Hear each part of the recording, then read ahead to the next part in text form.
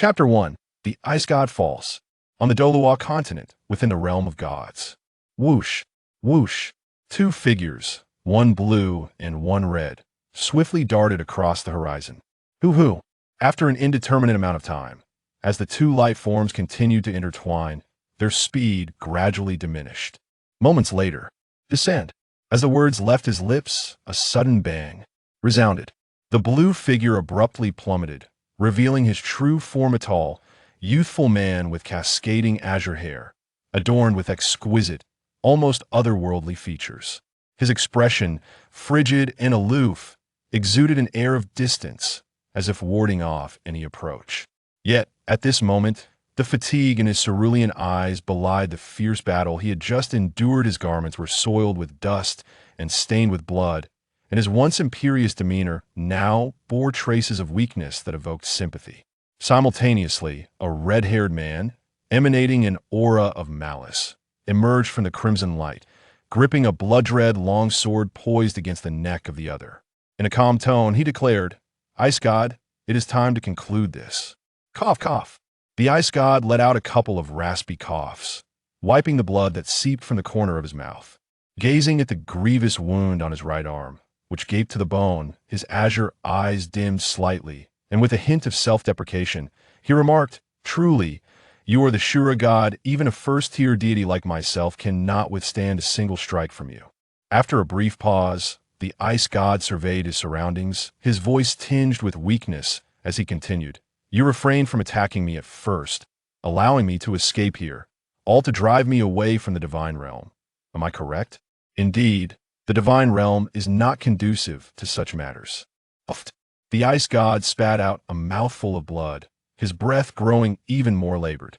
Yet he mustered his resolve, looking at the Shura God with a glimmer of bewilderment in his eyes, asking, "Why must you kill me? Soul beasts." The Shura God offered no embellishment, stating the reason bluntly. "Soul beasts, soul beasts.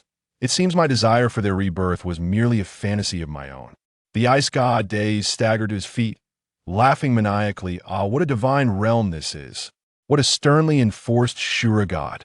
Muttering to himself, his expression morphed into one that was peculiar half-smile, half-sneer before culminating in a self-mocking grin. Surveying the desolation around him, his heart sank. This was the very divine realm he had yearned to ascend to. At that moment, the Shura God unleashed his murderous intent, the crimson brilliance of the Shura sword flaring up. With a swift thrust, the blade pierced through the Ice God's heart. From henceforth, there shall be no Ice God in the divine realm. Boom! With a resounding crash, the red-haired man unleashed his divine power, detonating the energy within the Shura sword, utterly obliterating the Ice God's form into mere fragments. After a fleeting silence, the first-tier deity, the Ice God, was irrevocably fallen. Even the Shura sword, which bore his divine position, was shattered, signifying the complete erasure of the Ice God's existence from the divine realm. After a moment of silence, the Shura God vanished from sight. Not long after his departure, a glimmer of golden light suddenly appeared at the site of the Ice God's demise, radiating a golden halo as if gathering something. Minutes later, as a small figure took shape within the luminous sphere, it finally came to a halt. Then, it spun around several times, searching for a direction, before abruptly accelerating and darting downward towards a certain world beneath the divine realm. Moments later, at the place of the Ice God's fall, Shura, a furious roar reverberated throughout the divine realm. Minutes later, a long-dormant bell tolled, echoing across the divine realm, summoning the long-held divine king conference back into session.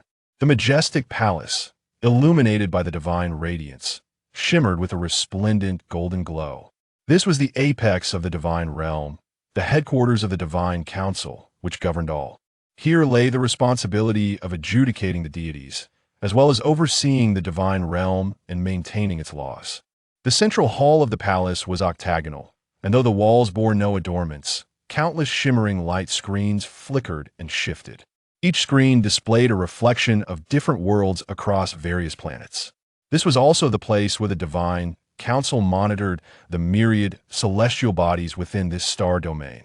At the heart of the hall lay a circular table, crafted from an unknown material, which revealed a misty expanse upon closer inspection, resembling an endless abyss. Shura, you have overstepped your bounds. Seated at the left side of the table was a man cloaked in a purple robe. He suddenly spoke, his blood-red eyes sharpening, and his tone grew increasingly frigid, tinged with reproach. The ice god, despite his shortcomings, is still a first-tier deity. Even if you wield the authority of law enforcement, you cannot. Destruction. The consequences brought upon by that individual still linger vividly in our memories. The Shura god stood, his tone heavy. We paid a grievous price to expel all soul beasts from the divine realm, and I will not permit any trace of them to remain.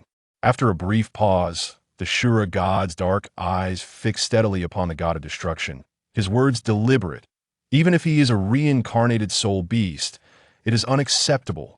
Shura, the god of destruction, bellowed in fury, his eyes igniting with a fierce glint. In that instant, a resounding boom erupted. The god of destruction unleashed his full power, surrounding himself with several dark purple divine rings. Layers of dark purple destructive energy surged forth, instantly bearing down upon the Shura god's position with overwhelming force. Destruction. The Shura god barely began to respond. Yet faced with the wrathful god of destruction, he could only shake his head in resignation, while resolutely unleashing his own Shura domain. Congeal. With the enhancement of a Shura god's power, the intense killing intent coalesced into an icy aura, manifesting as a layer of dark crimson magical armor that enveloped him, while his previously slender form appeared slightly more robust. The two stood in a standoff, the atmosphere thick with tension, as if a battle could erupt at any moment. Enough! A calm voice suddenly resonated. The evil god king furrowed his brow, clearly displeased.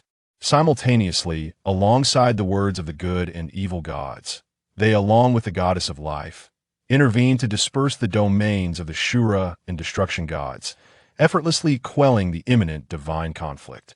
Though the ice god is a reincarnated soul beast, he ultimately remains a first-tier deity. The Shura's unjust enforcement and unwarranted slaughter of a first-tier deity is indeed unacceptable.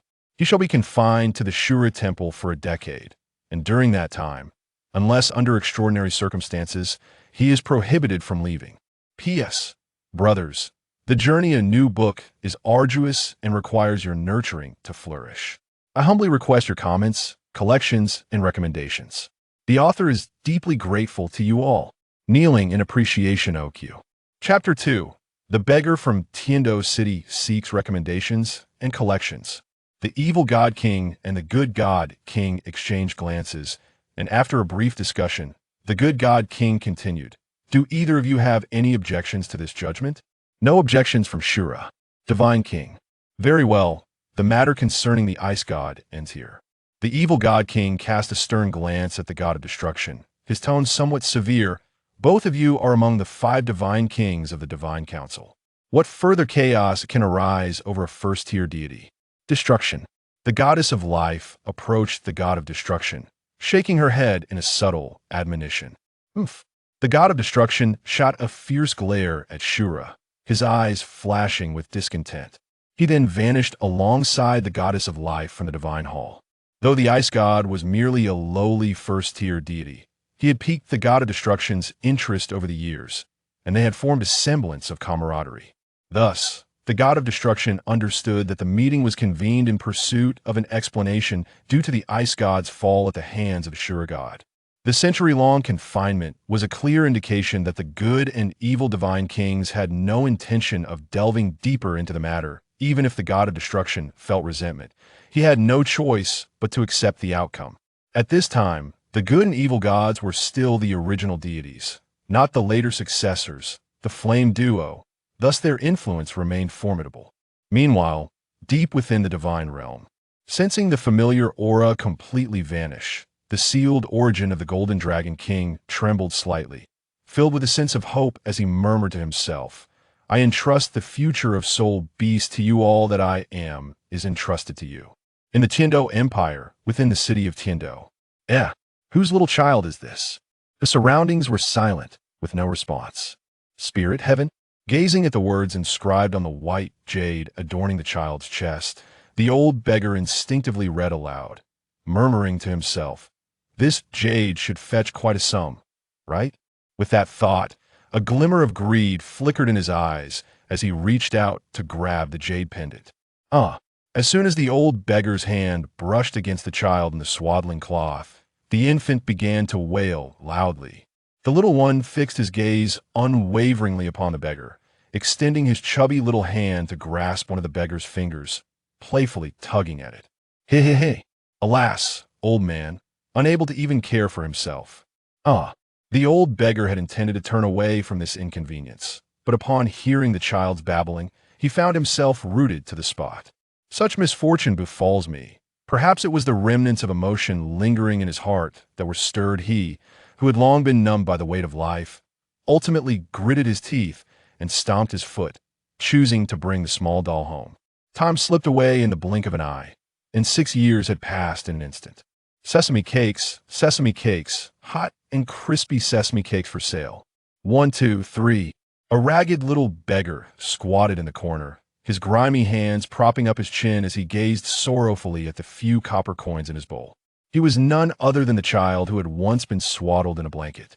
The kind old beggar, however, had not survived the winter of a year ago. Gurgle, gurgle, whoosh. Looking over at the nearby stall selling sesame cakes, he took a deep breath, picked up the tattered bowl that contained all his belongings, rubbed his small belly, gritted his teeth, and silently walked away. There was no other option. He was simply too impoverished. One sesame cake cost 3 copper coins, enough to fill his belly for a single meal. 6 steamed buns also cost 3 copper coins, yet they could sustain him for 3 days without hunger. Moments later, Ling Tian, back for more buns? Ling Tian nodded at the bun vendor, then retrieved a copper coin from his bowl, revealing a pure, innocent smile. Uncle Wu, I would like 2 buns, please. Certainly. Uncle Wu accepted the coin and promptly retrieved 2 buns from the steamer, along with a small dish of pickles, placing them into a bag and handing it to Ling Tian. These are made by Aunt Wu. Take a little to try. Thank you, Uncle Wu. Ling Tian scratched his head, feeling a tad embarrassed. Every time he visited Uncle Wu to buy buns, he was often gifted with a few side dishes, which, while not worth much, filled him with gratitude for Uncle Wu's kindness. Rest assured, Uncle Wu, I will. All right. Uncle Wu waved his hand with a smile, not taking Ling Tian's words to heart. He simply saw the lonely child struggling through life, and given his polite demeanor, he felt inclined to extend a helping hand as a kind gesture. By the way, Ling Tian, you're nearing the age for awakening your martial spirit, aren't you? Noticing Ling Tian's indifferent expression, as if lacking interest, Uncle Wu cleared his throat and sincerely suggested, I recommend you give it a try. If you awaken a decent martial spirit, it could secure a better future for you. Back in my day. Here we go. Seeing Uncle Wu begin to boast about his past, Ling Tian's eyes lit up. He casually found a spot to sit, wiped his hands, and pulled out a bun from the bag, savoring it while listening intently to Uncle Wu's stories. As delightful as ever. A moment later, creak. Pushing open the dilapidated wooden door, he entered a small room of no more than 10 square meters. At first glance, one could see a worn-out mattress, seemingly scavenged from who knows where, and a pile of miscellaneous items in the corner. Although the room appeared somewhat disordered, it was relatively tidy. Due to insufficient sunlight, however, a faint musty odor lingered in the air. Alas, I must be the worst received transmigrator in history, Ling Tian mused, glancing at his dirty hands, then at his humble abode, touching his nose with a self-deprecating smile. As he spoke, he walked straight into the room. After hanging the remaining bun by the solitary window, he laid down on the mattress. Indeed, Ling Tian was a transmigrator. What a remarkable identity. He had initially believed that even if he couldn't achieve the greatness of those prominent figures, he would at least be able to lead a decent life with his life experiences. Yet, the reality was starkly different. He had become a proud little beggar.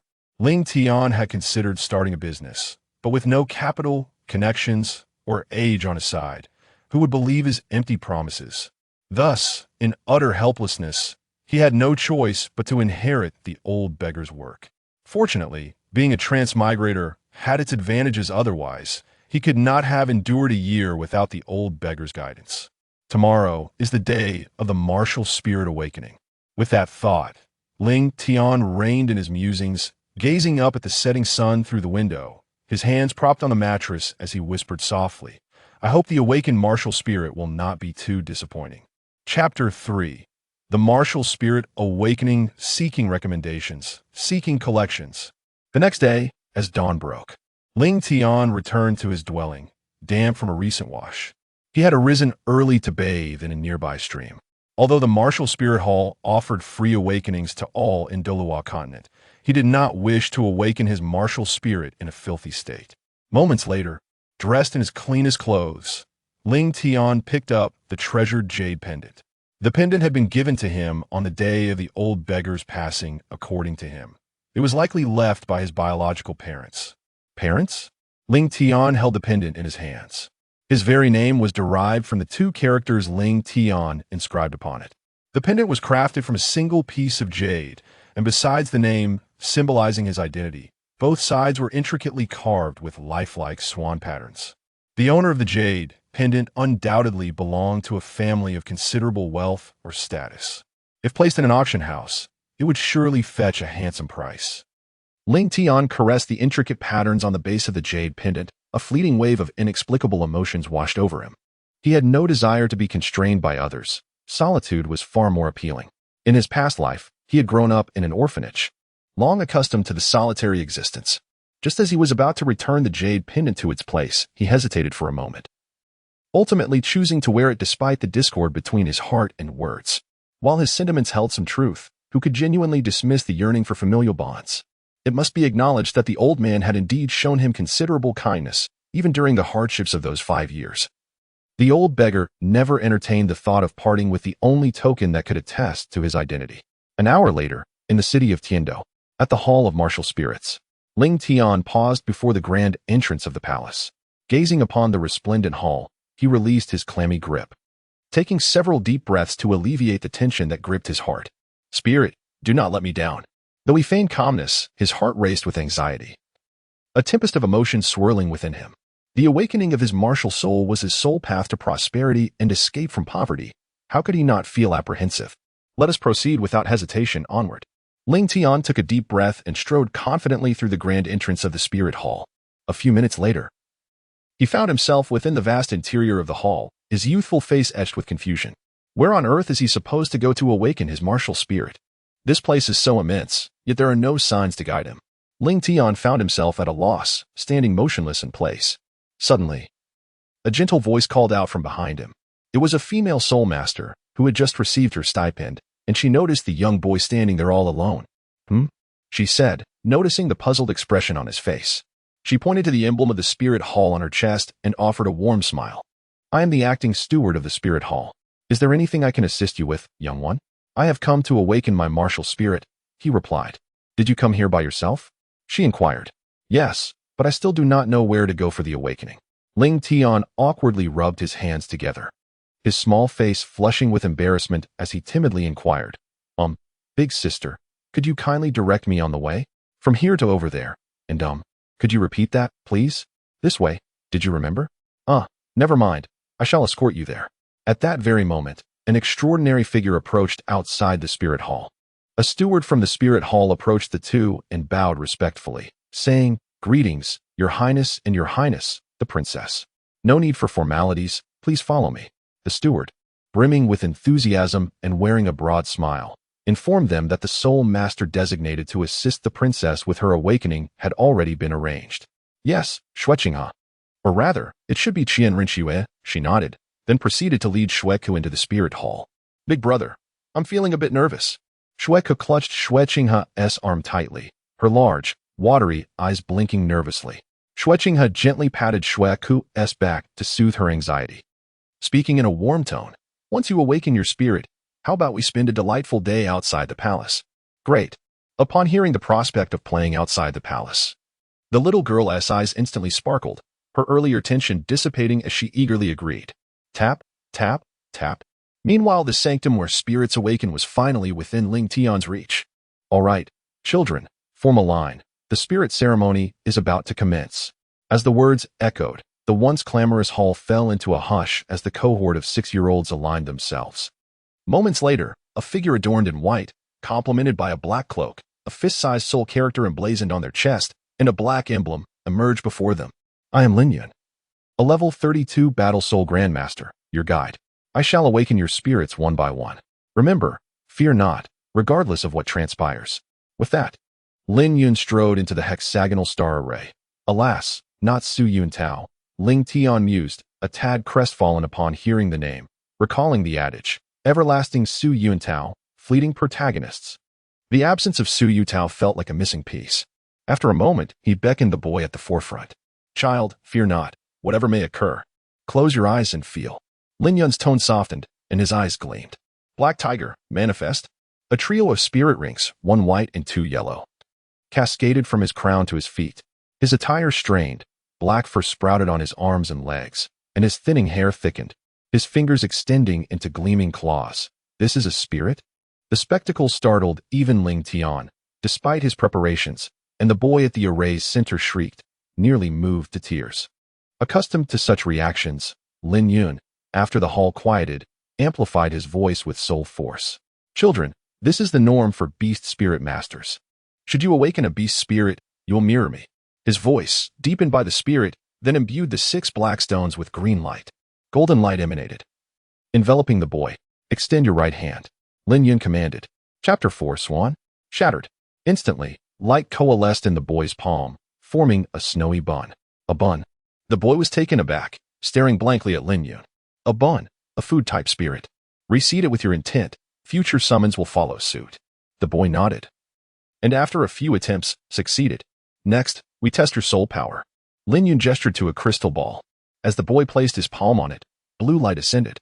Food-type spirit, innate soul power of level 4. Lin Yun smiled. Excellent. Stand behind me, we'll register you later. Despite the peculiar spirit, the boy's innate power held promise. Perhaps even the rank of Soul Grandmaster. He sighed, pondering the remaining children. How many more with cultivation potential? Next, Lin Yun resumed the awakenings. Spirits emerged, but only 5 met the criteria for Soul Masters, the highest with only level 5 power. Next, time elapsed, and it was Ling Tian's turn. He felt a mix of anticipation, worry, fear, and excitement. Next, Lin Yun, after a pause, beckoned Ling Tian. This is it. Ling Tian inhaled deeply, suppressing the intricate emotions within his heart. Without hesitation, he strode purposefully to the center of the astral array, lifted his gaze to Lin Yun, and awaited his next instruction. Close your eyes, young one. Simultaneously, Lin Yun infused more soul force, causing a soft, golden radiance to emanate. The 6 obsidian stones, empowered by the soul force, continued their orbit around Ling Tian. Immediately, Ling Tian, with his eyes shut, felt as if he were immersed in a balmy ocean. A gentle energy permeated his being, coursing through his limbs, torso, and organs, creating an indescribable sense of comfort. Concentrate your mind, meticulously perceive the location of your martial soul, and avoid distractions. Crack. Suddenly, Ling Tian sensed as if shackles within him had been shattered, and the gentle energy finally discovered an outlet, surging forth incessantly. Observing the golden light coalescing around Ling Tian, becoming increasingly dense to the point of almost solidifying into a pillar of radiance, the weariness he felt earlier vanished entirely. His eyes widened as he gazed unblinkingly at the luminous column before him, his expression filled with awe and fervent excitement. This little one, his martial soul was also brimming with anticipation and curiosity. A child with the potential to awaken a top-tier martial soul, if he could recruit him into the spirit hall. His promotion and pay raise might be within his grasp. Perhaps he could even become the hall master of a city. Simultaneously, Ling Tian, enveloped in the golden light, remained oblivious to the thoughts of those outside. At that moment, he felt the power drawing towards his right palm, and subsequently, a pristine swan-shaped martial soul continuously materialized within his palm. A swan martial soul? Ling Tian was momentarily stunned. However, before he could articulate a response, a resounding reverberation echoed within the confines of his mind. In the ensuing instant, an unforeseen metamorphosis transpired. An exceptionally domineering surge of energy assailed his right hand with relentless force. Boom. This imperious energy relentlessly bombarded the swan spirit, which had been on the cusp of solidifying into corporeal form. Crack. Whoa. The disparity in power between the two was insurmountable. The swan spirit, incapable of mounting an effective counteroffensive and bereft of any prospect of victory, emitted a plaintive lament before being pulverized into shards of energy by the inexorable onslaught. Subsequently, it was entirely assimilated. The spirit shattered? Ling Tian blinked in bewilderment, gazing at the open palm of his hand. How could such a formidable martial soul simply vanish? Suddenly, before he could fully comprehend the situation, a surge of overwhelming energy replaced the original swan martial soul. As the energy coalesced, it transformed into a long sword of pure ice blue hue, resting in the palm of his hand. At that moment, an inexplicable sense of familiarity surged within him. Simultaneously, as the martial soul successfully materialized, the golden radiance used for awakening gradually faded away. "Child, quickly measure it," Lin Yun exclaimed, his excitement causing him to instinctively grasp Ling Tian's arm in order to test his soul power. However, the instant he made contact, an intense, chilling sensation coursed through him. Hiss! Though he swiftly withdrew his arm, the sight of Ling Tian's hand turning cold and purple caused him to involuntarily gasp in shock. Deep within, he was both astonished and intrigued. How peculiar! What level of martial soul could exert such influence even in a state of manifestation? Is this truly a sword? As he regarded the long sword, Ling Tian instinctively clasped it tightly. Boom! Ling Tian felt a dizzying sensation. When he opened his eyes again, he was met with complete darkness. Wasn't I in the spirit hall? As soon as he spoke, he suddenly felt a dizzying spin. Immediately following, the scene shifted, and the dark vision suddenly turned bright. Simultaneously, a land shrouded in ice and snow appeared before him. A blue-robed youth stood in the center, holding a sword, facing a dense crowd of enemies. Ling Tian handed over. "Today, our 100 sects joined forces, determined to bury you here. Today you shall die." The crowd clamored noisily, forming a stark contrast to the refined youth. Swoosh, swoosh, swoosh. The youth did not respond, but simply raised a hand, and suddenly, large snowflakes began to fall across the land. The youth's aura suddenly turned solemn, and an icy chill emanated from him, enveloping all directions. Immediately after, the blue figure vanished from its original spot. Every snowflake that touched the ground revealed his constantly flickering silhouette. Simultaneously, dark red bloodstains, like plum blossoms, splattered across the pristine ground. Thud, thud, thud. Blood seeped into the snow, while the snowflakes buried the blood. After a long while, only the youth remained, leaning on his sword amidst the ice and snow. Swoosh. Immediately, the scene changed again, still the same expanse of white snow. Is this a palace? However, this time, a structure appeared before him. Judging from the general outline, it seemed to be a palace-like building, shrouded in a layer of light gauze. With a subtle furrow of his brow, Ling Tian murmured pensively, "Why does this sensation evoke such a profound sense of familiarity?" A sudden and intense wave of pain washed over him as he clutched his head, his vision momentarily obscured by darkness, accompanied by a cacophony of indistinct sounds. Then, a sharp, resonant crack echoed through the chamber.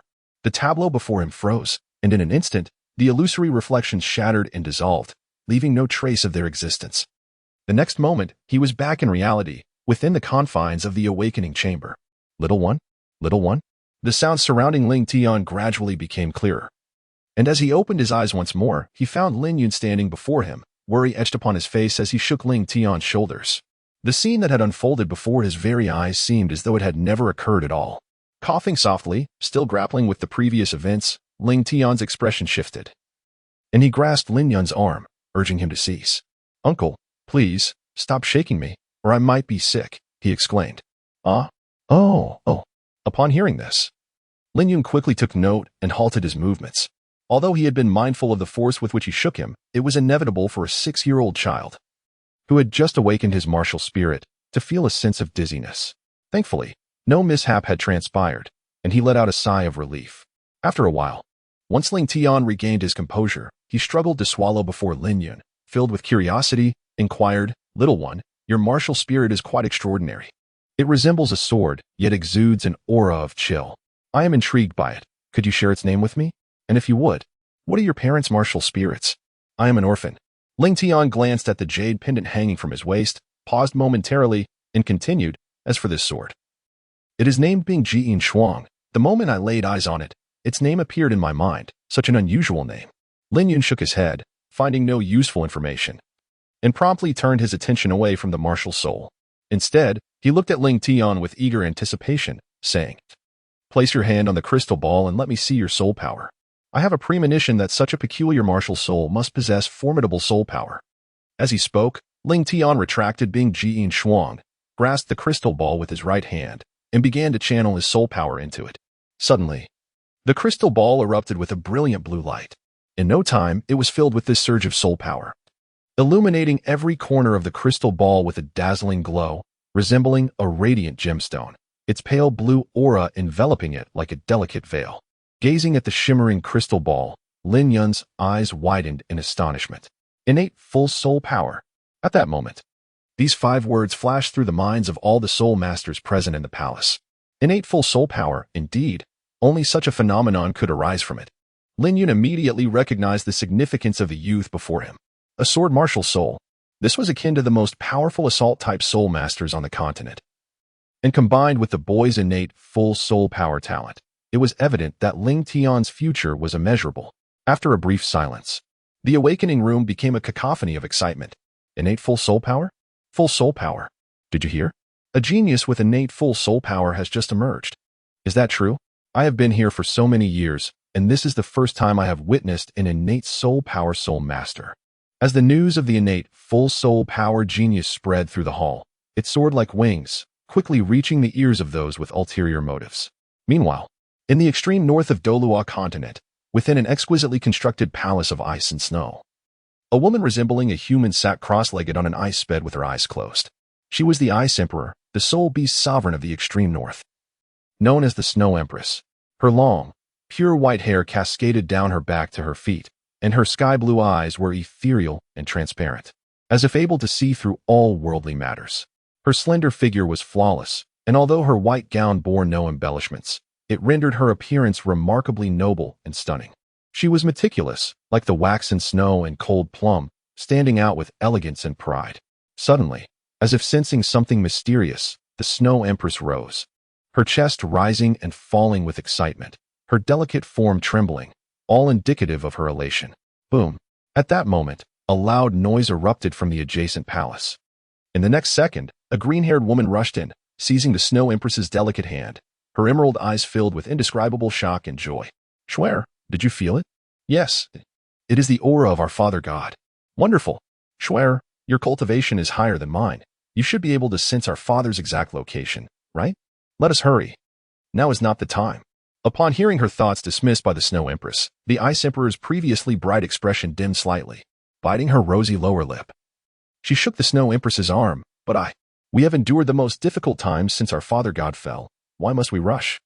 The Snow Empress gently caressed the Ice Emperor's back, softly reassuring her. "Moreover, this place houses our Father's divine power. Now that he has reappeared, he shall eventually return to the extreme north." Minutes passed, and after calming the Ice Emperor's emotions, the Snow Empress lifted her head, gazing into the distance. A hint of longing glimmered in her ice-blue eyes as she murmured, "Father God, we in the extreme north have been waiting for you." In the Hall of Martial Souls, a voice reverberated, "Please place your hand on the crystal ball, Your Highness." "All right." Moments later, as the glow of the crystal ball faded, the soul master responsible for the awakening set the crystal ball down and respectfully addressed Qian Rinxue and Shui Ke. "Your Highness, you have successfully awakened the Swan Martial Soul with an innate soul power of level 6. Brother, I have awakened the Swan Martial Soul just like you." Qian Rinxue showed no surprise at this news. The Swan Martial Soul was the emblem of the Tiando royal family, and its quality was not low. Royal offspring naturally found it easier to inherit this martial soul. Indeed. Then brother should accompany Kuer to rest in Tiando City for a day, right? Of course. Brother is so nice. I want. Your Highness. Just as Qian Rinxue was about to leave the Hall of Martial Souls to fulfill her promise to Shui Ke, her personal guard, Shui Ling, hurried towards her. Qian Rinxue furrowed her brow. "What is it?" Shui Ling stepped closer to Qian Rinxue, kneeling on one knee, clasping her hands in a salute as she reported, "Your Highness, just a moment ago, a soul master with innate full soul power appeared in the Hall of Martial Souls." Innate full soul power. Where is he now?" "He is still in the Hall of Martial Souls." After a brief inquiry, a flicker of interest appeared in Qian Rinxue's calm eyes. A sword martial soul with innate full soul power. She contemplated internally, contemplating the possibility of recruiting him. Though his talent may not match her innate level 20 prowess, he was certainly a promising candidate. With proper cultivation, he could become a significant asset when she returns to the Hall of Martial Souls. With this thought, Qian Rinxue raised her head and looked apologetically at Shueku. Sister, you should return to the palace. Brother has some matters to attend to. Brother. Noticing her sister's evident disappointment, Qian Rinxue took a couple of steps forward and affectionately ruffled the little girl's hair, speaking gently. All right, don't sulk. I will definitely make it up to you next time. A while later, clop, clop, clop. Lead the way. Yes, Your Highness. After watching the carriage carrying Shueku disappear from view, Xue Qing led Xueling back to the Hall of Martial Souls. Eager to witness this extraordinary talent with innate full soul power that had caused such a stir in Tiando City. Meanwhile, within the Hall of Martial Souls, a voice echoed. You must join the Hall of Martial Souls. Little one, we at the Hall of Martial Souls value talent above all else, never concerning ourselves with the nobility or commonality of one's birth. Indeed, we at the Spirit Hall place paramount importance on the cultivation of youthful and gifted soul masters. A prodigy such as yourself, upon joining our ranks, would undoubtedly receive a surfeit of cultivation resources, allowing you to devote yourself entirely to your training, unburdened by material concerns. Furthermore, we can guarantee that your spirit rings will be meticulously selected to provide the most fitting soul skills, perfectly matched to your attributes and optimized for their temporal duration. With your innate full soul power, you are destined to shine brilliantly within the Spirit Hall, combining your talent with our resources and nurturing. Your future achievements are poised to be immeasurable. Lin Yun and the other deacons were earnestly endeavoring to enlist Ling Tian, extolling the virtues of joining the Spirit Hall and envisioning an infinitely promising future for him. Membership would effortlessly grant access to superior education, ample cultivation resources, flawlessly matched spirit rings, and a plethora of other benefits. The mere prospect of abundant cultivation resources would likely sway most individuals without hesitation. However, Ling Tian's subsequent response was destined to disappoint them. Despite the fervent entreaties of Lin Yun and his colleagues, he shook his head, calmly declining their offer. I am grateful for the solicitations of you esteemed masters, but I currently have no intention of affiliating myself with any faction. His refusal was not delivered brusquely. Out of consideration for their sensibilities, his decision stemmed from careful deliberation. While the terms offered by the Spirit Hall were indeed generous, the mere thought of the organization's future tribulations immediately quelled his enthusiasm. After all, accumulating vast wealth is futile if one lacks the means to enjoy it. Firstly, the Spirit Hall is plagued by irreconcilable internal conflicts. Due to the machinations of the previous pontiff, the relationship between the Grand High Priest, Qian Douluo, and the current pontiff, Bibi Dong, is one of implacable animosity. Were it not for Qian Rinxue and the Rakshasa godhood, they would likely have engaged in mortal combat long ago. Although they maintain a facade of peace on the surface, their clandestine struggles persist unabated. In such a climate, a genius without a pedigree venturing into their midst would easily become a pawn in their machinations, liable to meet an untimely demise. Secondly, assuming he were fortunate enough to avoid becoming a pawn and instead caught Bibi Dong's eye due to his exceptional talent, what would it avail him? He could never become her disciple. At best, he would be relegated to the ranks of the Spirit Hall's golden generation, akin to Yin and Xiaoyu, perpetually expendable. After all, aside from Hu Lina, Qian Rinxue, and Yu Xiaojiang, whom has Bibi Dong ever truly cherished, the Spirit Hall's depths are too treacherous for his fledgling abilities. Finally, there is the matter of strength. Joining the Spirit Hall would ostensibly be to leverage its resources to enhance his abilities. However, the ultimate means of achieving this lie in the fortuitous encounters of the protagonist, Tang San, such as the Ice and Fire Yin Yang Well and Sea God Island. Although he possesses foreknowledge of the Ice and Fire Yin Yang Well's precise location, thanks to his familiarity with the narrative, could he, lacking the protagonist's aura, overcome the guardian Douluo? Even if he were to succeed, he lacks Tang San's encyclopedic knowledge of herbs. Presented with a panacea, he might not discern its suitability or know how to administer it. Thus, it would be more prudent to align himself with the protagonist's cohort, capitalizing on his narrative advantage to progress along the path to godhood. After all, Tang Sen single-handedly elevated the entire original Shrek's 7 devils to godhood. However, Ling Tian, lost in his reverie of a promising future, had yet to realize a fundamental truth. Life is fraught with vicissitudes, and plans invariably fall short of expectations. Lin Yun frowned, still reluctant to concede. Child, would you reconsider? My decision is resolute. Before they could interject, Ling Tian clasped his hands and continued. If the esteemed masters have no further business, I shall take my leave. With the spirit awakening concluded, he had no intention of lingering. Tap, tap, tap. Just as Ling Tian was about to turn away, a series of footsteps echoed from behind. Greetings, Your Highness the Crown Prince. Lin Yun and the others visibly shifted, offering deferential bows to the person behind Ling Tian, who regarded them with surprise. Their status here is merely that of deacons from a branch hall of the Spirit Hall. Mid to lower echelon personnel. It is not excessive for them to pay respects to the Crown Prince of the Heavendo Empire, is it? You may dispense with the formalities. A gentle voice emanated from behind Ling Tian. The Crown Prince. Ling Tian was taken aback, then quickly followed Lin Yun and the others in offering his respects. Qian Rinxue merely glanced at Ling Tian before continuing. You may leave. I have some matters to discuss privately with this child. Her tone remained gentle, yet brooked no argument. Yes, they replied. Though reluctant, they yielded to Qian Rinxue's status, lamenting inwardly that such a prodigious youth would not be inducted into the Spirit Hall. Xueling. Qian Rinxue said, turning her head to issue instructions, allow no one to enter before I emerge. Understood, Xueling responded.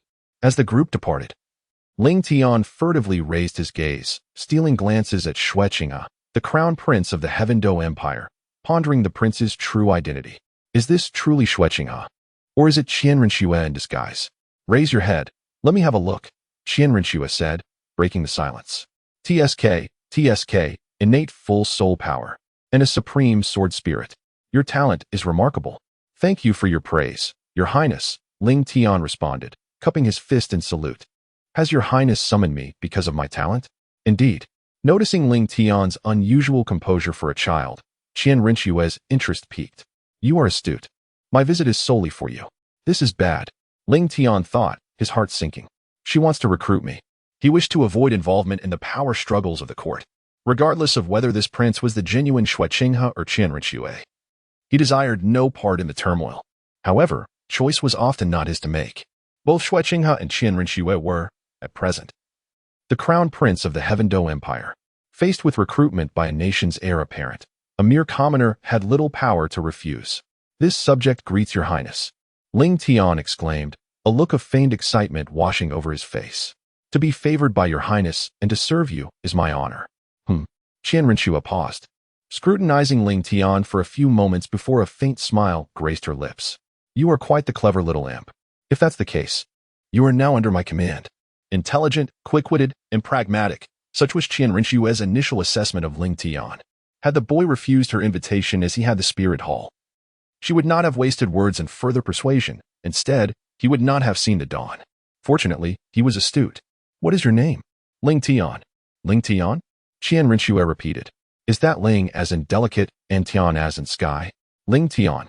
Qian Rinxue savored the name, then quipped. Doesn't that sound like a girl's name? Air. Seeing the boy's speechless expression, Qian Rinxue chuckled lightly, then approached Ling Tian, extending a hand to help him up. Arise, Ling Tian, and return to the manor with me. Yes. Clang. The jade pendant Ling Tian carried dislodged from his pocket and fell. Wait, Ling Tian, you've dropped something. Qian Rinxue bent down to retrieve it. As she was about to hand it over, her pupils contracted, for she had caught sight of the swan insignia on the pendant. Thank you, Your Highness, Ling Tian said, accepting the pendant without noticing Qian Rinxue's reaction. As everyone knew, the spirit of the Heavendo royal family was the swan. The swan held paramount significance in the Heavendo Empire, akin to the white tiger of the Douluo Empire. None but the royal family were permitted to use the swan motif. Jade pendants carved with the swan were symbols of the Heavendo royal family, each member receiving a unique pendant at birth. Once Ling Tian had returned the pendant to his bosom, Qian Rinxue feigned nonchalance, inquiring casually, that is quite an exquisite pendant. Was it a gift from an elder in your family? My grandfather gave it to me. He said that when he found me, this pendant was with me. He named me Ling Tian because of this pendant. Ling Tian, with nothing to hide, and knowing that Qian Rinxue could easily uncover his past, readily shared his origins in a few sentences. I see, Qian Rinxue responded, nodding thoughtfully. Ling Tian paused for a moment, reminiscing about the elderly man, his tone gradually becoming melancholic. A year had passed since his grandfather's demise, leaving him the sole inhabitant of their home. The memory of his grandfather resonated deeply with Qian Rinxue, who too had endured similar hardships, prompting her to refrain from further inquiries about the jade pendant. Living alone must be quite challenging, he remarked gently, patting Ling Tian's shoulder in a comforting gesture. Since you have no one left at home, from this day forward, you shall reside within the palace. Henceforth, I shall be your family. Ling Tian was abruptly rooted to the spot. Family? Such an unfamiliar term. Aside from the old master, this was the first time someone had regarded him as kin. Yet, since the old master's passing, he had once again become solitary. He couldn't help but feel momentarily lost. Even with the combined age of 2 lifetimes, he was still a mere youth of less than 20 years. How mature could he truly be? Moreover, the term family held profound significance for him, an insurmountable obstacle in his heart. At that moment, he ceased to concern himself with Qian Rinxue's identity. Gazing at her with a glimmer of anticipation in his eyes, and inquired with a hint of expectation, "Can I truly regard you as family?" Of course, Qian Rinxue assented, her tone gentle. This princess wouldn't mind having another younger brother. Gazing into those luminous and pristine eyes, Qian Rinxue's latent tenderness and sensibility were palpably stirred. "Little Tian," she murmured, regarding Ling Tian with gentle eyes as she tousled his hair. Subsequently, she leaned down, shifted him into her arms, and embraced him, softly patting his back. "Brother?" "Yes. Brother Qinghe? Here. Big brother Shui?" "HM. A moment later. Huff. Huff. Ling Tian? Ling Tian?" Ling Tian lay peacefully asleep in Qian Rinxue's embrace. She gently pinched his cheek, a wry smile gracing her lips, acknowledging that despite his maturity, he remained, at heart, merely a child. For reasons unknown, Qian Rinxue chose not to awaken him. Instead, she tenderly cradled him and exited the grand hall. "Creak, Your Highness. Let us return to the princess residence." "Very well." As she held Ling Tian close, Shueling paused for a moment. Curiosity piqued about the events that had transpired within. Yet, he understood his place and remained silent, closely following behind. In the evening, at the prince's residence, Qian Rinxue immediately arranged for Ling Tian to occupy the palace on the right side of her chambers. She instructed Shueling to inform all the servants and attendants of the prince's household that from this day forth, Ling Tian would be regarded as her younger brother, holding a status only second to her own within the estate. He was to roam freely throughout the residence, and no one was to treat him with disdain or neglect. Reclining on the bed, Ling Tian began to reflect on the events of the day. The enigmatic man. The grand hall amidst the ice and snow. Why had he been shown such sights? He distinctly recalled the awakening of his martial soul, which had initially resembled a bird akin to a swan. Yet, somewhere along the way, an unforeseen change had occurred, and his martial soul had been supplanted by the ice-blue longsword that now manifested before him. With this thought, Ling Tian summoned his martial soul, Ice Crystal Frost Song Sword. In the next instant, Ling Tian suddenly widened his eyes, gazing in bewilderment at the long sword that materialized in the white void. How has my martial soul transformed into such a form? He recalled that the Bing Ji Yin Shuang sword measured 3 feet in length, adorned in a resplendent icy blue hue with intricate engravings. Yet, at this moment, the sword appeared obsidian, its surface marred by countless crimson fissures, emanating a faint aura of malevolence. Swish. Ling Tian grasped the hilt of his sword, and its blade suddenly illuminated.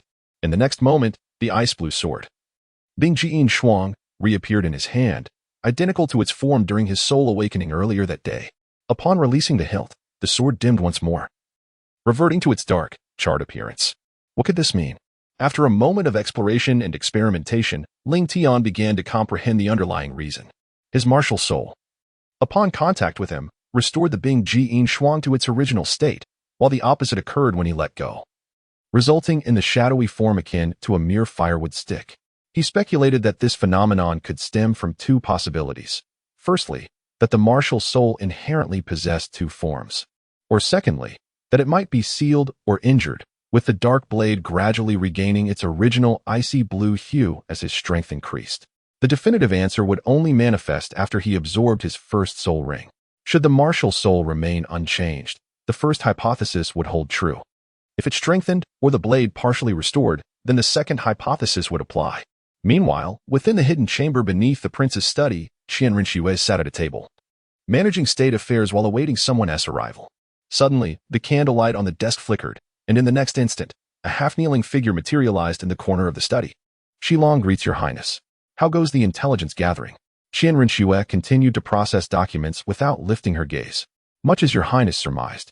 This jade pendant indeed escaped from the royal family. According to the patterns and inscriptions you described, it belongs to the firstborn of Prince Xuexing, Xue Lingtian. Xuexing? Qianren Xue set down her brush, furrowing her brow in contemplation. How come I was unaware that he had a son? Prince Xuexing does indeed have a child. Xilong bowed respectfully and presented a dossier from the spirit hall, stating, the details concerning that young lad are shrouded in a long-standing secret. All documented in this file for your highness's review. With a hint of curiosity, Qian Rinxue opened the dossier, which chronicled the historical grievances between Xuexing and the spirit hall. The entire conflict stemmed from a pursuit. Prince Xuexing deliberately sabotaged the spirit hall's plans, inciting discontent among its members. In retaliation against the arrogant Prince Xuexing, they swiftly assembled a team of soul masters, led by a soul Douluo, to infiltrate the prince's estate and forcibly abduct the then infant heir, who is now Lingtian. However, an unforeseen and mysterious incident befell the team, resulting in their complete disappearance, leaving the month-old child to vanish without a trace. The Tiando royal family, to preserve their dignity, had no choice but to swallow this bitter pill. Lingtian. Qian Rinxue set the dossier aside, reflecting thoughtfully as she murmured, I never imagined he would be the son of Xuexing. Your Highness, Xuexing is your adversary. Xilong stepped forward, a glint of cold malice in his eyes. And this lad, being Xuexing's son, will inevitably become our enemy. Therefore, I advise you to eliminate him. Xuexing, the most powerful prince of Tiando, had repeatedly thwarted Qian Rinxue's plans, clearly positioning himself against her. Thus, Xilong harbored no fondness for Lingtian, even advocating for his removal. Elder Shi, you are being excessively rash. In the face of Xilong's astonishment, Qian Rinxue spoke calmly. Why do you presume that Lingtian, raised by me, would ultimately choose to align with Xuexing rather than forsake the darkness for the light under my guidance? Xilong's eyes widened in disbelief, speechless as he struggled to articulate a response. As for Lingtian's identity, Qian Rinxue approached him, her pale violet eyes gazing down at the snake spear Douluo. After a pause, she spoke with unwavering confidence. I am certain he will ultimately submit to me. Regardless of whether I am Xuexinghe of the Tiando Empire or Qian Rinxue of the Spirit Hall, my loyalty shall remain unchanged. As the pride of the heavens and the continent's foremost talent, Qian Rinxue possessed the confidence that Lingtian would pledge his allegiance to her, not solely based on her current status. After all, the skills and strategies acquired through years of subterfuge would render the task of dealing with a mere 6-year-old child trivial. P.S. The contract has been signed. I humbly request your support. Chapter 9. You are Lingtian, seeking recommendations and collections. Your Highness, this is a high-stakes gamble. After a prolonged silence, the snake spear Douluo finally regained his composure. Qian Rinxue, imbued with confidence, declared, I shall undoubtedly prevail. He gazed deeply at her, then bowed. Since your Highness has made a decision, I shall naturally respect it. Thank you for your trust, Elder Yu. Qian Rinxue paused, a sharp glint flashing in her eyes. I now control a substantial portion of the court. Elder Shi, please inform them that the plans concerning Shui may commence. Understood. With a swift motion, the snake spear Douluo vanished from the study. The plan was set in motion. Qian Rinxue proudly raised her snow-white neck, a faint smile gracing her lips. Since I have acknowledged you as my brother, Lingtian, you are now mine. She then returned to her desk, resuming her work as if nothing had occurred. With a leisurely stretch, Lingtian, clad in a loose robe, pushed open the door, relishing the comfort of a yawn. Having lived in the prince's estate for over a month, having acclimatized to his current existence, Lingtian no longer experiences the initial awkwardness stemming from the servant's demeanor towards him. As he was changing his garments, Lingtian inquired of his attendant, Xiao Chui, whether his highness would be returning to the manor that day. On the third day of Lingtian's arrival at the prince's residence, he remained oblivious to the happenings within the palace. Since Qian Rinxue entered the palace on that fateful day, he had not laid eyes on her again. Initially, it was due to his frail constitution. Thus, Qian Rinxue intended for him to recuperate for a period, allowing him to absorb a soul ring at the prime age. However, she unexpectedly departed for an entire month, which consequently delayed his acquisition of the soul ring. Yesterday, the crown prince returned to the residence. Xiao Cui assisted Lingtian in tying up his hair, and then stood respectfully at his side, bowing her head as she spoke. If you wish to meet the crown prince, I can inform him on your behalf. At long last, she has returned. Lingtian sighed twice, then turned his head and said, Xiao Cui, please inform his highness. Yes. Xiao Cui bowed and then carried out Lingtian's order. Gazing at the rising sun in the sky, Ling Tian excitedly clenched his fist. My first soul ring. Here I come. A moment later, in the Crown Prince's residence in the study, Ling Tian said, Ling Tian greets His Royal Highness the Crown Prince. You may dispense with the formalities. Qian Rinxue put down the book in her hand. Since Ling Tian entered the Crown Prince's residence, due to the influence of various factors, this was their first formal meeting. Ling Tian halted approximately 2 meters from Qian Rinxue. Your Highness, this time, hold, Qian Rinxue interjected, her tone acquiring a hint of discomposure. You are Ling Tian? Yes, I am. Ling Tian gazed at Qian Rinxue with a bewildered expression. What is happening? The person you brought back, and after merely a month. You no longer recognize him? How have you changed? Qian Rinxue paused, scrutinizing Ling Tian from head to toe. After a moment, her eyes flickered slightly, and she cleared her throat to suppress her emotions, then pointed to the seat across from her, maintaining a composed demeanor as she said, Ling Tian, come closer. Do not remain so distant from this palace. Sit directly opposite me. Though utterly perplexed, he complied and took a seat before Qian Rinxue. Meanwhile, she pondered internally. How has he transformed so remarkably? Gazing at the boy before her, who appeared as if he were a completely different person. Even the proud Qian Rinxue found herself captivated by his presence. No one could have anticipated that the frail, pallid boy who had initially entered the prince's residence, resembling a little chick, would, after a month of recuperation, blossom into such an exquisite figure. With his adorably delicate, fair complexion, bright, expressive eyes blinking playfully, and a slightly upturned nose, he exuded charm. His long, lustrous black hair was simply tied back, framing a pair of slender, peach blossom eyes brimming with emotion. His beauty was undeniable, yet he possessed no trace of femininity. Though his features had not fully matured, his eyes already conveyed a captivating spirit when he looked at someone. Despite his calm demeanor, one could not help but feel their heartstrings stir. Your Highness? Crown Prince? Ahem. Finally regaining her composure, Qian Rinxue cleared her throat lightly, demonstrating her earlier lapse in poise. She then lifted her gaze to Ling Tian, a smile gracing her lips as she remarked, I did not expect that my petite and frail little brother Ling Tian, just a month ago, would undergo such a profound transformation. Ling Tian chuckled softly, instinctively rubbing the tip of his nose. He was quite astonished by his current appearance. For years, he had been preoccupied with the struggle to fill his stomach, rarely paying attention to his looks while donning tattered clothing. He never anticipated that he would possess such an endearing visage.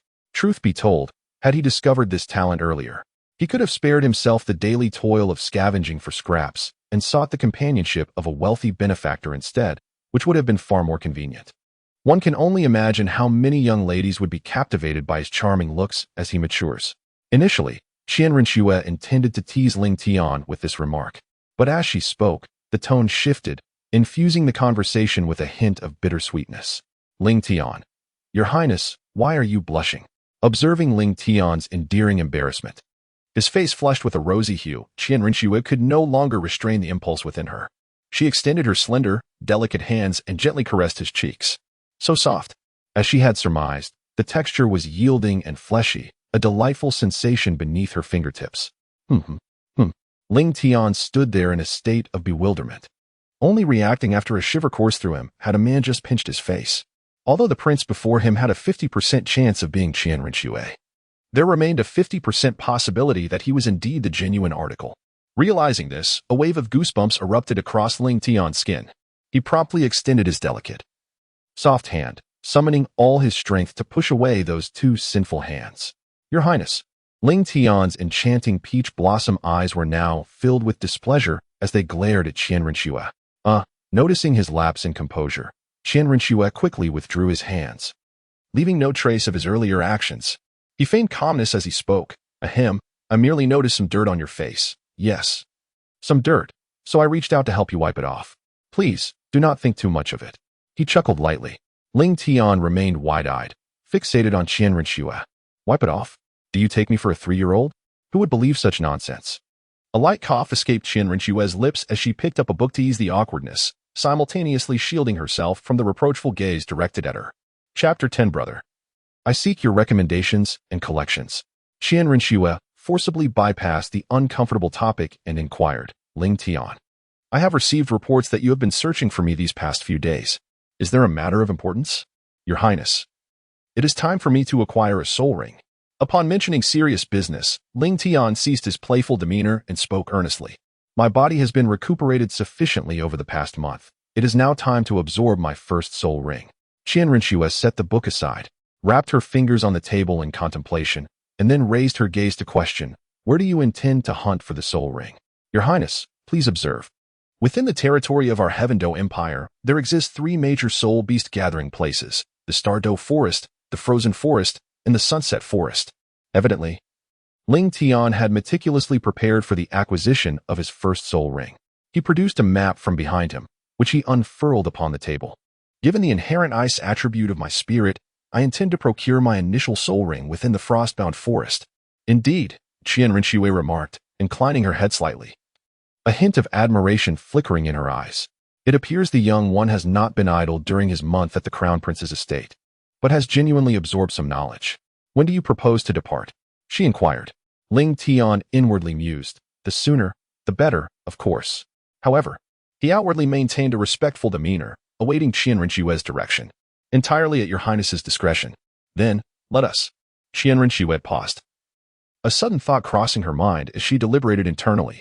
Let us postpone it for a few days. I shall accompany you once I have attended to matters of state. Ling Tian paused momentarily. Your Highness, do you also intend to accompany us? Qian Rinxue's gaze shifted, a hint of scrutiny flickering within her eyes. What? Is my presence unwelcome? Naturally, it is most welcome.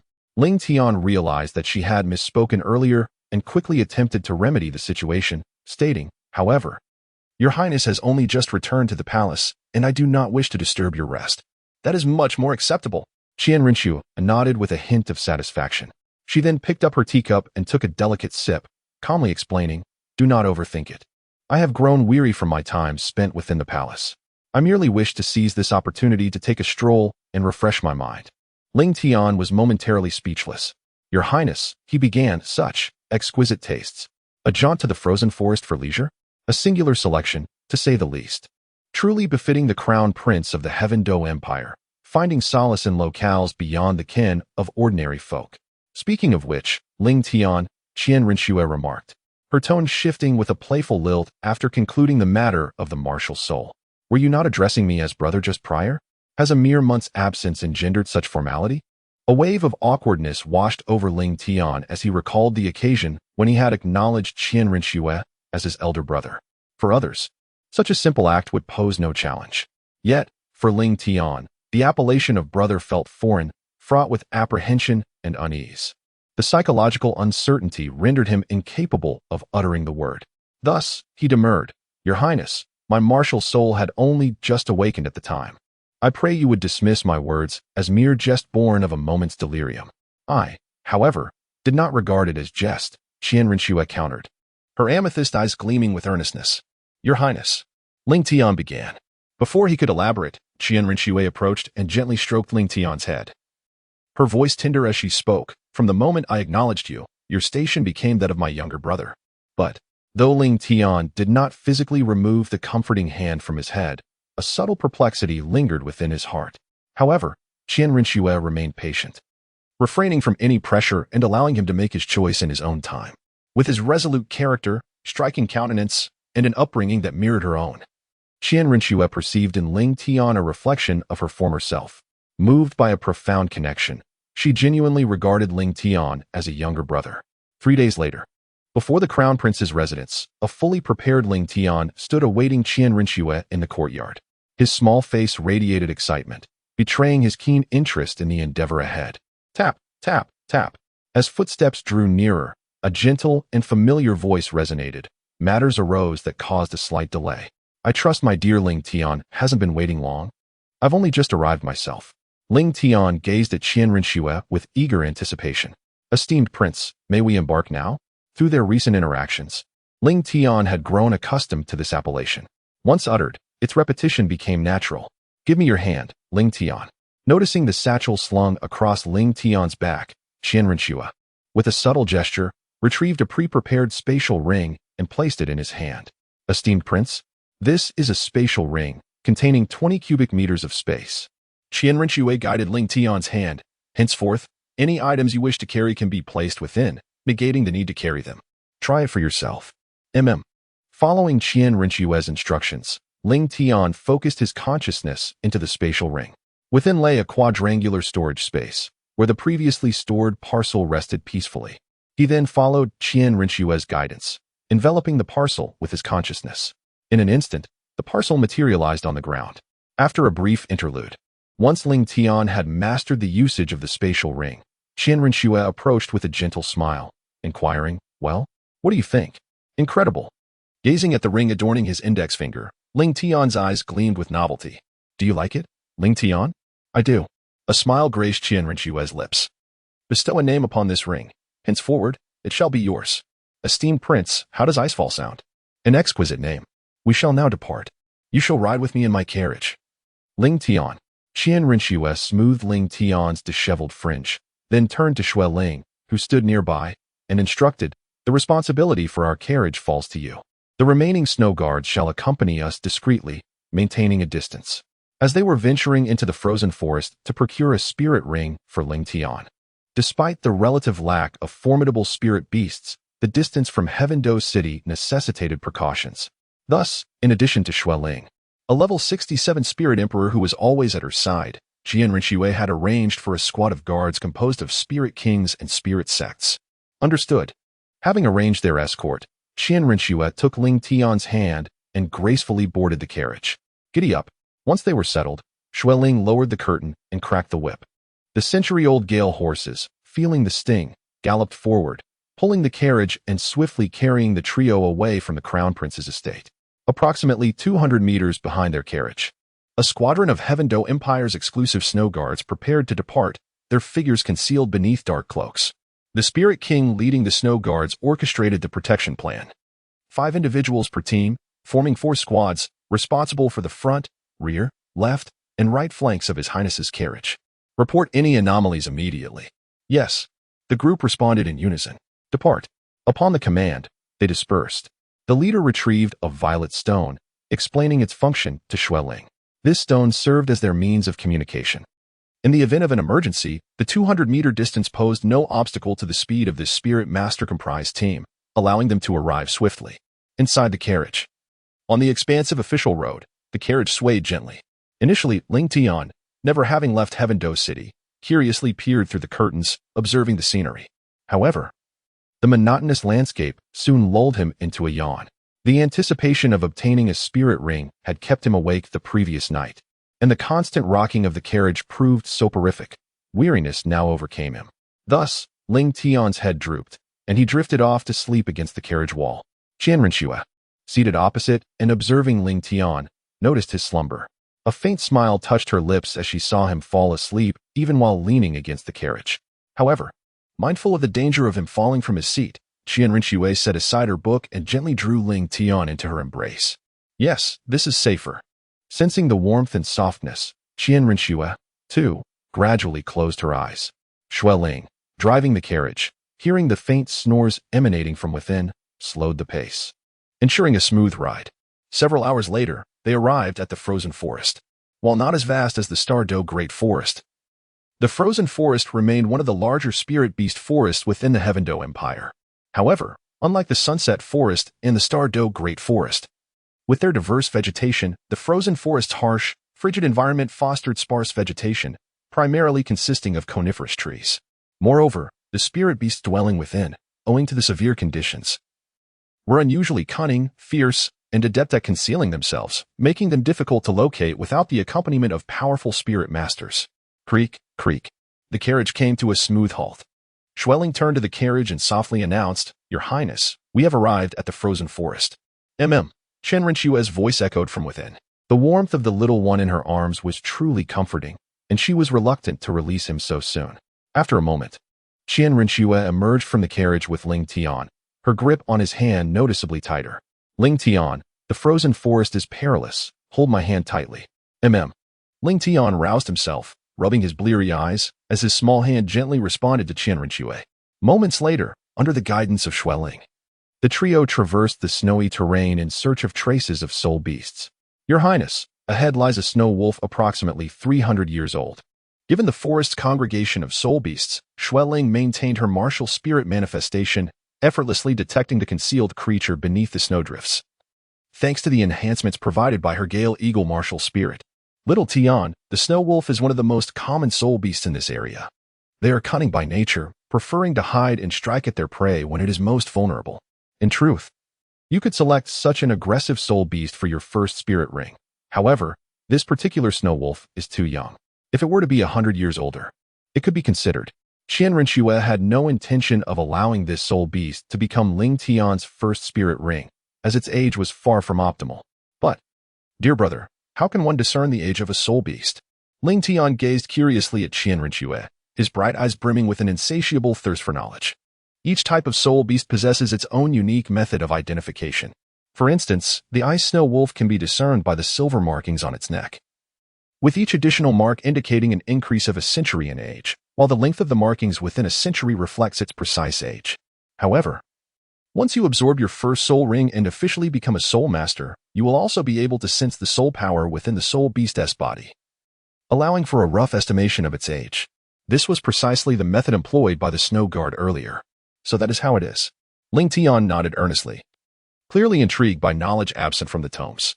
Thus, he and Qian Rinxue engaged in a dialogue, one speaking while the other listened intently.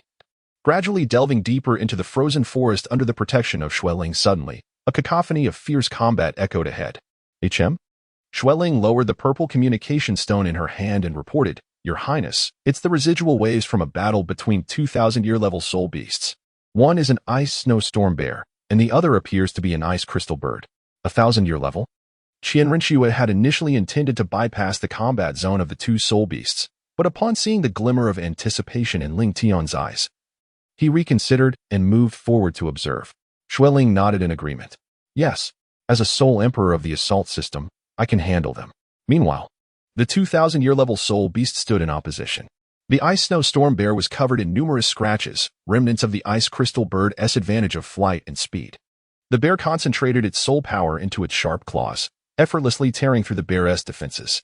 In contrast, the large, clumsy ice snowstorm bear was helpless, continuously restoring its surface defenses while passively enduring the ice crystal bird's attacks. Though the bird's strikes resulted only in superficial wounds, prolonged exposure would inevitably lead to its demise.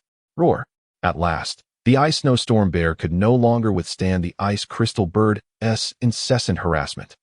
With a thunderous roar, it suddenly dropped its forepaws, abandoning its defense. Then, with a powerful stomp, a blizzard enveloped its surroundings, obscuring the ice crystal bird's vision. Bang! In the next moment, the ground began to tremble violently. Utilizing the cover of snow, the massive ice snowstorm bear channeled its soul power into its limbs. Leaping into the air, the bear's enormous paws, imbued with frost, aimed for the wings of the ice crystal bird. Clang! The ice crystal bird, momentarily stunned, quickly regained its focus upon realizing the bear's intent, its gaze sharp and defiant. As it circled in the air, it spread its wings, launching sharp ice spikes from the swirling snowstorm, aimed at the bear's massive paws. Puffed. The first to be injured was the bear. Despite its formidable physique, the sharp ice spikes pierced through its paw, leaving 2 gaping wounds. However, the ice crystal bird was not faring much better. Although the bear's paw suffered significant damage, it seized the moment when the bird's vision was obstructed by the blood mist, grasping one of its wings and pulling with relentless force. Icy power surging into the bird. Flap, flap. The ice crystal bird flapped its wings desperately, attempting to escape the ice snowstorm bear's grasp. Yet, the encroaching frost and the bear's overwhelming weight were too much to bear. Despite its valiant struggle, it could not halt its descent. With a mournful cry, it plummeted to the ground. Thud! Both soul beasts crashed onto the earth, sending ice and snow flying, creating a large crater upon impact. Clang, clang. The ice crystal bird, pinned beneath the paws of the ice snowstorm bear, now filled with terror, was a far cry from its earlier confidence. In contrast, although the bear was also gravely injured, fighting on the ground was its forte. With its uninjured paws, the bear pressed down on the bird's wings. Its bloodstain summoning a series of deep breaths, Ling Tian managed to quell the nausea that churned within him. Esteemed, let us proceed onward. Returning to the carriage for a day of respite would be most prudent. In your current condition, even the discovery of a spirit ring would prove futile for absorption. Furthermore, with the encroaching twilight, the search for spirit beasts becomes increasingly arduous. We shall defer the matter of the spirit ring until the morrow. Very well, the conceded.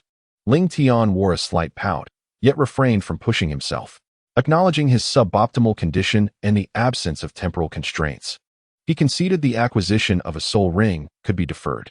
Qian Rinxue, her violet eyes shimmering with a subtle brilliance, turned and declared with utmost sincerity, "Come.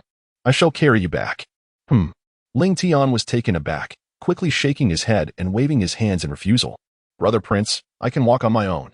We are preparing to fly back. Then, may I join Snow Ling?"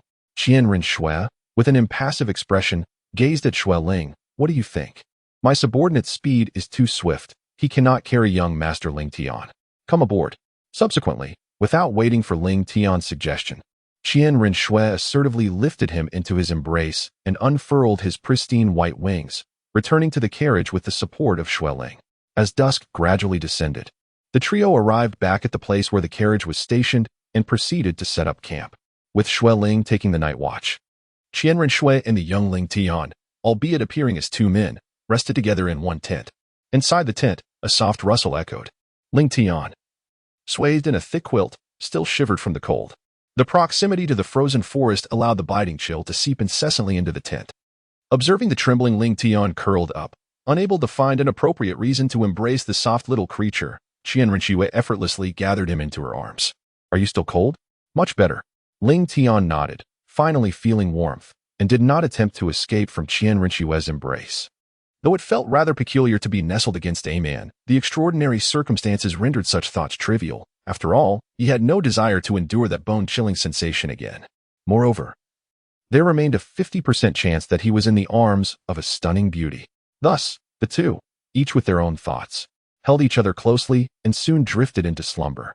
The following morning, as dawn broke, Qian Rinxue groggily opened her eyes, feeling a warm presence resting upon her chest. Looking down, she discovered Ling Tian, akin to an octopus, clinging tightly to her. His head rested against her bosom, his small hands wrapped around her waist. His adorable face flushed, and his long eyelashes fluttering gently, still not fully awake. He looked so blissful in his slumber. A faint smile graced Qian Rinxue's lips as she extended a slender finger to gently poke his cheek. Subsequently, she enveloped Ling Tian in her arms once more, the softness of him making her reluctant to let go. She wished she could cradle the charming little being to sleep every night. Chapter 13. The Anomalous Spirit Ring. A chilling howl suddenly echoed across the snowy expanse. Thud.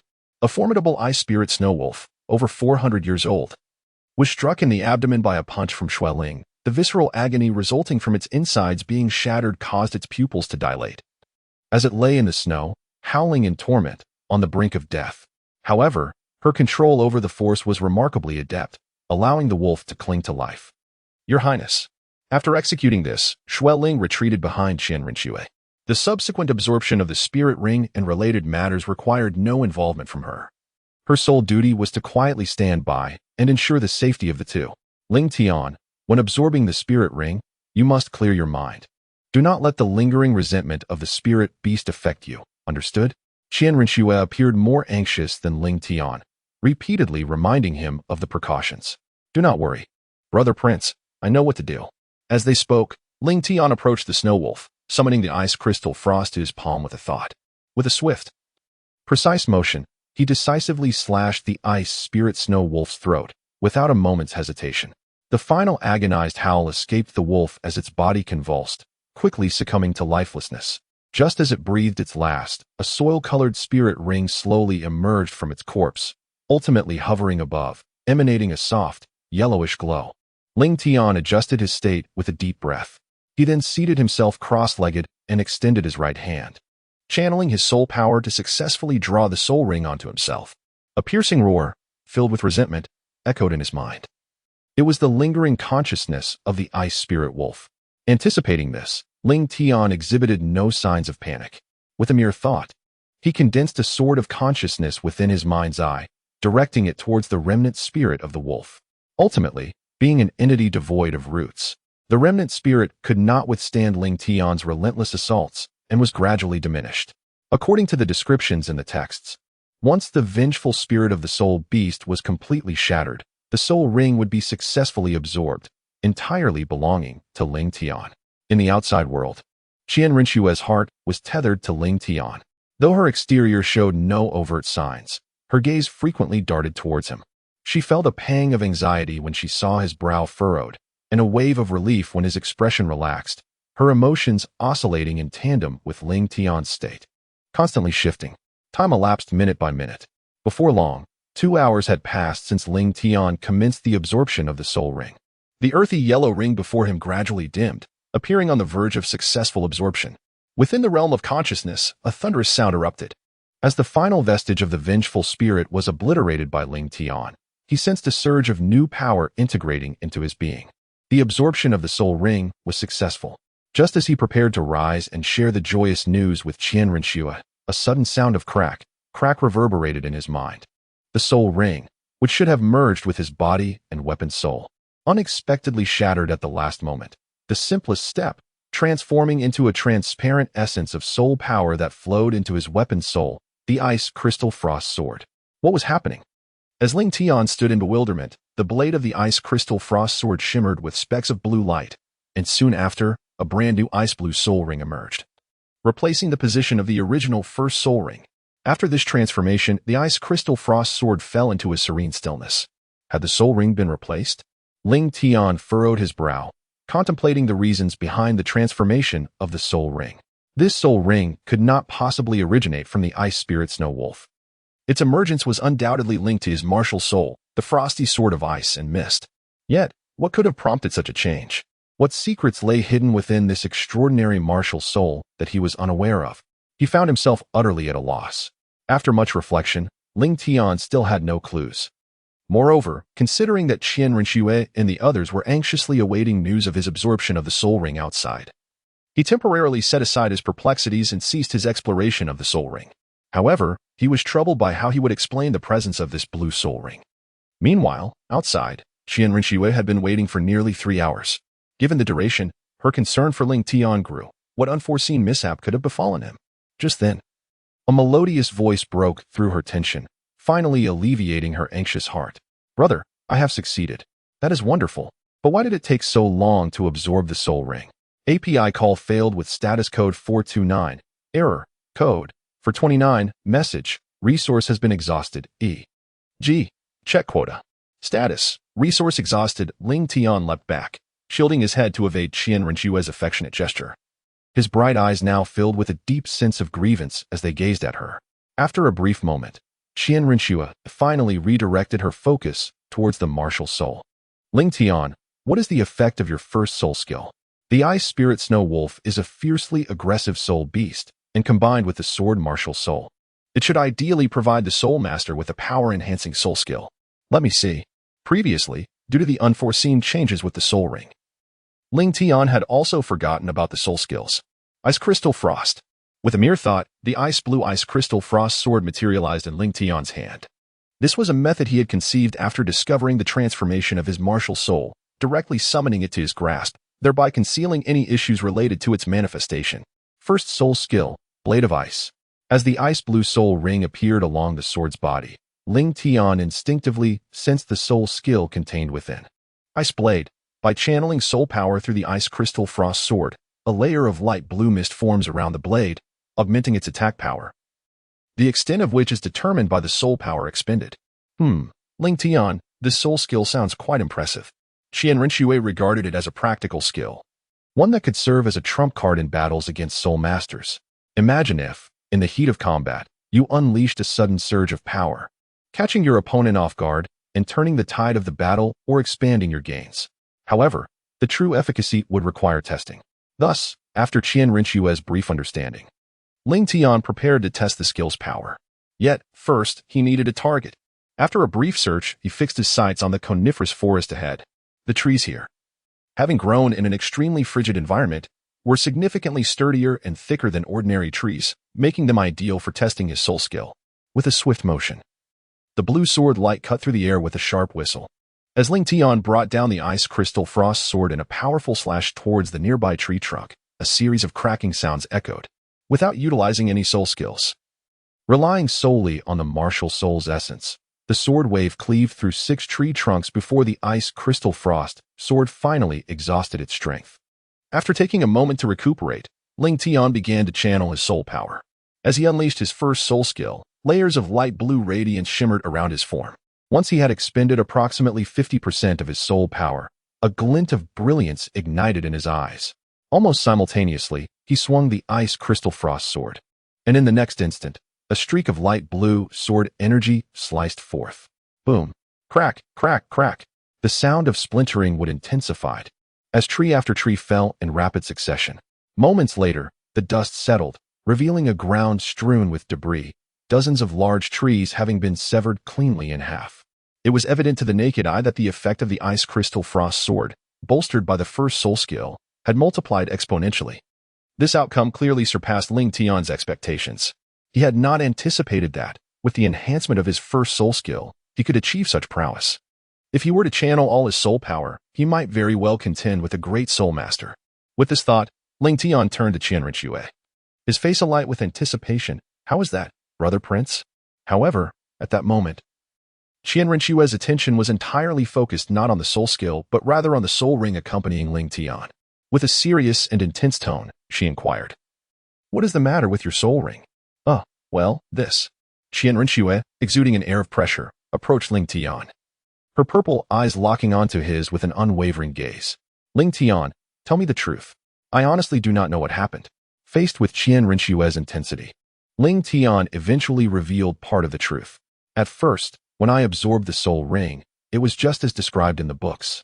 But when it came time to integrate the soul ring with my martial soul, I have no idea how its color changed to this." The soul ring altered its color on its own. "Indeed." Ling Tian nodded. "Do you feel any discomfort?" "No," he affirmed truthfully, though he had euphemistically described the shattering of his spirit ring. A spirit ring changing color? This was a novel concept to her. Reflecting upon all the literature concerning spirit rings she had encountered, not a single text mentioned colors beyond the conventional white, yellow, purple, black, and red. At this realization, Qian Rinxue's brow furrowed, her gaze filled with concern as she regarded Ling Tian. Given their current location within the Soul Beast Forest, devoid of both professional physicians and relevant literature, Qian Rinxue could only earnestly implore, "Xiao Tian, should you experience any discomfort, do not conceal it. Inform me immediately." Warmed at heart, Ling Tian obediently nodded, "Yes. Come up, I'll hold you." With time of the essence to return to the manor as early as possible, Qian Rinxue scooped up little Ling Tian and flew towards the carriage with him in her arms. They traveled nonstop for several hours, finally arriving back at Heavendo City as dusk approached. Outside Ling Tian's chamber in the Crown Prince's manor, as soon as the door closed, Qian Rinxue lowered her voice, her tone filled with urgency, and inquired, "Mr. Su, how is Ling Tian's health? Are there any hidden issues?" The Mr. Su whom Qian Rinxue spoke of was named Su Imo, an 83rd level soul Douluo. His spirit, the 7-star silver needle, made him the chief imperial physician of the Heavendo Empire. "Your Highness, rest assured," Su Imo responded. "Aside from some minor issues due to prolonged irregular habits, the child's body is otherwise fine." "Are you certain there are no other problems?" Su Imo bowed slightly, his gaze earnest. "Your Highness, you can be completely at ease. I guarantee it on my honor. I trust Mr. Su's medical skills." Qinghe does. Having heard this, Qian Rinxue naturally ceased her questioning. "As for the minor issues the child has," Su Imo paused, then retrieved 2 prescriptions from his storage space. "These are 2 restorative prescriptions I've prepared for your Highness. A month or 2 of recuperation should suffice." "Thank you, Mr. Su." Regarding Ling Tian's health, Qian Rinxue carefully accepted the prescriptions. "Shuling, escort Mr. Su back to his residence." "Yes, this way, Mr. Su, please." "Your Highness, I shall take my leave." Soon, the 2 figures disappeared around the corner of the courtyard, one after the other. Looking at the prescriptions in her hand, Qian Rinxue finally breathed a sigh of relief. Although the reason for Ling Tian's spirit ring mutation was still unclear, at least his body hadn't developed any problems. "Creak. I told you I was fine, older brother Crown Prince, but you wouldn't believe me." Ling Tian, who had been eavesdropping at the door, pushed it open and spread his hands, expressing his helplessness. Fine halfway through her sentence, Qian Rinxue suddenly thought of something. Her gaze shifted as she stared at Ling Tian, a dark line appearing on her forehead. "So, you're saying I was meddling in things that didn't concern me this time?" Older brother Crown Prince, older brother Crown Prince, I was wrong. I was wrong, don't pinch me." A moment later, "Must I drink this?" Ling Tian cautiously probed, pinching his nose as he looked at the dark, bitter-smelling medicinal concoction Qian Rinxue held out to him. "Yes." Without yielding, Qian Rinxue scooped up a spoonful of the medicine, blew on it, and brought it to Ling Tian's lips. But I don't want to drink it. Qian Rinxue coaxed Ling Tian gently. Xiao Tian. These are all good for your health. Pleading won't work. You have to drink it. I be good. Qian Rinxue brought the spoon to Ling Tian's lips again. Xiao Tian, be obedient. But under Qian Rinxue's gentle offensive, Ling Tian reluctantly drank the first mouthful. So bitter. As the entire bowl of medicine went down, the strong, bitter taste filled his mouth. Ling Tian felt that even his breath was now filled with the bitterness of the medicine. Xiao Tian, open your mouth. Prepared in advance. Qian Rinxue unwrapped a piece of candy and fed it to Ling Tian. The sweetness of the candy finally alleviated the bitterness. After feeding Ling Tian the medicine, Qian Rinxue planned to take him out to buy some beautiful clothes and stroll around, both to relax and to alleviate the pressure that had built up in the icebound forest. Chapter 15. A sweet and sour feeling moreover. How could her Qian Rinxue's younger brother still dress so plainly? She hadn't had time before due to being busy with affairs, but now that she had the time, she naturally had to make up for it. A moment later, Heavendo City, Commercial Street. This was the most bustling commercial street in Heavendo City, with all kinds of merchants and a complete range of goods, including food, entertainment, clothing, and more. Qian Rinxue led Ling Tian, strolling along the bustling street. Unlike the feeling she had when she accompanied Xue Ku out of obligation, she felt very comfortable with Ling Tian and wanted to hold his hand and walk with him forever. Qian Rinxue suddenly stopped, squatted down, and said softly to Ling Tian, Xiao Tian, wait here for me for a while, don't run around. Ling Tian nodded obediently, a gesture of compliance. How endearing. Gently ruffling Ling Tian's hair, Qian Rinxue rose and strolled towards a nearby shop. A few minutes later, with her hands clasped behind her back and a hint of mysterious laughter gracing her lips, Qian Rinxue inquired, Little Tian, can you guess what I have brought back? I don't know. Ling Tian shook his head, not following Qian Rinxue, leaving him to wonder where to go next. Ding ding ding ding, candied hawthorn. Qian Rinxue cheerfully produced 2 skewers of candied hawthorn from behind her, smiling as she asked, What do you think, Little Tian? Do you like it? Upon seeing the plump, syrup-coated hawthorn, Ling Tian's eyes sparkled with delight, and he nodded vigorously, exclaiming, I like it. I like it. His fondness for candied hawthorn was profound, yet ever since he had traversed into this realm and became a little beggar, he could scarcely afford a meal, let alone indulge in such treats. Thus, the sight of these alluring candied hawthorns filled him with warmth and nostalgia. Here, take your time eating. Don't get it all over yourself, Qian Rinxue said, extending the candied hawthorn to Ling Tian, watching with a smile as he eagerly savored the sweet morsels one bite at a time. It was evident that the little one relished this delight. Upon entering the bustling commercial street, Qian Rinxue had noticed Ling Tian's gaze frequently drifting towards the stalls selling candied hawthorn. His interest was unmistakable. Thus, she had decided to procure 2 skewers, and indeed, the little fellow was enchanted by the treat. Why aren't you eating, brother prince? Ling Tian, with a hint of regret, swallowed the last hawthorn berry and raised his head, only to find that the candied hawthorn in Qian Rinxue's hand remained untouched. He had not had his fill.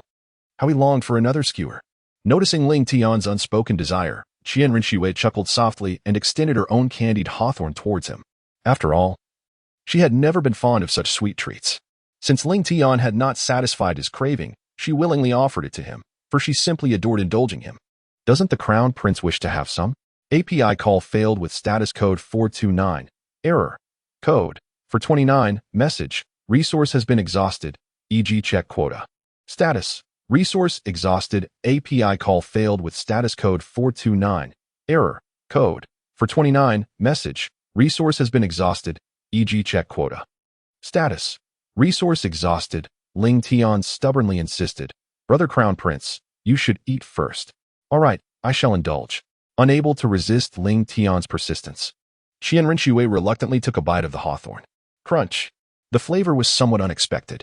It was not the pure sweetness she had envisioned, but rather a delightful amalgamation of sweet and sour. Perhaps influenced by Ling Tian's presence, she found it quite enjoyable. Brother Crown Prince, let us share this treat. Witnessing this scene, Ling Tian beamed with joy, then took a bite of a hawthorn herself, subsequently offering it to Qian Rinxue. Very well. Qian Rinxue smiled and nodded, bowing her head to take another bite. Thus, the 2 of them, one after the other, swiftly finished an entire candied hawthorn skewer. Ling Tian gently squeezed Qian Rinxue's soft palm. Under her puzzled gaze, he lifted his head and curiously inquired, Where is the interesting place that Brother Prince mentioned? You will find out soon enough, Qian Rinxue replied, her lips curling into a mysterious smile, withholding the destination from him. As they moved forward, Qian Rinxue halted, noticing a crowd gathering ahead, obstructing half of the street. The once spacious thoroughfare had suddenly transformed into a bustling scene. Observing the throng of people, Qian Rinxue furrowed her brow, contemplating an alternative route. Brother Prince, there is a performance. However, Ling Tian's eyes sparkled at the sight of the show, and he eagerly looked up at Qian Rinxue, his gaze unwavering. All right, I will take you there, Qian Rinxue conceded, despite her initial inclination to decline. The irresistible charm of the little one made it impossible for her to refuse, and as soon as she nodded, Ling Tian eagerly tugged her into the crowd. Yet, Ling Tian soon encountered a dilemma. The spectators were too numerous for him to weave through, and at his small stature of just 1.45 meters, he couldn't see a thing from the back. Feeling disheartened, he lamented the effort wasted in pushing through the crowd without gaining any view. Little Tian, can you see now? Just as he contemplated leaving in disappointment, he suddenly felt a pair of arms around his waist, and in the next moment, he had a clear view of the performance. Brother Prince, you're so wonderful. The joy of regained sight lit up Ling Tian's face with a radiant smile as he leaned against Qian Rinxue's chest, happily watching the captivating show. Though Qian Rinxue did not focus on the performance, the delight of holding Ling Tian close brought a smile to her face. This little one possessed an enchanting charm, effortlessly uplifting her spirits. It was truly remarkable. The smiles shared with Ling Tian today surpassed those of an entire year, and most importantly, these smiles were genuine. Not the hypocritical grins aimed at currying favor for resources, benefits, or the throne. After half an hour, the performance finally concluded. Yet, due to the throngs of people surrounding them, Qian Rinxue continued to cradle Ling Tian in her embrace, not wanting to risk him getting lost. Ling Tian, feeling no confusion about the bustling crowd, clung to Qian Rinxue's neck, content to be guided by her towards the fun place she had previously mentioned. Chapter 16. The splendid pavilion. Moments later, they arrived at a beautifully adorned 3-story hexagonal pavilion, and Qian Rinxue finally came to a stop. Little Tian, we have arrived. She gently released him while naturally holding onto his small hand. The splendid pavilion? API call failed with status code 429. Error. Code 429. Message. Resource has been exhausted, e.g. check quota. Status. Resource exhausted. Ling Tian turned her head, asking, is my elder brother the prince going to buy me clothes? Indeed, Qian Rinxue nodded, gently ruffling little Ling Tian's hair. With a soft chuckle, she replied, now that you've absorbed your first soul ring, you've grown quite a bit. Your old clothes must no longer fit. So it's perfect timing for us to acquire several new outfits. Although Ling Tian's current attire was quite decent, in Qian Rinxue's eyes, it was far from satisfactory. Her brother deserved only the finest garments. Your Highness. Just as Qian Rinxue was explaining to Ling Tian, a middle-aged woman of respectable appearance approached. She first bowed respectfully before lowering her head and saying, the fabric you requested is ready. She was Li Mei, the head of the brocade pavilion. Yesterday, Qian Rinxue had sent someone to ensure the materials were prepared for her return to order clothes today. Naturally, Li Mei held the prince in high regard. So she had been waiting early this morning for Qian Rinxue's arrival. Madam Li, please rise and lead us inside. Qian Rinxue said in a warm and friendly tone that inspired a sense of intimacy. Yes. The brocade pavilion was divided into 3 levels. The first level featured satin fabric, characterized by a smooth, glossy appearance suitable for ordinary middle-class customers. The second level offered silk fabric with a crisp and fine texture, designed for wealthier merchants or those with considerable economic means. The third level showcased brocade, woven from high-quality silk threads in vibrant colors, catering to esteemed customers of high social standing. The first 2 levels posed no restrictions. Anyone with sufficient funds could purchase the materials. However, access to the third level was limited, exclusively reserved for distinguished soul masters and nobility, symbolizing their status. As the heir of the Tiando Empire, Qian Rinxue was naturally permitted entry to the third level, unlike the first 2 levels, where fabrics were displayed for selection in the main hall. The third level was partitioned into private rooms, each designated for individual customers. Throughout the journey, Ling Tian pondered a question. How were clothes made? Having never encountered the clothing production process before, she was filled with curiosity about how a piece of fabric was transformed into exquisite attire. Your Highness, these are the fabrics we have prepared for you. Li Mei led Qian Rinxue into the prearranged room 1, then summoned attendants to present 5 batches of the finest brocade. Your Highness, these materials are crafted from the finest silk of the Millennium Ice Snow Silkworm. Wearing them will keep you warm in winter and cool in summer. Furthermore, as the primary material comes from Millennium Soul Beasts, they possess a certain degree of defensive capability, impervious to ordinary arrows and resistant to fire and water. This is currently one of our best-selling fabrics. Very well, Qian Rengshu replied, nodding in satisfaction.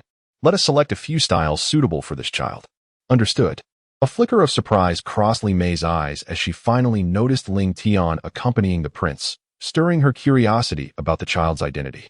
A few minutes later, dozens of garments suitable for Ling Tian's age hung in the room.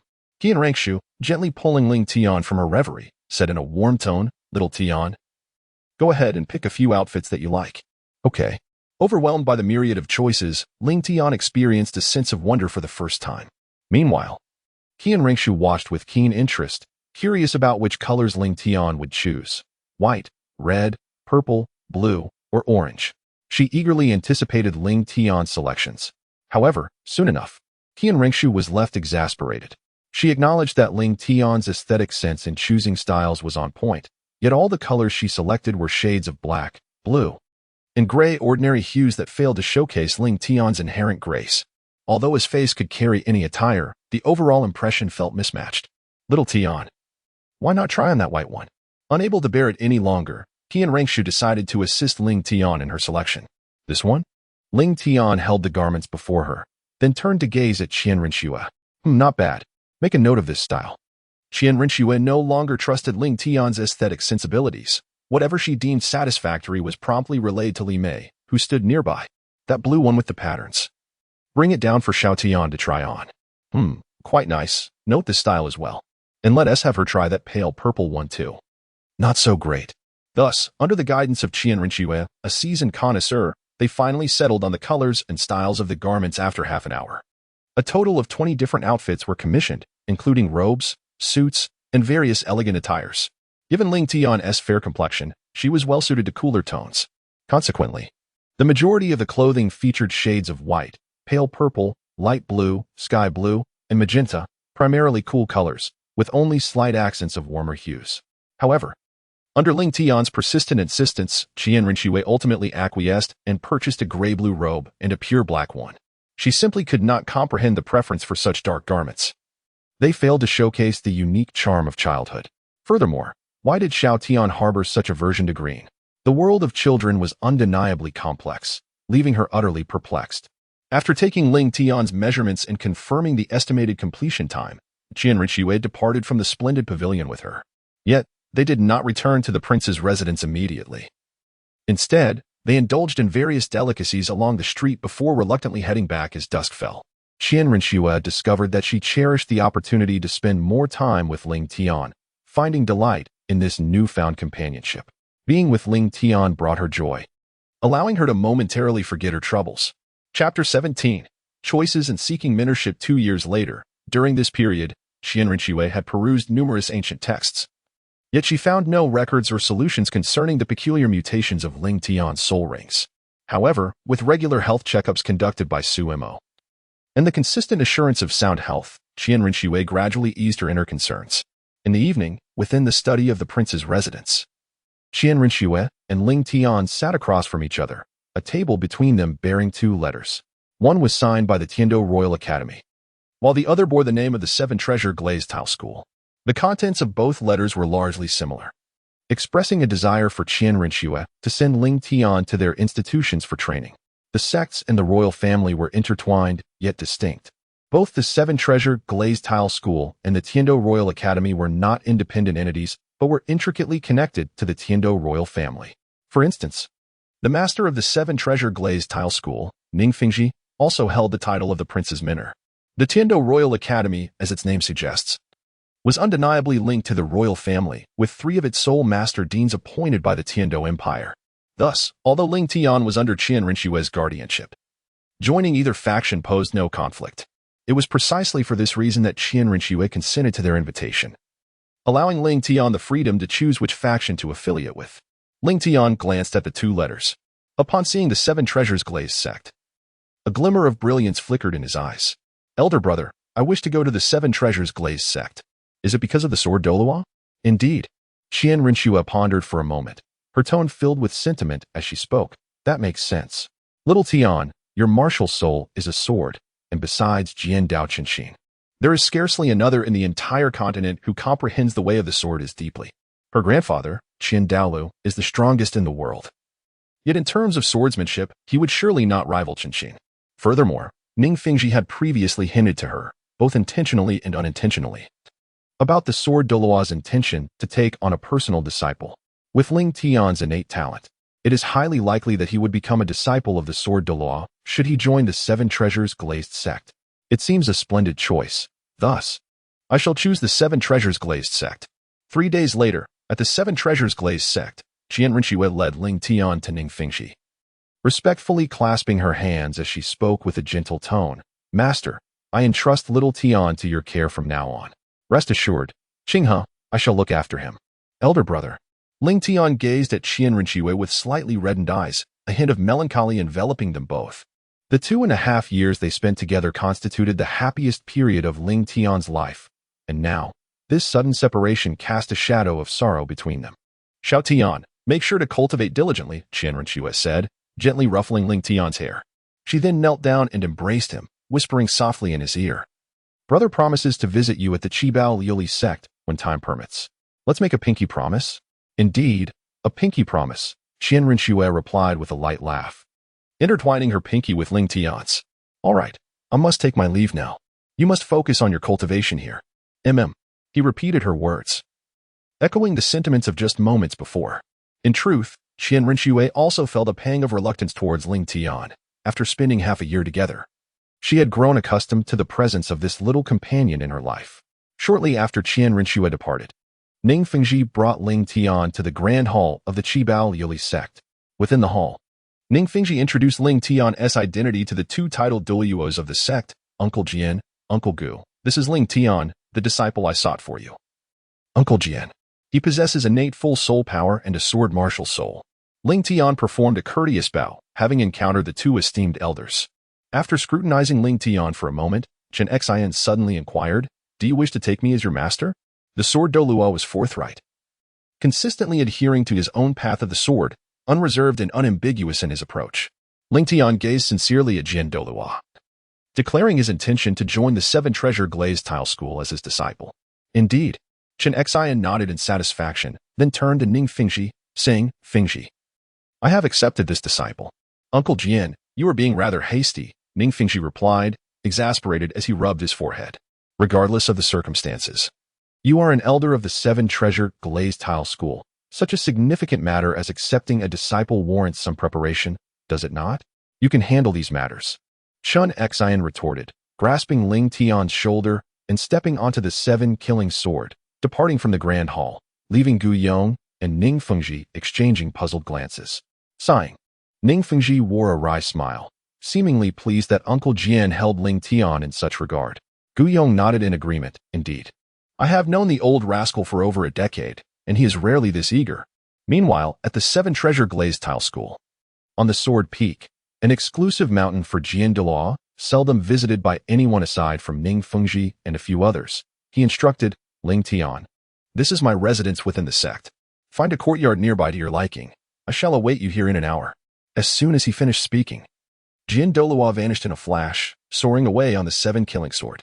When will I be able to fly like that? Ling Tian pondered wistfully. Ling Tian gazed wide-eyed, filled with envy as he watched the sword Douluo soaring away on his sword. An hour later, Ling Tian and sword Douluo sat down on the ground. Initially, Ling Tian felt somewhat apprehensive in the presence of sword Douluo, but as time passed, he gradually relaxed. Ling Tian, what is the significance of wielding a sword? He inquired. I am uncertain, came the reply. Ling Tian paused for a moment, shaking his head. He had never contemplated this matter before. It is quite normal, Jian Douluo remarked with a gentle laugh. At your age, I too was similarly perplexed. In due time, you shall comprehend the significance of wielding the sword. Then, master, what is the purpose of your swordsmanship? Ling Tian inquired. To protect our sect, Jian Douluo replied, gazing at his reflection in the 7-killing sword. Suddenly, memories of the past flooded back, and he self-deprecatingly stated, all I can accomplish now is limited to this. Very well, Ling Tian. For now, You need not dwell on such matters, Douluo said, patting Ling Tian's shoulder, interrupting his deep contemplation. Go home and rest well. My lessons require your utmost focus. When Ling Tian turned back, he found that Douluo had already departed. Truly, one could not help but marvel at the speed of a tidal Douluo.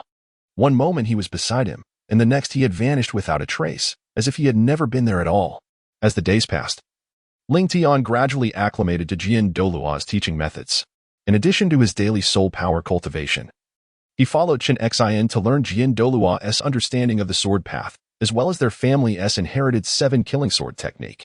At times, he would also hone Ling Tian's will through the essence of the 7-killing sword.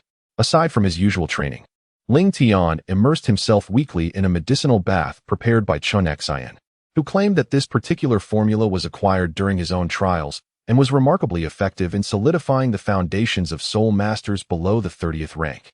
Chapter 18. Ling Tian, my junior brother, guess who I am? In the blink of an eye, 2 years had passed since Ling Tian began his training under Douluo.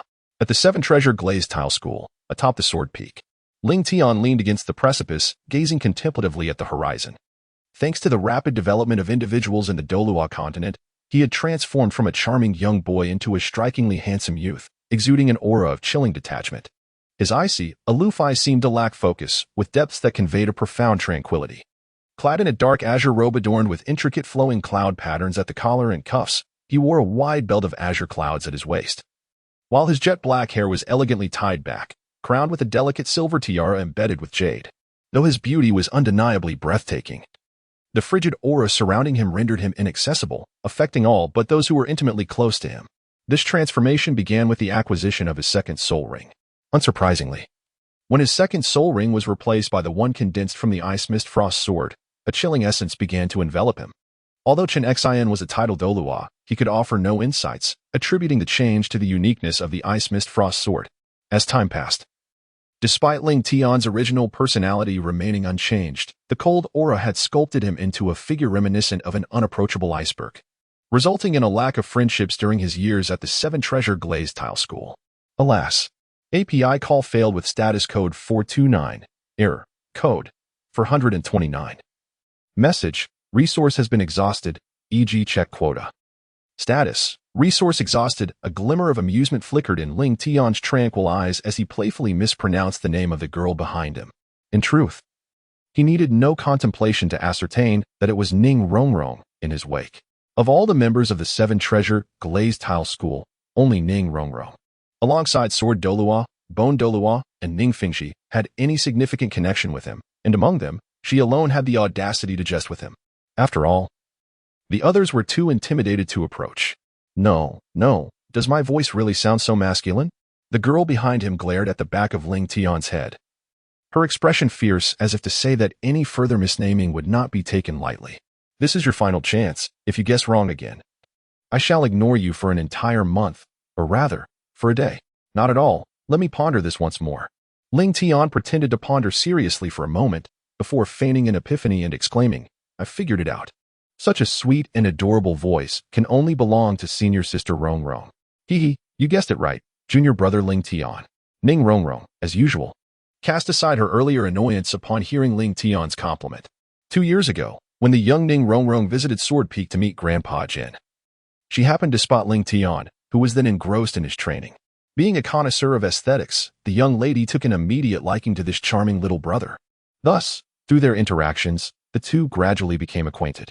Furthermore, as Ling Tian had no friends to accompany him at that time, the slightly older Ning Rongrong naturally assumed the role of his senior sister. After a playful exchange between the two, Ling Tian gazed at the lively young beauty before him, recalling the incident from a while ago when she had been grounded. With a hint of perplexity, he inquired, Sister Rongrong, what brings you back to the Sword Peak? Are you not afraid of Uncle Ning's punishment? Humph.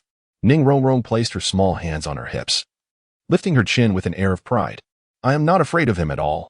However, Ling Tian harbored deep skepticism towards Ning Rongrong's self-deceptive declaration.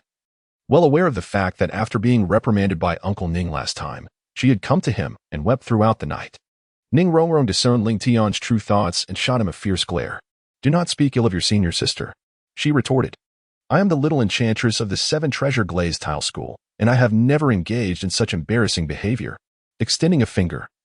A glimmer of mischief danced in her eyes as she added, "Moreover, this time, I did not sneak away. It was my father who encouraged me to come." Ling Tian was momentarily taken aback. "Uncle Ning?" "Yes." Ning Rongrong reflected on the earlier conversation among the group. He had asked her to summon you to the Grand Hall of the Seven Treasure Glazed Tile School, mentioning that Grandfather Jian seemed to possess a method to assist you in breaking through to Soul Sage. "Senior Sister Rongrong, let us hasten."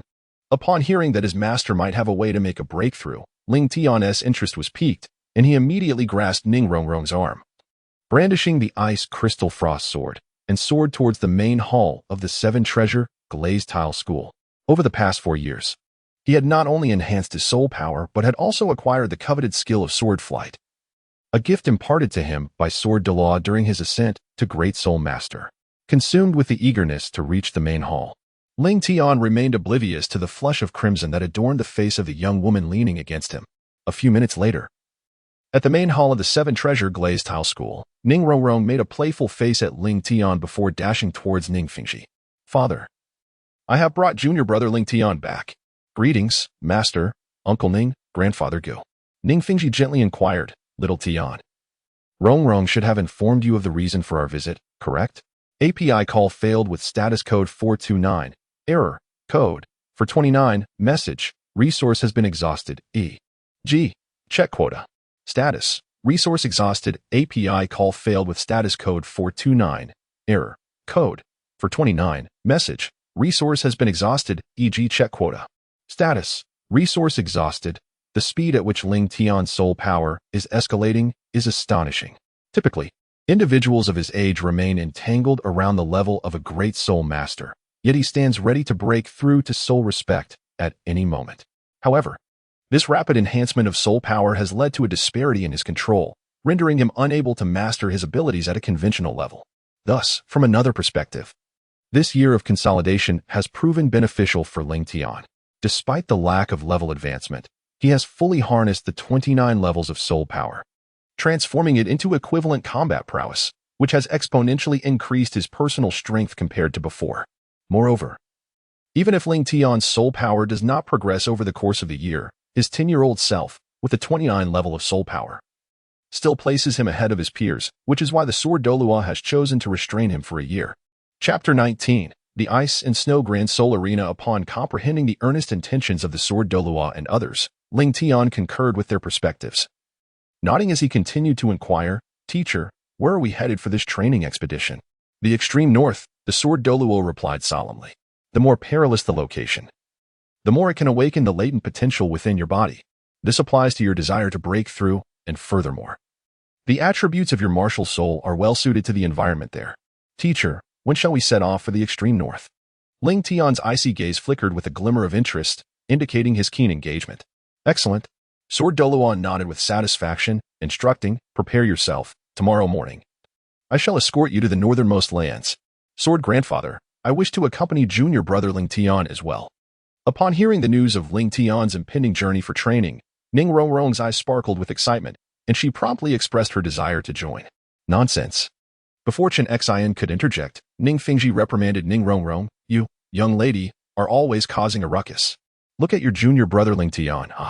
Although he is a year younger than you, he has already reached the rank of a 29th level soul master. This time, while Ling Tian trains, you shall remain in the sect. You may venture out again when you have attained the rank of soul elder." His words were deliberately chosen. Ning Rongrong's talent could undoubtedly be deemed extraordinary. In his eyes, this daughter, who had surpassed the rank of soul master before the age of 12, was a source of pride, and his remarks were intended to motivate her. "Sword Grandfather." Ning Rongrong blinked hopefully at Sword Douluo Chen Xian. "Rongrong, you cannot go." However, Chen Xian did not respond as he usually did, readily acquiescing to Ning Rongrong's requests. "The northernmost lands are exceedingly perilous this time. You must heed your father's counsel and remain within the sect."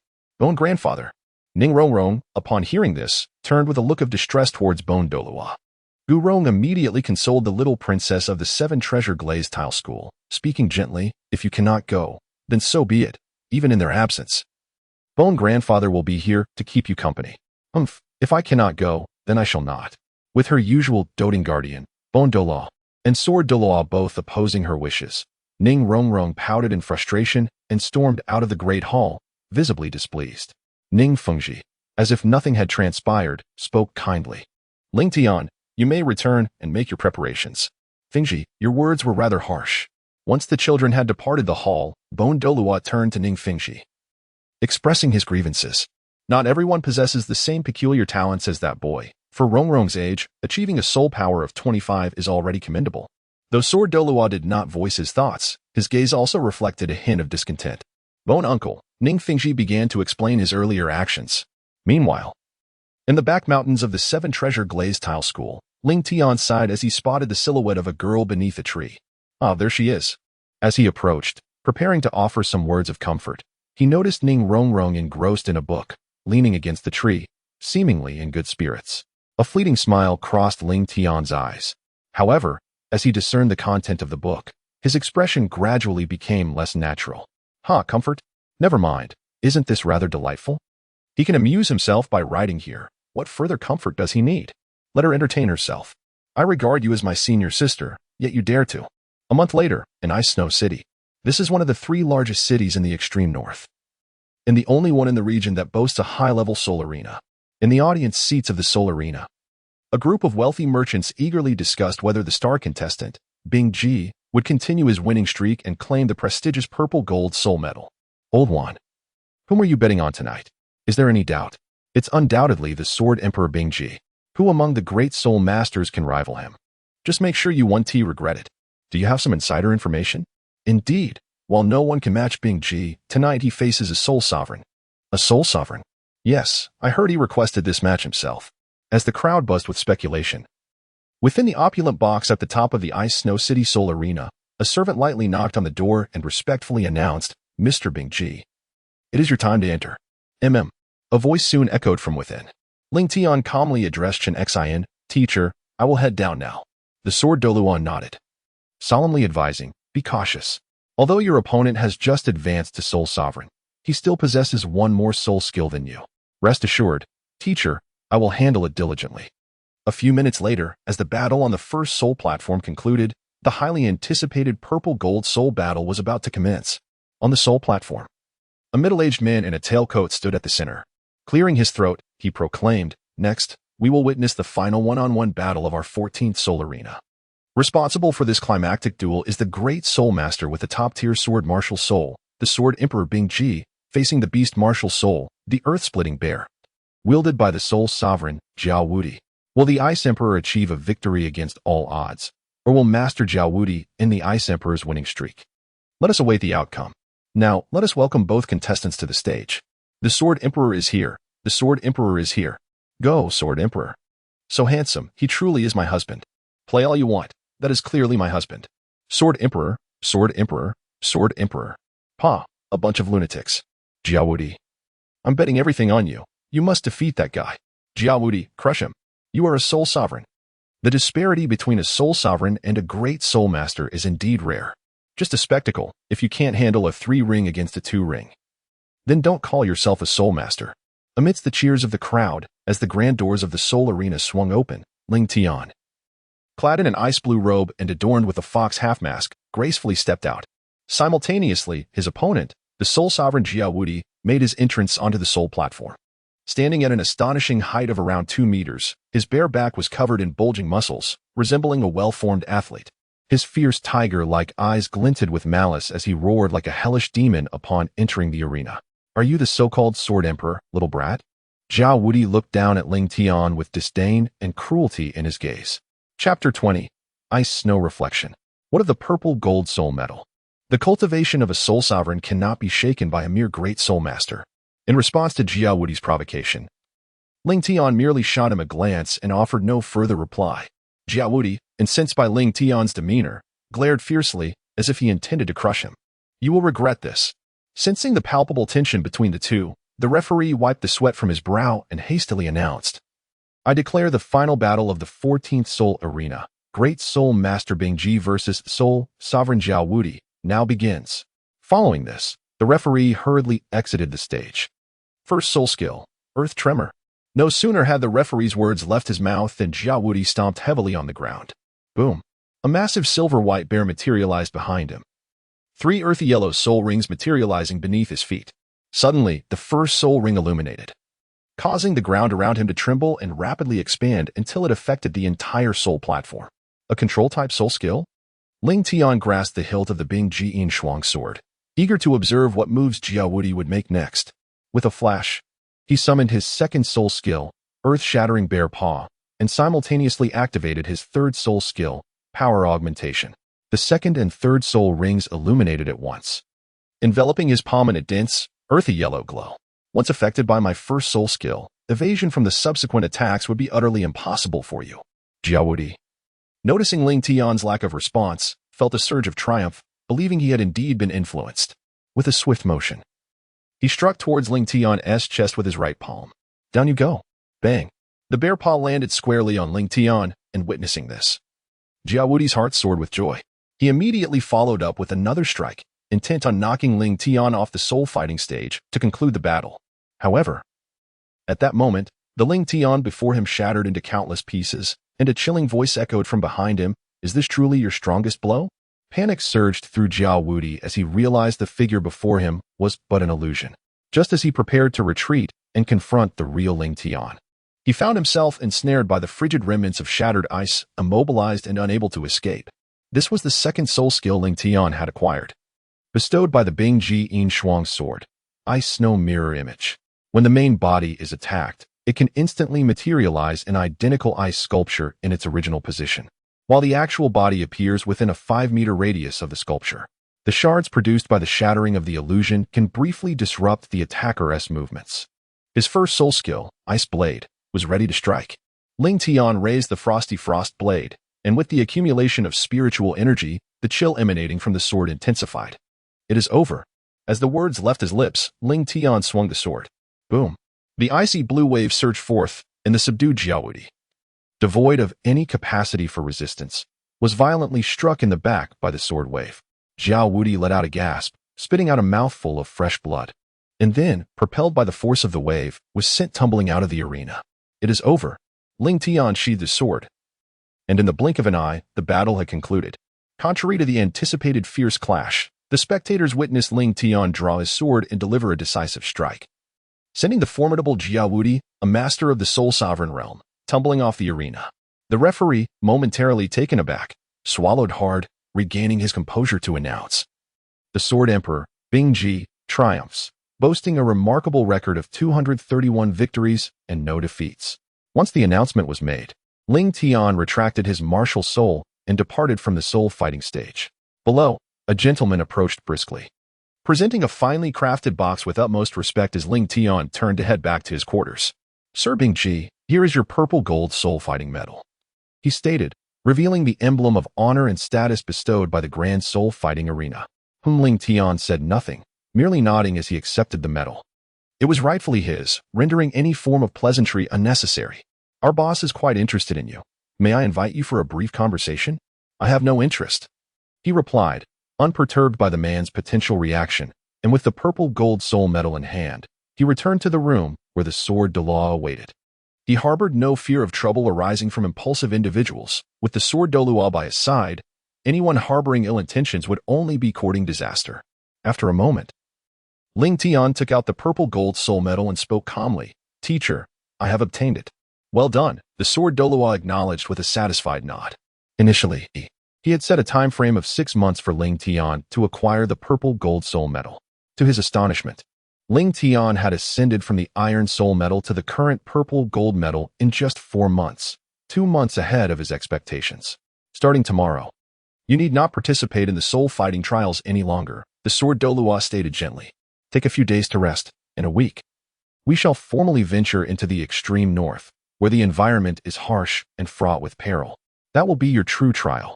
For Ling Tian, the Grand Soul Arena was merely a way station, a place to transform the knowledge imparted by the sword Douluo over the years into his own combat abilities through actual battles. The ultimate aim was to master this knowledge to confront the far more daunting challenges that awaited in the extreme north. As for the arrangements made by Chen Xian, Ling Tian harbored no objections.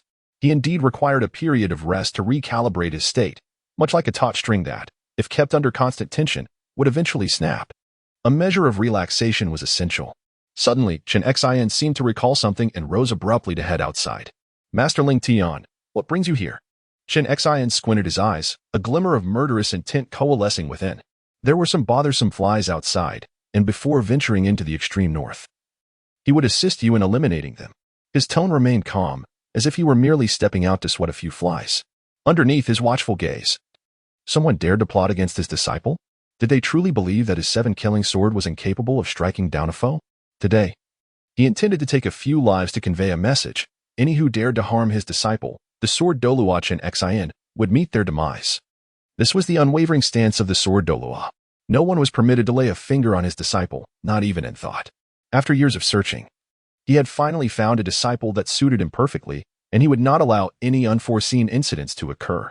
A week later, at the border of the extreme north, the master and disciple stood upon their respective martial souls, having traversed from Ice Snow City to the edge of the extreme north in less than half an hour.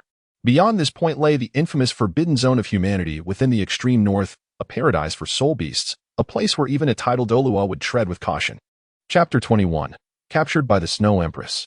Xiao Tian. Just a step further is the extreme north, Chen Xin stated, sheathing his 7-killing sword. Once we enter the extreme north, everything will depend on you. Do not underestimate any soul beast you encounter, until you break through to Soul Sovereign. I shall not assist you unless you are in grave danger. This is your own trial. Master, I will exercise caution, came the reply. Ling Tian gazed resolutely at Chen Xin, determined to transcend and become a soul sovereign this time. At this moment, within the ice and snow temple of the extreme north, the Father God. The moment Ling Tian stepped into the extreme north, the Snow Emperor, still in the midst of her cultivation, abruptly opened her eyes. Her icy gaze now filled with astonishment and elation. Shortly thereafter, she vanished in a flash, transforming into a silvery beam of light that disappeared from the Great Hall. 2 days later, at the outskirts of the extreme north, Ling Tian brandished the Frosty Melody Sword, standing face to face with a frost snow bear of a millennium-old caliber. With a thunderous roar, the frost snow bear, having circled around, could no longer contain its ferocity and lunged forward with its 4 claws, emanating a menacing aura. Clang. API call failed with status code 429. Error. Code. For 29. Message. Resource has been exhausted, e.g. check quota. Status. Resource exhausted, seizing the opportunity. Ling Tian executed a precise thrust of his sword, pivoting on his wrist, while the blade, held firmly at his sides, sliced forward in a graceful arc. With a swift and decisive movement, he delivered a devastating blow that created a gaping wound in the chest of the giant bear. Then, with a tremor of the blade, he severed its vital essence entirely. With a heavy thud, the massive creature collapsed, its vitality extinguished. Ling Tian sheathed his weapon, continuing on his path. This marked the 3rd 1,000-year soul beast to fall beneath his sword. In each of these encounters, he had relied solely on the foundational sword techniques imparted by his mentor. The sword Douluo, utilizing the most fundamental actions: thrusting, slashing, flicking, hooking, dotting, sweeping, propping, intercepting, pushing, and collapsing, honing his skills against the 3 formidable 1,000-year soul beasts. Indeed, his swordsmanship was proficient. Although his soul power was merely at the 29th level, ordinary 1,000-year soul beasts proved no match for him. Floating in midair, Chen Xin observed with admiration as Ling Tian effortlessly dispatched the 3,000-year soul beasts, a smile of approval gracing his lips. He was indeed a worthy disciple. After regaining a measure of strength with some sustenance, Ling Tian gazed ahead, murmuring softly to himself, I should be nearing the inner zone now. It is time to delve deeper. Ordinary 1,000-year soul beasts no longer sufficed for his ambitions, and the quality of the beasts in the outer region was generally low. To ascend to the rank of Soul Sovereign, he required stronger adversaries. Thus, entering the inner zone was an inevitability. Ling Tian furrowed his brow, sensing that the number of soul beasts seemed to have diminished. After 2 days of delving deeper into the extreme north, he discovered that encounters with millennium-level soul beasts had become increasingly rare, even fewer than during his initial forays into the periphery. Suddenly, a chilling wind swept towards him. Alarmed by the unsettling situation, Ling Tian retreated several steps, gripping the ice crystal frost sword tightly in his hand. Xiao Tian, stand behind me. Chen Xin appeared suddenly before Ling Tian, slicing through the gust of cold air with a single stroke of his sword. He had already entered a state of readiness. The 7-killing sword standing solemnly before him, his expression serious as he focused intently on the unseen threat ahead. He sensed an aura nearby that rivaled his own. Teacher? The situation has changed. We must leave at once. Though they had yet to identify their adversary, Chen Xian felt a pang of unease in his heart. To avert any unforeseen calamity, he decisively resolved to escort Ling Tian out of the extreme north. Release him. A cold voice pierced through the layers of ice and snow, echoing ominously in the ears of the sword Douluo, imbued with a palpable sense of warning. Who are you? The sword Douluo frowned, stepping forward with his sword drawn. Scanning the surroundings. I'm Chen Xian, elder of the 7 Treasure Glazed Tile School. Might I request a dialogue with you? No response came. Moments later, Ling Tian's gaze fell upon a figure approaching gracefully, a woman clad in white. With each step she took, a patch of ice formed beneath her delicate feet, lifting her as she glided forward. Ling Tian suddenly reminded, Teacher, look over there. Chen Xian furrowed his brow, a human woman? In his recollection, there was no title associated with a female Douluo. Could she be a hidden powerhouse? Your Excellency, Father God? The Snow Empress gazed excitedly at the boy behind Chen Xian. She then waved her hand, and Ling Tian felt a darkness envelop him, and the next moment, he lost consciousness and uncontrollably flew toward her. By the time Chen Xian noticed, the unconscious Ling Tian was already lying behind the Snow Empress. Ling Tian, the 7-killing sword appeared in response, its surrounding sword aura swirling, intent on targeting the Snow Empress. However, due to Ling Tian still being in the Snow Empress's grasp, Chen Xian ultimately suppressed the fury within him and refrained from acting rashly. What is your intention, Your Excellency? Human Soul Master, leave this place. Simultaneously, the Snow Empress cast a cold glare at Chen Xian, a flicker of disdain crossing her eyes. She detested humans. It was those despicable beings who had caused the catastrophic calamity in the extreme north, had it not been for Father God wielding that sword. The extreme north might have long ceased to exist. Were it not for Ling Tian's sake, she would have expelled Chen Xian long ago. Human Soul Master. Chen Xian suddenly surmised her identity as a 10,000-year level soul beast monarch, and not just any ordinary 10,000-year soul beast, for otherwise, he would not have felt that sudden heart-pounding sensation. Release my disciple, and we shall depart immediately. After calculating his odds of victory in silence and realizing he was outmatched, Chen Xian had no choice but to concede. The Snow Empress frowned, her expression displeased as she glared at Chen Xian. You wish to take Ling Tian? What a joke. Suddenly, she unleashed a palm strike, one of the Snow Empress's 3 ultimate techniques, the Great Cold without snow, enveloping Chen Xian with an overwhelming tempest of ice and snow. What immense power! Even as a peak 96 level Douluo, Chen Xian felt insignificantly small in the face of the Snow Empress's palm. That strike resembled a mountain, rendering him as fragile as an insect before it. 7th Soul Skill, 7 killing true body. 8th Soul Skill, move mountains and fill seas. 9th Soul Skill, Divine and Demon Dual Slash. One by one, formidable soul skills were unleashed from the sword Douluo's hands. At that moment, he could no longer attend to anything else, devoting all his focus to countering the Snow Empress's strike. Yet, the Snow Empress held back. The Imperial Palm would only be effective if it struck its target. Her attack aimed at the sword Douluo was merely a fade, at most causing him to faint for a while. After the strike, the Snow Empress disregarded Chen Xian, scooping up the still unconscious Ling Tian and vanishing amidst the swirling snow. Chapter 22. You are me. Yet I am not you. A tear silently slipped from the corner of the Snow Empress's eye. Father God, you have finally returned. The Ice and Snow Divine Hall. Where is this? Awakening slowly, Ling Tian opened his eyes, gazing around in bewilderment. Father God. A warm embrace pulled him back to reality, looking down. He saw the woman who had abducted him tightly holding him in her arms. API call failed with status code 429. Error. Code.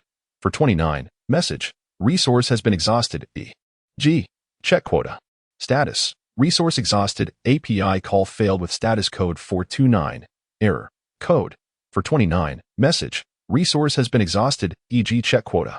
Status. Resource exhausted. Ling Tian contemplated for a moment and resolved to employ a method of contradiction to question the Snow Empress. Very well. Tell me. Apart from your so-called aura, what other means do you possess to substantiate that I am the Father God you claim to know? Since he was unable to persuade the Snow Empress, he would compel her to present evidence. After a brief pause, Ling Tian continued, If there is no evidence, I trust you will have it. A glimmer of cunning passed through the Snow Empress's eyes, and with unwavering certainty, she inquired, Your martial soul, it should be a sword, correct? Its name is Ice Clear. Frosty Melody. How do you know its name? Ling Tian asked in astonishment. The Snow Empress chuckled softly. This is of utmost importance to you, Father God, naturally. I am aware. It was through ice-clear, frosty melody that I sensed your presence. Ling Tian took a deep breath, suppressing the astonishment within him as he continued. Although Snow Empress, you have correctly guessed my martial soul, I am still the Father God. The Snow Empress interrupted Ling Tian, her tone brimming with confidence. Please accompany me to a certain place. Once we arrive, everything will become clear to you. Moments later, the Snow Empress led Ling Tian out of the ice and snow divine hall, stopping before an even more towering and magnificent palace. What is this? Ling Tian stood frozen, gazing at the grand edifice. The imagery from his martial soul awakening resurfaced in his mind. He had seen this palace before. The very one he glimpsed in the illusion during his awakening. Could it be that what the Snow Empress spoke of is indeed true? The faith of Ling Tian began to waver, casting doubt upon the veracity of the Snow Empress's words for the first time. This is the Ice Goddess Palace. Once your abode. Meanwhile, the Snow Empress approached the grand hall, gracefully flipping her wrist to conjure a snowflake-shaped ice crystal in the palm of her hand. She then pressed the crystal into the groove of a nearby stone pillar. With a resounding click, the previously sealed doors finally swung open. Father God? He is coming. API call failed with status code 429. Error. Code. 429. Message. Resource has been exhausted, e.g. check quota. Status. Resource exhausted. As Ling Tian stepped into the grand hall, the doors closed automatically behind him. Soon after, a beam of blue light began to flicker from the ceiling, guiding Ling Tian toward the throne at the farthest end of the room. It beckoned him to take a seat. The moment Ling Tian settled upon the throne, the guiding blue light suddenly coalesced into a long sword. And before he could comprehend the situation, a surge of brilliance flooded into his forehead. In the realm of consciousness, Ling Tian followed the blue light and entered his own awareness for the first time. He beheld the blue light gathering into a figure who, with a tone of regret, lamented the necessity of employing such a contingency after having prepared so many hidden cards. Ling Tian fixed his gaze intently upon the man before him. You must be the Father God spoken of by the Snow Empress, correct? So, who exactly are you? The man seemed to find this question amusing. He murmured to himself for a moment before responding, I am you. Yet the current version of you is not me. What do you mean by that? You will soon understand, he replied enigmatically. Such matters cannot be elucidated in just a few words. It is better for you to discover it for yourself. With that, the man suddenly appeared directly in front of Ling Tian. He then pressed 2 fingers against Ling Tian's forehead, and as his form began to fade, a cascade of blue light continuously flowed into Ling Tian's being. Ling Tian's forehead was drenched in sweat as he let out a pained roar. He felt an unsettling fullness in his head, as if it were about to explode. At last, my task is complete. Simultaneously, as the azure light emanating from the man flowed entirely into Ling Tian's being, a visage identical to his own emerged beneath the radiance. However, it soon faltered and dissipated completely. An hour later, Ling Tian finally opened his eyes, dispelling the confusion that had previously clouded his gaze, replaced now by a glimmer of profound understanding. So, it is true. He comprehended everything. The individual in the realm of consciousness had spoken correctly. He was indeed a fragment of his own memories. The Father God referred to by the Snow Emperor was undeniably him, or rather, the incarnation of his former self, who, hundreds of thousands of years ago, had ascended to divinity as a soul beast, creating the Ice God title as its inaugural and final deity, Ling Tian. In the past, he had traversed into the world of Douluo continent as a soul beast. Aware of the unfolding narrative, he had decisively chosen to transform and cultivate anew, shedding his identity as a soul beast to ultimately triumph in the divine realm. Prior to his ascension, he had left behind this memory within his original palace. After all, even in the divine realm, peace was not guaranteed, and considering his unique identity as a reformed soul beast, this act served as a safeguard for himself. Should he face an unforeseen demise, he could rapidly grow anew with the aid of these memories. The recollection that Ling Tian had just absorbed constituted the entirety of the memories he had left behind before his ascension. However, the memories leading up to his demise remained a blank slate. At that time, constrained by his status in the divine realm, he could not descend and thus could not retain any memories. Nonetheless, this did not imply that the memories of his downfall were irretrievable. The fact that he still remembered the events of his past life on Earth suggested that those memories had been severed. After all, how could he possibly recall his previous life? Therefore, as his cultivation advanced in the future, he should be able to recollect those lost memories. Chapter 23. Ling Tian and the ice god within the ice god palace. Ling Tian let out a relieved sigh. During his fusion with this memory, his greatest fear had been that his own memories would be overwhelmed by the immense recollections of the ice god Ling Tian, transforming him into the ice god. Yet, this did not come to pass. His consciousness had always remained that of Ling Tian, not the ice god Ling Tian, while a new memory had emerged within his mind. The primary essence of his memories still belonged to this incarnation of Ling Tian. The memories of the previous ice god were akin to a lengthy novel he had read. Although the content was rich and filled with captivating experiences, he only retained a few key elements, with the vast majority of trivial experiences occupying but a corner of his mind. The remainder primarily consisted of insights about rare treasures and cultivation techniques for rapid advancement, which would not affect this incarnation of Ling Tian, nor would they transform him into the former ice god. Ling Tian remained steadfast. Moments later, with a resounding boom, the grand doors of the inner hall swung open from within. Gazing at the Snow Empress, who stood at the threshold with eyes brimming with anticipation, memories of her began to resurface in Ling Tian's mind.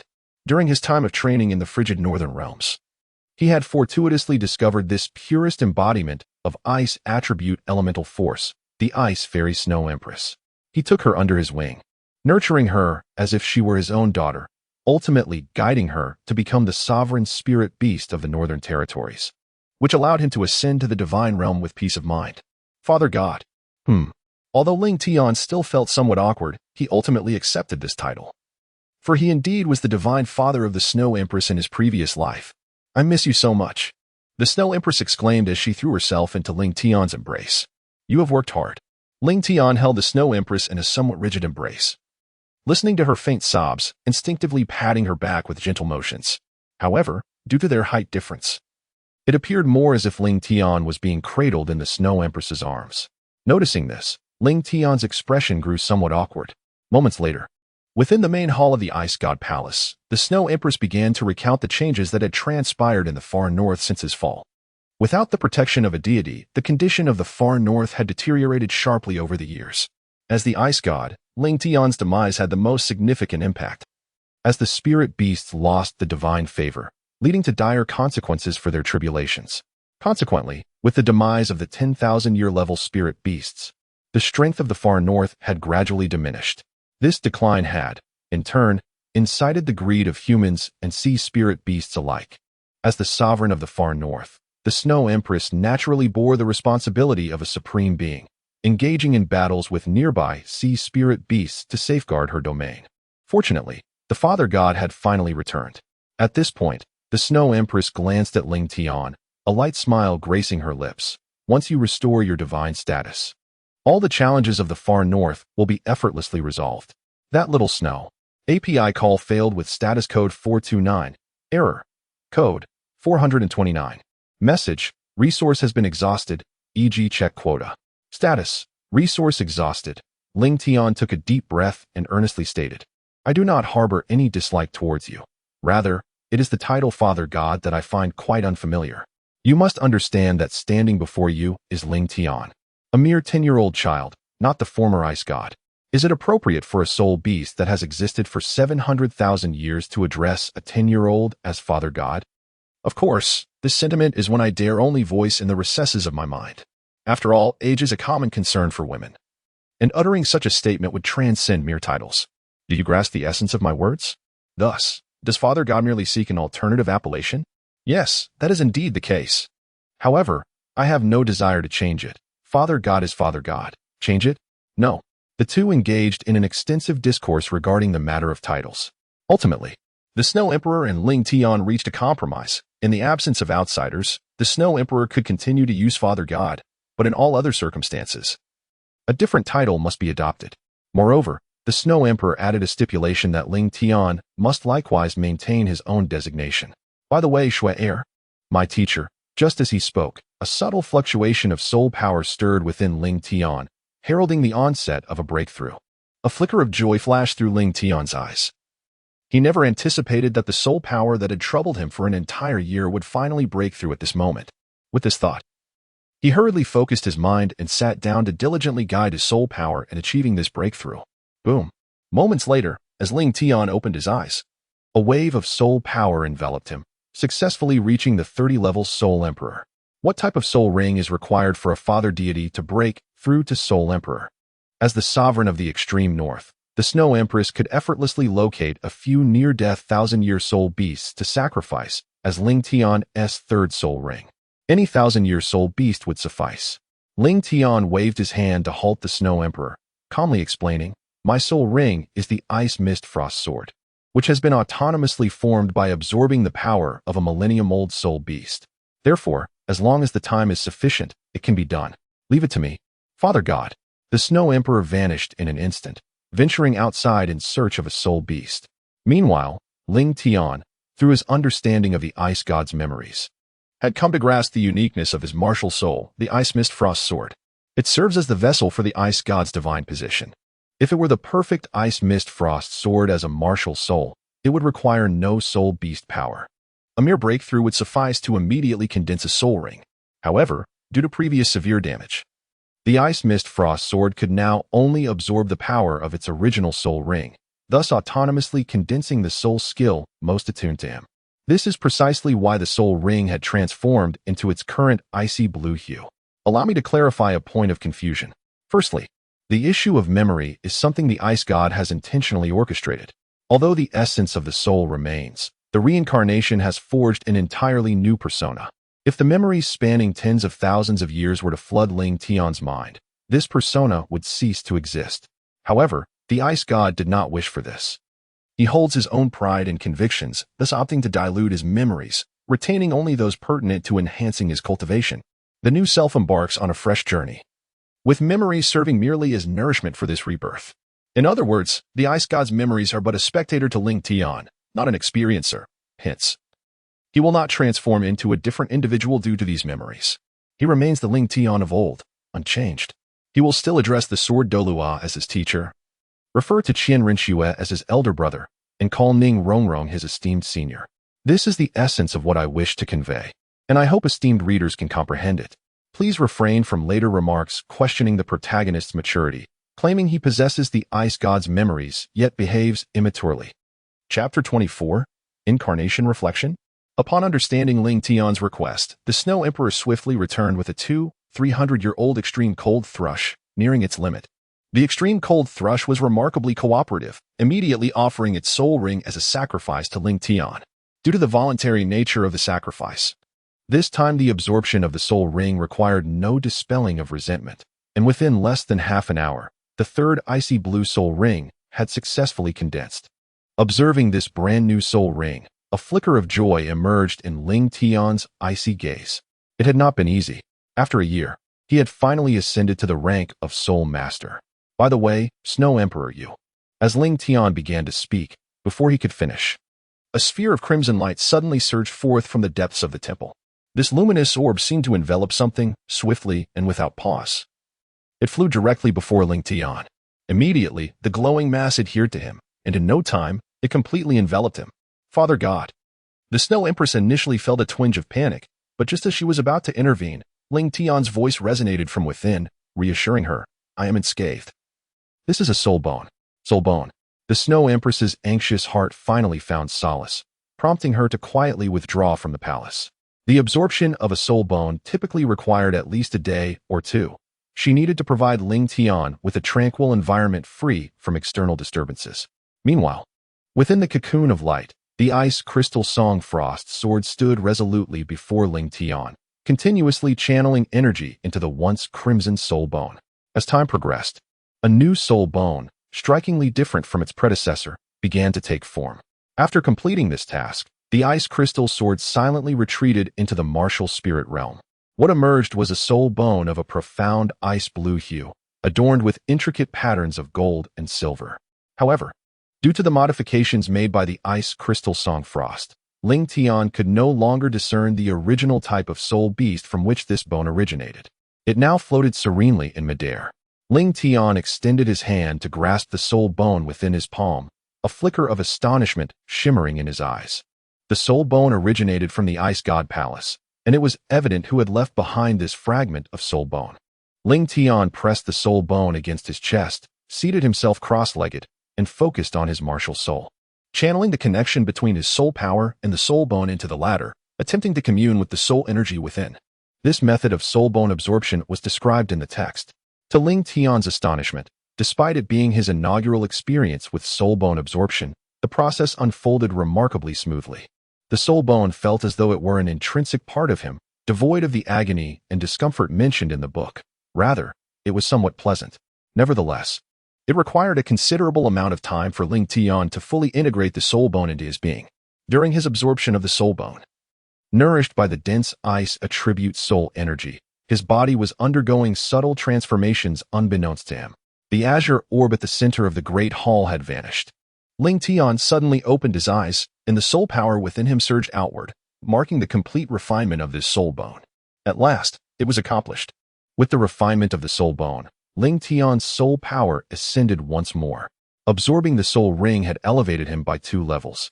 And with the refinement of the soul bone, he soared another 2 levels. In less than 2 days, Ling Tian's soul power had reached level 34. However, at this moment, his attention was solely focused on the soul skills. The 3rd soul ring granted him a new soul skill, along with the 2 additional skills from the soul bone, resulting in 3 new abilities to master. The 3rd soul skill, Ice Glint Sword Flash, and the 2 skills attached to the soul bone, Snow Transformation and Extreme Cold Ice Armor. Ice Glint Sword Flash allows the user to ignore space and distance within a 50-meter range. Soul Masters can expend a small amount of soul power to instantly arrive at their destination, but each instance of teleportation doubles the soul power consumed from the previous attempt, leading to increasingly rapid depletion with each use. The Soul Bone skill, Extreme Cold Ice Armor, is a defensive-type technique that consumes 10% of the user's soul power to manifest an armor that enhances defensive capabilities by 100%. Alongside a minor boost in offensive power, albeit at the cost of a 30% reduction in speed. Lastly, the Soul Bone skill, Snow Transformation, brought him immense joy. As the name implies, it allows the summoning of a controllable, yet intangible, avatar. While it may seem merely an auxiliary skill without significant merit, Ling Tian recalled his 2nd soul skill, Ice Crystal Mirror, which leaves an ice crystal reflection in place. Upon observing this skill, he pondered whether the combination of these 2 abilities could yield a genuinely manipulable doppelganger. He felt the potential was considerable. Practice is the sole criterion for testing truth. Without the courage to attempt, the outcome remains unknown. With a thought, the Ice Glint Sword materialized. Ice Crystal Mirror, Snow Transformation. Subsequently, the 2nd soul ring illuminated, and Ling Tian summoned a mirror doppelganger.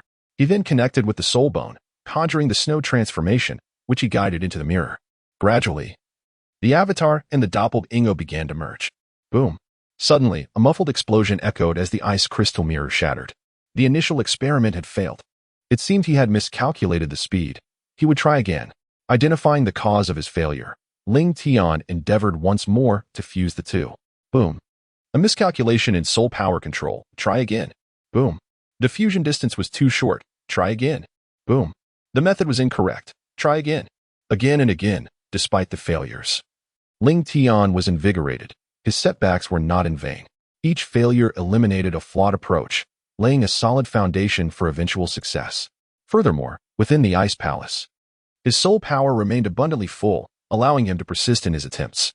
Thud, thud, thud.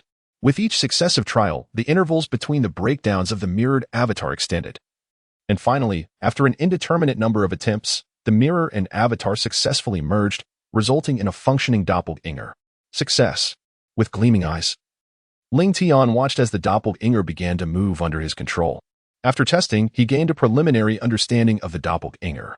Firstly, its strength resided at the level of a great soul master, 1 tier below his own, and it could not employ soul skills, relying solely on physical combat.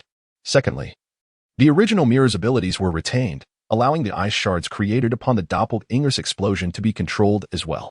Lastly, regarding duration, the recent experiments revealed that the doppelganger could be sustained for a maximum of 10 minutes. If engaged in combat, the consumption of soul power would accelerate, resulting in an even shorter duration. A commendable soul skill, albeit with notable limitations, yet overall, it proved to be quite practical. And Ling Tian felt a sense of satisfaction with it.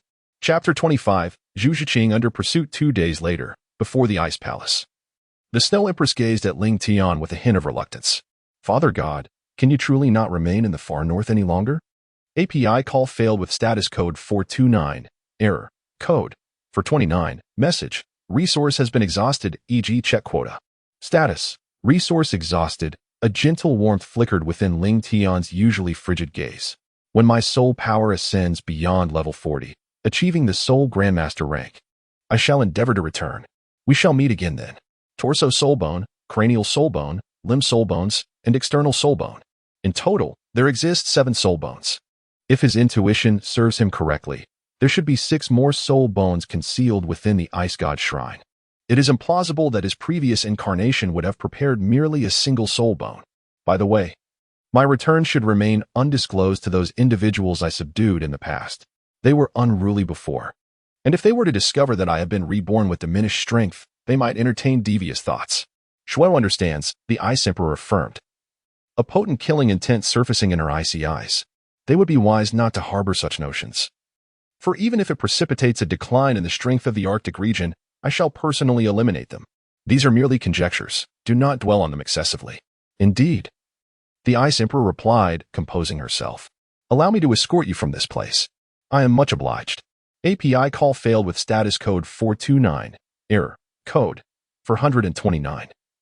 Message. Resource has been exhausted, e.g. check quota. Status. Resource exhausted. Ling Tian entered a commercial establishment and placed his token, emblematic of his status as a true disciple of the 7 Treasures Glazed sect, upon the counter. Please wait a moment, exclaimed a young attendant, who swiftly took the token and hurried upstairs, not daring to delay for even a second.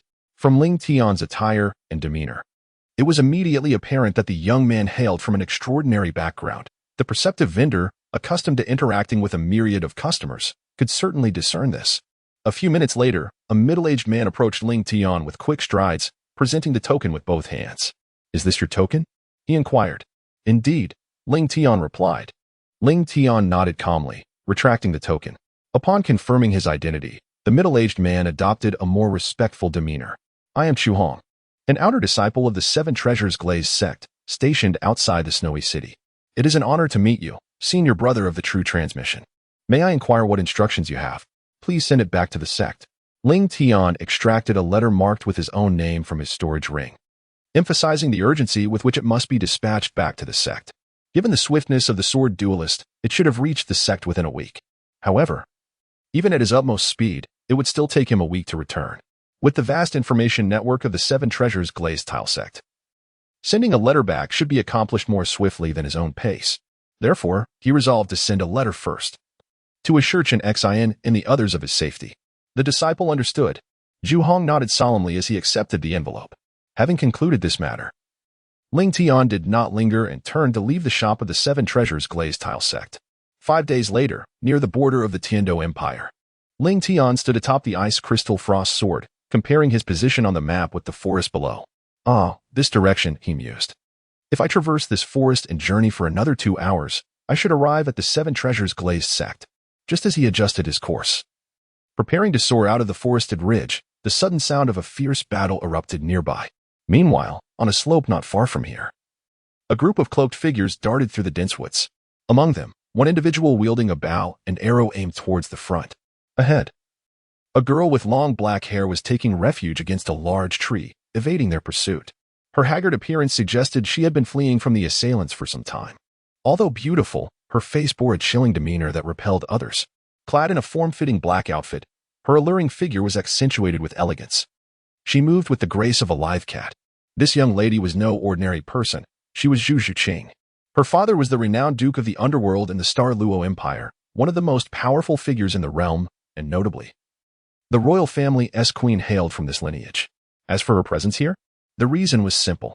She sought her timid betrothed, the cowardly 3rd prince of the Starluo Empire, Dai Mubai, who had abandoned her to face hell alone.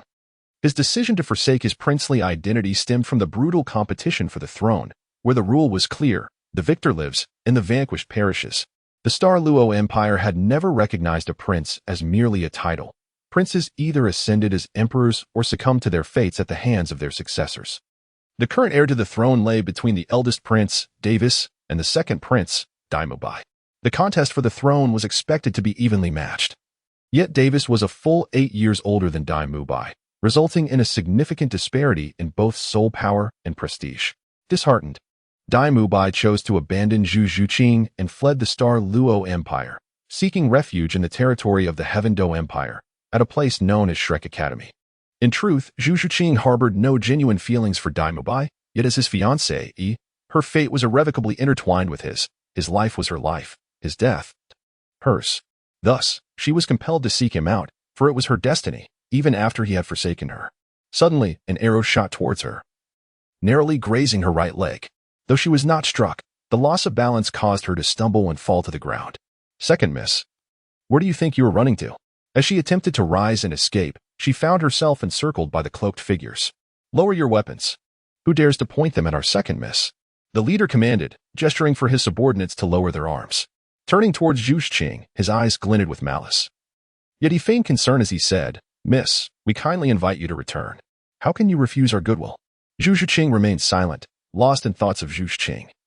The lady they referred to as the eldest Mississippi Chapter 26, I have returned. Zhu Zhuqing surveyed her surroundings, realizing she was trapped with no path forward or back. Escape was impossible. Even if she could fly, she would find herself inescapably ensnared. Was she truly to perish here without confronting that coward? Without asking him why he had abandoned her, why he had left her alone in that hell? Farewell, Second Mississippi. As the black-clad man spoke, he wickedly summoned his martial soul, drawing his bow with Zhu Zhuqing as his target.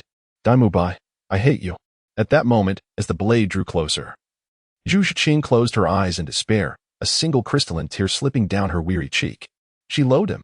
Had he not fled, she would not be in this predicament today. Simultaneously, Ling Tian, who had just arrived, witnessed this scene unfold. Initially reluctant to intervene, he was moved by the girl's despondent gaze. With a resigned sigh, he donned the half-mask he had previously worn in the Soul Arena to conceal his identity. With a swift mental command, he unleashed a sword beam from the ice crystal frost sword. Clang! The arrow, infused with soul power, was cleaved in two. Who? The leader of the black-clad figures activated his first soul skill, Eagle Eye, enabling him to perceive movements within a 30-meter radius. As the earthy yellow soul ring illuminated, his gaze sharpened, scanning the surroundings for the attacker's location. To the east, pursue, he ordered, and his subordinates obeyed. Yet, the leader remained rooted, observing Ling Tian's movements, fully unleashing his martial soul's power, bow drawn, poised to deliver a lethal strike. Where did he go? Ling Tian suddenly vanished from his sight. Just as confusion enveloped him, an unexpected chill gripped his heart. At that moment, Ling Tian stood behind him, the frost blade piercing through his heart with a swift and silent strike. Ah, Commander! The tactic of feigned retreat had been executed flawlessly. The other cloaked figures immediately reacted, swiftly turning to confront Ling Tian.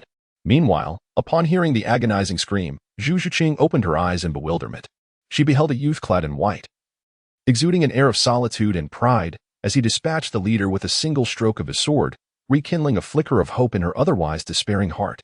Yet, the presence of over 20 soul masters made her question whether this young man truly possessed the ability to save her. However, the ensuing spectacle irrevocably transformed Zhu Zhuqing's perception of him. The sounds of despair echoed. Yet, Ling Tian offered no respite for their counterattack. Unleashing his third soul skill, Ice Frost Flash, each appearance amidst the throng resulted in the swift demise of an adversary. The azure light flickered incessantly, and the number of fallen foes continued to swell. Thud, thud. Flee, we must flee. His speed was unparalleled. Retreat, retreat, swiftly, as bodies fell one after another. The black-clad assailants were utterly paralyzed by fear, their earlier resolve to confront Ling Tian vanishing entirely. But the question lingered. Could they truly escape?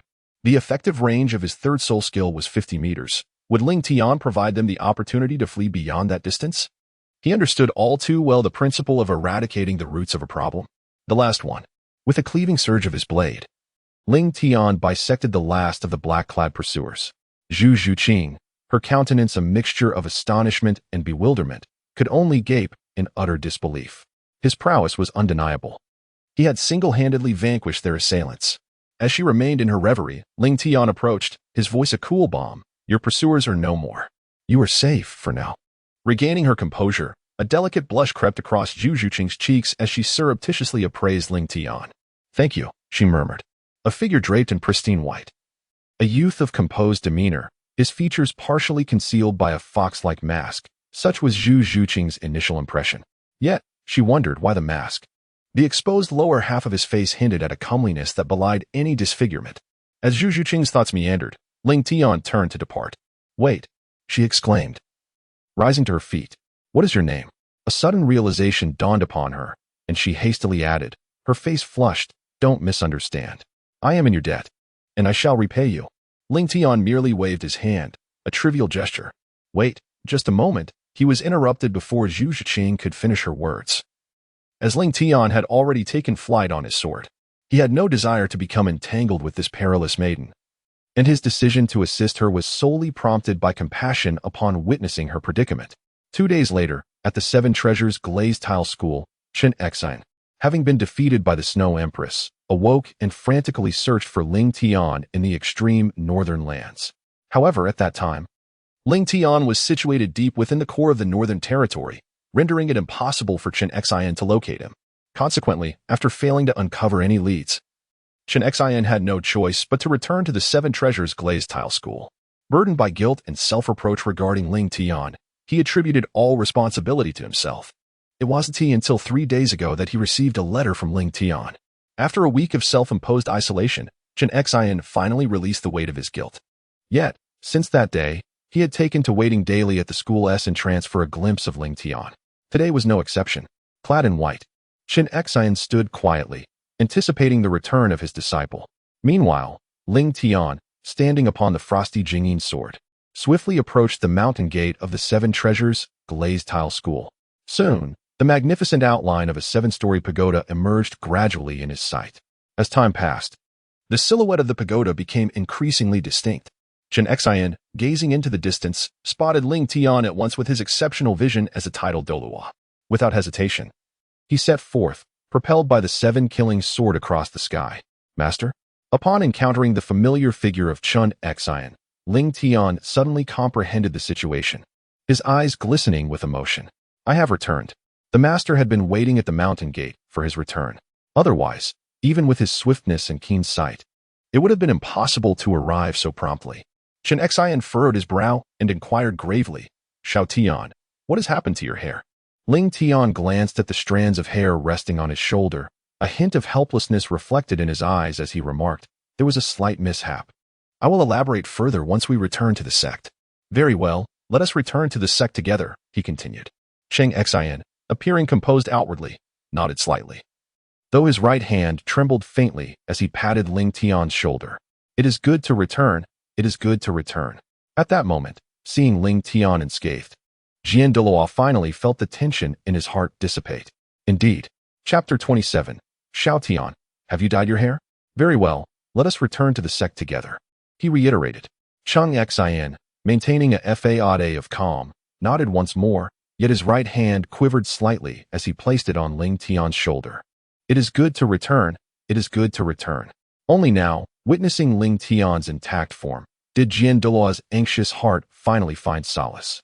A moment later, within the main hall of the Seven Treasure glazed tile sect, API call failed with status code 429, error, code, for 29, message, resource has been exhausted, e.g. check quota. Status, resource exhausted.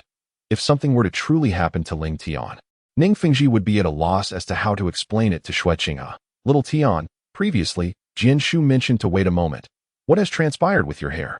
Just as Ning Fengji was about to inquire about the circumstances surrounding Ling Tian's disappearance, his gaze was inadvertently drawn to the striking cerulean locks cascading down Ling Tian's shoulders. This was also a question that Chen Exine wished to pose. He recalled that merely half a month prior, Ling Tian's hair was black. How had it suddenly transformed in hue? Had he perhaps dyed it on his journey back to the sect? Nevertheless, one must concede that the azure tresses indeed resonate more harmoniously with Ling Tian's ethereal and serene aura than the previous shade. Ling Tian turned his head, glancing at the blue hair draped over his shoulders, and, perceiving Chen Exine's concerned expression, he softly began to elucidate. "I merely experienced a moment of darkness and lost all awareness. When I regained consciousness, I found myself within a cave, with neither my teacher nor that woman in sight. After a period of recuperation in the cave, I ventured out in search of my teacher or an escape from the extreme north. Perhaps due to the trials I had previously endured, I finally achieved a breakthrough to the Soul Sovereign level while in the cave. Additionally, during my search for direction, I managed to hunt a 2,000-year-old ice crystal scorpion. Just as I was absorbing the soul ring and preparing to continue my journey, I unexpectedly discovered a soul bone located in the torso region. After assimilating it, I found my hair had transformed into its current state. Ling Tian glossed over the details of his encounters with the Snow Empress and the Ice God. Despite the benevolence shown to him by the Seven Treasure Glazed Tile School, the intricacies of that matter were too convoluted to be revealed to anyone at present. Therefore, he fabricated a partly truthful narrative. Ling Tian, you were far too audacious. The sword Douluo interjected, his tone laced with stern admonishment. To venture into the far north alone to absorb a spirit ring. What if you had been assailed by spirit beasts? Master, Ling Tian, your master speaks sagely. Survival is paramount. With both myself and Qinshin at your disposal, we can procure any spirit ring you desire. Henceforth, you must never be so reckless. Undertaking such perilous endeavors is strictly forbidden from this day forward. Ningfengji, Qinshin, and Gu Rong, all wearing expressions of grave concern, chided Ling Tian for his imprudence and the potential ramifications of failure. They genuinely regarded Ling Tian as one of their own, valuing his well-being above any spirit ring or spirit bone. Master, Uncle Ning, Grandpa Gu, I promise it shall not happen again. Ling Tian also understood this point. Thus he has been actively acknowledging his mistakes and pledging never to repeat them again. After a lengthy admonition lasting half an hour, the group finally approached the conclusion. Ling Tian hastily seized the opportunity to divert attention by introducing his newly acquired soul skill. Teacher, Uncle Ning, Grandfather Gu all have faith in me. The enigmatic Ling Tian caught the curious glances of Chen Xian and others.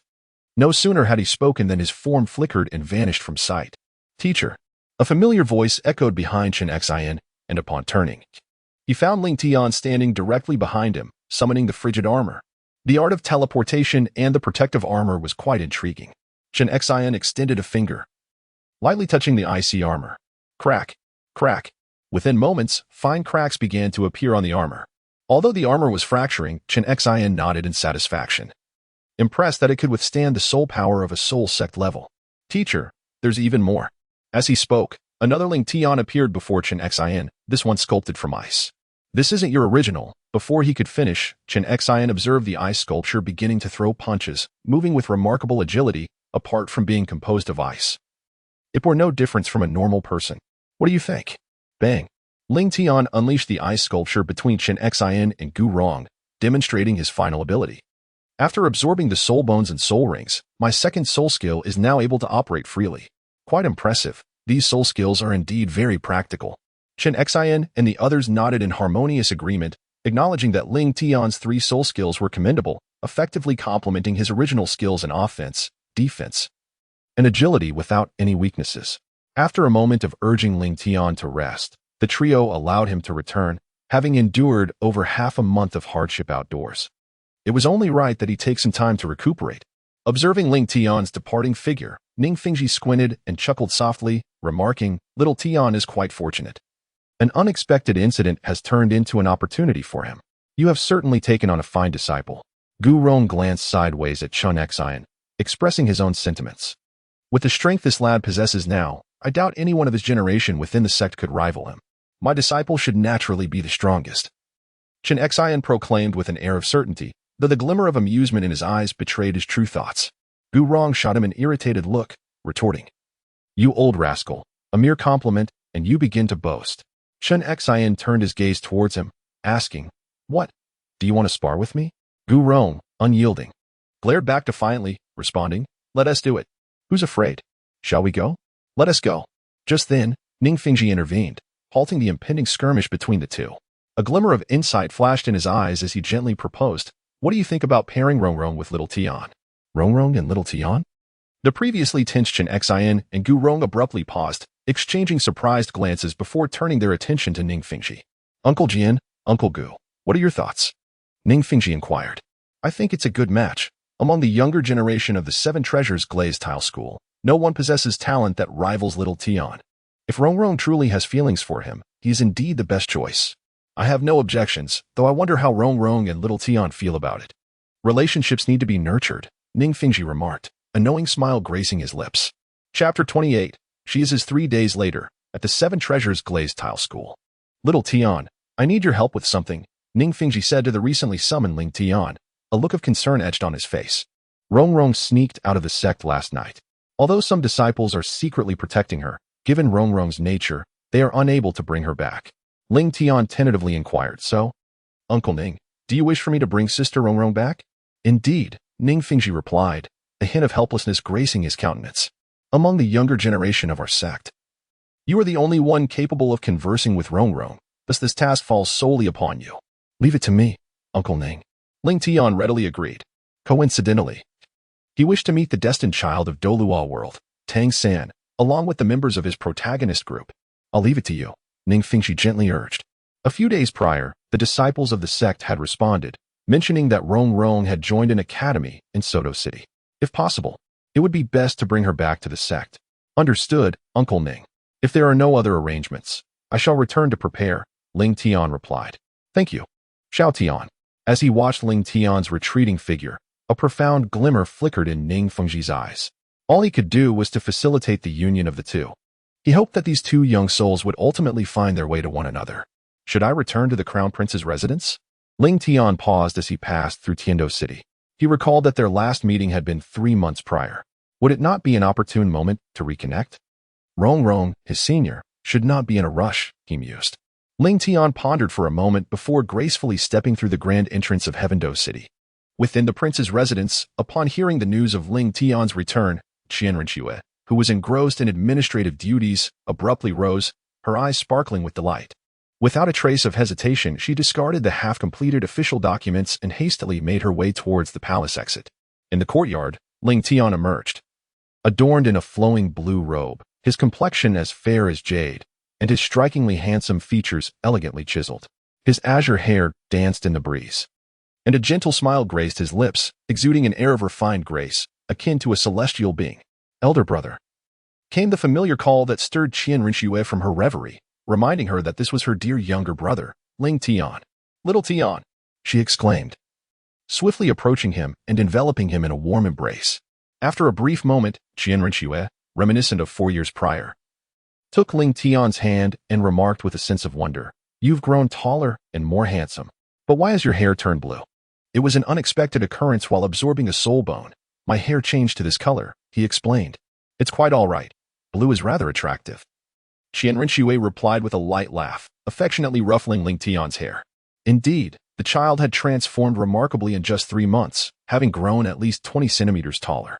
Fortunately, his demeanor remained unchanged, still as endearing and close as in his childhood.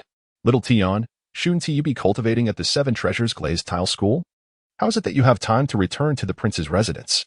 Let us set that aside for now. Ling Tian blinked, a hint of pride gracing her features as she gazed at Qianrenxue. Brother Crown Prince, can you guess what level my soul power is now? You would never guess. I have reached the 34th level of Soul Master. Before Qianrenxue could respond, Ling Tian could not contain her excitement and revealed her achievement. Qianrenxue looked at her in astonishment. 34. He recalled that Ling Tian had been stuck at the 29th level for an entire year, yet here she was, having surged through 5 levels in just 3 months. A 10-year-old soul master, she might even surpass the golden generation cultivated by that woman in the spirit hall. Little Tian, your soul power. Suddenly, a thought struck Qianrenxue, and his expression shifted as he tightly grasped Ling Tian's arm, urgently inquiring, have you resorted to any forbidden methods to achieve this breakthrough? Brother Crown Prince, where are your thoughts wandering? Ling Tian cast a glance at Qianrenxue and then proceeded to reiterate the matters concerning the soul bone and soul ring. Understanding dawned upon her, and Qianrenxue secretly sighed in relief. Nonetheless, she earnestly cautioned, Little Tian, you must remember that there are no shortcuts to enhancing your soul power. Otherwise, you will inevitably pay the price in due time. Elder brother, I will not, came the assured response. API call failed with status code 429. Error. Code 429. Message. Resource has been exhausted, e.g. check quota. Status. Resource exhausted. Ling Tian let out a sigh of regret, resting his hands on the table and lifting his head as he said, I returned this time just to see you. Soon I must depart for Soto City. Such haste? Indeed. Senior sister Rong has sneaked out of the sect, and Uncle Ning has asked me to bring her back as swiftly as possible. Then, Little Tian, please wait here for a moment. I shall fetch something for you. Qian Rinxue suddenly recalled something, gently tousled Ling Tian's soft blue hair, and rose to head into the house. Moments later, Qian Rinxue returned, presenting a light brown box to Ling Tian. Brother Prince, what is this? Open it and see. Creak. As the wooden box was opened, a delicate blue ring emerged, adorned with an elegant ice phoenix entwined around it. Ling Tian regarded Qian Rinxue with a puzzled expression. A ring? She had previously given him a spatial ring, which he was currently wearing. What was the significance of this additional ring? Qian Rinxue, perceiving Ling Tian's bewilderment, elucidated softly. The previous spatial ring possessed a rather limited capacity of only 20 cubic meters. This phoenix ring, however, boasts 5 times the space of the former. This ring was procured at an auction. I was invited to attend a grand auction, and this pair of rings was the third to last item to be presented. Indeed, a pair. One is the phoenix ring, adorned with an ice phoenix, and the other is the ring, embellished with an ice. Furthermore, the spatial dimensions of these 2 rings are interconnected. Upon beholding the ring, I decisively acquired it, intending to bestow one upon you and retain the other for myself. However, due to the critical juncture of the plan targeting Shuiyi, I, as the executor of the annexation plan for the Heavendo Empire, was temporarily unable to leave and deliver the phoenix ring to you. 5 times? 5 times 20 cubic meters equates to 100 cubic meters. This space is remarkably vast, isn't it? Come, Ling Tian, allow me to place it on your finger. As she spoke, Qian Rinxue clasped Ling Tian's right hand, retrieved the ice blue phoenix ring, and placed it on Ling Tian's middle finger. By adorning him with her ring, he was now hers, she mused, recalling the ring resting in her study. A contented smile graced Qian Rinxue's lips. Chapter 29, Qian Rinxue and Ling Tian. What is it, Ling Tian? Nothing, it's nothing. Ling Tian initially intended to comment on the improper placement of the ring. However, upon reflection, he realized that the customs of Douluo continent might not align with those of Earth, thus Snow Ching's choice to wear the ring on his middle finger was understandable. Consequently, he dismissed the matter as trivial.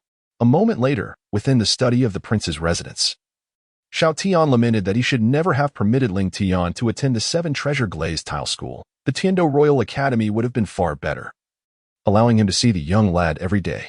The thought that the young boy had transformed into a youth filled Qian Rinxue's beautiful eyes with regret. She regretted her decision to send Ling Tian to the 7 Treasure Glazed Tile School for study. If she had kept him close, she could have witnessed his growth over the past 4 years, rather than having to hurriedly bid farewell today. No. She needed to find a reason to bring Xiao Tian back. Qian Rinxue murmured to herself, resolving to approach Ning Fengji in a few days to reclaim her young one. For years were already too long to be away from him. What was the purpose of keeping him at the 7 Treasure Glazed Tile School? The lad had matured and was no longer as adorable as before, but he had certainly become quite handsome. A faint blush crept across Qian Rinxue's delicate face as she recalled how the young boy had silently transformed into a cool and striking young man, impossible to overlook. What is the matter? Upon seeing the Soul Douluo emerge from the shadows, Qian Rinxue regained her composure. Your Highness, she long said, bowing solemnly. Someone from the Hall of the Pope wishes to see you. The Hall of the Pope? Qian Rinxue hesitated for a moment, but quickly regained her calm demeanor. Let him in. Understood. Shi Long slowly retreated. A few minutes later, Yu Guan, I greet you, Your Highness. Yu Gongfeng, I did not expect you to send your trusted aid. Qian Rinxue's voice, now restored to its natural melody, flowed like a gentle stream, clear and ethereal, surpassing any melody of time. His Holiness is aware that your plans have reached a critical juncture and has sent me to assist you, Yu Guan replied respectfully, cupping his hands. Humph. Qian Rinxue scoffed disdainfully. I suspect she sent you here to steal my credit. Yu Guan momentarily found himself at a loss for words, unsure of how to respond. Steal credit? Had he miscommunicated? How could he possibly vie for recognition with Qian Rinxue? Moreover, her tone suggested something was amiss. Weren't she and the Pope supposed to be mother and daughter?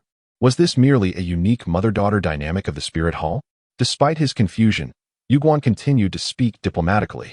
Your Highness thinks too much. His Holiness is genuinely concerned about you and keeps a watchful eye on your endeavors. Enough. A flicker of disgust crossed Qian Rinxue's eyes. If there is nothing else, kindly take your leave. Shi Lao will escort you out. His Holiness has heard that you have been particularly attentive to a young boy in his teens in recent years and has sent me to inquire about your intentions, as well as to ascertain whether this boy may impact your plans. Observing Qian Rinxue's quick temper, Yu Guan hastily divulged the details of his mission. How does she know? Qian Rinxue's gaze trembled slightly, but she quickly regained her composure. It made sense. She was the Pope of the Spirit Hall, whose influence spanned the continent. And the city of Tiando would surely have her informants. The sudden appearance of a child in her life was hardly a secret, with minimal inquiry. She could uncover the truth. What else did she instruct you to convey? His Holiness also wished to remind you not to forget your duties. Yu Guan glanced at Qian Rengshu, cautioning her not to let certain individuals hinder the great cause of the Spirit Hall, or else. Qian Rengshu suppressed her fury. Or else what? Her Majesty will take matters into her own hands to assist you in resolving any obstacles. Yu Guan quickly finished his statement and stepped aside, acutely aware of Qian Rengshu's seething anger. With a crash, a delicate teacup shattered in Qian Rengshu's grip. She dares to handle it personally? That venomous woman, Bibi Dong, is using Ling Tian's life as leverage against me. Qian Rengshu's heart burned with rage, wishing to return to the Spirit Hall immediately to confront that woman about her interference in her affairs. I am merely a messenger. Please do not direct your ire at me. Had she known the nature of the relationship between the Pope and her daughter, she would have never accepted this task, preferring to remain comfortably in the Spirit Hall like an old ghost. She can't have him, nor can I. The once calm eyes of Qian Rengshu now blazed with fury as she glared at Yu Guan, speaking each word with conviction. Yu Guan, you return and deliver this warning. No one shall touch Xiao Tian. If anyone dares to harm him in the slightest, I will ensure they face my wrath. Understood. Although he acknowledged her demand, in his heart, Yu Guan scoffed. This is a message you should deliver yourself. I can only convey the sentiment. He was merely a servant. Neither the Pope nor the Saintess was someone he could afford to offend. After relaying Bibi Dong's orders, he had no desire to linger in Qian Rengshu's presence a moment longer. He had discerned that both Qian Rengshu and Bibi Dong possessed fiery tempers, and in future matters concerning Qian Rengshu, he would resolutely refrain from involvement. Your Highness, Elder Shi, you may leave as well. I wish to be alone for a while. Of course. She long sighed and subsequently exited the room. Bibi Dong, Qian Rengshu murmured, a glimmering tear escaping her eye. Qian Rengshu both loathed and resented her. She could never comprehend why Bibi Dong harbored such deep-seated disdain for her since childhood. Had it not been for her grandfather, Qin Douluo, she might have perished in the snow, abandoned by Bibi Dong.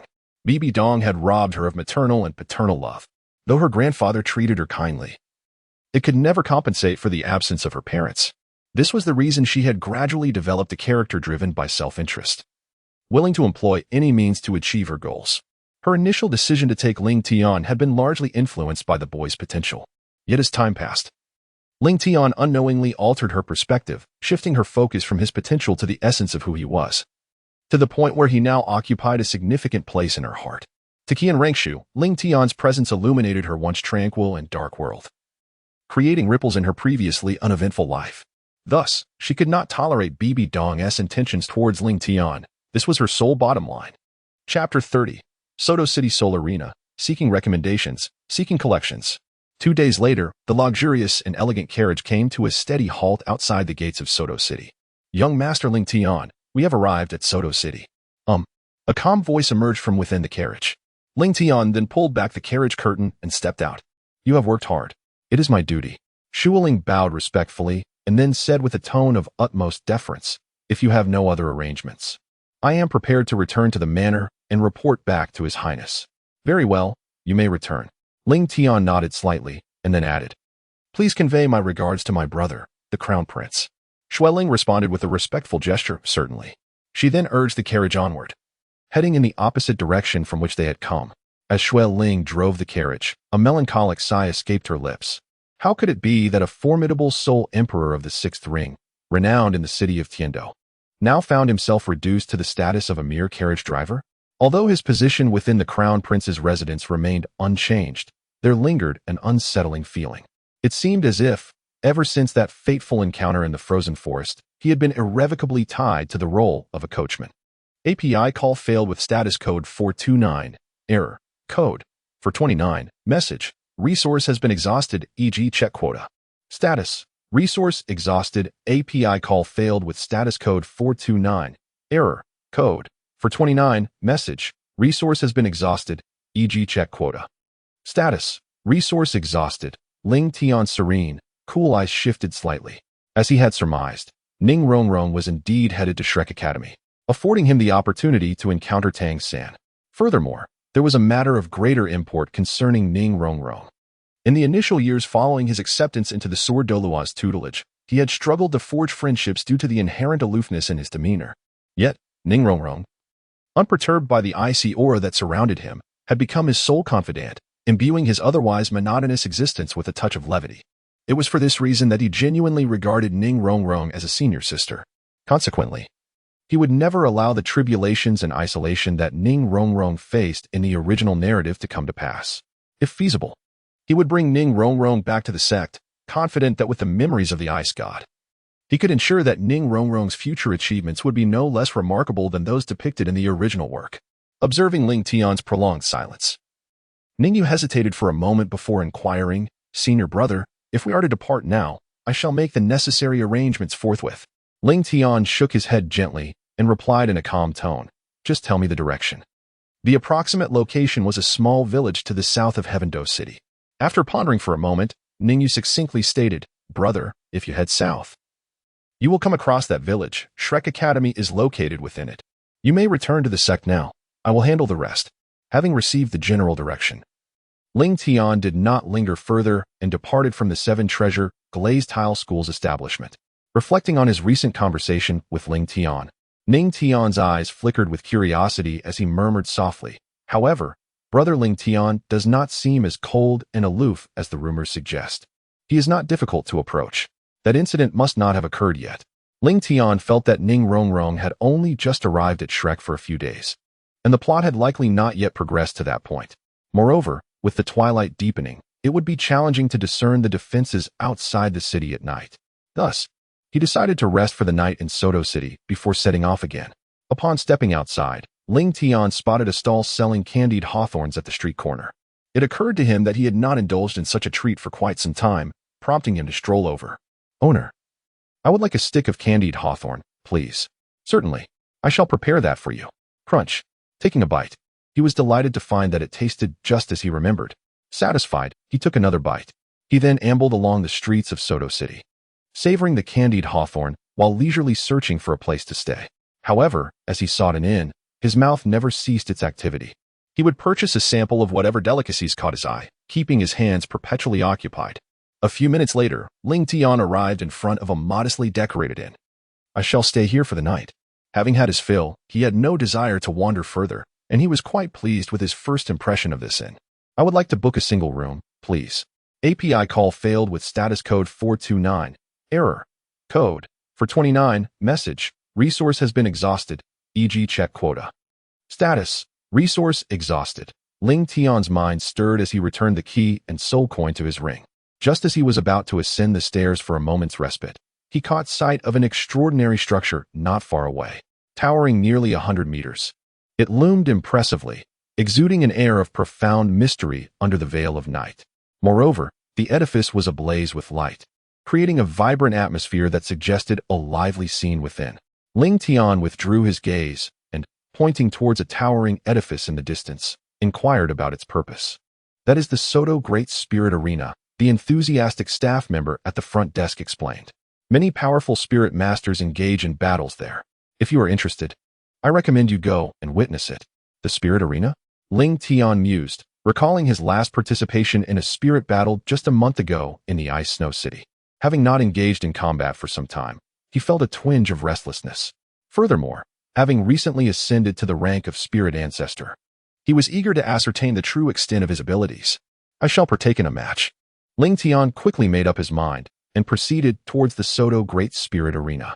As the second largest economic city in the Heavendo Empire, the Spirit Arena here, although classified as a Great Spirit Arena, boasts a grandeur and scale that far surpasses that of the Ice and Snow City. It appears to encompass at least 2 to 3 times the area of the Ice and Snow Great Spirit Arena. He hoped to encounter formidable opponents.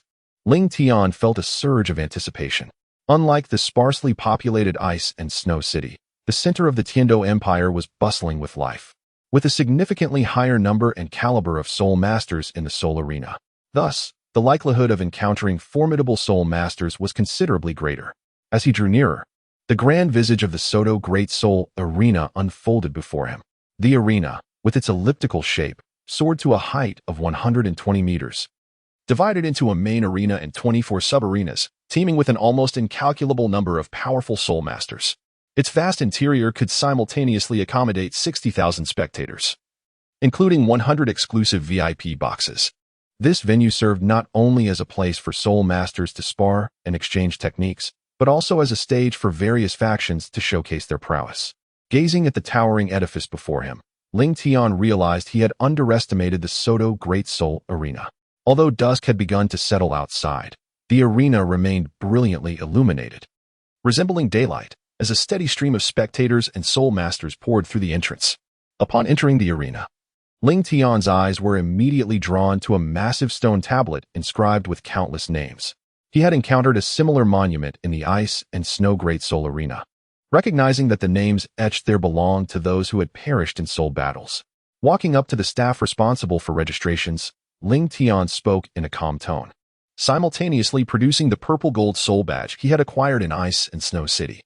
This badge served as the soul master's identification and proof of eligibility to compete in the soul battles. Only those registered with a badge could participate here. Purple gold badge. The staff member, who had initially maintained a professional demeanor, gasped in astonishment, quickly shifting to a warm tone. Sir, may I inquire what level of soul master you wish to challenge? After confirming the authenticity of the badge, her eyes sparkled with eagerness as she regarded Ling Tian. Though she had encountered soul masters bearing purple gold badges before, she had never seen such a young holder of one in her many years at the Soto Great Soul Arena. A soul master of over level 40 with a purple gold badge. After a brief moment of contemplation, Ling Tian resolved to test his prowess against the soul sect. As he had previously engaged in numerous battles with them while rescuing Zhu Zhuqing, which instilled a degree of confidence in him. Very well. Your battle is scheduled for the third match. Upon the completion of the opponent matching process by the staff, Ling Tian tucked away his purple gold medal and made his way to the rest area designated for soul masters participating in the Soto Great Soul Arena. This area was spacious, populated by numerous soul masters, yet it maintained a serene atmosphere. The arrival of the young face elicited a measure of surprise from the assembled soul masters, who, however, refrained from mockery and remained quietly focused on their preparations. Meanwhile, as Ling Tian registered and awaited his turn to enter the arena, a middle-aged man wearing glasses entered the Soto Great Soul Arena, followed closely by 4 masked youths. Xiao San, over there is the registration area. You, Xiao Wu, and Shu Qing must first obtain an iron soul medal, Tang San remarked, nodding at Dai Mubai. Before taking Xiao Wu to register for the soul medal. Qing, do you need? Before Dai Mubai could finish his sentence, Zhu Zhuqing swiftly brushed past him and headed towards the registration counter, leaving him and Ma Hongjun standing awkwardly. Ma Hongjun nudged Dai Mubai with a mischievous grin and said, Boss Dai, this isn't like you. Get lost, go register your name, Dai Mubai replied irritably, shaking off Ma Hongjun's arm and heading to a different registration area with a somewhat grim expression. At this moment, in the one-on-one arena, a middle-aged man clad in a tailcoat stood at the center. Clearing his throat, he announced in a resonant voice, Next, we shall commence the third match of the one-on-one battles at our 14th Soul Arena. They are. He paused for dramatic effect, igniting the atmosphere in the arena. The Purple Gold Soul Master, Jian Huang Bingji, who boasts an undefeated record with 231 consecutive victories, will face the seasoned Soul Sect powerhouse, Pajun Chang, who has achieved 205 victories. Goodness, it's Pajun. He must be nearing the Soul King level, exclaimed an onlooker. Does anyone know who this Bingji is? Why does he call himself the Sword Emperor? I think I've heard that name before. An over-level challenge. It's been a while since we've seen one. Let us hope it doesn't tee in too quickly. The excitement in the arena surged as the spectators eagerly engaged in discussions even before the competitors entered the stage. Ling Tian emerged habitually wearing a half-faced fox mask. Opposite him stood a soul master, slightly frail in build and seemingly in his 30s, whose penetrating gaze scrutinized Ling Tian, revealing a man with a shadowy and complex mind. Meanwhile, seated in the audience, Xiao Wu, upon hearing this, curled her lips while clinging to Tang San's arm. The Sword Emperor? This person certainly possesses audacity, daring to challenge the Soul Sect as a Soul Master. Tang San, fixated on Ling Tian on the battle platform, murmured. Since he is referred to as the Sword Emperor, he must indeed have remarkable abilities. The Sword Emperor? It's him. Suddenly, Zhu Zhuqing, sitting beside them, was taken aback, her eyes widening in astonishment as she fixed her gaze on the familiar figure below without blinking. Her formerly cold eyes now sparkled with delight. It's him. Although clad in blue attire, I still recognize that mask and weapon soul. How did he end up here? After Ling Tian's departure that day, Zhu Zhuqing managed to escape her pursuers and reach Shrek Academy, yet she had always yearned to uncover the identity of the young man who had saved her. She had thought she would never encounter him again after that day, yet here he was, in the arena. Zhuqing, what is the matter? Xiao Wu noticed something amiss with Zhu Zhuqing and inquired with concern. It's nothing, Zhu Zhuqing replied, quickly regaining her previous icy demeanor. Nevertheless, her gaze remained fixed on the young man on the stage. This time, she was determined to learn his name. At that moment, the middle-aged referee approached the battle platform. Observing that the two had assumed their stances, he confirmed briefly before shouting, "The battle begins." The first to attack was Pajun. For soul rings, 1 white, 2 yellow, and 1 purple flashed on the spear. With a deep leap, accompanied by the shimmering of the white and yellow soul rings, he thrust the Pajun spear forward. Its tip darting towards Ling Tian's face like a silver dragon.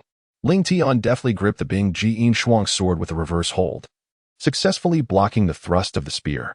With the first soul technique, continuous thrust. Immediately, a glimmer of brilliance flickered in Pajun's eyes. As the tip of his spear radiated a bright light, a series of powerful thrusts struck down relentlessly, forcing Ling Tian to retreat and create distance. Pajun, undeterred, pressed forward, his assault growing increasingly ferocious as the third soul ring illuminated. It was a dire situation. That young man had fallen into Pajun's rhythm. Alas, Pajun's 3-pronged strategy proved effective against novice soul masters on the battle platform.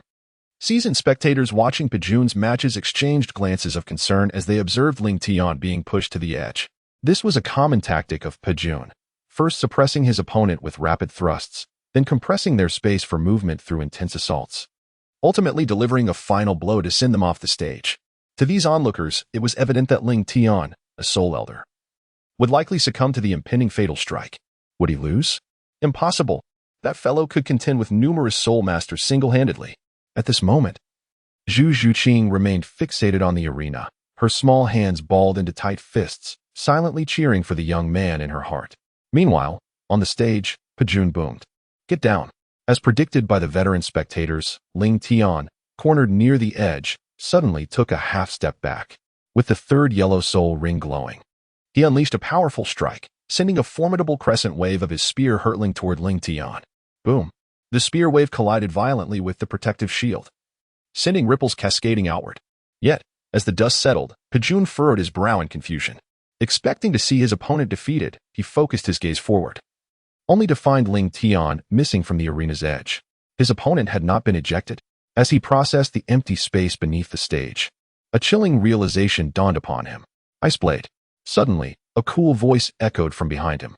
Before he could turn, a sword carved a deep, narrow wound into his back. The icy soul power flowing into him, eroding his own energy. In an instant, Ling Tian reappeared before him, the gathered power of his sword wave aimed at Pajun. What was once a certain victory for Pajun had now taken a sharp turn. The tides of battle could shift in the blink of an eye due to a moment's carelessness. Unwilling to concede defeat to a mere child, Pajun fixed his gaze on Ling Tian. "Pajun," he bellowed as the last purple soul ring ignited, causing him to swell with newfound strength and confidence. With renewed vigor, he swung his spear forward with even greater force than before. Boom! The clash of spear and sword waves resulted in a fierce standoff. The audience's attention was riveted on the two combatants, each speculating who would emerge victorious. Yet, before the spectators could reach a conclusion, Ling Tian unleashed another sword wave. The two waves colliding and shattering Pajun's spear marks, forcefully propelling him off the stage and against the protective energy barrier. With a swift reversal of tactics, Ling Tian declared, "You intended to push me out, did you? Then I shall employ your most favored technique to send you off the battle platform as well." It was over. Ling Tian's eyes reflected a hint of disappointment. He had anticipated a formidable opponent, perhaps one who wielded exceptional marksmanship or possessed a profound understanding of weaponry. Instead, he discovered merely a cunning trickster, whose adept movements suggested that his previous victories were likely attained through such underhanded means. Contemplating this, Ling Tian turned to the referee and inquired coldly, "Can we announce the results now?" Gulping, the referee hastily ascended the stage to proclaim, "The Sword Emperor, Bing Ji, triumphs with a record of 232 victories, maintaining an unblemished winning streak." Sword Emperor, Sword Emperor. After a brief silence, the arena erupted in a wave of fervent applause. 232 victories, without a single defeat. Such an accomplishment was indeed dazzling. deserving of their acclaim. Yet, seated among the audience, Zhu Zhuqing remained detached. Her gaze roamed in search of Ling Tian, who had vanished from the stage immediately following the referee's announcement, leaving no trace behind. Would she once again miss her chance? Zhu Zhuqing bit her lip, her expression etched with bitterness and discontent. Zhuqing? What is the matter? Your match is about to commence. Your opponent is Xiao San, and they are calling your number. Thank you, Xiao Will. I understand. I shall head over now. With one last glance at the audience, Zhu Zhuqing descended from the stage, disappointment shadowing her departure. What could be troubling Zhuqing? Xiao Wu mused, observing Zhu Zhuqing's retreating figure with a sense of intrigue, though she could not quite articulate what felt amiss. Remarkable. At that moment, clad in a resplendent purple robe, Ling Tian sat in the audience, engrossed in the fierce duel between two soul emperors below. Both were embodiments of raw strength, one wielding the martial spirit of the earth bear, the other, the snow mountain giant ape. Their muscular forms, akin to forged steel, made every clash resonate throughout the arena with palpable intensity. Such visceral combat stirred the blood, which explained the near-capacity crowd. Yet, for Ling Tian, it was merely an observation. He held little interest in the brawny combatants. An hour later, at the entrance of the Soto Great Arena, he mused, it is time to retire for the night. Ling Tian stretched leisurely, preparing to return to the inn for a refreshing slumber. The spectacle of power-type soul masters clashing was indeed exhilarating, yet it consumed a considerable amount of time. Their strengths were evenly matched, and the quality of their martial spirits was comparable, necessitating a thorough depletion of soul power before a victor could emerge. At that moment, however, Ling Tian discerned a familiar commotion ahead. Ning Rongrong, do not test my patience. This is Shrek Academy, not your home. While others may fear your seven-treasure glazed tile school, I, Dai Mubai, am not intimidated. Anger me, and you shall experience my wrath in full measure, Dai Mubai declared. His eyes glinting with a cold light, his voice laced with menace. Recently provoked by Zhu Zhuqing, he was seething with rage, his gaze ablaze with murderous intent. It was evident he was not jesting. Ning Rongrong chuckled playfully. Oh, how frightful. She then deliberately puffed out her chest, challenging, come on. Let me see how you intend to confront me. Completely liberated from her inhibitions, the little witch of the seven-treasure glazed tile school had never known fear. How could she possibly be daunted by Dai Mubai's threats? You think you can intimidate me? Dai Mubai, I shall not tolerate your insolence any longer. The white tiger does not unleash its might for you to misinterpret it as feebleness. With that, a fierce aura erupted from within Dai Mubai, surging towards the unsuspecting Ning Rongrong. Just as she was about to be sent flying, a purple figure suddenly appeared in front of her. It was none other than Ling Tian. He swiftly extended his palm, unleashing a torrent of soul power that propelled Dai Mubai away. Mubai. Tang San and the others rushed to assist Dai Mubai. Ling Tian, junior brother, Ning Rongrong exclaimed, her eyes reflecting a glimmer of surprise upon recognizing the newcomer. Senior sister Rongrong, we shall reminisce later. Ling Tian turned her head, revealing a hint of warmth in her otherwise stern gaze, signaling Ning Rongrong to proceed while she entrusted the matter to herself. Can she even move? Although phrased as a question, Ling Tian's voice remained calm and devoid of any fluctuation.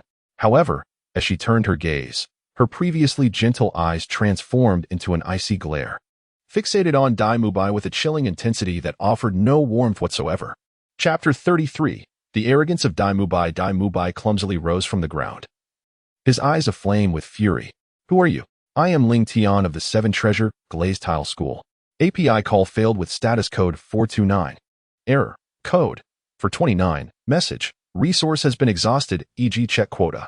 Status. Resource exhausted. Ling Tian felt a sense of relief. Fortunate that he had visited the Soul Arena tonight, just in time to prevent Ning Rongrong from being bullied by this group, unlike in the original story. That proud little princess had not yet lost her inherent pride. Chen Ling Tian, is it?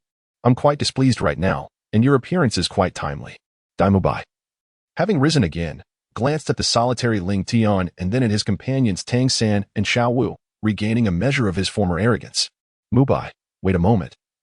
Tang San suddenly stepped forward, blocking Dai Mubai with an outstretched hand. His gaze focused intently on the frosty ice sword, recognizing it as the martial soul of the individual from earlier in the arena. What are you doing, little San? Dai Mubai furrowed his brow, casting an angry yet puzzled look at Tang San. Was Tang San intending to stand up for this kid? The memory of Tang San's numerous hidden weapons during his battle with Zhao Wujia lingered in Dai Mubai's mind, prompting a flicker of wariness in his eyes. If he truly intervened, Mubai, you misunderstand. Tang Xin turned his head, his tone serious as he explained. If I'm not mistaken, this person appears to be the one known as Frosty Ice from the arena. Frosty Ice. The announcer's words echoed in Dai Mubai's mind. 322 matches. Undefeated, with the purple gold soul medal, along with the memory of the 39th level soul master who had been effortlessly defeated before him. Dai Mubai's expression flickered uncertainly. Having spent considerable time in the Soto Great Soul Arena, he was well aware of the implications of such a winning streak and the prestige of the purple gold soul medal. Little San, don't interfere. Yet at this moment, Dai Mubai found himself trapped. He was Dai Mubai, a 37th level battle soul master, known for his assertive and flamboyant demeanor in Soto City. How could he swallow this humiliation? Thus, he pushed aside Tang San's restraining arm, his dual pupils once again filled with murderous intent as he coldly declared, "What of the purple gold soul medal? Perhaps it is merely a stroke of luck." His tone, though forceful, betrayed a hint of insecurity, as if he were trying to bolster his own courage. Mubai. Tang San hesitated, ultimately stepping back behind him. It was not worth it to escalate matters. After all, he had only recently met Dai Mubai, and if he was determined to engage, there was little he could do. At most, he could step in when Dai Mubai was on the brink of collapse. As they were classmates in the same academy, it was best not to let the situation spiral out of control. White Tiger, manifest. An intense pale light enveloped Dai Mubai. In the next moment, he stretched his arms wide, his chest puffed out as his bones cracked audibly, muscles bulging, straining against his clothing. Each muscle became distinctly visible, and even the air around him seemed to grow agitated. His golden hair transformed into a striking mix of black and white, with the white predominating, while a few strands of black stood out starkly, for faint lines appeared on his forehead, forming a character that resembled King. His hands underwent the most dramatic transformation, swelling to twice their previous size, covered in white fur. As his fingers flexed, short, dagger-like claws extended from his palms, retracting with each movement. Each claw gleamed with a chilling, sharp light, measuring a full 8 inches in length. Dai Mubai leaned forward, his eyes taking on a deep, eerie blue hue, resembling a machine of slaughter. First soul skill, White Tiger's Radiant Wave. Dai Mubai launched his attack first, accompanied by a fierce tiger roar. A milky white sphere of light erupted from his mouth. Just as the sphere was about to strike, Ling Tian simply raised his hand and effortlessly cleaved the sphere in two. Though Dai Mubai was incensed, he was not foolish. The earlier White Tiger's Radiant Wave had merely been a probing attack, designed to divert Ling Tian's attention while he prepared to unleash his other two soul skills. Second soul skill, White Tiger's Shield. Instantly, a milky white halo encircled Dai Mubai. And without pause, he continued. Third soul skill, White Tiger's Diamond Transformation. 2 soul rings, one yellow and one purple, shone beneath his feet. His eyes turned a blood red, and a torrent of soul power surged forth, obliterating the surrounding earth into dust. Dai Mubai's already altered physique underwent a second transformation, his muscles swelling dramatically, straining his clothing until it burst apart, leaving tattered remnants clinging to him. Both the White Tiger's Shield and White Tiger's Diamond Transformation were skills that provided significant enhancements, which was why he unleashed them simultaneously. This was indeed Dai Mubai's most formidable state. Kid, let me show you my true strength, he bellowed. With a powerful stomp, he launched himself forward like a cannonball, claws outstretched, glowing with an eerie blue light, aiming to grasp Ling Tian. Clang! With a deft sidestep, Ling Tian interposed his longsword, warding off the impending assault. Zzz zzz zzz.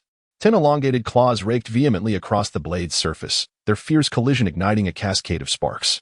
Simultaneously, Dai Mubai's foot, enveloped in a nimbus of milky white light, launched a vigorous offensive aimed at Ling Tian's lower body. Extreme Ice Armor. A panoply forged from ice and snow materialized abruptly around Ling Tian, completely neutralizing Dai Mubai's onslaught. Incredibly resilient, Dai Mubai exclaimed internally. The impact of his attack akin to striking a solid iron plate. Far from harming Ling Tian, he found himself racked with pain.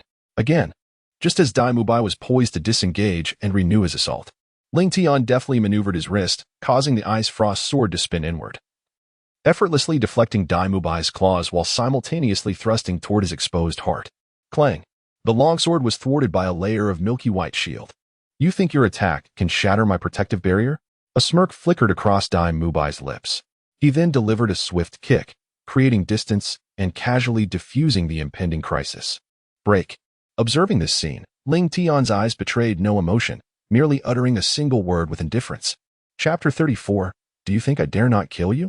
As he raised his longsword high, the first blue soul ring illuminated, and with a swift motion, a fierce wave of sword energy surged toward Daimubai. Crack! What? Daimubai, initially poised for another assault, stood frozen in disbelief.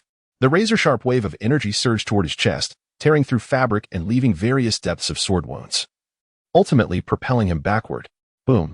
The tremendous force sent Daimubai hurtling across the street, landing heavily several dozen meters away. Beside the spectacle, Xiao Wu covered her mouth in astonishment, her expression reflecting utter disbelief. Meanwhile, Tang Xin's eyes were also filled with shock. Both were soul masters, and despite Daimubai's superior soul power, it was hard to fathom him being flung away by a single strike. Daimubai, disheveled, rose from the ground. His chest bore numerous wounds, blood sd in a flash. Ling Tian appeared at his side and delivered a powerful kick to his waist, resulting in a resounding thud as Daimubai's body uncontrollably hurtled to the right. The first soul skill, Ice Blade. Without any intention of halting, Ling Tian raised his hand, unleashing a formidable wave of energy aimed directly at Daimubai. Boom! The latter had no chance to react, being struck by the wave and sent tumbling to the ground. Thud! Thud! Daimubai crashed heavily onto the earth, enveloped in a cloud of dust and debris.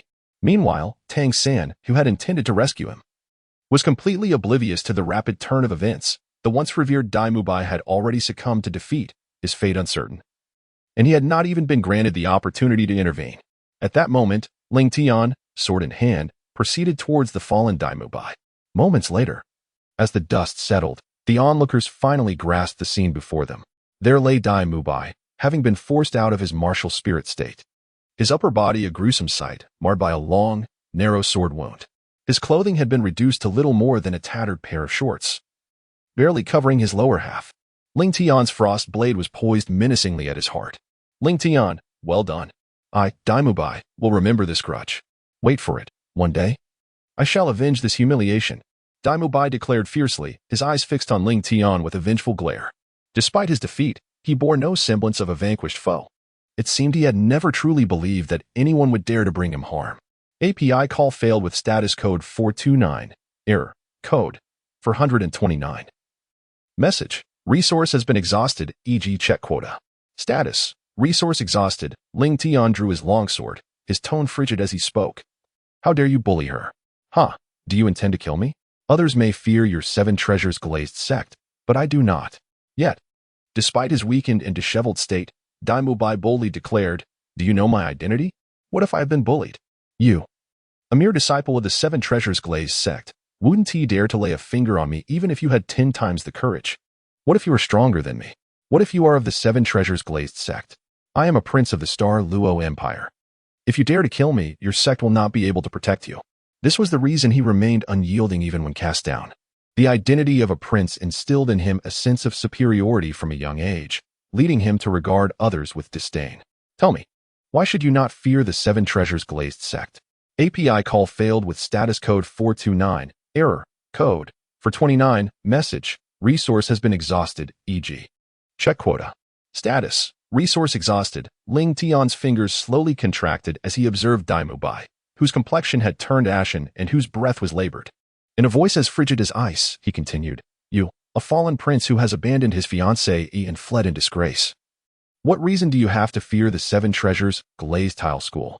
What gives you the audacity to threaten our cherished little princess? Is it because of the Starry Empire that stands behind you? But why do you presume that the Starry Empire would engage in conflict with a school that boasts a dual Douluo and a soul sage? All for the sake of a discarded prince? Can your status truly be compared to that of Sister Ronron? Do you still believe I would hesitate to end your life? With a thundering sound, Ling Tian suddenly released his grip, tossing Daimubai aside like refuse. In the blink of an eye, Ling Tian's figure flickered, the ice crystal frost sword hovering ominously above Daimubai's heart, emanating an overwhelming surge of soul power. There was no doubt should the sword descend, Daimubai's heart would be pierced in an instant. In a moment of desperation, Daimubai stammered, who are you? How do you know my identity? I am a prince. You cannot kill me. I cannot die. Under the dual menace of Ling Tian's words and actions, panic finally seized Daimubai. He wished to live. He did not wish to die. Otherwise, why would he have fled to the Starry Empire? clutching the crimson mark on his neck. He cried out in a frantic tone, "I had no intention of confronting Ning Rongrong. I merely sought to teach her a lesson. Please, do not kill me. I am a prince. If you slay me, it will incite a war between our nations. My father will not spare you, and you will also meet your end." He attempted to leverage his status as a threat against Ling Tian. Yet, Ling Tian remained unfazed by his identity. He was not a person with whom Dai Mubai could be compared. The younger brother of the crown prince of the Heaven Do Empire, Qian Renshua, and the sole disciple of the sword Douluo from the Seven Treasures, Glazed Tile School. What consequence would there be for him in killing Dai Mubai? The Starluo Empire was not devoid of other princes. As for provoking a war, did he think the Spirit Hall was inept? With him suppressing the Starluo Empire, it was inconceivable that they would act rashly, especially for a prince who had already been largely forsaken and was destined to fail. However, it was not yet the time to take his life. Ling Tian turned his head, suppressing the murderous intent within him, and spoke in as calm a tone as possible. "Sister Rongrong, come here." Ling Tian, junior brother. Onlookers witnessed the entire scene, and Ning Rongrong, seeing Dai Mubai covered in blood and in a pitiful state, felt a surge of fear. She pressed her lips together, her fingers trembling slightly as she clutched her skirt tightly. Yet, she ultimately dashed to Ling Tian's side. Ning Rongrong understood that Ling Tian had taught Dai Mubai a lesson for her sake. Subsequently, Ling Tian sheathed his sword a little, casting a cold gaze down upon Dai Mubai, demanding an apology. Dai Mubai's bloodshot eyes fixated intensely on Ning Rongrong. The already frightened Ning Rongrong took a step back, seeking refuge behind Ling Tian. Bang! API call failed with status code 429. Error. Code. For 29. Message. Resource has been exhausted, e.g. check quota. Status. Resource exhausted. Ling Tian did not grant Dai Mubai a moment to contemplate. He immediately began the countdown. "Please, don't kill me. I apologize. I truly apologize." Dai Mubai gazed at the long sword raised high once more, his heart quaking as he hurriedly suppressed the emotions of resentment and fury that surged within him. He dared not act recklessly in the presence of Ning Rongrong, who stood nearby. "Ning Rongrong, I was wrong. I shall never provoke you again." In that instant, Dai Mubai lowered his proud head, his eyes brimming with malice and anger, his teeth clenched tightly. At that moment, he was on the brink of an explosive rage. As the prince of the Starluo Empire, he had always been enveloped in a sense of superiority. Now, to be so humiliated, forced to apologize to a mere girl, was intolerable. He fought to maintain his last shred of rationality, aware that he could not die. He must return to the Starluo Empire and compete with Davis for the throne. Only by surviving could he seize the opportunity to avenge the humiliation he endured at the hands of this tormentor. "Junior brother Ling Tian, spare him," Ning Rongrong pleaded, turning her head away in compassion. I am uninjured, and I do not wish to witness you commit murder." Although Ning Rongrong spoke with conviction, it was merely bravado. She did not have the heart to take a life. As the little princess of the Seven Treasure, Glazed Tile School, her personality was indeed proud and capricious, yet she was inherently kind-hearted. Upon seeing the wretched state of Dai Mubai, her heart softened, and any lingering anger dissipated. Moreover, she subconsciously wished to avoid witnessing junior brother Ling Tian kill someone in public. After all, she herself was not harmed. Teaching Dai Mubai a lesson would suffice. "Rest assured, senior sister, I will not kill him," Ling Tian replied coldly, turning back with a shift in tone. "But I must leave him with a lesson. The little princess of the Seven Treasure Glazed Tile School is not someone to be trifled with." As he spoke, Ling Tian cast a glance at Oscar. Initially, he had appreciated the pairing of Oscar and Ning Rongrong, yet now, it seemed Oscar's feelings for Ning Rongrong were more superficial, lacking the depth of genuine affection forged through shared trials. Especially with Oscar merely spectating, Ling Tian's distaste grew. Oscar, feeling the intensity of Ling Tian's gaze, shrank back like a turtle retreating into its shell. No matter how beautiful a woman may be, one must have the life to pursue her. Besides, even their strongest member, Dai Mubai, was no match for her. He, a mere food system sole master, dared not provoke her lest he suffer a beating with no recourse for redress. Reflecting on this, he took several steps back. As for Tang San, he had no intention of intervening from the outset. The reason was simple. Their relationship was not deep enough. He had only known Dai Mubai for a few days and found no reason to offend Ling Tian for his sake. Moreover, he did not perceive Ling Tian's actions as unjust. In his view, Dai Mubai's current predicament was the result of his own misdeeds. Had he not sought to vent his anger on Ning Rongrong, he would not have faced Ling Tian's wrath. After all, he could not bring himself to use a young girl as a scapegoat. As for Xiao Wu, had Tang Xin not intervened earlier, she would have rushed to aid Ning Rongrong. Furthermore, due to the previous incident with the twins, Xiao Wu harbored lingering resentment towards Dai Mubai. Seeing him in such a predicament brought her no sympathy. Her heart rejoiced at his misfortune, and she had no desire to help him. Xiao Wu suddenly leaned close to Tang San's ear and whispered, "Brother San, what would you do if someone were to bully me? As long as I am alive, I will not allow anyone to bully you." Tang San replied, his eyes sparkling with determination. "Why so serious, Brother San?" "I was merely joking," Xiao Wu said, her heart warming as her flushed face leaned against Tang San's shoulder. "I am serious." Xiao Wu was Tang San's Achilles heel. Should anyone dare to harm her, they would not fare much better than Dai Mubai. Ice blade. At that moment, Ling Tian raised the ice crystal frost sword above his head. The cold snow cascading down the blade as power accumulated, enveloping the sword in a layer of ice blue frost. With a mighty cleave, the terrifying force sliced through the air toward Dai Mubai. A deafening crash resounded, followed by the sound of cracking. The pitiful cries abruptly ceased. It was not that Dai Mubai had lost consciousness. Rather, he was rendered voiceless, unable to utter a sound. The ground beneath him cracked with numerous fissures, and Dai Mubai was now encased in ice, a deep wound visible at the center of his chest, exposing the bone. However, due to the ice's constriction, no blood yet seeped from the injury. Ling Tian sheathed his sword and turned to Ning Rongrong. "Sister Rongrong, let us depart." "Oh, wait for me, junior brother." Ning Rongrong, momentarily dazed, hastened to catch up with Ling Tian's retreating figure, leaving behind a scene of chaos and the frozen form of Dai Mubai. "Dai, big brother." Once the two had moved far away, Oscar, who had been hiding, finally peeked out, instinctively wanting to free the frozen Dai Mubai. At that moment, Tang San suddenly spoke. "Little Oscar, I advise you not to disturb Mubai." "Why?" Oscar paused, looking at Tang San in confusion. Tang San took a couple of steps forward, his tone calm as he remarked, "That recent wound is quite severe. If we were to recklessly break the ice, even with Dai Mubai's robust physique, he could succumb to excessive blood loss. What shall we do then? We cannot simply leave big brother die here." Oscar, uncertain, cast a pleading glance towards Ling Tian. "Seek the dean.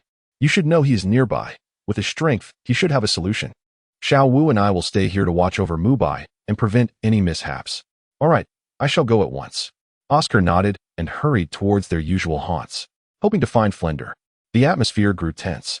Meanwhile, on the other side of Soto City, Ning Rongrong tugged at Ling Tian's sleeve, her lively eyes filled with unease. "Junior brother, you did not intend to kill with that sword, did you?" API call failed with status code 429. Error. Code 429. Message. Resource has been exhausted, e.g. check quota. Status. Resource exhausted. As Ling Tian was about to reiterate Ning Fingxi's words, Ning Rongrong suddenly interrupted. "Ling Tian, this is your first visit to Soto City, isn't it?" Ling Tian nodded in affirmation. With an air of mystery, Ning Rongrong grasped his arm and said, "Come. Sister will take you to an intriguing place. Wait a moment, I have something to say first." Before Ling Tian could utter another word, Ning Rongrong, brimming with excitement, pulled him toward the night market. A few minutes later, they arrived at the vibrant night market. Observing the illuminated stalls, Ning Rongrong patted her unremarkable chest and, with a grand gesture, declared, "Ling Tian, would you like to eat? Today, sister is treating you. Is sister attempting to win me over with these delights?" Ling Tian turned his head to glance at Ning Rongrong, his tone calm. Ning Rongrong, feeling a tad guilty, averted her gaze and, with her fair fingers drawing circles in the air, softly protested, "What do you mean by win over? How can the matters between a brother and sister be called that? Well, are you going to eat or not?" "Of course I will eat. Sister, please get me 2 servings of candied hawthorn, roasted chestnuts, walnut pastries." And Ning Rongrong shot him an exasperated look. "What is it, Ling Tian?" He feigned confusion, realizing she would soon be reliant on Ling Tian. Ning Rongrong quickly altered her tone, inquiring gently, "Oh, it's nothing. Is there anything else you wish to eat?" "Sister will get it for you. For now, just these. We can decide on the rest after we finish." "Very well." As Ning Rongrong turned away, she shot Ling Tian an indignant glare, silently vowing, "Oh, you little Ling Tian. I shall remember this. Should I find the opportunity, I will ensure you repay me in full." Moments later, she softly asked, Ling Tian, have you finished eating? Ling Tian set down the walnut pastry, wiped his mouth, and calmly responded, Sister, if you have something to say, please speak plainly. With her beautiful eyes sparkling, Ning Rongrong whispered, Hee, Ling Tian, hasn't sister treated you well in the sect before? So, could you possibly delay our return? Sister, are you reluctant to return to the sect? Before Ning Rongrong could finish, Ling Tian had already surmised her intent. Hee, I knew I couldn't hide it from you, brother. Ning Rongrong chuckled, wrapping her arms around his and, with bright eyes, playfully pleaded, Good brother, considering how well I treated you in the sect, please help me this time. Let us stay at Shrek Academy a bit longer, shall we? Moreover, sister ran an entire street just to buy you these treats. Ling Tian let out a helpless sigh as he glanced at the walnut pastry in his hand. Despite being fully aware of Ning Rongrong's intentions, he found himself unable to resist the allure of the delectable treat. Sister, have you thought this through? After swallowing the final morsel of the walnut pastry, Ling Tian brushed off the crumbs from his hands and turned to her with a serious inquiry. I just severely injured Dai Mubai. Do you think the teachers and students at Shrek Academy would dare to keep you here? Dai Mubai is just a mere opponent. What's the big deal? Besides, he was the one who tried to make a move against me first. It's quite fortunate that I Haven Tea sought them out. Ning Rongrong retorted with her hands on her hips, displaying a nonchalant demeanor. Moreover, I shall stay wherever I wish, as long as I remain. No one can make me leave, not even Flender. Having finally come out to have some fun, I have no intention of returning to the sect until I've had my fill, especially since I Haven Tea disturbed you and junior brother Ling Tian here. And when do you plan to return to the sect? Ling Tian asked. Perhaps 3, 4, 5, or even 6 months. Ning Rongrong replied, counting on her fingers with a look of uncertainty. API call failed with status code 429. Error. Code. For 29. Message. Resource has been exhausted. E.g. check quota. Status. Resource exhausted. Ling Tian, with a furrowed brow, remarked, Are you truly expecting me to remain here with you for 3 months? 3 months? Staying here? Of course. Ning Rongrong blinked her eyes, her expression shifting to one of pitiful innocence as she gazed at Ling Tian. Are you really going to leave me all alone in this place? You witnessed the events of today. As a support-type soul master, I find myself in a perilous situation. Perilous? With a touch of exasperation, Ling Tian cast a sidelong glance at her. When you surreptitiously absconded from the sect and incited Dai Mubai, why did the specter of peril not cross your mind? Now, you suddenly find yourself apprehensive? Ultimately, Ling Tian acquiesced with a helpless nod, yielding to Ning Rongrong's entreaty. Given her dauntless and audacious nature, she was indeed vulnerable. Ning Rongrong entwined her arms around Ling Tian's, tilting her head in quizzical inquiry. Esteemed junior brother, what course of action shall we undertake now? Do you aspire to slumber on the thoroughfare? Ling Tian retorted, a hint of disdain coloring his tone as he gently pushed her head away. Certainly not. Then hasten your pace. A moment later, Ning Rongrong stood before the chamber door. Her countenance flushed crimson as she fidgeted with the hem of her skirt. Esteemed junior brother, is this not somewhat premature? We are still of tender age. Though her affection for Ling Tian was undeniable, she had not yet steeled herself for such intimacy. What absurdities are you uttering? Cease your prattle and retire for the night. Ling Tian responded, regarding her with utter bewilderment. Esteemed junior brother, were you not intending? Ning Rongrong's delicate face was now suffused with a blush as deep as the blood that coursed through her veins. Realizing the misinterpretation, she yearned to vanish into the very earth beneath her feet. I understand. You too should hasten to your repose. Bang. As she spoke, Ning Rongrong darted away like a startled fawn, executing the opening and closing of the door in one fluid motion, leaving Ling Tian no time to react before she had retreated into her chamber. Utterly perplexing, Ling Tian gazed, bewildered, at the quivering door, yet still offered a word of reassurance. I'm right next door. If there's any issue, just call for me. Okay, good night. Yes, good night.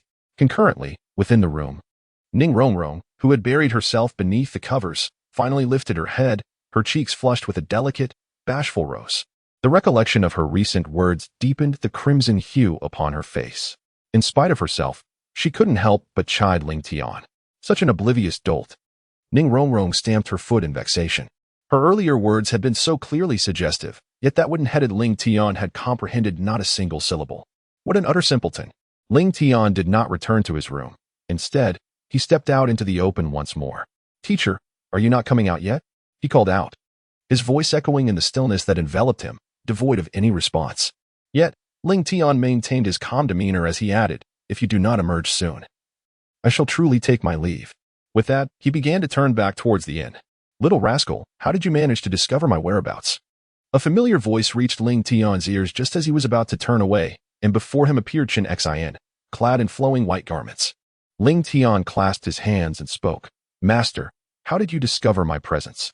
The sword Douluo, intrigued, glanced at Ling Tian, pondering how a mere soul master could perceive him, a title Douluo, whose aura should not be discernible to one of such rank.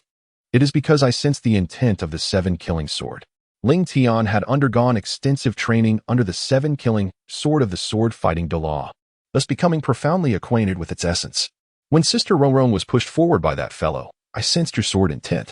Ling Tian shrugged, a flicker of amusement passing through his cool gaze. "So it is." Chen Xin suddenly understood, swiftly grasping the reason behind it. Ling Tian recalled the promise he had just made to Ning Rongrong and spoke in a calm tone. "Teacher, Sister Rongrong wishes to remain at Shrek Academy. She still desires to stay here?" Chen Xin furrowed his brow, his expression evidently shifting to one of displeasure. "Indeed." Ling Tian nodded, then abruptly shifted the conversation to another inquiry. "Teacher, what are your thoughts on Shrek Academy?" The instructor offered a candid assessment, stating that while it could be regarded as one of the few esteemed Soul Master Academies in the Heavendo Empire, its auxiliary facilities were rather inadequate. Thus, when combined, it could only be classified as a mediocre institution, providing limited assistance to gifted students. Throughout their journey, he had gleaned considerable insight into Shrek Academy, perceiving it as an unremarkable establishment with admission criteria even more stringent than those of the Royal Academy of Heavendo. The prerequisites for entry were clear. Applicants must be no older than 12 years and possess a soul power of at least level 20, in addition to undergoing a subsequent 4-tier assessment. Given these rigorous standards, it was exceedingly challenging for individuals without an innate soul power of level 7 or higher to qualify. Consequently, the students who successfully navigated this gauntlet were inherently prodigious, destined for significant development regardless of their choice of academy. In essence, even if they did not attend Shrek, their future achievements would remain unaffected. However, it could be argued that Shrek Academy, in fact, hindered the potential of these students. Apart from the elevated soul power levels of its instructors compared to typical advanced Soul Master Academies, other aspects such as the teaching environment, resources, infrastructure, and facilities were inferior to those found in a legitimate advanced academy. The inadequacy of the hardware inevitably impacted the students' growth. Had the previous cohorts who entered Shrek Academy instead chosen the Royal Academy of Heavendo, their soul power would have undoubtedly reached greater heights. In other words, the academy capitalized on the allure of attracting exceptional talents, drawing in elite soul masters who were oblivious to the realities of soul master academies. Thus, Chen Xin concluded that Shrek Academy offered limited growth opportunities for advanced soul masters. The teacher's observations held merit, however, prior to attaining the rank of soul ancestor. The educational approach of this academy was commendable, allowing for Sister Rongrong to spend 3 months here without concern. API call failed with status code 429. Error. Code 429. Message. Resource has been exhausted, e.g. check quota. Status. Resource exhausted. Ling Tian spoke with a serious tone, assuring the teacher, "Rest assured, with my presence here, Senior Sister Rongrong will not encounter any danger." Having promised Ning Rongrong 3 months, he naturally intended to fulfill that commitment. Chapter 38. The Haoyan Douluo seeks recommendations, seeks collections, seeks support. Nevertheless, with you around, that girl Rongrong should also remain unharmed. Chen Xin fell silent for a moment, reflecting on Ning Fengji's previous admonitions, and ultimately consented. However, he felt it was necessary to meet with Flanders, Ling Tian, and Rongrong, the 2 juniors he cherished most, were to remain at Shrek Academy for a while, prompting him to engage in a cordial discussion with the Academy's dean. Furthermore, given the circumstances surrounding Rongrong, it presented an opportune moment for a thorough conversation. Moments later, just as Chen Xin was preparing to embark on his amiable dialogue with Flender, he suddenly paused, recalling something. He turned his head, inquiring in a deep voice, "Xiao Tian, how many levels are you from the Soul Sect now?" "I am currently at level 35. Just 5 levels short." The sword Douluo contemplated for a moment, a mysterious smile gracing his lips. "You are merely 5 levels away, Xiao Tian. When the time comes for your breakthrough, do not rush to absorb the soul rings. I shall prepare a surprise for you." Ling Tian hesitated for a moment and softly inquired, "Teacher, have you discerned it? You are referring to that 10,000-year soul beast, correct?" Chun Xian immediately grasped the implication behind Ling Tian's words and directly acknowledged the meaning embedded within his statement. Indeed, API call failed with status code 429. Error. Code 429. Message. Resource has been exhausted, e.g. check quota. Status. Resource exhausted. API call failed with status code 429. Error. Code 429. Message. Resource has been exhausted, e.g. check quota. Status. Resource exhausted. Ling Tian remarked softly that the boy's surname was Tang. The same Tang as Tang Hao. If his intuition served him correctly, he surmised that the boy was indeed Tang Hao's son. Tang Hao, you say? That child is Tang Hao's son? Sword Douluo inquired, a hint of astonishment coloring his tone as he gazed at Ling Tian. He hadn't anticipated that Shrek Academy would harbor such a constellation of remarkable individuals, 100,000-year soul beast, the prince of the Star Luo Empire, the second young lady of the Yuming Duke's manor, and now, Tang Hao's son.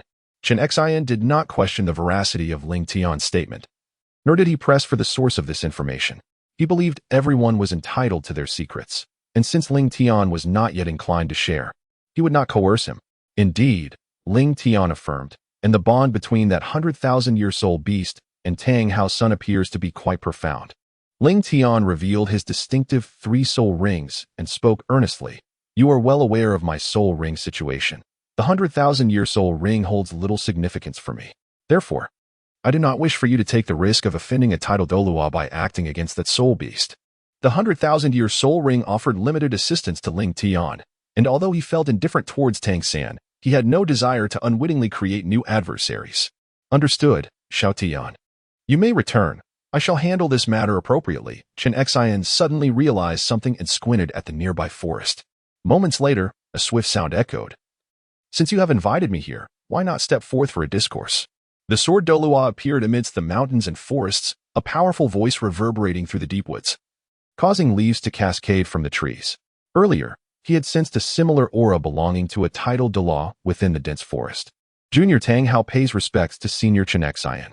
A heavy voice soon emerged from the forest, followed by a middle-aged man draped in a black robe who stepped forward. Observing the disheveled Tang Hao, Chen Xian could not help but furrow his brow. You are Tang Hao? How have you come to this state? Spirit Hall? Indeed. Tang Hao nodded numbly. The sword Douluo found himself at a loss for words. Never anticipating that the once youthful and renowned title Douluo would now appear in such a disheveled manner. Senior Chen Xian, I am here regarding that child's matter. As a fellow title Douluo, Tang Hao held great respect for Chen Xian, recognizing that in terms of both strength and age, he was vastly inferior. Is that child aware that it is a soul beast? Uncertain. Moments later, Tang Hao clasped his hands in gratitude towards Chen Xian, expressing, Thank you, Senior Chen Xian. It is merely a matter of mutual benefit, the sword Douluo remarked as he stowed away the Haotian sect token Tang Hao had used for exchange, speaking gravely. Now that the Haotian Douluo is present, I entrust the safety of my 2 children to you. Rest assured, Senior Chen Xian, the Haotian Douluo replied, bidding farewell to the sword Douluo. Meanwhile, within Shrek Academy, Flender emerged from treating Dai Mubai's injuries, his expression dark as he questioned Tang San and Oscar. How exactly did Mubai sustain his injuries? Dean, after you separated from us with Ma Hongjun, Mubai had a quarrel with Ning Rongrong. Just as he was about to strike her, that so-called sword emperor from the Soto Great Soul Arena intervened. According to Ning Rongrong, that youth is a disciple of the 7 Treasure Glazed Tile School. Tang San recounted clearly the main events leading to the incident. Flender rubbed his temples, his tone somber. All right, Xiao San, Oscar, you 2 should return and rest. Yes, Dean, they replied in unison before turning back to their dormitory. The mention of the 7 Treasure Glazed Tile School brought a flicker of trepidation and helplessness to Flender's eyes. The immense power of the 7 Treasure Glazed Tile School was beyond the reach of a mere soul saint like himself, and with Dai Mubai having provoked them, this beating was an inevitable consequence. Oh, Dai Mubai, always causing me trouble. Flender lamented, pulling out his small treasury, calculating how much it would cost to restore Dai Mubai to his former self. Flender, come forth. A deep and commanding voice suddenly pierced through the air, recalling Flender's previous encounters with the Haotian Douluo, causing him to tense up. Who goes there? He queried cautiously. After a brief moment, outside Shrek Academy. In the dark thicket, the very spot where Tang Hao had previously beaten Zhao Wujin, Flender began, May I ask if you are? Clang. Before Flinder could finish his sentence, a menacing longsword appeared before the figure, followed by the manifestation of 2 yellow, 2 purple, and 5 black soul rings, exuding an overwhelming pressure. This is the 7-kill sword. Flinder's heart quaked as he hurriedly bowed. Greetings, Your Excellency, the sword Douluo. Humph. Shen Xian did not respond, merely snorting coldly as he directed his pressure towards Flinder. Your Excellency, I am uncertain of your purpose for visiting Shrek Academy, Flinder stammered, feeling the weight of the sword Douluo's aura pressing down on him. With an icy gaze, the sword Douluo scrutinized Flinder. Is this how Shrek Academy treats Rong? What do you mean, Your Excellency? I do not comprehend, Flinder replied, bewildered. Do you not understand? I have always acted in accordance with the wishes of your sect's master. If these matters have caused discomfort to your sect, I ask for your forgiveness, Your Excellency. Flinder internally lamented, gritting his teeth as he retrieved Ning Fingji's letter from his ring, his last resort, unsure if the sword Douluo would acknowledge it. The Soto Great Soul Arena? Was that merely an accident? Flinder's heart sank. He had anticipated that this would come up. At that time, I had other matters to attend to, and thus was not by their side. Otherwise, such an incident would certainly not have occurred. Is accident sufficient to cover this? The sword Douluo's gaze turned cold, a sharp glint evident. Surely, Flinder, you can imagine the consequences had my disciple not been present at that moment? Flinder found himself momentarily speechless. What could he say? After all these years, he understood Dai Mubai's temperament well. It was entirely possible for the lad to act impulsively and strike out at Ning Rongrong in a fit of rage. Without granting Flinder the opportunity to defend himself, the sword Douluo continued coldly, as the head of the academy. Your indifference towards the safety of your students reflects the manner in which you educate them? Flinder, I require a reasonable explanation. This incident is indeed my fault. With a deep sigh, Flinder bowed deeply towards the sword Douluo, on behalf of Shrek Academy. I extend my apologies to Your Excellency and your sect for failing to meet the expectations of Sect Master Ning and yourself. He understood the sword Douluo's intent to seek an explanation for Ning Rongrong. This matter was undeniably a misstep on Shrek Academy's part, and as the head, he had to make a statement. After a moment of contemplation, the sword Douluo replied gravely, Rongrong and Ling Tian will remain at your Shrek Academy for approximately 3 months. I hope you will not disappoint me or Fingji this time. Thank you for your trust, Your Excellency. Flinder began to speak again, but was suddenly struck down by a flash of sword energy. Then he heard the sword Douluo's voice. I hope you can truly live up to this. Cough, cough. Thank you for your mercy, Your Excellency. Flinder wiped the blood from the corner of his mouth, his tone laced with bitterness. The blow from the sword Douluo had indeed shown restraint. With his strength as a titled Douluo, had he truly delivered a lethal strike, Flinder would have found himself bedridden for at least half a month. Although the attack he received seemed terrifying, it had merely resulted in superficial injuries, and he would be back to his former self after a day or 2 of recuperation. The following morning, at Shrek Academy, Tang San, Xiao Wu, Oscar, Ma Hongjun, and Zhu Zhuqing had gathered in the square, awaiting Flinder's arrival. Meanwhile, Dai Mubai remained incapacitated in his bed, projected to need at least another week of rest. What? Dai Mubai was injured? Ma Hongjun exclaimed, his face a mask of shock, having just returned from a night out. Keep your voice down. Oscar shot him a glare, then continued in a hushed tone, you have no idea how ruthless that guy from the 7 Treasure Glazed Tile School was. You know how strong Dai Mubai is. Yet that guy defeated him effortlessly with just 1 strike. Oscar's face flushed as he animatedly mimicked the sword strike, as if he himself had been the one to fell Dai Mubai. Dai Mubai was injured?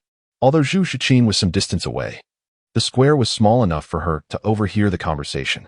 The revelation struck her with astonishment. Despite his usual arrogance and flirtations, his strength was undeniable. The 7 Treasure Glazed Tile School, the purple gold Douluo medal? As Oscar elaborated, Zhu Zhuqing gradually grasped the situation, realizing that the one who had injured Dai Mubai and had also saved her was the same person.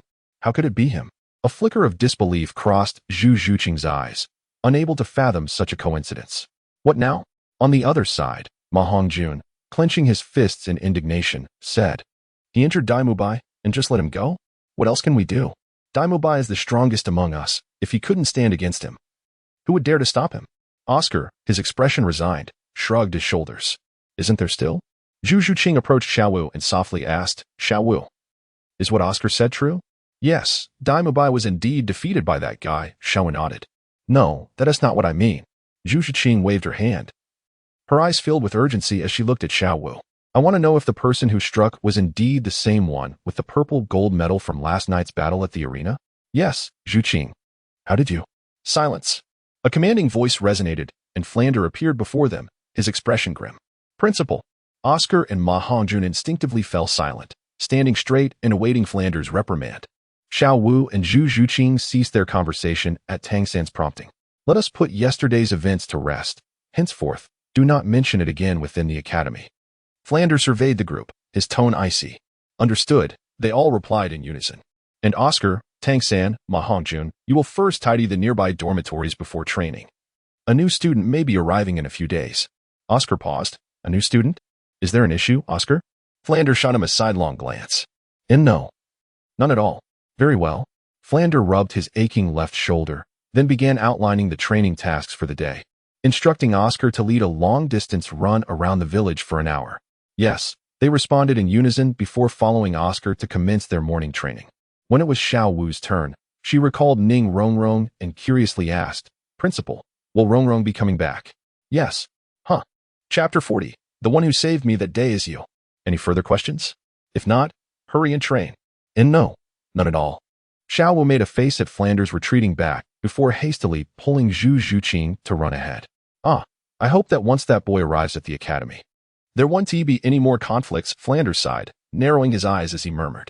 In Soto City, Chen Xian spoke gently to the two. Xiao Tian, you are steady. I leave Rongrong in your care. Rest assured, teacher. Ling Tian nodded.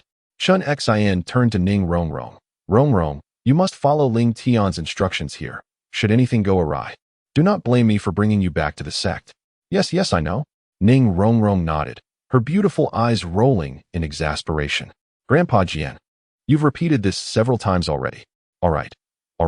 I'm off now. Chen Xian chuckled helplessly before departing on his sword, soon vanishing from their sight.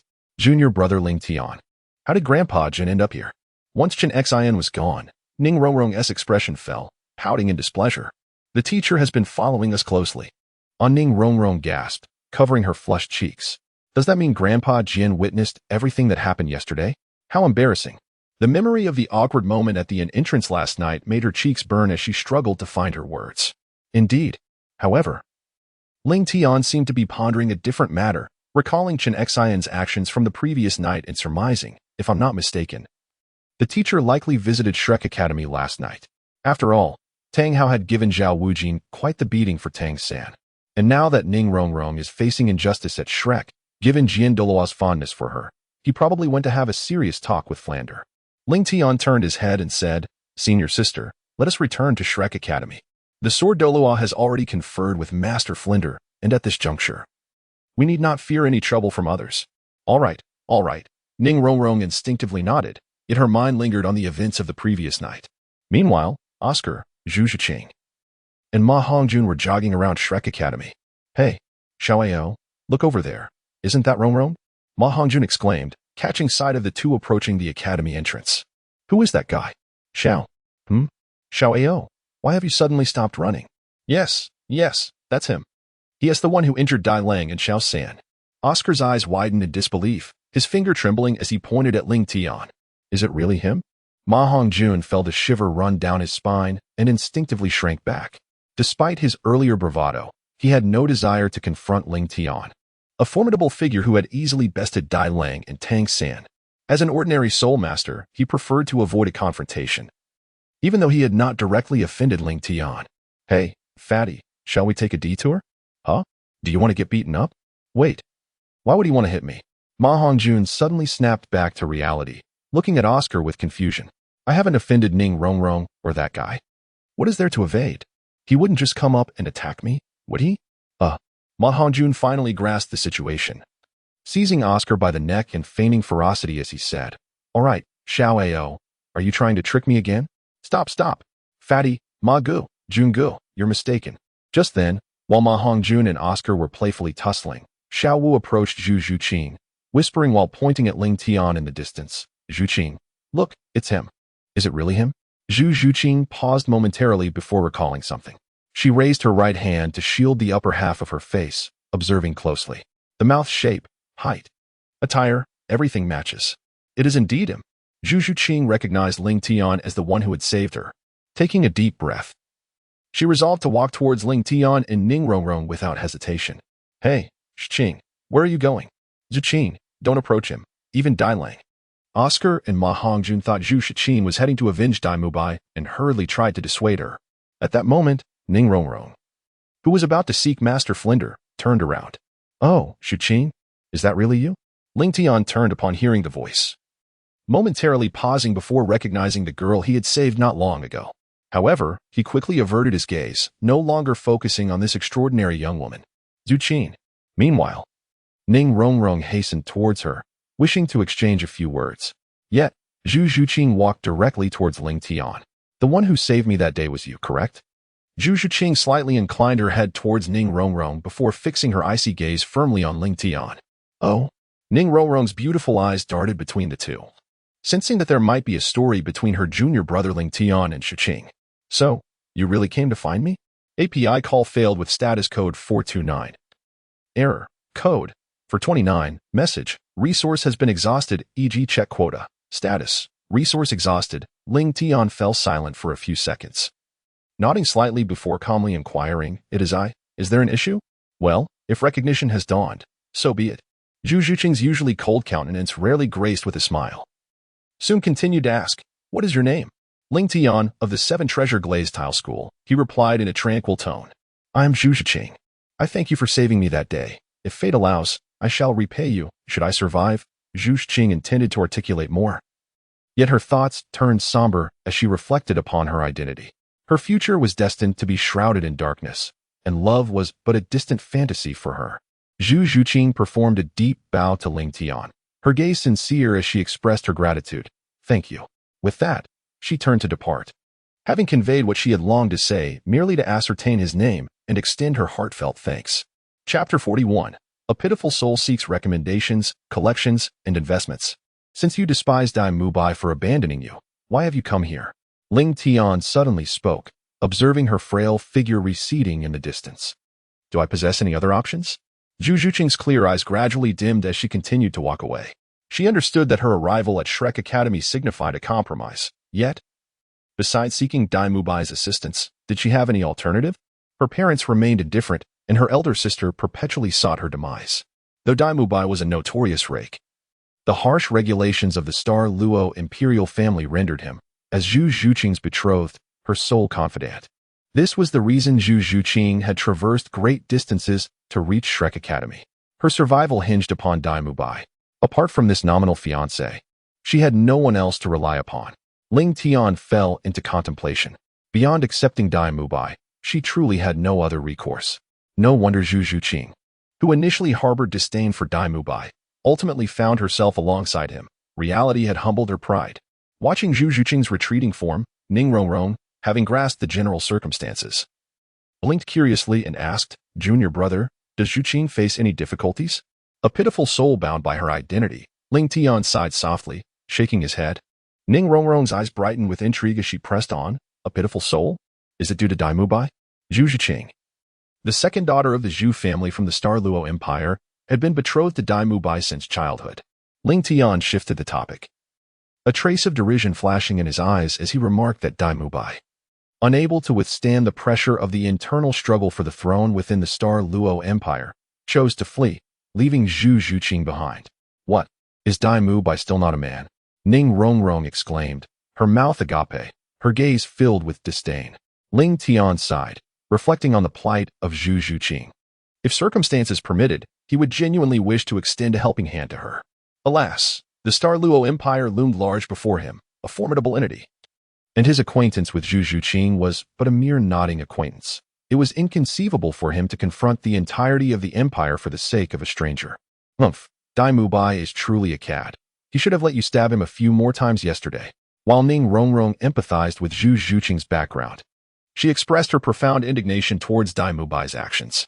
Mid-sentence, Ning Rongrong suddenly turned her head. Do you not believe it, Junior? Of course I believe it. You are right. Senior sister, Ling Tian replied dismissively, nodding.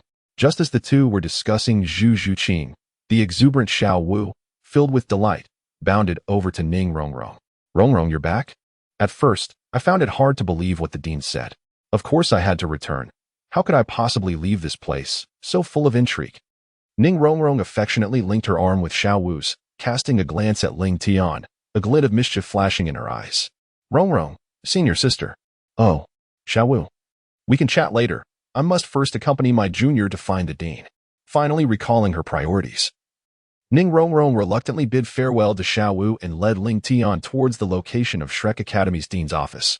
Moments later, they arrived at the office of Shrek Academy. Ling Tian and Ning Rongrong sat opposite a middle-aged man. This man appeared to be in his 50s, with a robust physique. His face bore distinctive features, a slightly protruding chin, broad cheekbones, a flattened visage, and a somewhat hooked nose. He wore a pair of black-framed, square crystal glasses that imparted an air of cunning. This individual was none other than Flinder, the dean of Shrek Academy. Once Ling Tian and Ning Rongrong were seated, Flinder inquired in a soft voice about the identities they bore during their visit to Shrek Academy. Sister Rongrong continues to partake in the various training programs offered by your esteemed academy, just as before. Ling Tian glanced at Ning Rongrong and continued, as for me, my sole responsibility is to ensure Sister Rongrong's safety. All I require is a place to reside. Furthermore, Dean, there is no need for such formality. You may simply call me Ling Tian. He then produced a pouch of coins from his phoenix ring and placed it before Flander.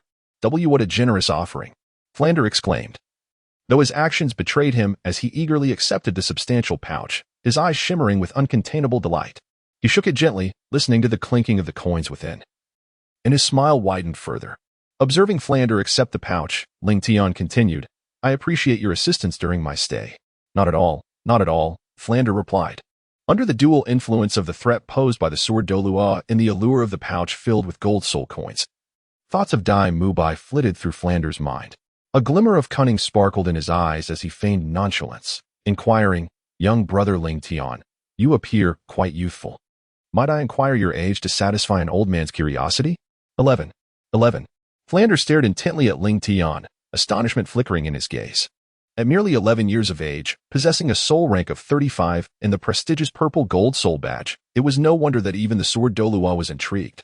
It seemed likely that in less than 20 years, the title of the youngest title Douluo on the continent would change hands once more. Are you interested? Flander shook his head in resignation, abandoning the thought of recruitment. A disciple of a title Douluo would hardly consider their humble academy. I appreciate your assistance, Dean Flander. Ling Tian nodded and then turned to Ning Rongrong, saying, Sister Rongrong, it's time for you to return to your training. Upon hearing this, Ning Rongrong's expression soured. And she protested, Huh? Junior brother, Sister, you promised both me and the teacher before coming here that you would dedicate yourself to your training. If you don't take it seriously, then the conditions I agreed upon with you will be void. Ling Tian did not allow her the opportunity to argue, firmly presenting the terms they had previously established. He had pledged to Chen Xin to look after Ning Rongrong, and he was determined to encourage her training. Humph. Training it is. Ning Rongrong pouted, casting Ling Tian an exasperated glare before departing Flander's office with a sulky demeanor. Ling Tian could only feel a sense of helplessness. Why was his senior sister always so childish? Chapter 42. Not inferior to anyone. Flander, feeling somewhat embarrassed, said, Young brother Ling Tian, our academy has limited accommodations. Currently, we only have a few vacant rooms available. Please let me know if any of these suit your needs. Quite satisfactory. I shall take this room, Ling Tian replied.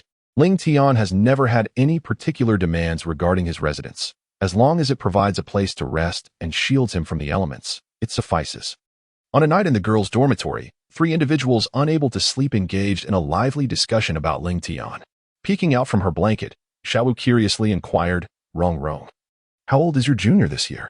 He seems to be about our age. He's 11 this year, 1 year younger than us, Ning Rongrong replied. Xiao Wu, taken aback, exclaimed, What? He's a year younger, yet he has already reached the rank of Soul Master. How has he managed such remarkable progress? His cultivation has always been notably swift. Ning Rongrong mused, fiddling with the corner of her blanket. When I first met him, my soul power was still a level higher than his. Yet now I find myself relegated to a lower rank. As their fervent discussion continued, a cool voice interjected, Rongrong, what kind of person is Ling Tian? Zhu Zhuqing? Xiao Wu turned, surprised to see her. Usually, Zhu Zhuqing remained silent during their casual chats, never actively participating in their discussions. Ning Rongrong regarded Zhu Zhuqing thoughtfully and responded. Though Ling Tian may appear cold, he possesses a rather cheerful disposition. His icy demeanor can be quite intimidating, but if you spend some time with him, you'll discover he is genuinely interesting. Oh, Xiao Wu teased playfully, recalling Zhu Zhuqing's unusual behavior earlier that day. Yu Qing, are you perhaps interested in Rong Jr.? Could it be that you have a crush on him? Not at all. He saved me a few days ago. Zhu Zhuqing's tone remained calm and cool, though a faint blush crept onto her face, hidden from the two. He saved you? Yes. Zhu Zhuqing resumed her usual icy demeanor, adding, I encountered some danger on my way to Shrek Academy, and it was Ling Tian who came to my rescue. Is that all? Was there no other story? Xiao Wu tilted her head, pondering. This doesn't seem right. In stories, at this point, shouldn't the heroine be expressing her gratitude in a more intimate manner? Before Xiao Wu could delve deeper into her speculation, Ning Rongrong asked with concern, Qing, are you truly going to marry him? I have no choice. Zhu Shiqing lowered her gaze, her eyes dimming. But that guy is a scoundrel. Ning Rongrong realized she had spoken impulsively and quickly apologized. I'm sorry, Shiqing. I didn't mean. I just wanted. It's all right. Zhu Zhuqing gently shook her head, understanding that Ning Rongrong had not intended to offend. Her earlier words were more a reflection of her own frustrations. Moreover, Zhu Zhuqing knew that she was not mistaken. Daimubai was indeed a rogue. He had abandoned his fiancée in the Starluo Empire while he indulged in a hedonistic lifestyle in Soto City, flitting from one woman to another without a care for the hardships she endured. She truly did not wish to marry him. Yet, the cold, unyielding laws of the Starluo Empire were not something she could challenge alone, unless the empire were to suddenly collapse. A bitter smile graced Zhu Zhuqing's lips. Such fanciful thoughts were indeed naive. The foundation of the Starluo Empire, built over millennia, would not simply disintegrate overnight. Marrying Daimubai was her destiny, an inescapable fate. Meanwhile, Xiao Wu was left bewildered by the cryptic conversation between the two. Zhuqing, Rongrong, what are you two talking about? Nothing. Xiao Wu. It's time for you to sleep. All right. Hey, you two, good night. Ah. Xiao Wu lay on her pillow, staring at the ceiling with a sense of despair. Morning came with a yawn. Xiao Wu, did you not sleep well last night?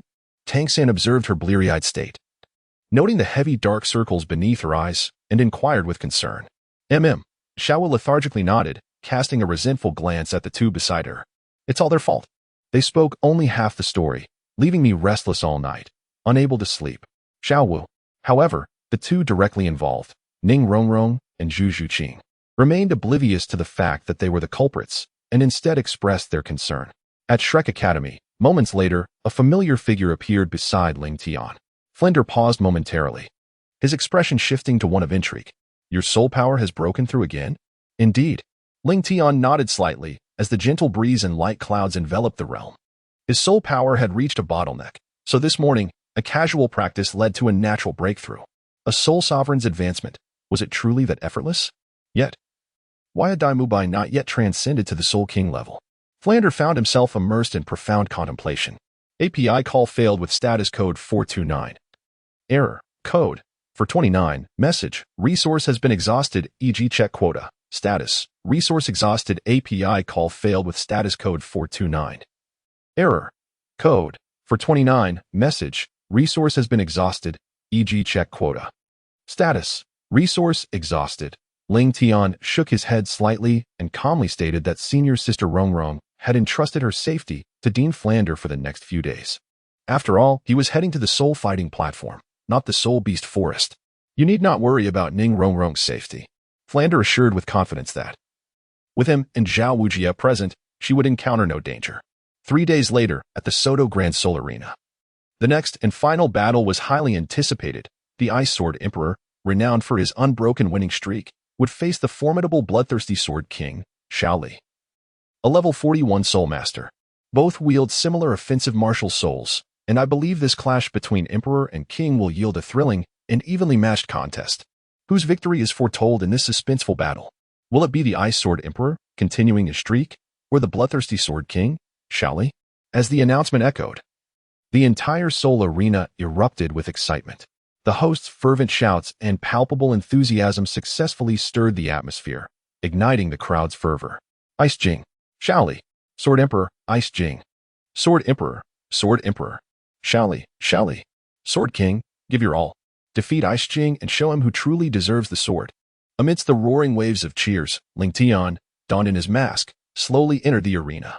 Initially, Ling Tian intended to engage in only a few matches to acclimate to his soul power.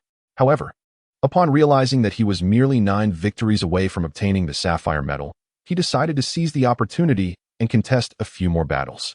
Thus, he lingered in Soto City for 3 days. Ling Tian ascended the stage, surveying his surroundings. His cold eyes revealed a hint of astonishment. As he sensed an increased crowd today, radiance poured in from the surrounding lights, illuminating the entire arena as brightly as day. Jian Huang Bing, Jing, Bing Jing, Bing Jing. Simultaneously, from the opposite side of the arena, a young man in his 20s emerged. He possessed a well-proportioned physique and handsome features, with his long hair tied in a braid, evoking a sense of ancient elegance. Shaoli, the Sword King Shaoli. Go Shaoli. As the 2 combatants made their entrance, the cheers of their supporters surged back and forth. Bing Jing, I have witnessed your battles, Shaoli stated, his eyes glimmering with a crimson hue, his tone somber. Although your strength is commendable, our soul power differs by a significant tier. If you wish to engage me in combat, be prepared to be carried off the stage. Though this is a challenge zone, when I draw my sword, blood will be shed. Then let us see. Although Ling Tian's demeanor remained calm, a flicker of battle intent shimmered in his ice-blue eyes. The battle soul begins. With the referee's authoritative command, the 2 combatants almost simultaneously vanished from their original positions. Bang! In the next moment, the bloodthirsty sword clashed with the ice crystal sword, their icy blue and blood-red radiance intertwining and eroding one another. Clang, clang, clang. The crisp sounds of their blades intermingling resonated in a lively chorus. As Ling Tian and Shaoli continuously altered their wrist movements, the long swords in their hands colliding repetitively, a pure display of swordsmanship unfolded, showcasing a variety of exquisite techniques such as thrusts and feints from both duelists. In the VIP section of the stands, Lord Chu He, the mayor of Soto City, turned his head with keen interest and inquired, Manager Wang, who do you believe will emerge victorious between Ice Crystal and Shaoli? My subordinate believes it should be Shaoli, replied Wang Lin, the overseer of the Soto Great Battle Soul Arena, with a respectful smile. Though Ice Crystal has maintained an unbroken winning streak and has triumphed over several soul masters, Shaoli is a disciple of the Windsword sect, possessing a top-tier sword martial soul as well. However, I perceive that Ice Crystal has a greater chance of winning, Chuhi remarked, a hint of profound meaning glimmering in his gaze as he observed Ling Tian. While their discussion progressed, the situation in the arena shifted dramatically. Clang! Suddenly, a flash of blood light erupted from the bloodthirsty sword, coalescing into a sharp blood arrow that darted swiftly toward Ling Tian's forehead. Clang! Ling Tian took a step back, positioning the ice crystal sword before him. A cold smile crept across Shaoli's lips upon witnessing this scene, as he swiftly swung his sword, unleashing his first soul skill. Blood slash! Whoosh! The blood sword in Shaoli's grasp erupted with dazzling brilliance, transforming into a radiant arc, imbued with formidable sword energy and sharpness, aimed directly at Ling Tian.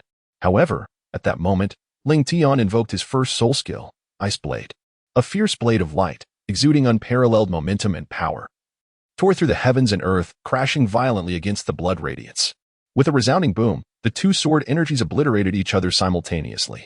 Again, Shaoli grit his teeth and roared, fourth soul skill, Blood Dance.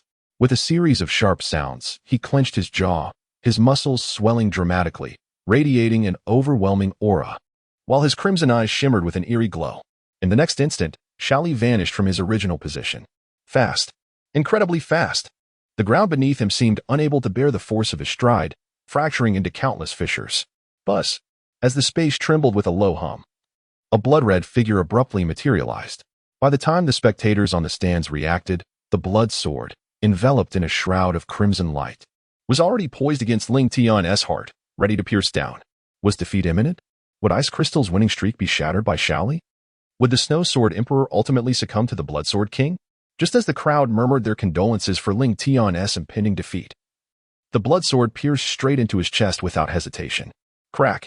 Yet, contrary to expectations, the sound was not that of flesh being penetrated but rather a crisp resonance, akin to the shattering of glass. Is this a deception?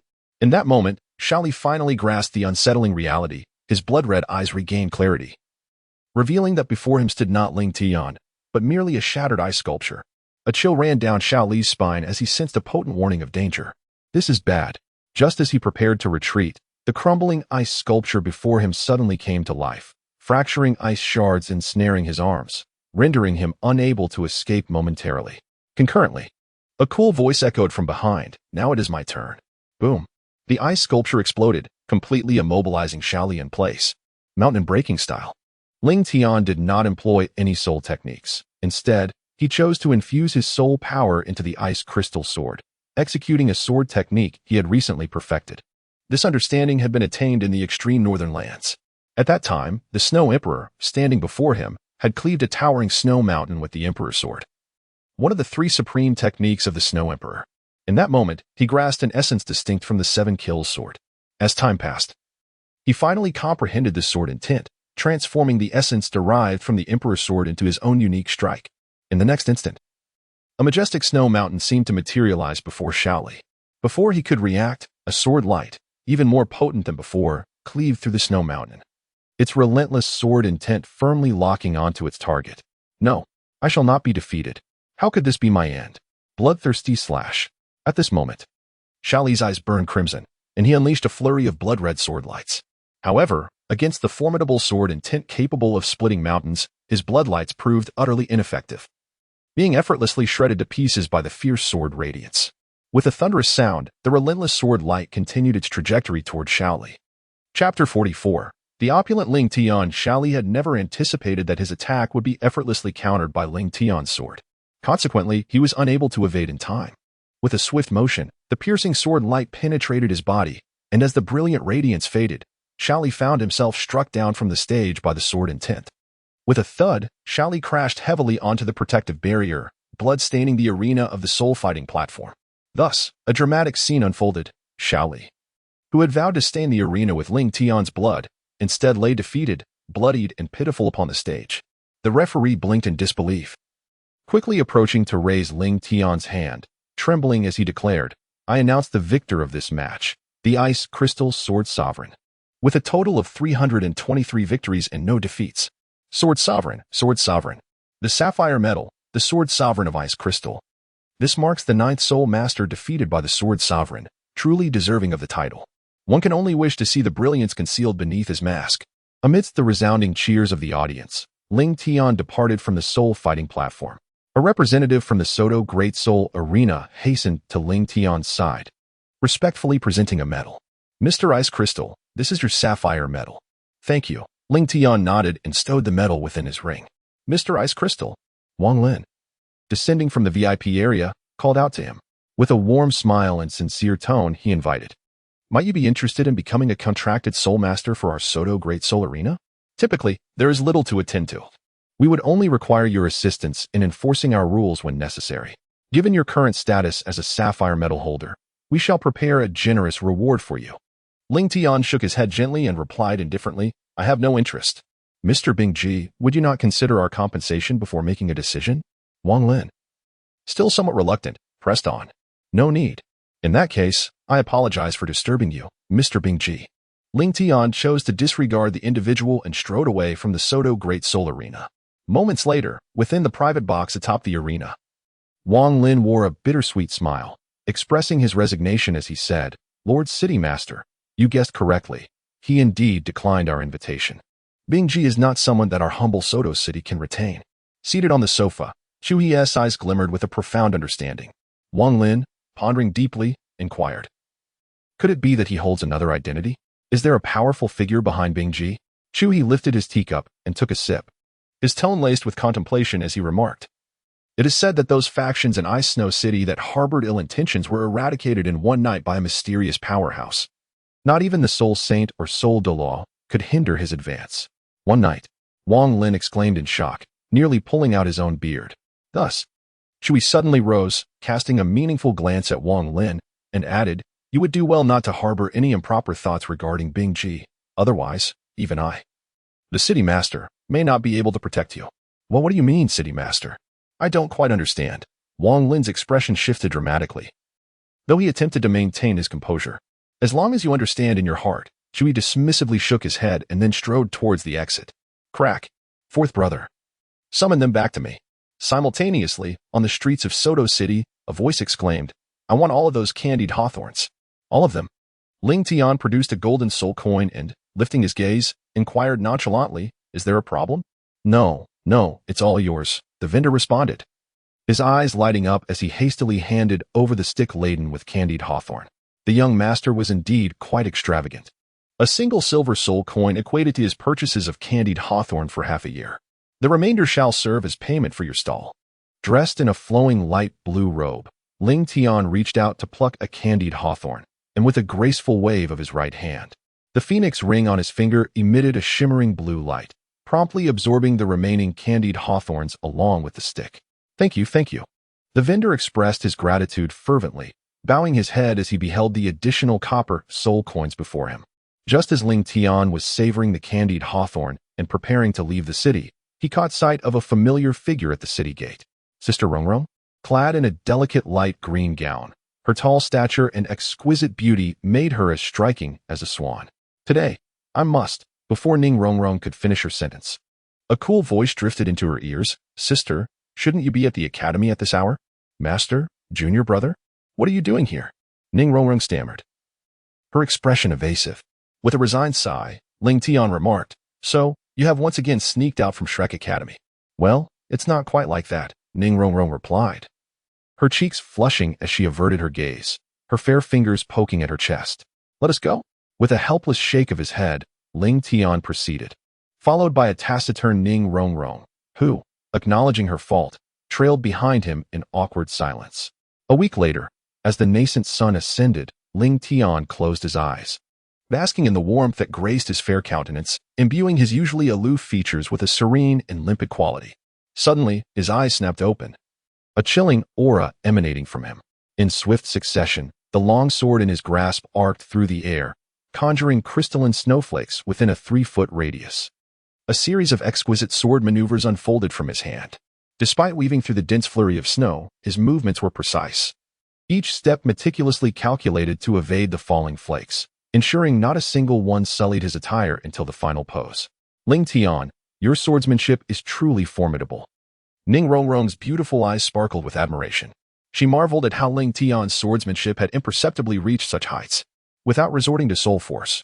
Few soul masters could likely emulate his skill. Suddenly, Ling Tian paused, angling the icy Jing Yin Shuang sword downward. In a swift motion, he flicked it upward, and a glimmer of ice-blue sword light flashed, vanishing into the distant horizon. As he executed the final strike, Ling Tian sheathed his sword, standing silently to reflect on his recent insights. After a moment, he regained his composure and, with a slight frown, inquired, Senior sister, shouldn't you be training at this hour? He had been engrossed in his sword practice and had not noticed Ning Rongrong beside him. I'm too exhausted from training. I don't wish to train every day, Ning Rongrong murmured softly, her fair fingers nervously tracing circles as she lowered her head to explain. Ling Tian let out a sigh and approached Ning Rongrong's side, calmly stating, Junior sister, this marks the 5th time this week that you have evaded training. Is it truly that many? Ning Rongrong's fair face flushed as she averted her gaze from Ling Tian's serene eyes. This is the record provided by Master Flender. 5 days ago, you overslept in the dormitory and missed the morning assembly. 4 days ago, during the training session, you went off to indulge in leisure in Soto City. API call failed with status code 429. Error. Code. For 29. Message. Resource has been exhausted, e.g. check quota. Status. Resource exhausted. A few days ago, Ling Tian took the opportunity to observe the training at Shrek Academy. Although the training methods employed were rather conventional, they proved to be immensely beneficial for the Soul Masters, as there are not many innovative approaches tailored specifically for them. Moreover, if Ning Rongrong were to dedicate herself to training here, her soul power enhancement would likely be on par with, if not superior to, her progress within her sect. However, this does not imply that Shrek Academy can be compared to the 7 Treasure Glazed Tile sect. The primary reason for this is Ning Rongrong's status as the young master of the 7 Treasure Glazed Tile sect. The soul masters responsible for her education within the sect, as well as her fellow disciples, inevitably harbor certain reservations. In contrast, at Flender's Academy, most instructors and students are unaware of Ning Rongrong's true identity, thus treating her with normalcy, which naturally yields better results. Sister Rongrong, have you contemplated the true purpose of your stay at Shrek Academy? Why is it imperative for you to remain here? Ling Tian's tone grew serious as he earnestly stated, If you merely seek a place beyond Uncle Ning's reach to indulge in 3 months of carefree enjoyment, you need not remain at Shrek Academy. I shall inform Uncle Ning to allow you to revel as you wish. I am not. Then what is your purpose for staying at Shrek Academy? Ning Rongrong found herself momentarily at a loss for words. Plunged into deep contemplation, why do I choose to remain at Shrek Academy? For amusement? Certainly not. To distance myself from my sect? That is not the case either. For enjoyment? Far from it. What, then, compels me to stay here? For the first time, she felt a profound sense of confusion. Yet, at that moment, a chilling voice echoed within her mind. Ning Rongrong, do you hear me? Ask yourself, how do you measure up to any of them? Here. You are already the least among us. What grounds do you have for pride?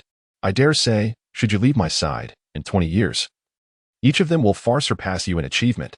Every word from Flinder pierced her heart like a blade, shattering what she had held most dear within herself. Daimubai. Tang-san, Xiaowu, Zhuxing, Ma Hongjun, and Oscar, she could not compare to any of these six.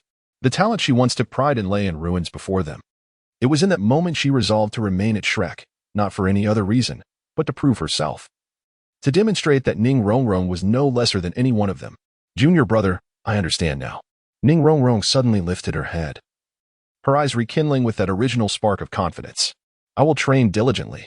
I must prove to Flinder that the young lady of the Seven Treasure Glazed Tile School is not inferior to anyone here. No sooner had she spoken than she set off towards the training grounds. Then I shall await the transformation of my senior sister. Ling Tian's cool, clear eyes sparkled with a hint of satisfaction.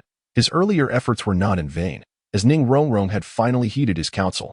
With a flicker of thought, Ling Tian retrieved a skewer of candied hawthorn from his storage space. Ah, how marvelous is the spatial ring! As he savored the unchanged hue and flavor of the candied fruit, a contented smile graced Ling Tian's lips. Suddenly, a leaf fluttered down. Just as he bit into a hawthorn, Ling Tian's attention was drawn to something, and he softly addressed the empty space. Dean Flinder, are you now satisfied?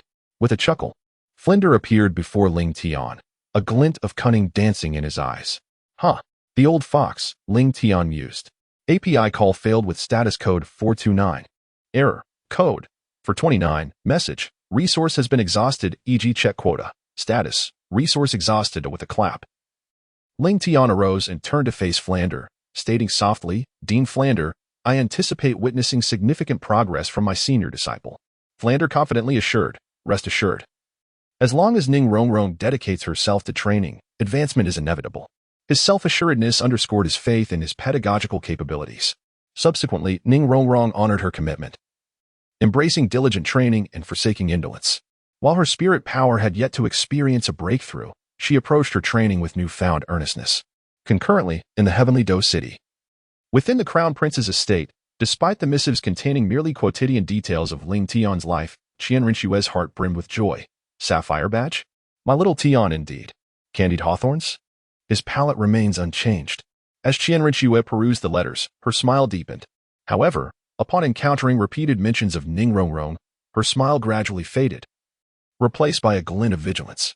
It seems I must hasten the retrieval of my little one from the Seven Treasure Glazed Tile School. Qian Rinshue set down the letters, her golden eyes fixated on the phoenix ring adorning her finger, and a heartfelt smile graced her lips.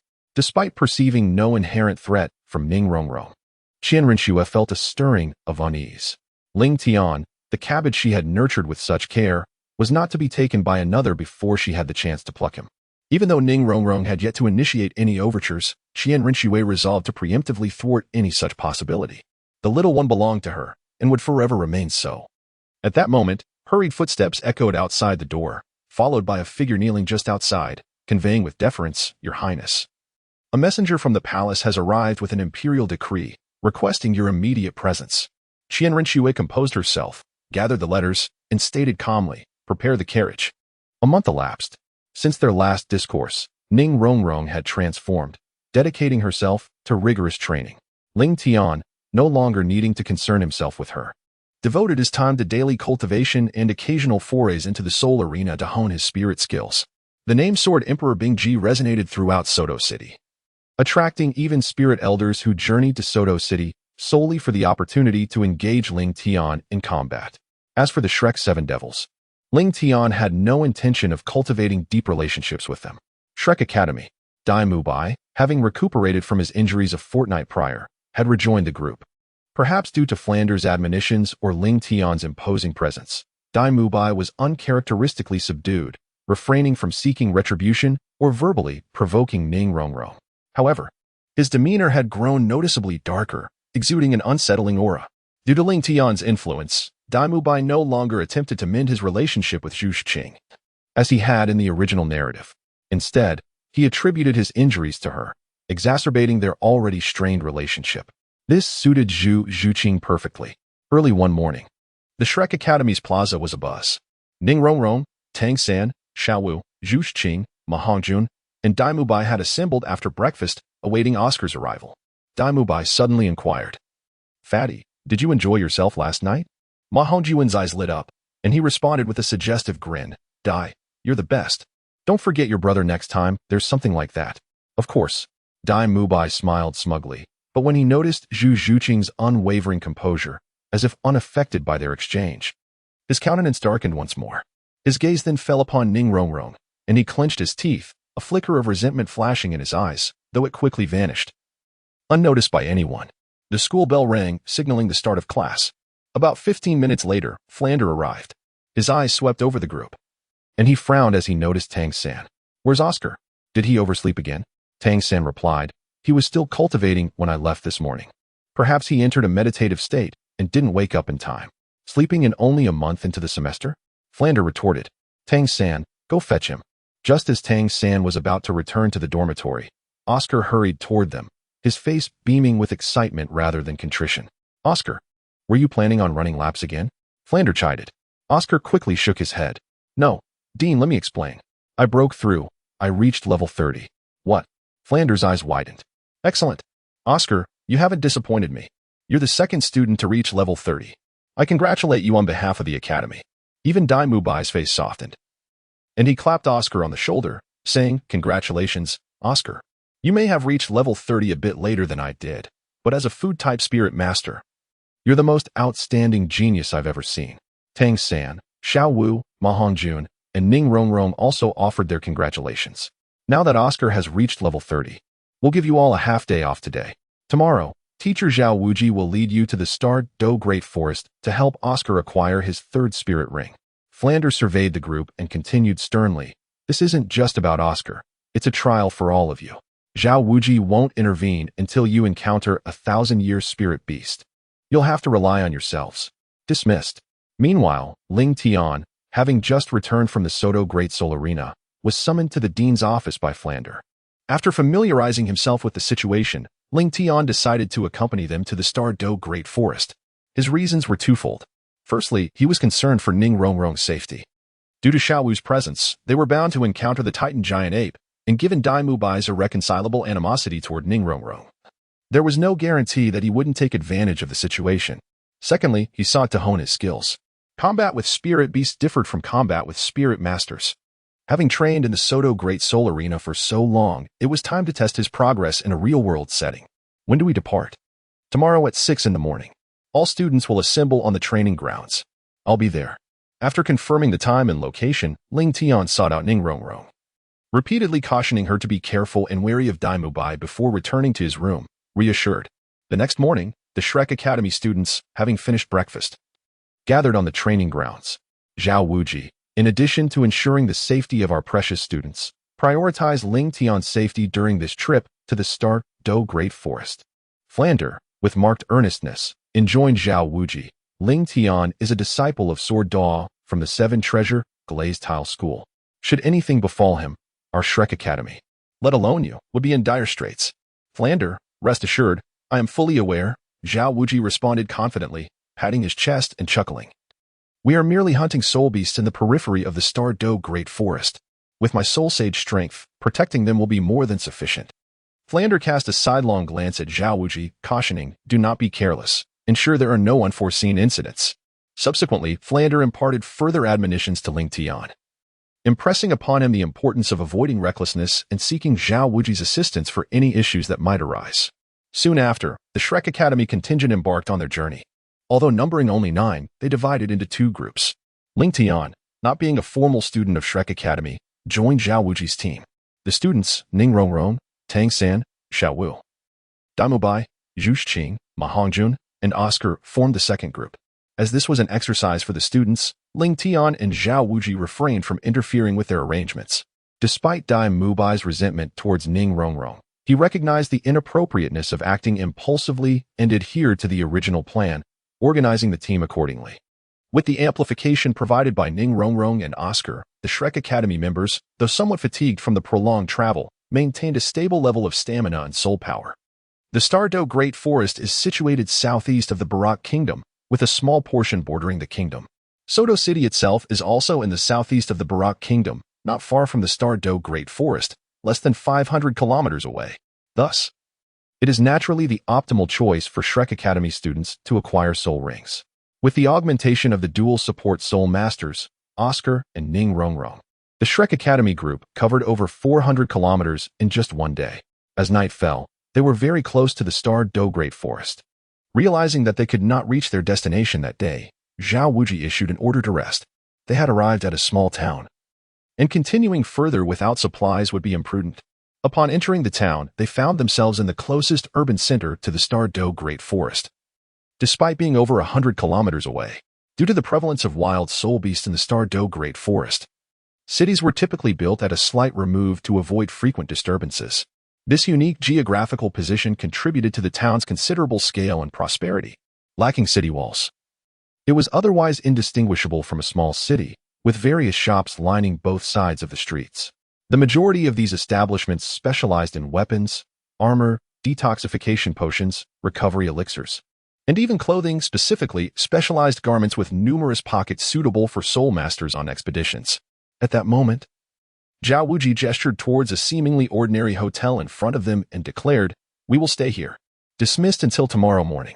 Accommodation and meal expenses are your own responsibility." After securing their rooms, Ning Rongrong cheerfully skipped over to Ling Tian's side. "Senior brother, I want to eat." API call failed with status code 429. Error. Code. For 29. Message. Resource has been exhausted, e.g. check quota. Status. Resource exhausted. Ling Tian gently rubbed his belly. Feeling a hint of hunger, Ling Tian, Ning Rongrong, and Shitty, let us dine together. Ning Rongrong let out a resigned sigh, ultimately relinquishing her desire to venture out. Meanwhile, Dai Mubai and the others had already entered the tavern. It was a quaint two-story building, with a simple dining area on the ground floor and accommodations above. "Let us eat first. After a day of consuming sausages, the mere sight of them makes me feel nauseated," suggested Ma Hongjun. A notion that garnered unanimous agreement from the group. "Should we invite Rongrong and the others?" someone unexpectedly remarked, prompting the collective gaze of the group to shift towards Dai Mubai, instantly rendering the atmosphere awkward. Ling Tian and Dai Mubai. Who was the foolish one who suggested they dine together? Can't you see the dark expression on Dai Mubai's face? Given the animosity between them, how could they possibly share a meal? Rongrong just informed me that there's no need to wait for her. At this crucial moment, it was Xiao who stepped forward, salvaging the dinner that was on the verge of collapse. Tang San also seized the opportunity to break the awkwardness, casting a glance at Dai Mubai. "Well then, let us order. By the way, Mubai, should we invite teacher Zhao to join us for dinner?" Dai Mubai's countenance returned to normal as he replied, "No need. Although the teacher would not cover any expenses for us, he also wouldn't accept any favors. That is a rule set by Dean Flander." The plump one chuckled. "Isn't that rather splendid? Everything is clear-cut, and I adore the unpretentious atmosphere of the academy." Soon, the ambience reverted to its initial cheerfulness. Not far away, API call failed with status code 429. Error. Code. For 29. Message. Resource has been exhausted, e.g. check quota. Status. Resource exhausted. Ling Tian swallowed the last hawthorn fruit, and in the exasperated gaze of Ning Rongrong, produced a new candied hawthorn skewer. Crunch. Crunch. He began to indulge once more. Ning Rongrong looked at Ling Tian with a speechless expression, thinking to herself, even if hawthorn is appetizing, you cannot be eating incessantly. Can you? Esteemed guest, your dishes have arrived. A vendor approached with a tray, placing several plates of delectable and aromatic dishes before the two. These dishes were all ordered by Ning Rongrong, the little princess of the Seven Treasure glazed tile school, who had savored countless delicacies, ensuring that her choice of dishes was of exquisite quality. At the same time, as Ling Tian and Ning Rongrong commenced their meal, a group of 8 individuals appeared at the entrance, all clad in matching attire. Leading them was a middle-aged man in his 40s, possessing a handsome visage. His hair impeccably slicked back, and adorned in an elegant moon-white Soul Master robe intricately embroidered with silver threads that shimmered with every movement. Following closely behind him were 7 young men and women, appearing to be in their 20s, also draped in similar moon-white robes, though lacking the embroidered silver threads of their leader. Nonetheless, both he and the 7 youths bore a distinctive azure, circular emblem on their left shoulder, within which were embroidered the characters Tsanghui, signifying their affiliation with the Tsanghui Academy. Upon seeing this group, the shopkeeper immediately greeted them with a beaming smile, bowing and displaying utmost respect, as Soul Masters were a prosperous clientele. Ning Rongrong cast a curious glance towards the newcomers. Tsanghui Academy? She pondered, recognizing it as a common yet reputable Soul Master Academy. Ling Tian, after a brief look, returned his focus to the dining table, deeming the presence of these individuals less significant than their meal. Meanwhile, Ma Hongjun, upon noticing the group from Tsanghui Academy, fixated his gaze on the soul girl among them, shamelessly ogling her form. That girl is quite stunning. Isn't she? They must be from Tsanghui Academy, he mused, unabashedly making suggestive remarks. Damubai, however, merely scoffed. It's just a minor Tsanghui Academy, of no consequence. His mood had already soured, and with Zhao Wujing backing him, he felt emboldened to provoke. In Chapter 48, the arrogance of Damubai prevailed. Neither he nor Fatty attempted to lower their voices, and despite the bustling noise of the restaurant, the middle-aged leader from Tsanghui Academy cast a frown upon overhearing them. Upon realizing that the Shrek Academy table consisted merely of children, his expression soured further. Oscar, seated beside Tang San, chuckled softly. Looks like we have a spectacle to witness. Tang San, confused, glanced at him. What spectacle? Oscar whispered, this is part of our training. Dean Flander has always said, a soul master who shies away from trouble is not a worthy soul master. Provoking a Soul Master Academy is the safest bet. It usually ends with mere brawls. Tang San couldn't help but laugh. Our esteemed Dean's quotes could form quite the collection. Observing their ages, he surmised that Tsanghui Academy must be a higher-level Soul Master Academy. Soon, at the behest of the Tsanghui Academy instructor, a young man rose from his seat and approached Tang San's table, heading directly towards Dai Mubai. Dai Mubai's eyes reflected disdain, and although Tang San noticed, he refrained from acknowledging the young man. Just then, a server arrived with their first dish. The Tsanghui Academy youth quickened his pace, colliding with the server amidst her startled gasp, causing a plate of food to teeter perilously towards Dai Mubai. Do not waste food, Tang San remarked calmly, his left hand swiftly stabilizing the server while his right hand adeptly caught the plate, employing his skill to ensure not a morsel was spilled. Gently placing it on the table, simultaneously, he pulled the server aside. The young man from Tsanghui Academy was momentarily taken aback, obscured by the server. He had not discerned Tang San's actions. However, a sly smile soon crept across his face. My apologies, he feigned, continuing his advance toward Dai Mubai. Yet, as he approached, his foot discreetly swept towards the leg of Dai Mubai's chair. It was merely a wooden chair. Should he succeed in breaking a leg, Dai Mubai would undoubtedly lose his balance. The young man's movement was subtle, his upper body remaining still, making it nearly imperceptible. Just as he executed his covert kick, Dai Mubai reacted. Did a tiger possess a gentle temperament? The answer was a resounding no. Ling Tian and Ning Rongrong's earlier presence had already ignited his ire, and with someone now daring to provoke him, he seized the opportunity. With a muffled thud, the Tsanghui Academy youth felt as though he had struck an iron wall. His calf tingled from the impact. Before he could react, Dai Mubai's palm struck out. The young man, alarmed, raised his hands in defense. But Dai Mubai's soul power overwhelmed him, sending his hands flying apart as the blow landed squarely on his chest. The youth, despite his considerable stature, was propelled backward, akin to a weightless scarecrow, crashing into 2 tables before careening towards the Tsanghui Academy group. The middle-aged leader of Tsanghui Academy swiftly stood, grasping the youth's shoulder to steady him as THAPI call failed with status code 429, error, code, for 29, message, resource has been exhausted, e.g. check quota. Status, resource exhausted. Ling Tian promptly rejected Ning Rongrong's proposal without a moment's hesitation, disheartened by her interests being dismissed. Ning Rongrong could only watch the performances of the Shrek Academy group with a hint of disappointment. Meanwhile, the members of Tsanghui Academy could no longer contain themselves. The remaining 6 students stood in unison, glaring fiercely at the table occupied by Shrek Academy, ready to charge forward, but were restrained by a middle-aged man. Which academy do you children belong to? Are you from the Songdao? You are not worthy. As he spoke, Dai Mubai cast a scornful glance at the Tsanghui Academy students before returning to his seat. Beside him, Ma Hongjun acted as if nothing had transpired, quickly indulging in his meal, exclaiming, the taste is passable, though it could use a bit more cooking. Let's make do with it.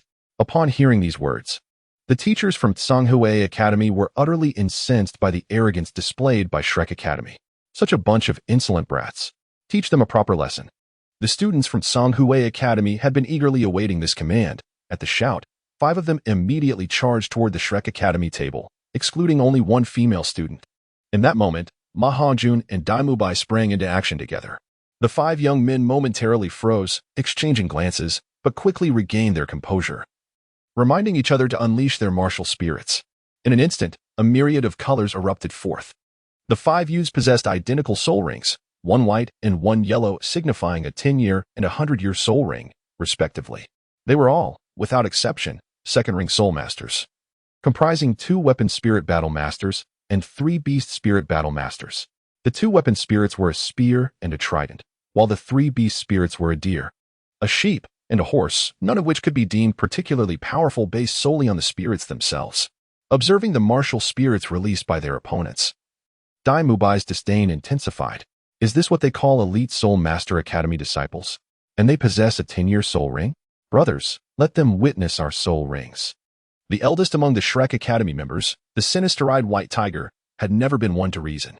Even after receiving a reprimand from Ling Tian, he remained unyielding.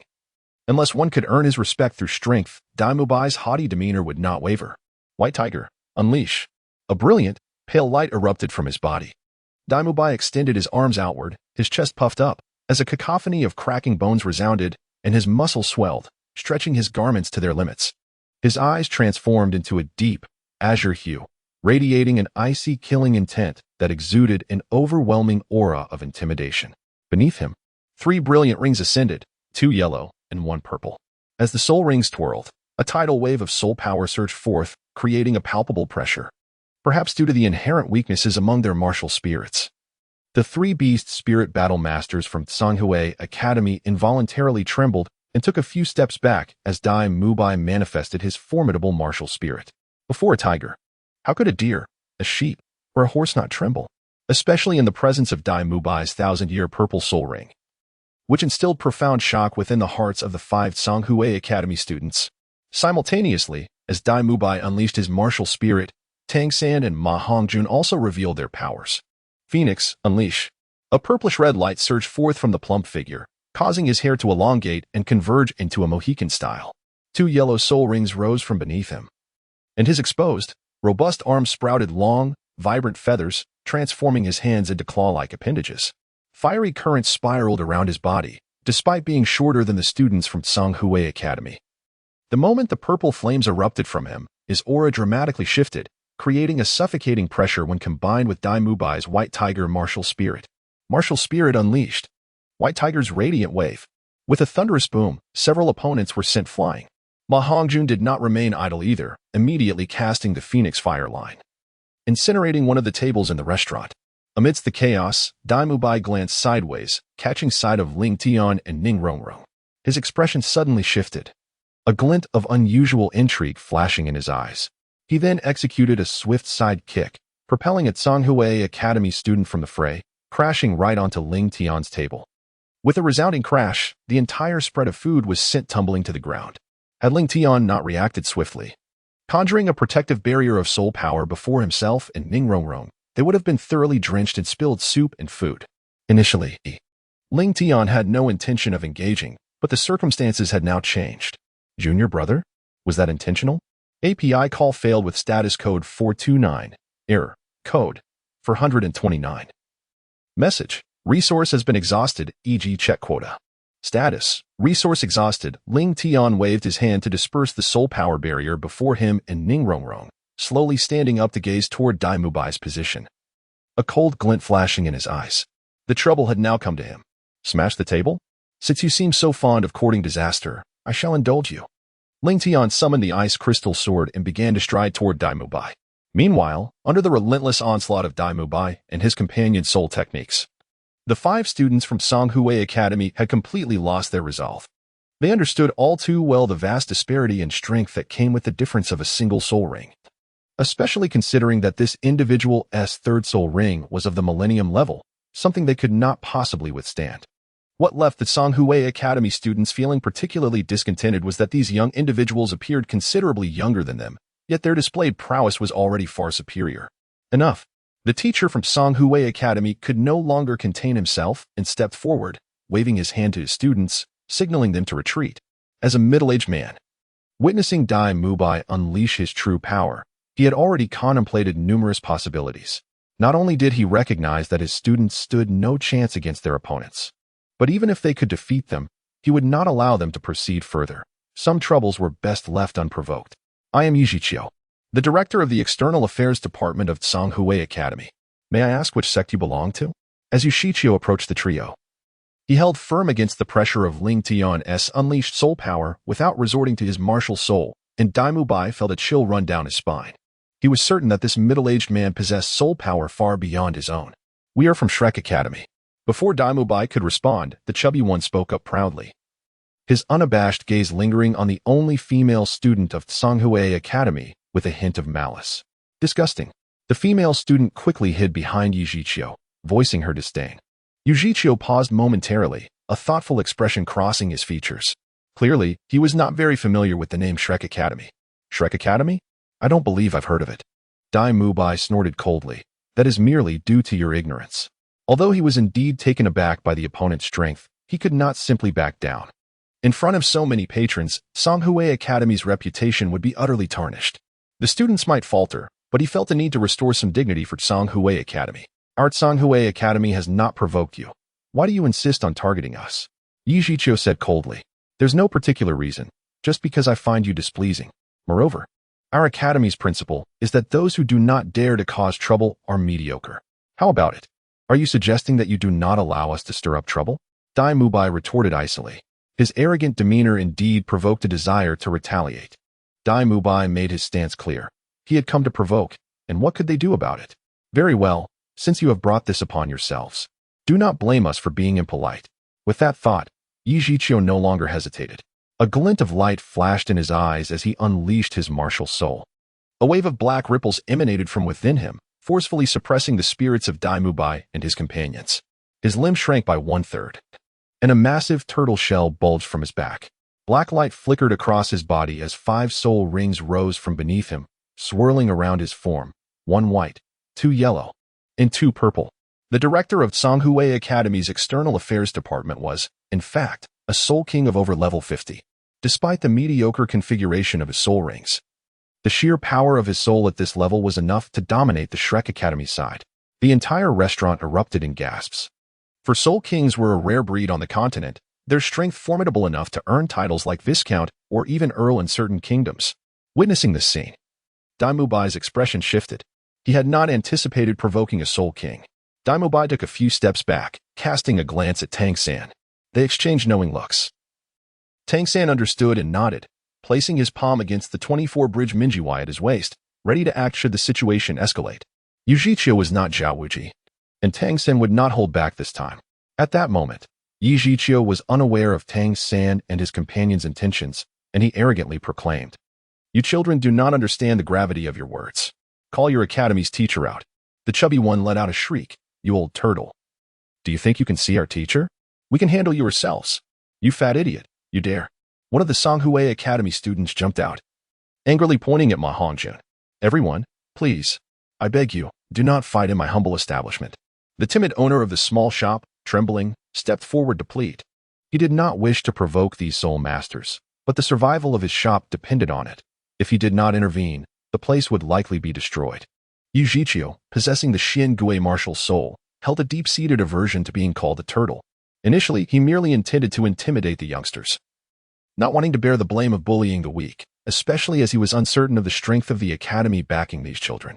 However, the chubby one had crossed a line, igniting his fury.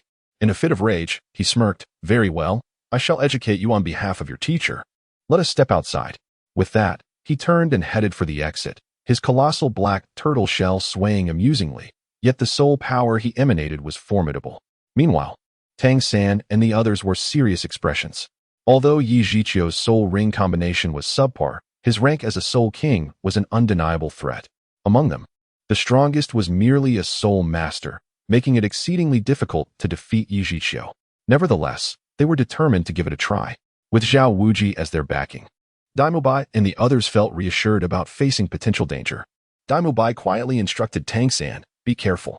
I will shield against the attacks. But I fear I cannot hold out long, so your strikes must be swift." Tang San responded, "We may not necessarily lose. His soul power is greater than ours, but there are flaws in his martial soul." At that moment, the others had gathered around, catching the tail end of Tang San's analysis. He proceeded to share his insights, coordinating their tactics accordingly. Just as both sides prepared to step out of the shop, Ling Tian stepped in front of them. He had merely been enjoying his meal when chaos erupted without cause. This matter would not be easily dismissed. At that moment, a student from Songhui Academy suddenly leaped forward, pointing at Ling Tian and shouting, "Who are you, kid? Get out of the way and stop blocking our teacher." Ling Tian cast a cold glance at the individual. Before his words could fully escape his lips, a formidable aura surged forth, producing a thunderous sound that sent the student from Songhui Academy flying. The scene left Yu Zhiqiu's eyes trembling, his face etched with astonishment. The boy appeared to be no older than 12 or 13, yet he possessed such immense soul power. To unleash soul power from a distance and send someone flying was a feat he considered beyond his own capabilities. "Excuse me, may I inquire about your identity?" Yu Zhiqiu, cautious by nature like his martial soul, sought to clarify Ling Tian's identity to avert unnecessary trouble. Ling Tian. As he spoke, Ling Tian's gaze locked onto Daimubai. A shiver coursed through Daimubai's heart, prompting him to suppress his emotions. "Ling Tian, what do you intend to do? I ask you, Daimubai, was this intentional?" Ling Tian pointed at the shattered table before Ning Rongrong, his icy blue eyes fixed on Daimubai, emanating a chilling aura. "What do you mean by that?" Daimubai retorted, attempting to explain amidst the chaotic clamor of the moment. Before he could elaborate, the ice crystal sword unleashed two beams of sword light, one aimed at the foul-mouthed youth from Songhui Academy, and the other directed towards Daimubai himself. Boom. Everyone disperse. Yu Zhiqiu stepped forward, swiftly pulling the bewildered student behind him. He conjured a tortoise-shell shield of deep ink-colored soul power before him, retreating several paces to withstand the onslaught of the sword light. "Ling Tian, you." A sense of foreboding enveloped Daimubai, who had not anticipated Ling Tian's decisive actions. Having previously felt the might of that sword, he could no longer worry about his pride and quickly rolled to the right to evade the beam of light. Boom. In the end, Daimubai was a fraction too slow, and the sword light struck him, forcefully slamming him against the wall. The ice crystal sword shimmered. Ling Tian flashed before Daimubai, gripping his right leg with one hand and forcefully slamming him onto a table laden with dishes. With a series of thuds, Daimubai met the ground face first each time. The table splintered, and plates scattered across the floor. Daimubai's suit became smeared with grease, the original color obscured, while golden hair was splattered with soup, rendering him as disheveled as a drenched crab. After executing this, Ling Tian wiped his hands and returned to his previous position.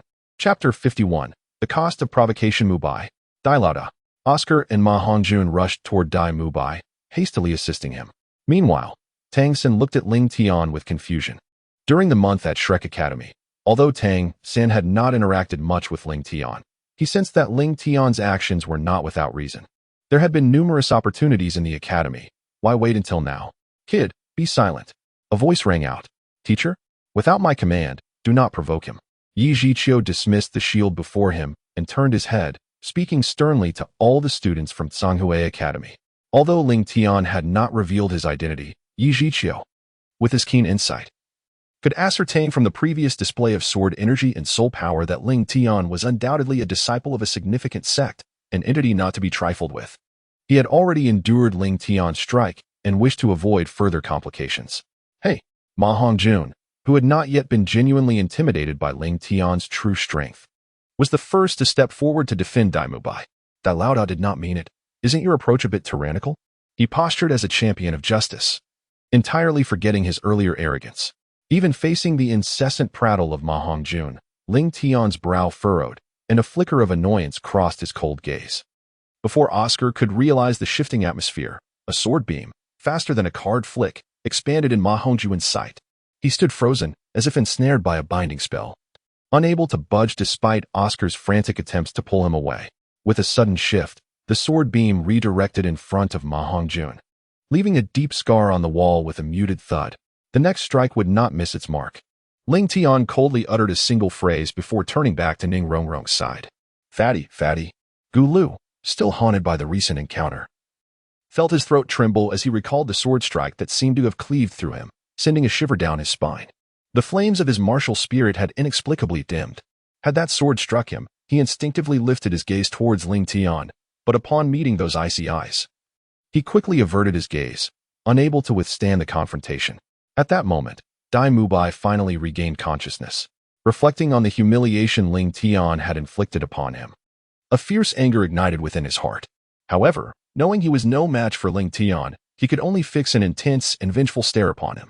Ling Tian, just wait. I will surely, Dai Mubai silently vowed, his rage aggravating his chest wound, causing him to involuntarily spit out a mouthful of blood.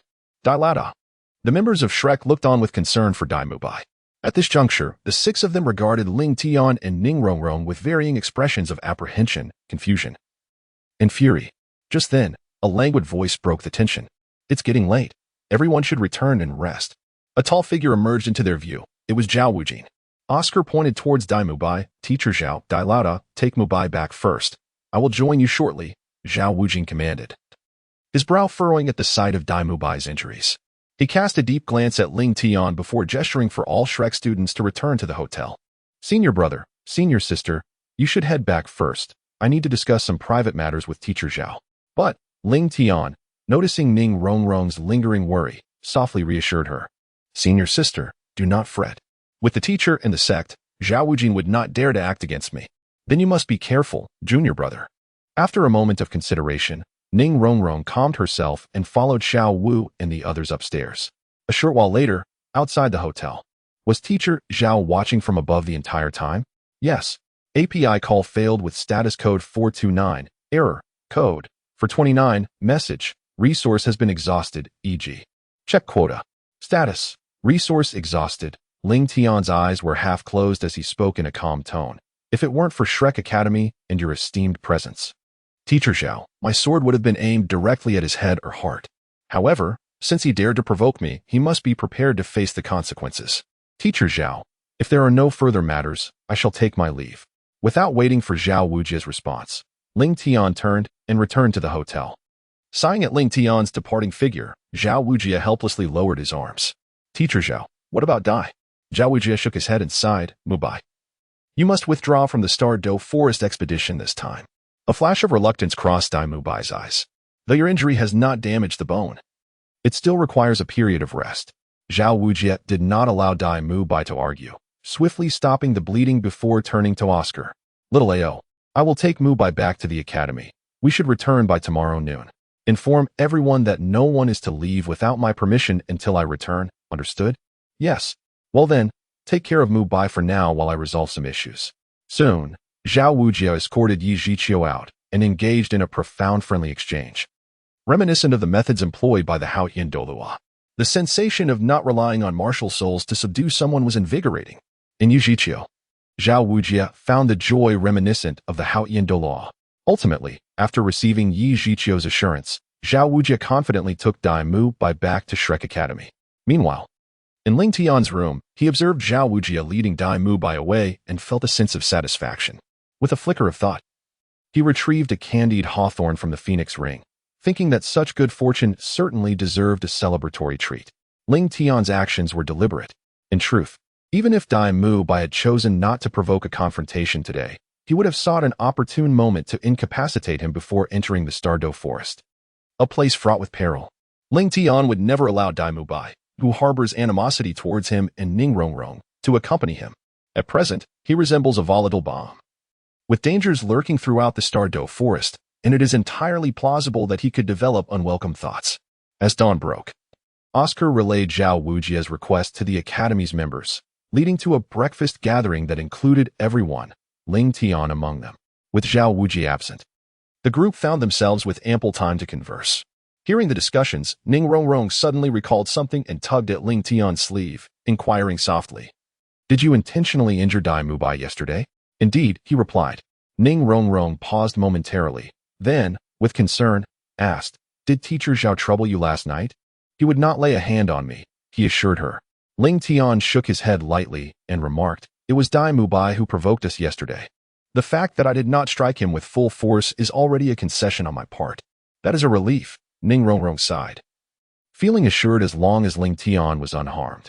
Time swiftly passed, and soon it was noon. Preparations for departure commenced. Amidst the eager anticipation of the crowd, a resounding voice finally echoed, and the Shrek members looked up to see Zhao Wujia standing at the door. After a night and a morning of haste, he had finally returned. Indeed, Oscar, Tang San, and the others responded in unison. Upon leaving the small town, the group quickened their pace, for they were now in close proximity to the Starry Forest. With their utmost efforts, they would reach the forest within half an hour. Among the group, the most exhilarated was Oscar, who was about to acquire his third spirit ring. He was eager to discover the enhancement effects it would bestow upon him. The Starry Forest lies directly to the south of the Heaven Do Empire, sprawling across the borders of two great empires. Due to the plethora of spirit beasts residing here, it is also the region where the boundaries between the two nations are most ambiguous. From a map's perspective, the majority of the forest is within the territory of the Douluo Empire, a fact that the Heaven Do Empire has never acknowledged. As one of the three major habitats for wild spirit beasts, this location is undoubtedly a coveted destination for spirit masters, for each visit signifies an impending advancement in their abilities. The exact duration of the Starry Forest's existence in the Douluo continent remains uncertain, yet upon entering, the dense canopy that obscures the sky reveals its ancient lineage. A moment later, the group arrived at the entrance of the Starry Forest. Towering trees loomed, each exceeding 20 meters in height, and this was merely the outermost fringe. The dense forest lacked any discernible paths, casting intricate shadows that concealed its true visage. Upon reaching the forest's threshold, the air became increasingly refreshing, as if the temperature had dropped a few degrees. The invigorating scent of moist earth tantalized their senses.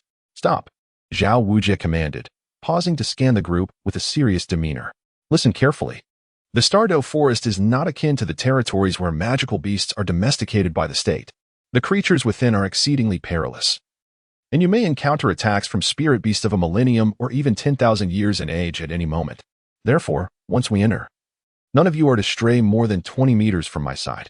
Ning Rongrong, Oscar, you two must remain close to me. No one is permitted to engage spirit beasts without my explicit command. Do you understand? Ning Rongrong and Oscar nodded, their expressions grave. Understood. Subsequently, Oscar began to softly chant an incantation, channeling his spirit power into his palms, conjuring an array of sausages and cured meats. He distributed one sausage and one cured meat to each member, stating, My sausages can retain their vitality in the air for 12 hours, meaning they will be effective if consumed within that time frame. The sausages provide restorative properties alongside nourishment, while the primary function of the cured meat is to serve as an antidote. The group accepted the provisions, carefully stowing them away. They understood that Oscar was anticipating potential crises, thus offering them sustenance in advance to ensure they would not be without it in times of need. Ling Tian did not decline Oscar's soul power sausages, although his incantation sounded somewhat awkward. The undeniable quality of these sausages played a significant role in the recovery of a soul master's soul power. The continuous release of soul power rendered Oscar's complexion somewhat pale. Fortunately, his bushy beard masked this effect to some extent. The sausages he conjured had a remarkable impact on others, yet only yielded one-third of their efficacy for himself, maintaining a balance with the consumption of his soul power. Consequently, after expending his soul power, he could only restore it through meditation. Nonetheless, the sausages did serve to satiate his hunger. Zhao Wujie surveyed the group and noted that the 7 young individuals were well prepared, and with a grand gesture of his hand, he commanded them to commence their journey.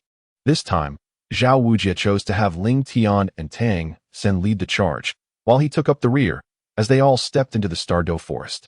Upon entering the Starry Forest, the most exhilarated among them was undoubtedly Xiao Wu. She seemed utterly unfazed by the perilous nature of their surroundings.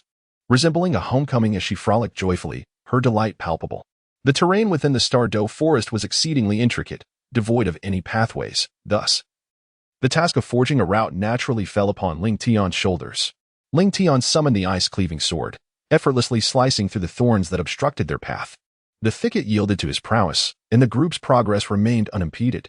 Tang Sen followed closely behind, vigilant and observant of their surroundings, prepared for any unforeseen circumstances. Thus, the group advanced methodically towards the Starry Forest. After a brief moment, Ling Tian suddenly halted, as if sensing something beyond the ordinary. He raised his gaze to the distance, his expression frozen in a mixture of confusion and bewilderment. It felt as though something was beckoning him. Tang San, noticing Ling Tian's unusual demeanor, inquired, "Is something amiss?" "It's nothing," Ling Tian replied, dismissing the concern with a wave of his hand, and resumed his focus on the path ahead. Tang San chose not to press further, maintaining his vigilance as they continued onward. Their brief pause went unnoticed by the others in the rear. What was that just now? Ling Tian pondered. His brow furrowed as he recalled the peculiar sensation he had just experienced. It was an enigmatic feeling, as if an unseen force was drawing his spirit towards a particular direction, coupled with a vague sense of something missing within him. Just as he contemplated probing deeper into this feeling, it abruptly vanished, leaving him with the impression that it had never existed at all. Chapter 53. Was it her? Ling Tian shook his head, dispelling the thoughts that clouded his mind. The Starry Forest was fraught with dangers, and this was not a moment for distraction. However, unbeknownst to him, in that fleeting moment of distraction, a golden dragon-like aura detached from within him, drifting deeper into the Starry Forest. The forest was incredibly dense, aptly described as shrouded in darkness, making it difficult to glimpse sunlight within its depths. Along their journey, they encountered a myriad of small spirit beast groups ranging from 10 to 100 years old. To avoid conflict and conserve time, the group chose to navigate around them. The 100-year-old spirit beasts posed little threat, and thus there was no need for lethal force. After approximately an hour of travel, they found themselves at noon. During this time, they had encountered numerous spirit beasts, mostly of the 10 and 100-year variety, with a few exceeding 100 years. They generally opted to avoid confrontation, with only a handful of reckless beasts approaching, swiftly dealt with by Ling Tian. "All right, let us rest for a while," Zhao Wuji's voice resonated, allowing the tense group to relax. Zero and Tang San cleared away the surrounding thorns, creating a clearing of nearly 100 square meters. They settled against the trees, taking a moment to recuperate. Oscar naturally contributed his sausages, and in that moment, nobody had the inclination to ponder the delicacies. They ate heartily, drinking from their supplies to regain their strength. Zhao Wujie commanded a rest of 1 hour. They were still on the periphery of the Starry Forest, where high-level spirit beasts were scarce, rendering the area relatively safe. Their objective was to assist Oscar in hunting a suitable 1,000-year spirit beast, necessitating a deeper venture into the forest. The further they traversed, the more perilous it would become, hence maximizing their preparedness in a safer locale was of utmost importance. As night fell, twinkling stars adorned the night sky, and Ling Tian reclined on the grass, hands beneath his head, gazing up at the enchanting heavens. Unbeknownst to him, Ning Rongrong had approached his side. Observing Ling Tian sprawled on the ground, she mimicked his pose beside him. "Junior brother, I am weary," she said. "Then find a place to lie down," he began. But before he could finish, Ning Rongrong tugged at his arm, resting her head gently upon it, a mischievous glint flickering in her eyes. "Senior sister." "The tree trunk is not a suitable support," Ling Tian remarked. Ning Rongrong blinked, tilting her head with a playful smile. "Hee, just for a moment. Thank you, junior brother, just a little while." Ling Tian cast a helpless glance at Ning Rongrong, yet ultimately refrained from pushing her away. The girl was indeed fatigued. Although Oscar's sausages could replenish soul power, they could not compensate for the depletion of physical strength. "Junior brother." "Junior brother, you shine as brilliantly as the moon in the sky. When I first laid eyes on you atop the Sword Peak, I was captivated by your presence." Ning Rongrong gazed at the twinkling stars above and softly continued. "However, back in the sect, I always believed we were merely senior and junior siblings. I was only somewhat intrigued by you, until the Soto Great Soul Arena, where I realized that this intrigue was, in fact, affection." At this point, Ning Rongrong turned her head away, a faint blush rising on her delicate face. Unable to meet Ling Tian's gaze as her heart raced uncontrollably. Had she hinted so obviously that her junior brother should comprehend her feelings? The little witch, upon acknowledging her emotions, boldly laid her heart bare under the moonlight. Junior brother? Yet, after waiting for what felt like an eternity, she received no reply. When impatience got the better of her, Ning Rongrong turned her head, only to find Ling Tian had fallen asleep, soft snores escaping from his nose. "Humph." You insufferable junior brother. The bashful Ning Rongrong averted her gaze, the enchanting atmosphere now disrupted, though a sense of relief washed over her. It was swiftly followed by a wave of disappointment. Was Ling Tian truly asleep, or was he feigning slumber to evade her question? Lost in her thoughts, she too felt the weight of weariness and gradually closed her eyes to sleep. At that moment, however, Ling Tian, who had appeared to be sleeping, suddenly opened his eyes. His cool gaze now complexly fixed upon Ning Rongrong. Ling Tian feigned slumber. In his eyes, Ning Rongrong had always been merely his senior sister, devoid of any extraneous emotions. With a sigh, he resolved within himself, after the adventure in the Starry Forest concludes, he must depart from this place. Ning Rongrong is a commendable girl, yet he harbors no feelings for her.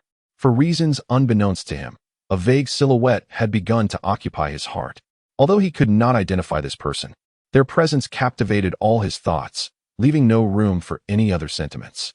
Could it be him? Simultaneously, another distinctly different figure emerged in his mind. Could it be? How could that be possible? Glancing at the ring on his right hand, Ling Tian revealed a bittersweet smile, then shook his head, expelling such fantastical notions from his mind. Surely it cannot be. He had never seen her, so how could it be her? On the other side, Xiao similarly leaned against Tang San. Yet since entering the Starry Forest, her emotions appeared somewhat amiss. Regardless of Tang San's inquiries, Xiao consistently insisted that she was fine. As for Zhu Zhiqing, she was alone, leaning against a tree trunk, engrossed in her cultivation, with no intention of engaging with anyone. However, her gaze occasionally flickered towards Ling Tian's direction. Observing Ning Rongrong, who was dozing lightly against his arm, Zhu Zhiqing's eyes gradually dimmed, lost in thought. Deep within the Starry Forest, in the depths of the Lake of Life, a faint golden thread penetrated into a peculiar space within the Lake of Life, where a silver figure suddenly opened its eyes. Is this the hope for the revival of soul beasts? After a brief silence, the silver figure's voice resonated once more. Di Tian. Master. A black figure materialized, kneeling on one knee. This was a dignified, middle-aged man with golden pupils that exuded an indescribable authority, his long black hair interspersed with strands of gold. He was none other than the golden-eyed Black Dragon King, the foremost among the 10 great beasts, the beast deity Di Tian. With Di Tian's appearance and his address to the silver figure as master, the identity of the latter was unmistakable. He was the current lord of soul beasts. The Silver Dragon King, a half-embodiment of the dragon deity. The silver figure murmured, "He has returned." He? Di Tian paused, a hint of confusion flickering in his golden eyes. The silver figure offered no further explanation, merely gestured, sending a stream of light into Di Tian's body. My power will guide you to the specific location. To find the one who resonates with you and bring him here. Resonate. A tremor coursed through Di Tian. Suddenly, a tumultuous wave surged within him, leaving him momentarily stunned. The only being capable of resonating with the Master's energy within his understanding was none other than the other half of the dragon deity's incarnation, the Golden Dragon King. Yet, in his memories, the Golden Dragon King had been suppressed by the despicable beings of the divine realm ever since the fall of the dragon deity. How could he possibly be in the Starry Forest? This revelation left Di Tian, who had once been a member of the dragon deity's guard and had lived through that battle, utterly astonished. Di Tian, the silver figure called out heavily, expressing dissatisfaction at Di Tian's hesitance to execute his task.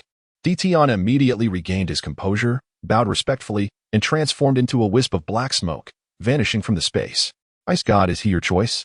A transcendent voice echoed in the space, as the silver figure turned, revealing his deep purple eyes. After resting for approximately half an hour, Ling Tian suddenly sprang to his feet, and simultaneously, Tang San and Zhao Wujing directed their gazes toward a single point. Zhao Wujing shouted, "Everyone, rise. Something is approaching."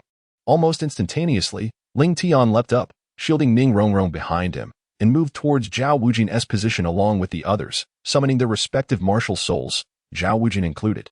Zhu Zhiqing assessed the situation. Zhao Wujing commanded in a low voice. Zhu Zhiqing, without a word, silently ascended, her claws extending as she swiftly climbed a nearby tree to observe the source of the sound.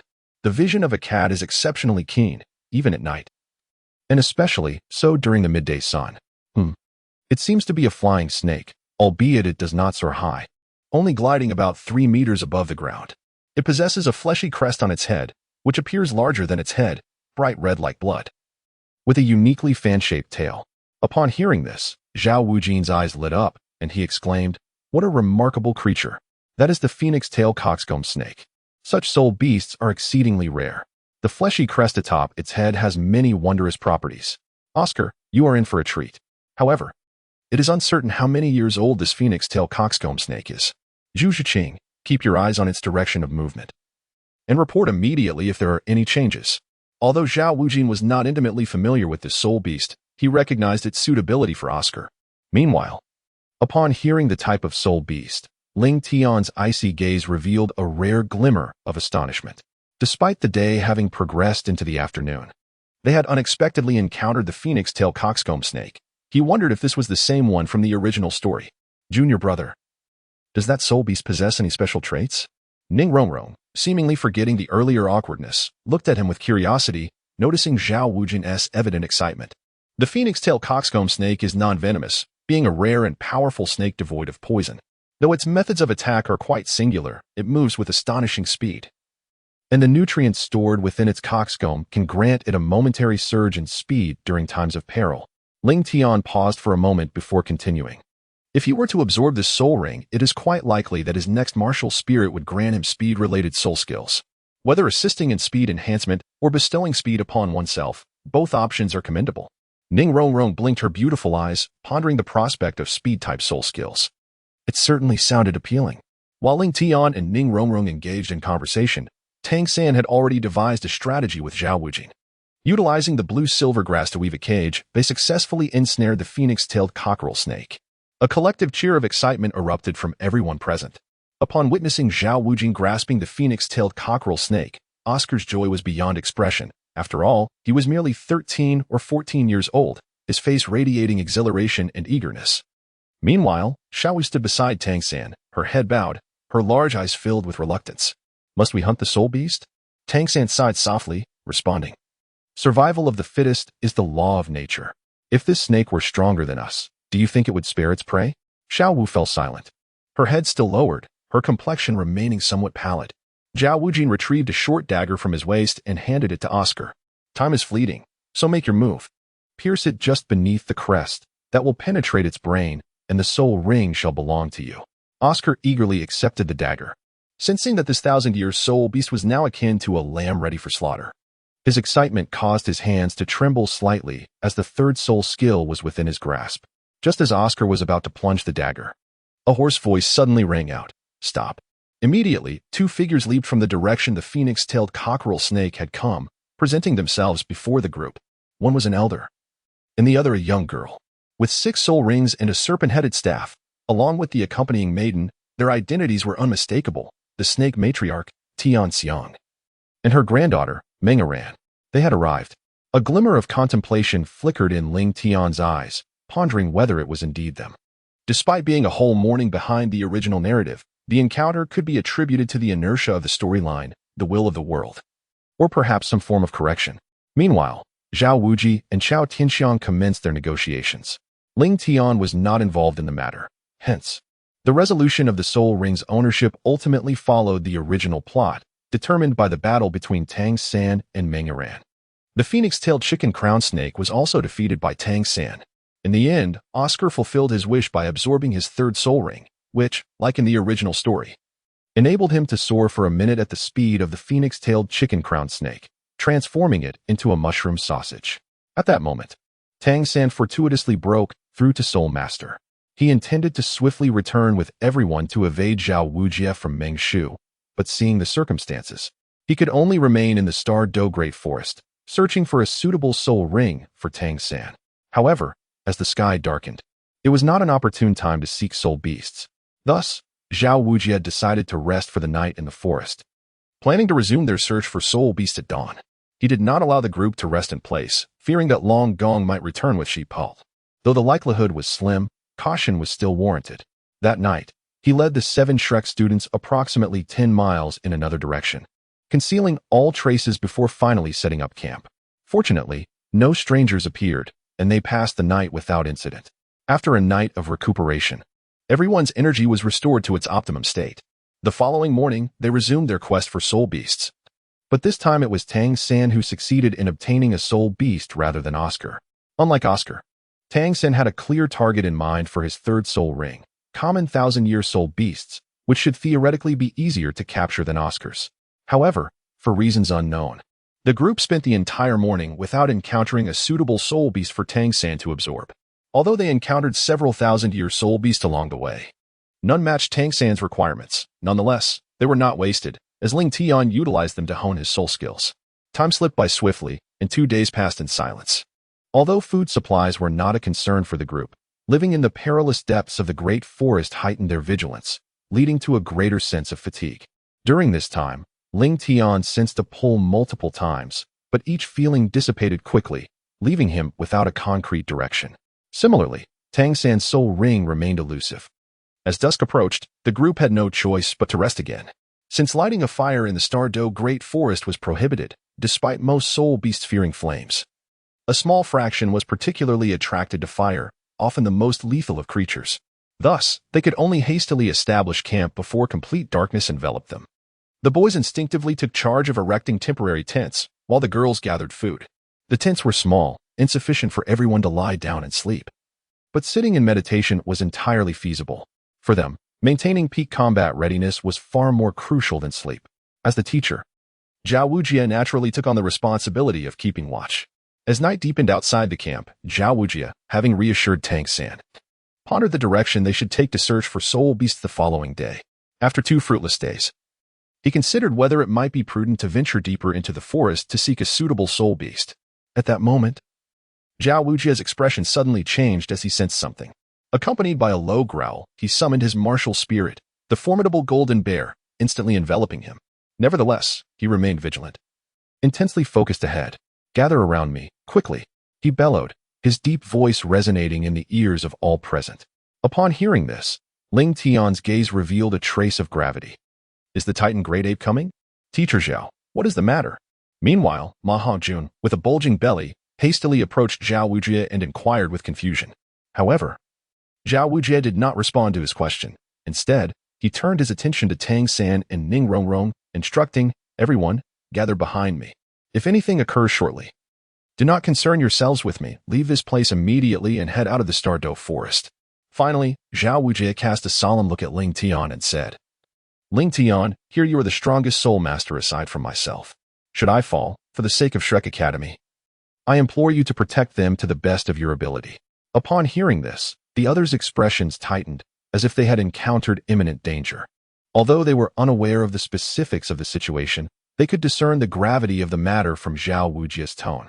Just as everyone remained in a state of confusion, 2 towering trees in front of them suddenly began to part slowly, revealing a colossal figure that emerged silently from the shadows. Upon sighting this behemoth, it felt as though all breaths were held in unison, and the group finally comprehended the source of Zhao Wujie's concern. It was a presence akin to a mountain, its dark fur glimmering faintly under the dim light of the stars and moon. Although it was on all fours, its shoulders were undoubtedly over 7 meters high.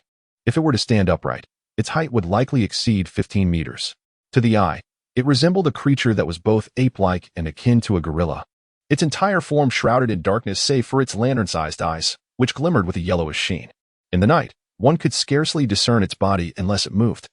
The sheer magnitude of this creature was astonishing, its physique not only colossal but also adorned with muscles more formidable than granite, bulging like small hills. Yet, despite its massive size, it traversed the ground without a sound, not even the faintest whisper of breath. Oscar trembled and exclaimed, "What is that?" "The Titan Great Ape, one of the sovereigns of the Starry Forest." Ling Tian gazed solemnly at the Titan Great Ape, his right hand instinctively tightening around the ice crystal sword. The aura emanating from the Titan Great Ape was exceedingly potent, leaving Ling Tian to grip his sword with increasing intensity. This overwhelming surge of spiritual power dwarfed Zhao Wujie's by unfathomable margins, and compared to his master, it was not significantly lacking. Although he had anticipated encountering the Titan Great Ape on this journey, facing it directly made Ling Tian acutely aware of how greatly he had underestimated its terror. It was indeed the Titan Great Ape.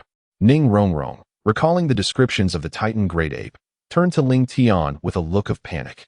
Though he did not speak, he stepped forward to shield her. Not just her, the emotions of the others were equally dismal.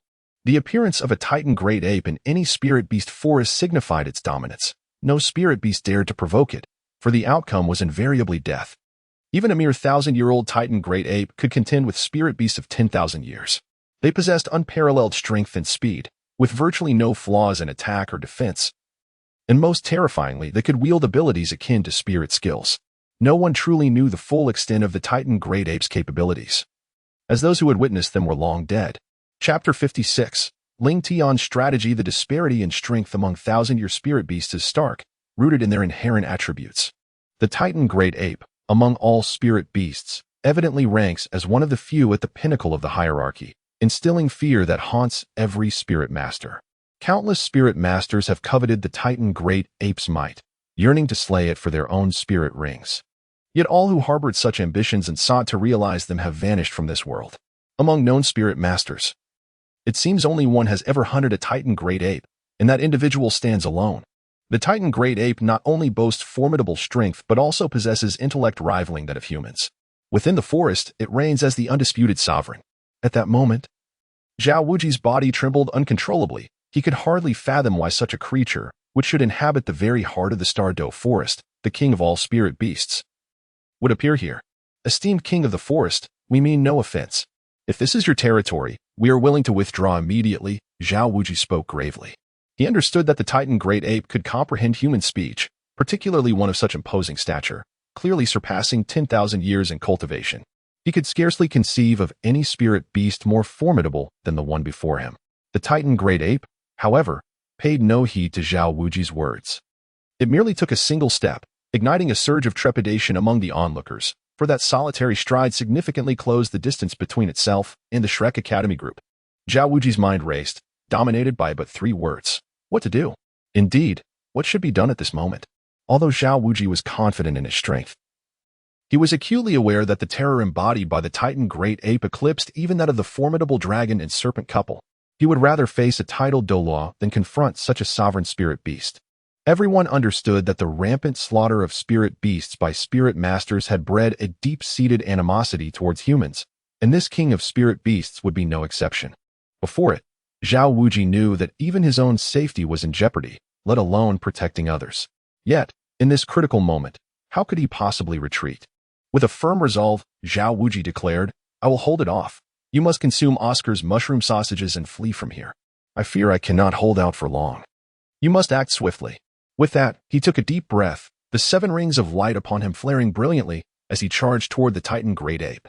The first, second, third, and fourth rings shone simultaneously as he unleashed 4 of his 7 spirit skills against this formidable foe. The radiant light from the 4 rings was blinding, surrounding Zhao Wuji in a protective aura, while gravitational control emanated from him, enveloping the Titan Great Ape in an effort to restrain its massive form. Simultaneously, he swung his hands, channeling the formidable power of the great King Kong palm, releasing a powerful wave of energy. Zhao Wuji propelled himself from a towering tree, unreservedly expending his spirit power as he lunged at the Titan Great Ape. In that moment, he had made a decision. He would protect the children behind him, even if it meant sacrificing himself. The 7 treasures have a name. The first is strength. The 7 treasures have a name. The second is speed. 2 beams of light, disregarding level enhancements, enveloped Zhao Wuji, elevating his strength to that of an 80-level spirit Douluo. This exemplified the formidable dominance of the 7 treasures glazed pagoda, the world's foremost auxiliary spirit. Meanwhile, the other members of Shrek Academy unleashed their respective spirit skills, attempting to relieve some pressure from Zhao Wuji through ranged attacks. Tang Sin summoned strands of blue-silver grass from the earth, his eyes glowing with a faint purple light as he sought the Titan Great Ape's vulnerabilities, while his jade-like hand clutched several dragon beard needles. At the same time, Ma Hongjin activated 2 spirit skills, enhancing the fiery attributes of his Phoenix Fire line, unleashing a torrent of flames towards the Titan Great Ape. Yet, to the Titan Great Ape, whose attack and defense were both formidable, the assaults from Ma Hongjin and Tang Sin felt no more than a tickle, failing to hinder its advance, and instead igniting its ferocity. With a resounding thud, the Titan Great Ape slammed its right foot onto the ground, instantly cracking the earth with wide fissures. Seizing the moment Zhao Wuji staggered, it lunged forward, its dark hand striking with tremendous force, sending Zhao Wuji flying. Then, it scanned the surroundings, seemingly searching for something. Upon spotting Xiao Wu, a flicker of barely perceptible delight flashed in its blood-red eyes, and it charged toward the direction of the group. Boom, boom, boom. The heavy thuds reverberated through the ground, amplifying the weight of despair in the hearts of all present. At this moment, Ling Tian's expression was grave as he commanded in a low voice. Utilize long-range soul techniques to continue restraining it while we await Master Zhao Wujia's support. Wrong. You are responsible for providing assistance. Currently, there is no one to divert the Titan Great Ape's attention. Running around carelessly at this juncture could easily make one its target. Although Ling Tian was aware of the Titan Great Ape's intentions, he could not guarantee it would refrain from inflicting harm, for in its eyes, humans are no different from soul beasts. Therefore, the most prudent course of action is to maintain restraint until Zhao Wujie arrives, at which point we can seek an opportunity to escape. I see blades of extreme cold, blue silvergrass, entangle, phoenix ray, 7 treasures, renowned, first, strength, second, speed.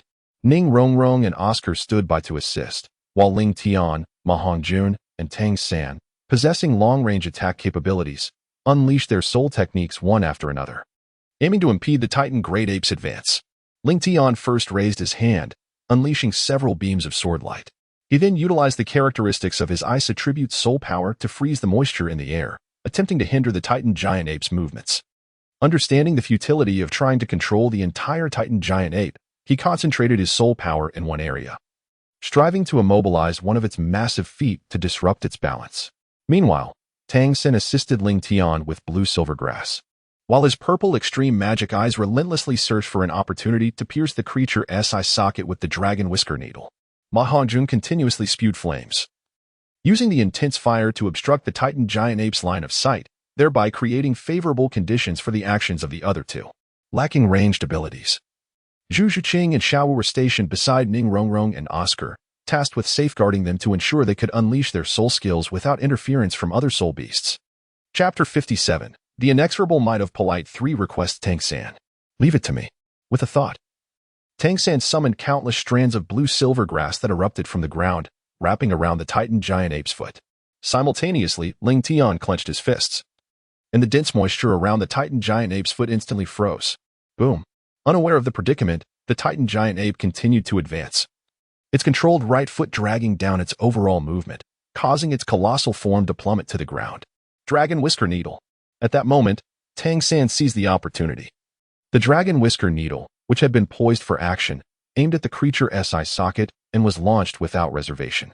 The three then unleashed their previously prepared soul skills, bombarding the spot where the Titan Giant Ape was about to fall.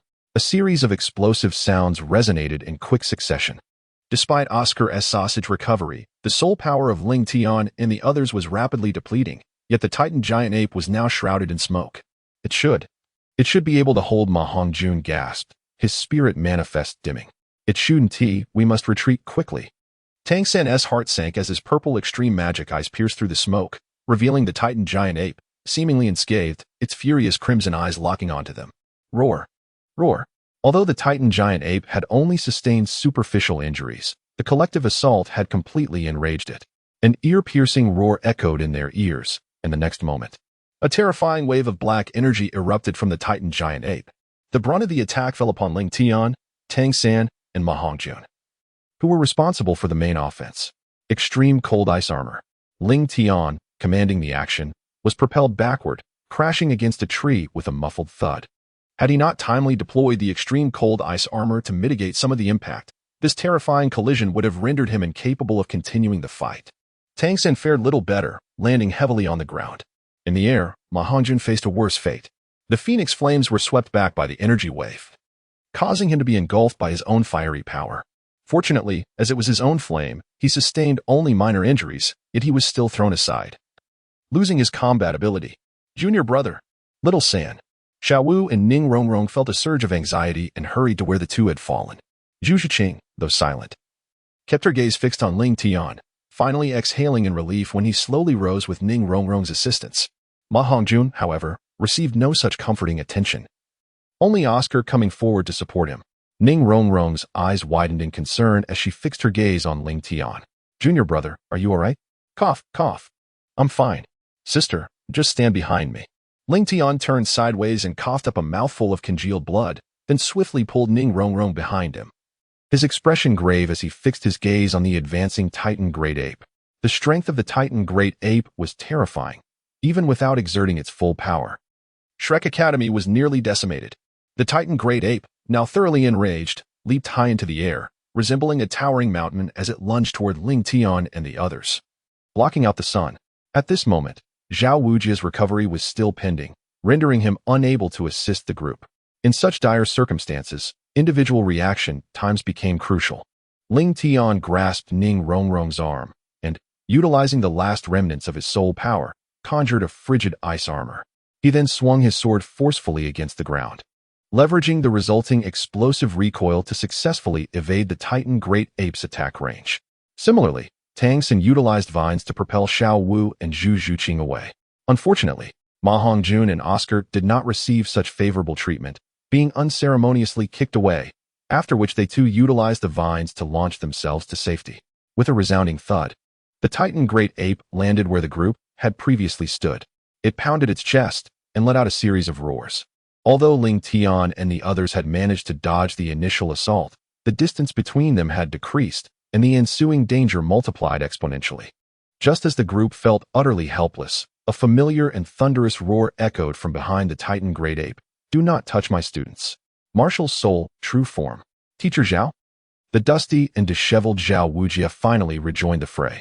Rising from the ground, he witnessed the Titan Great Ape preparing to attack his students and was instantly consumed by rage, disregarding his depleted soul power to activate his Martial Soul True Form. With the flicker of his seventh soul ring, a massive bear-like figure emerged behind Zhao Wujia. Although still shorter than the Titan Great Ape, the disparity was no longer as pronounced. The Titan Great Ape, noticing Zhao Wujia, did not regard him as a threat and continued its advance. In response to the Titan Great Ape's dismissal, Zhao Wujia swung his broad bare paw in a powerful arc and struck the creature. With a dull thud, the Titan Great Ape, underestimating Zhao Wujia's strength, had its head thrust backward, letting out a furious roar. The Titan Great Ape, now even more enraged, raised one of its thick arms and collided with Zhao Wujia. Following a thunderous crash, Zhao Wujia remained steadfast, thanks to the formidable defensive traits of his great bear martial soul. However, the overwhelming force disparity still caused him to stagger backward several steps before regaining composure. Coughing, Zhao Wujia was momentarily dazed by the Titan Great Ape's blow. Yet, for the sake of those exceptionally gifted children, he gritted his teeth and stood resolutely before the Titan Great Ape, his hands radiating golden light as he unleashed his great bear palm with unreserved might. Ling Tian, Xiao San, you all must flee. Despite Zhao Wujia's intentions for them to retreat, knowing his strength could not last long, he realized that if the children remained, they would all perish at the hands of the Titan Great Ape, rendering his sacrifice meaningless. Teacher Zhao, Oscar and Ma Hongjun were visibly agitated. Having spent years with Zhao Wujia, they could not bear the thought of witnessing their teacher's demise. Diming no, Xiao Wu clenched her fists, her expression tense as she observed the battle between the man and beast. Tang Xin spoke gravely, "Xiao Wu, we must go. We cannot let Teacher Zhao's sacrifice be in vain." But, before Xiao Wu could elaborate, Tang Xin took her hand and urged Ling Tian and the others to flee in the opposite direction of the battlefield. Boom. Be careful, something is coming. It's Teacher Zhao. Before the group could take more than a few steps, Zhao Wujia was suddenly hurled before them. Chapter 58. Help him, please. Even though Zhao Wujia had exerted all his strength to withstand the Titan Great Ape, he had gravely underestimated its true power. The Titan Great Ape had emerged with the singular intent of capturing Xiao Wu, and upon seeing her attempt to flee, it was instantly displeased, dismissing any notion of playfulness with Zhao Wujia and unleashing a fierce assault that caught him off guard. Despite Zhao Wujia's desperate efforts to defend, the full-force attack of a 10,000-year-soul beast was comparable to that of a tidal Douluo, ultimately sending him flying with 2 heavy blows. Xiao Wu. With Zhao Wujia unable to impede it, the Titan Great Ape swiftly closed the distance to Xiao Wu, its broad hand grasping her firmly. Witnessing this, Tang San let out a desperate roar.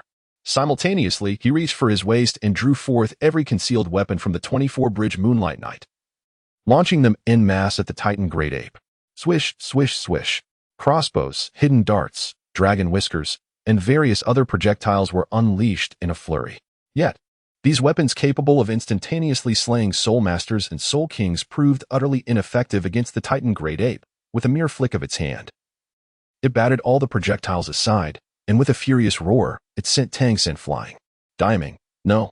As the Titan Great Ape prepared to continue its assault, Xiao Wu, disregarding her concealed identity, cried out to halt its advance. Roar?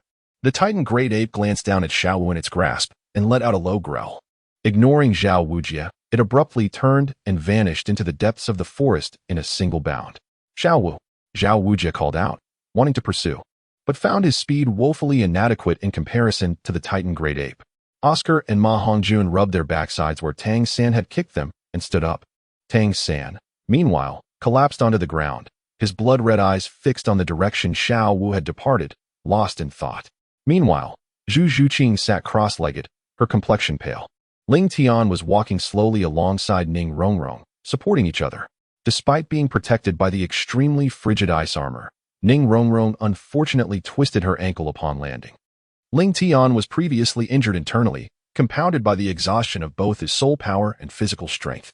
Zhao Wujie could not bear the thought of his student being taken away by the Titan great ape, left to an uncertain fate. And Tang San found it even more unbearable. Enduring the excruciating pain surging through his body, Tang San struggled to rise from the ground. But he was overwhelmed and coughed up a mouthful of blood. The force emanating from the Titan great ape felt insurmountable, despite Tang San's robust physique. The impact sent his internal organs into turmoil, as if they had been displaced. Fortunately, the Xiantian skill possessed remarkable restorative properties, functioning autonomously to swiftly stabilize the tumultuous energy within him. I am deeply sorry, everyone. It is my fault for failing to protect you all. Xiao San. May you find solace, Zhao Wujie said, approaching Tang San with a heavy heart. The tremendous shockwave from the Titan great ape had nearly shattered his martial soul form. And now, with his soul power significantly depleted, he realized that even if he pursued, it would be futile. No, it is not your fault. I failed to safeguard Xiao Wu, Tang San responded, keeping his head bowed, his voice eerily calm, devoid of any emotional fluctuation. He slowly walked to Oscar's side.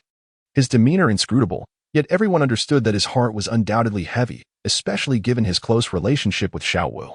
Silently, Tang San approached Oscar. Oscar hurriedly offered him a recovery sausage, wanting to say something but ultimately refrained. Without hesitation, Tang San swallowed the recovery sausage, and its restorative effects alleviated his injuries somewhat. He then leaned closer to Oscar, whispering softly to him. Meanwhile, on another side, junior brother, you. Ning Rongrong looked at Ling Tian with deep concern. Her small hands anxiously clasped together. Ling Tian waved his hand, indicating that he was fine. He then swallowed a rejuvenating pill to stabilize his injuries. After expelling a few mouthfuls of stagnant blood, his complexion gradually returned to a healthy hue, and his breath steadied. This was during his time in Soto City, when Chen Xin had specially prepared a gourd of unique healing elixirs for him. He had not anticipated needing it so soon. Xiao Ao, what are you doing? Suddenly, Ma Hongjuan's exclamation captured everyone's attention. It was then that Oscar, unbeknownst to anyone, recited a spell and solemnly handed a short mushroom sausage to Tang San. Zhao Wujie, a perceptive man, instantly realized Tang San's intentions and rushed to intervene. But it was already too late. Tang San had already consumed the mushroom sausage from Oscar's hand. 6 ethereal wings manifested behind him, and at the moment Zhao Wujie approached, Tang San had already taken flight. I'm sorry, Teacher Zhao. I must retrieve Xiao Wu, even if it's just her remains. I will bring her back. At this moment, everyone witnessed the blood-red hue in Tang San's eyes, understanding that he was consumed by profound grief and rage. Junior brother? Please assist him. Ning Rongrong, having received Ling Tian's affirmation, softly chanted an incantation, and a luminous ray descended, enhancing the speed of Tang San's transparent wings. Xiao San, go quickly. I support you. My second soul skill can only last for a minute outside my soul force range. Xiao Wu is my roommate. You must bring her back. Ning Rongrong seemed oblivious to Zhao Wujie's murderous glare and shouted loudly. You. Zhao Wujie's countenance darkened as he glared at Oscar and Ning Rongrong, his anger rendering him nearly speechless. I will settle this with you later. Oscar, create a few more mushroom sausages. We must pursue them together. The Starry Forest is fraught with danger. Relying solely on Tang San, he may encounter unforeseen perils. Zhao Wujie sighed in resignation. He felt more concern than anger towards their reckless actions. However, my current soul power is insufficient to produce additional mushroom sausages, Oscar lamented. Having expended most of his energy earlier to assist Ling Tian and the others, the creation of that single mushroom sausage had consumed his last reserves, and he could not craft another in the short term. Then let us travel while you recover your soul power. We must move, Tang San urged, having already set off. Zhao Wujie could only seize every moment to follow. After a period of recuperation, Ling Tian had nearly regained his strength.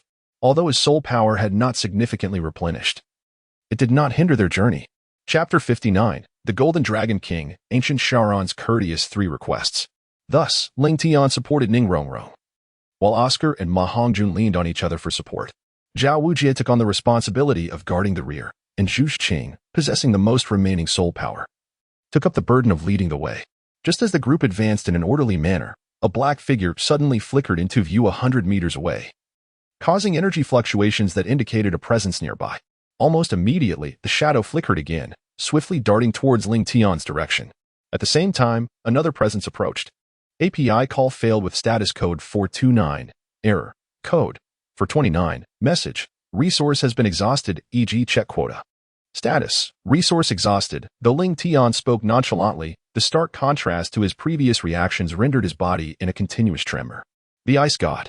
At that moment, a voice imbued with overwhelming pressure resonated in Ling Tian's ears, and suddenly, darkness enveloped his vision, drawing his consciousness deep into his mind. Simultaneously, within the realm of the spirit, at this instant, a golden figure occupied the center, albeit its form appeared somewhat indistinct. Is this a dragon? Before Ling Tian could articulate his question, a flash of golden light surged forth, and the golden dragon silhouette vanished, replaced by a young man clad in golden armor with flowing golden hair. He approached Ling Tian, a smirk gracing one corner of his mouth. Ice God. It has been a while. Who are you? API call failed with status code 429. Error. Code 429. Message. Resource has been exhausted, e.g. check quota. Status. Resource exhausted. Ling Tian's pupils narrowed, and a flicker of astonishment crossed his eyes. How could he, who was sealed in the divine realm, appear in my mental space? Moreover, how had he become friends with the Golden Dragon King? And why did the name Gusharan evoke such a sense of familiarity?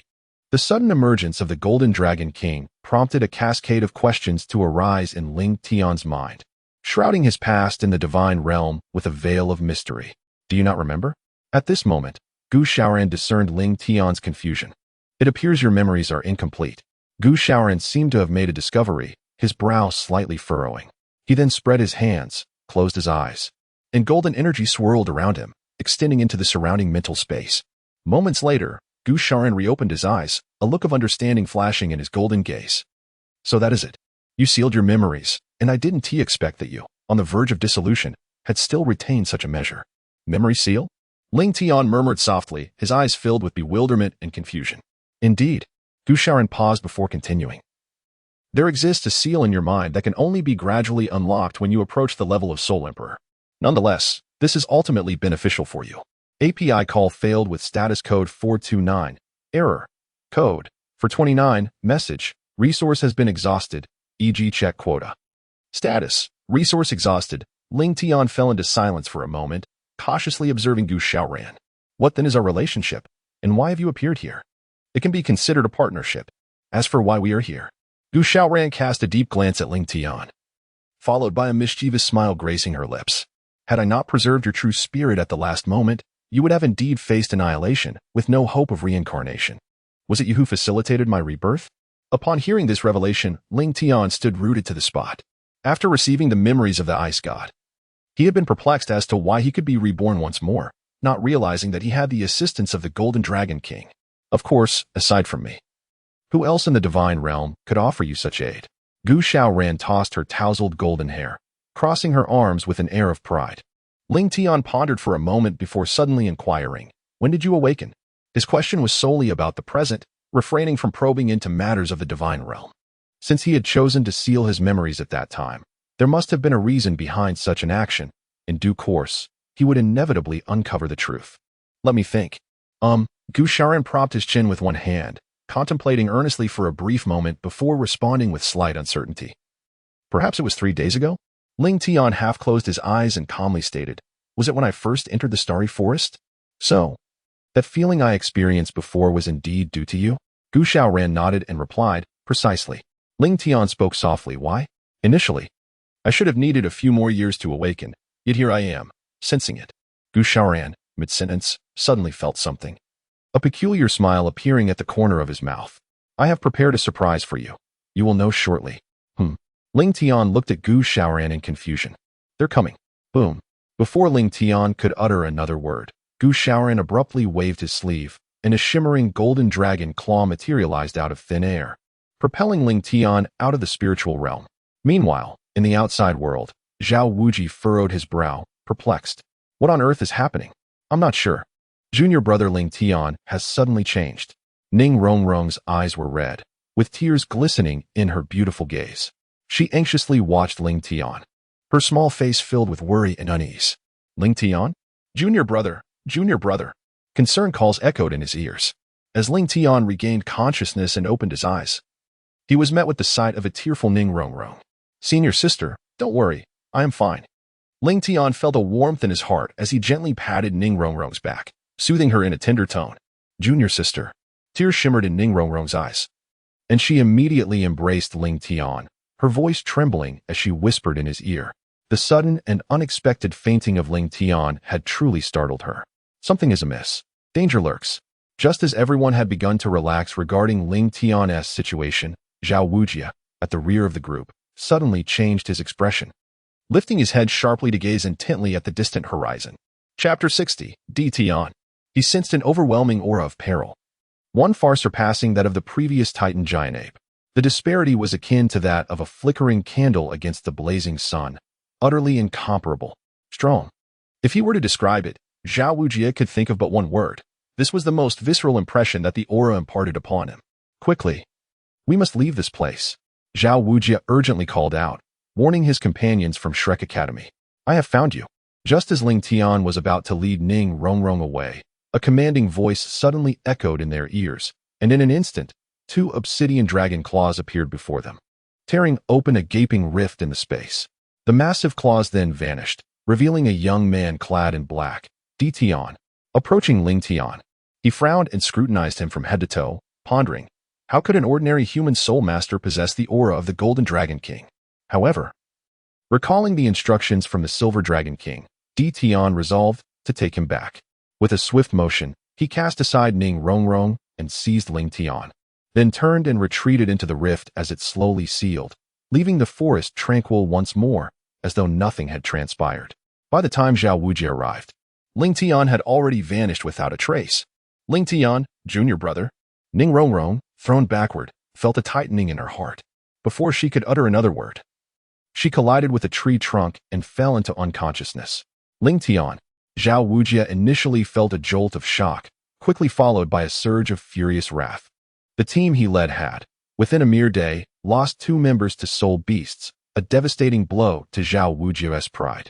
He had once assured Flander with unwavering confidence that as long as he was present, nothing would befall these youngsters. Now, he could only watch helplessly as they were abducted, powerless to intervene. Glancing at the remaining 4 members, Zhao Wujia's heart grew exceedingly heavy. On the other side, API call failed with status code 429. Error. Code. For 29. Message. Resource has been exhausted, e.g. check quota. Status. Resource exhausted. API call failed with status code 429. Error. Code. For 29. Message. Resource has been exhausted, e.g. check quota. Status. Resource exhausted. API call failed with status code 429. Error. Code. For 29. Message. Resource has been exhausted, e.g. check quota. Status. Resource exhausted. A glimmer of brilliance flickered in Ling Tian's eyes as he suddenly grasped the connections. The awakening in the Starry Forest, the pull toward its depths, and the very presence of D. Tian who had seized him. When these threads were woven together, it became evident that the they spoken of by the Golden Dragon King referred not to D. Tian directly, but rather to the sovereign behind him, the Silver Dragon King. Guyana. So this was the surprise that the Golden Dragon King had prepared for me? Indeed, it was quite thrilling. After a moment of silence, Ling Tian suddenly inquired, what do you intend to do with me? He sought to validate the suspicion that lingered in his heart. You need not worry. I harbor no malice towards you. There is simply someone who wishes to meet you, D. Tian replied, maintaining his swift pace. You do not seem frightened. As they advanced, D. Tian observed Ling Tian's calm demeanor, even noting the courage with which he posed questions. A flicker of curiosity crossed D. Tian's eyes. Was this child truly unafraid? Is fear of any use? Ling Tian responded indifferently. Not at all. D. Tian paused, then continued his inquiry. Do you know who I am? I have a vague idea. Ling Tian replied with composure. Oh, Now it is my turn to be surprised, Di Tian exclaimed. Though he had existed for hundreds of thousands of years, he had not ventured far from the core of the Starry Forest. Ordinarily, external soul masters would be oblivious to his existence, save for a select few descendants of deities who might possess some knowledge about him. Yet this young boy before him claimed to know. Could it be due to the Golden Dragon King? Curiosity piqued, Di Tian asked. Then tell me, who am I? You are the golden-eyed Black Dragon King, Di Tian. Before Di Tian could recover from his astonishment, Ling Tian continued, and I surmise that the person you wish to meet is the Silver Dragon King. You are here to take me to her, correct? How do you know about the sovereign? Di Tian halted in disbelief, turning to gaze incredulously at Ling Tian. Was he truly not what he appeared to be? After all, he looked merely like an ordinary human. Do not speculate. You will understand once you meet the Silver Dragon King, Ling Tian replied coolly. Di Tian regarded Ling Tian with a profound gaze before retracting it, accelerating his speed as they hastened toward the core of the Starry Forest. His curiosity about this human child grew ever stronger. Di Tian's velocity was remarkable, especially when he exerted himself fully. In a mere quarter of an hour, he had transported Ling Tian beyond the mixed zone and into the core area. Ling Tian recognized that their entry into the core zone was marked by the vast, boundless lake below, its surface shimmering with light, embodying the life lake depicted in the original narrative. Roar! At that moment, a colossal bull's head emerged from the life lake, revealing the Tianqing Yolong, who fixed his gaze upon Di Tian, or more specifically, upon the human youth in Di Tian's grasp. Lord Di Tian, did you not prohibit humans from entering this place? Why then do you bring a human boy here? Nevertheless, he respectfully bowed, acknowledging Di Tian. Di Tian flashed to the lake's edge, his aura irradiating with the force of the golden-eyed Black Dragon King, a presence that bore down upon Tianqing Yolong. Where's the Titan giant ape? Di Tian surveyed the surroundings, suddenly frowning, his sharp gaze locking onto Tianqing Yolong. Were you not instructed to guard the entrance? Tianqing Yolong's heart sank. Yet he dutifully reported the Titan giant ape's whereabouts. My lord, the Titan giant ape sensed a familiar aura and, knowing that few would venture here, proceeded to the outskirts of the Starry Forest. A familiar aura? Di Tian scoffed coldly, his icy gaze sweeping over Tianqing Yolong. He has gone to seek that transformed soft-boned rabbit, has he not? Cold sweat trickled down Tianqing Yolong's brow, and he dared not meet Di Tian's eyes. Enough. I have no inclination to meddle in your personal affairs, Di Tian declared, raising a hand to emphasize his authority. Upon his return, ensure he understands that nothing must disrupt the guarding of the entrance. There are more than just the two of you among the newly emerged 10,000-year soul beasts. Rest assured. My lord, Tianqing Yolong bowed deeply, his tone reverent. Once the Titan giant ape returns, I shall enforce strict discipline. Very well, Di Tian said, disappearing with Ling Tian. As Tianqing Yolong watched Di Tian's retreating figure, a flicker of relief crossed his eyes. Fortunately, the lord did not pursue the Titan giant ape for neglecting his duty. Otherwise, they would be expelled from the life lake, a fate he wished to avoid, for it was a land that significantly enhanced their chances of transcending. Di Tian guided Ling Tian onward along a narrow path, revealing a broader expanse of lake before them, where the essence of life had intensified to a remarkable degree. Just a few breaths brought forth a profound sense of vitality. As Di Tian descended, Ling Tian finally set foot upon solid ground, relishing the sensation of stability. So this is the true life lake. Ling Tian mused, inhaling deeply and feeling invigorated by the abundant life force emanating from all directions. He marveled at the realization that the previous life lake he had encountered was merely a tributary. Beyond this expanse lay an even grander lake brimming with vitality. No wonder. Until now, besides Tianqing Yolong and the Titan giant ape, no soul master had encountered any other 10,000-year soul beasts within the Starry Forest. They had all dwelled within the true life lake.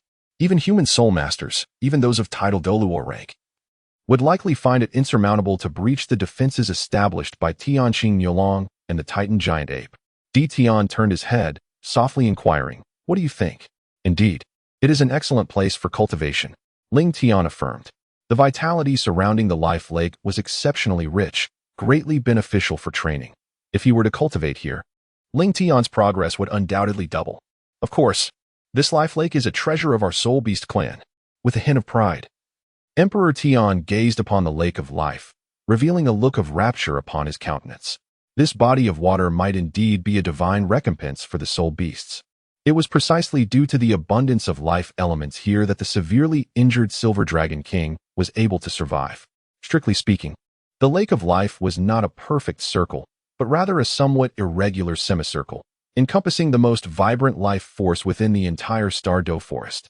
At the heart of the lake, there existed a condensation of the essence of living beings, where the rich vitality significantly accelerated the cultivation speed of soul beasts and greatly aided in the recovery from injuries. For this reason, only those who had existed for over 100,000 years were deemed worthy to inhabit the vicinity of the Lake of Life. The realm of soul beasts operated under the unyielding law of the jungle, where the weak were preyed upon by the strong. As the beast god, Emperor Tian rightfully occupied the finest dwelling, a place imbued with the most potent life energy. The other 9 formidable beasts were also distributed around the Lake of Life according to their strength.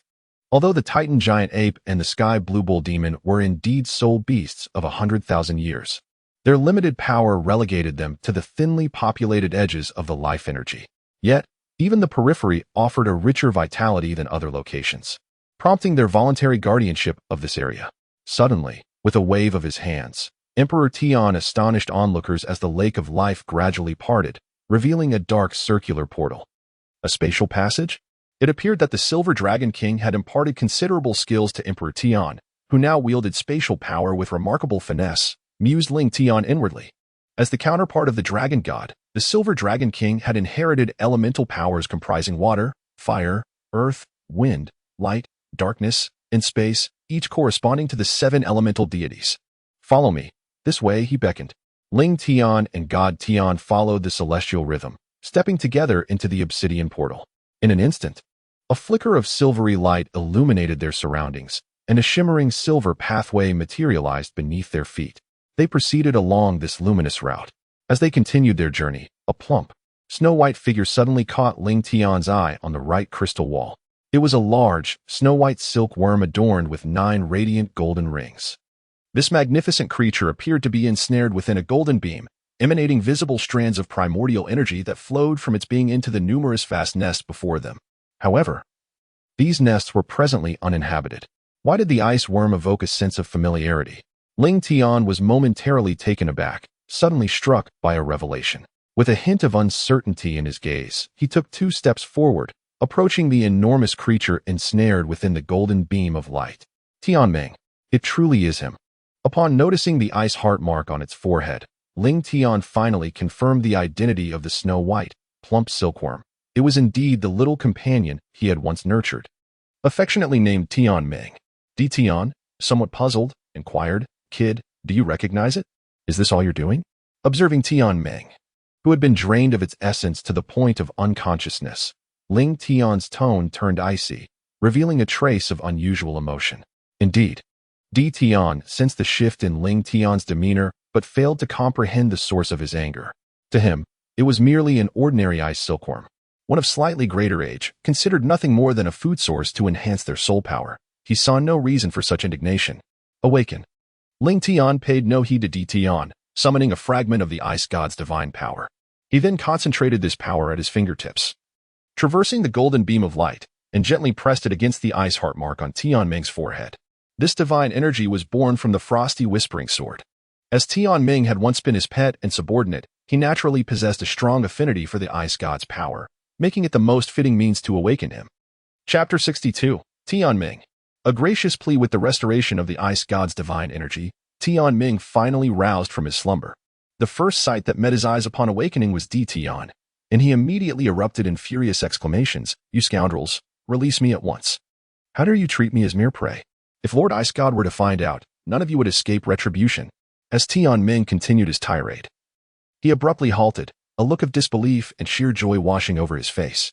He sensed a familiar aura. He vowed he could never be mistaken. Even if this presence had faded for several hundred millennia, he would recognize its owner without fail. Tianming stiffly turned his head, exclaiming, "Master? It is you, Master." Lord Ice God. His eyes trembled slightly, and in an instant, he became flustered, unable to contain his excitement. "You are not in the divine realm. How is it that you have returned? Oh, how I have longed for you." Thud, thud. Observing the golden light that bound him, Tianming suddenly twisted his corpulent form, vigorously colliding against the golden barrier. Yet, Bereft of any offensive capability and weakened by the absorption of ambient energy, he found himself utterly unable to break free, regardless of his efforts. Master, Tianming, with a flushed forehead, gazed anxiously at Ling Tian. Leave it to me. Ling Tian gently soothed the emotions of the heavenly dream, ice silkworm. Suddenly, a glimmer of golden light flickered in its ice-blue eyes, and a magnificent robe, forged from ice crystals, manifested around Ling Tian. Simultaneously, a small blue sword emblem appeared on his forehead. Upon closer inspection, one would recognize it as a miniature version of the Ice G Frost Sword. This marked the unveiling of Ling Tian's most formidable trump card, the Ice God mode, which could temporarily elevate his soul power and restore a fraction of the Ice G Frost Sword's might. However, the demands of this mode on his soul power were exceedingly high. With his current abilities, he could only maintain it for mere seconds. Furthermore, the Ice God mode had a time constraint, requiring a month-long interval between usages. Boy, what do you intend to do? The sudden movement caught the attention of Emperor Tian, whose expression darkened as he urgently cautioned, "Stop. He's our ally." He knew that Ling Tian's confinement of the ice silkworm was not solely for enhancing strength, but also to harness the natural energies within it to restore the strength of Lord Silver Dragon. This matter was pivotal to the revival of their Soul Beast clan. Despite Ling Tian's close ties with the Golden Dragon King, Emperor Tian could not permit him to disrupt this seal. Resolute in his decision, Emperor Tian ceased hesitating, gathering a dense force of darkness in his palm. Just as he prepared to intervene, a familiar voice rang in his ears, "Emperor Tian, do not obstruct." Pausing momentarily, Emperor Tian urgently implored, "My lord, this ice silkworm holds immense significance. Not only can it enhance our cultivation and increase our chances of surviving the tribulation, but it is also of great importance to you. With its natural energies, you could restore your power a millennium earlier." "It is not as dire as you suggest," replied the Silver Dragon King in a calm tone. "I have endured for countless eons. A few millennia more is of no consequence. Moreover, this ice silkworm rightfully belongs to me."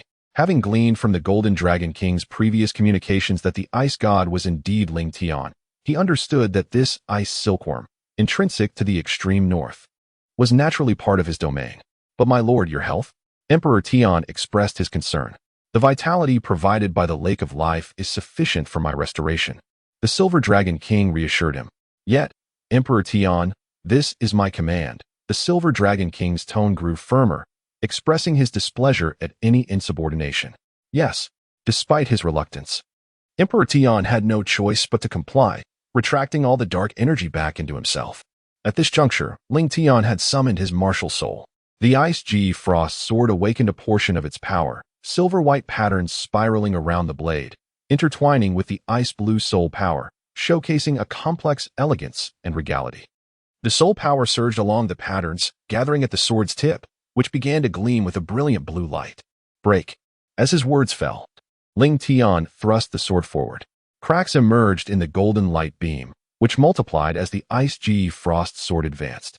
With a resounding explosion, the beam could no longer sustain itself, shattering into a cascade of golden light. Concurrently, the tubes connected to the nests also vanished with the destruction of the beam, leaving the once glimmering golden nests devoid of their luster. "My lord." Tianming leaped gracefully onto Ling Tian's shoulder, affectionately nuzzling his cheek, its snow-white form writhing to express gratitude.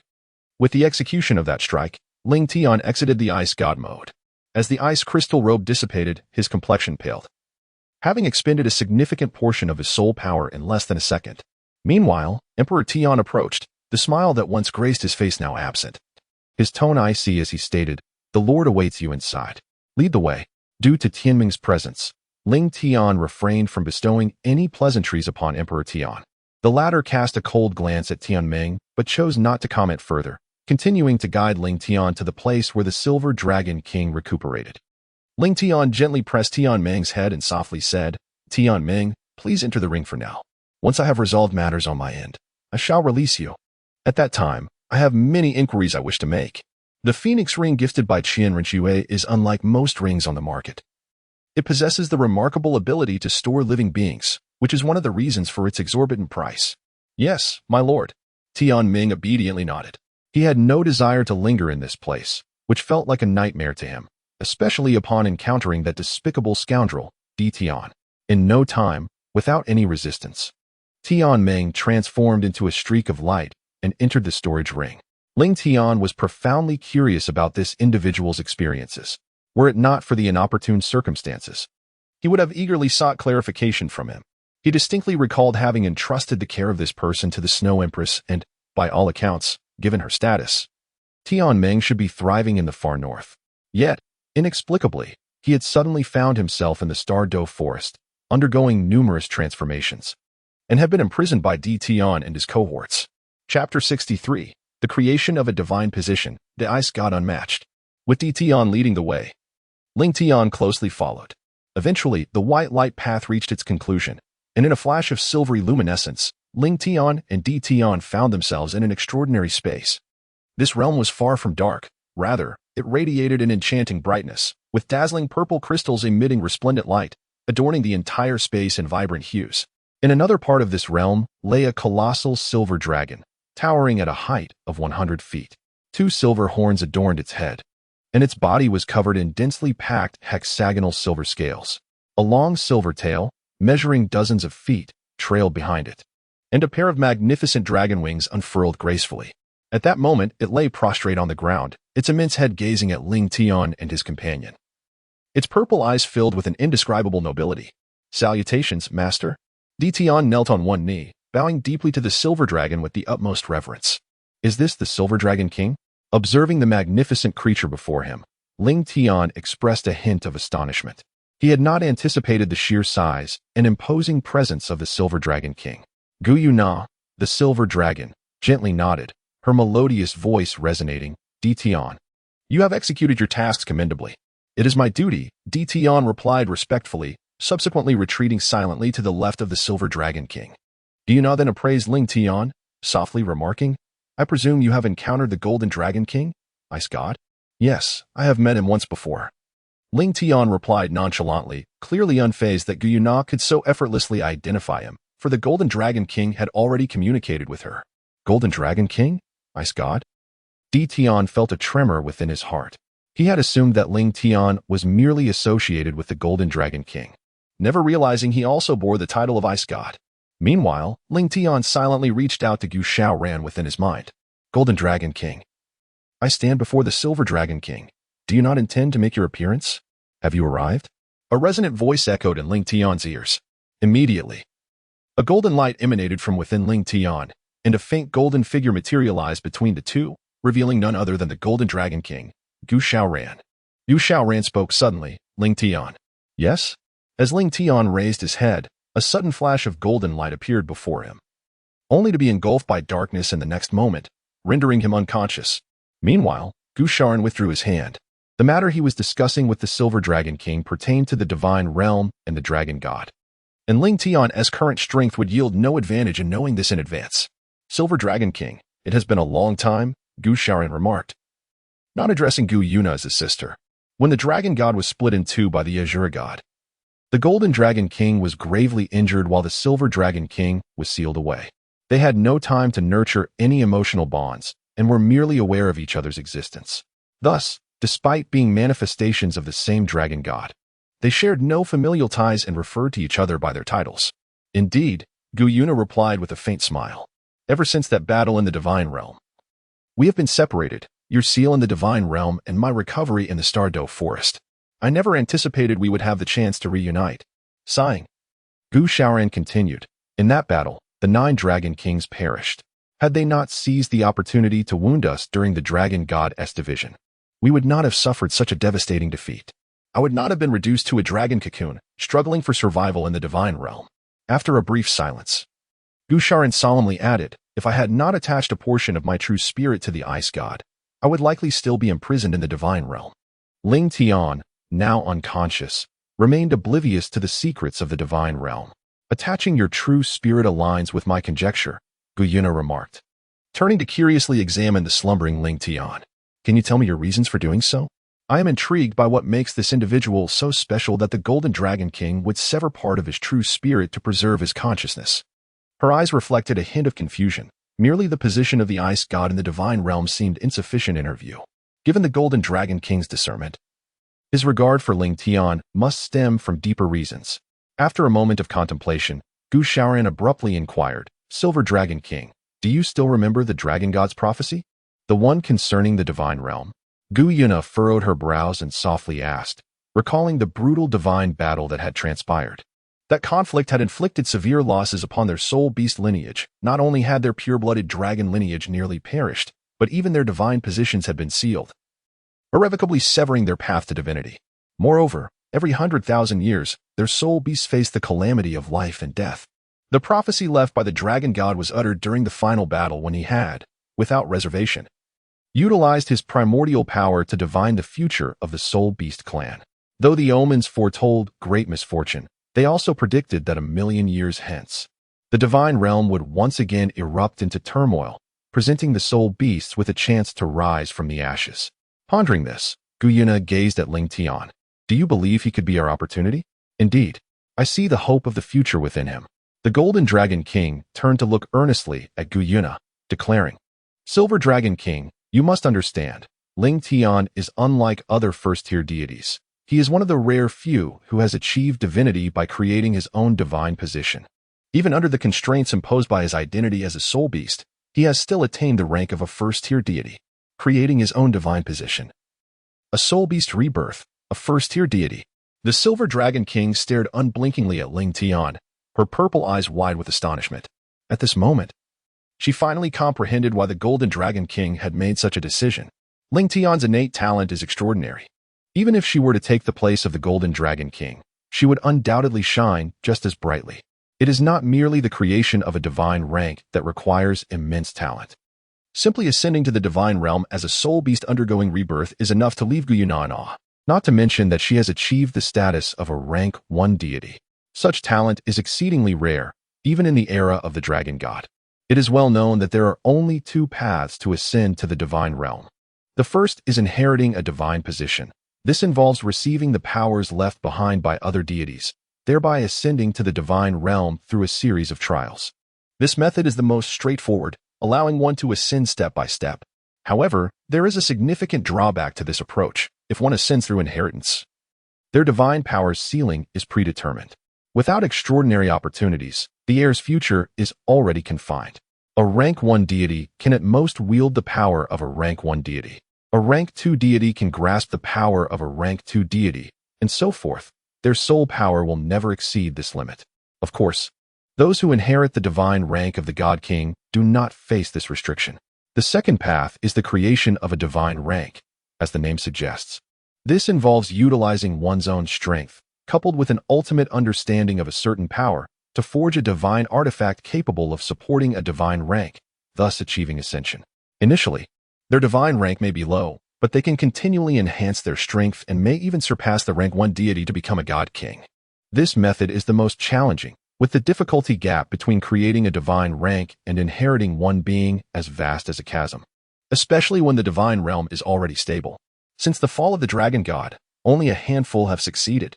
Moreover, in the Douluo continent, where divine miracles have faded, creating a divine rank to ascend is even more formidable. Yet, Ling Tian has accomplished this and successfully ascended to the divine realm. It is no exaggeration to say that had it not been for his identity as a reborn soul beast, which restricts his potential for divine power advancement, achieving the position of God King in the future would not be impossible. This alone is enough to demonstrate Ling Tian's formidable talent. His gifts are indeed remarkable. Upon hearing this, Gu Yuna couldn't help but regard him with newfound respect, for such talent was also rare among their lineage of soul beasts. Yu Xiaoran turned his head, adding, Moreover, he is my friend. The only friend I acknowledge. Having been sealed in the divine realm for so many years, Ling Tian was the only one brave enough to converse with him, subtly alleviating much of his resentment and allowing him to experience emotions beyond mere anger and frustration for the first time. Thus, through their exchanges, the Golden Dragon King and Ling Tian became friends. The Golden Dragon King's current name, Gu Xiaoran, was also bestowed upon him by Ling Tian. At that time, Ling Tian felt that continually addressing him as the Golden Dragon King was somewhat inconvenient. After consulting him, he chose the name Gu Xiaoran. The surname Gu was his own decision, while the given name Xiaoran was selected by Ling Tian. According to Ling Tian, Xiaoran signifies a carefree and natural existence, cherishing freedom, which truly reflects the Golden Dragon King's inner thoughts. Having been sealed in the divine realm for so long, he yearned deeply for freedom. It was precisely because of their bond that the Golden Dragon King could divide a portion of his true spirit, allowing Ling Tian to have this opportunity for rebirth after being slain by the Shura god. After listening to the Golden Dragon King's account, Gu Yuna slowly spoke. I understand your intention. You wish for me to join you in helping him return to the divine realm and lead our soul beast lineage to rise again, correct? Gu Xiaoran nodded, awaiting her further words. After a moment of contemplation, Gu Yuna continued, your plan sounds promising, with great feasibility. It is worth attempting.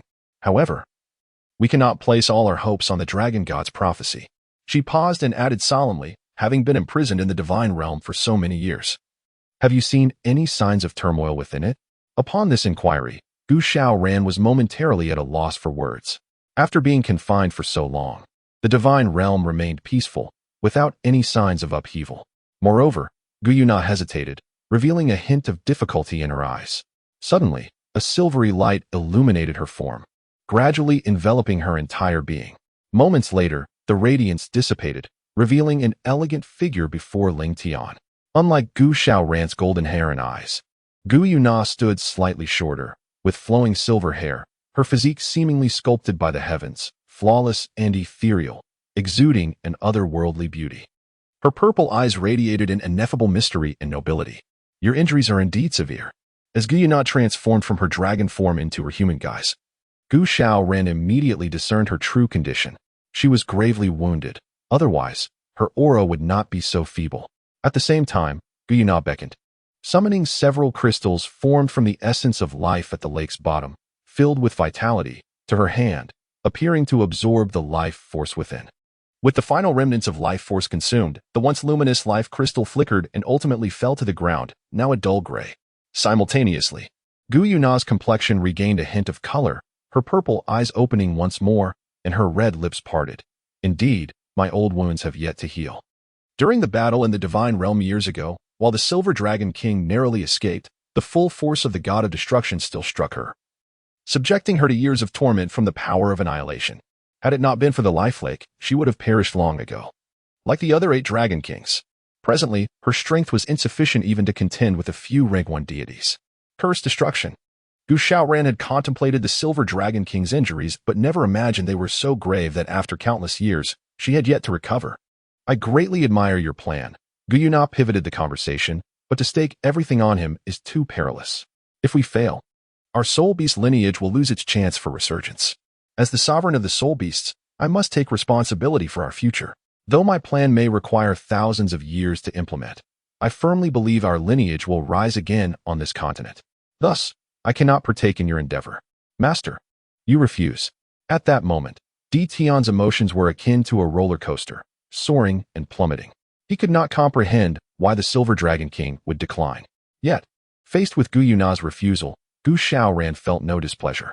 Although he had inherited the body and power of the dragon god, he was not devoid of intelligence. He understood Gu Yuna's perspective. Currently, Ling Tian was not the exceptionally gifted ice god of yore. He was merely a soul respect. His future was uncertain, and he held no right to demand Gu Yuna place her hopes upon him. Nevertheless, understanding aside, Gu Xiaoran still sought Gu Yuna's support. Silver Dragon King, I comprehend your thoughts. However, I still hope you can wait a little longer. Gu Xiaoran approached Gu Yuna and continued to persuade her, stating that her plan was set for 10,000 years hence. It might be prudent to wait and see, as she might reconsider her decision.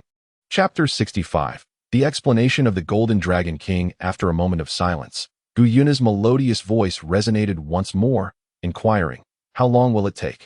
5 years. Very well. For Gu Yuna, 5 years was merely the blink of an eye, and thus she readily acquiesced without hesitation.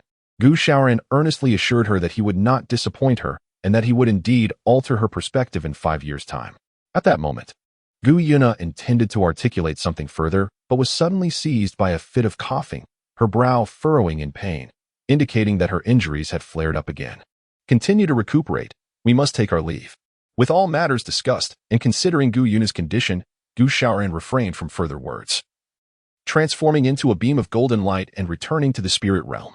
After a brief pause, Gu Yuna, suppressing her discomfort, commanded, Di Tian, please escort him back. Yes, my lord. Subsequently, Di Tian took Ling Tian away, restoring silence to the surroundings. May your choice be the right one. Deep down, Gu Yuna also harbored hopes that Ling Tian would bring her a pleasant surprise.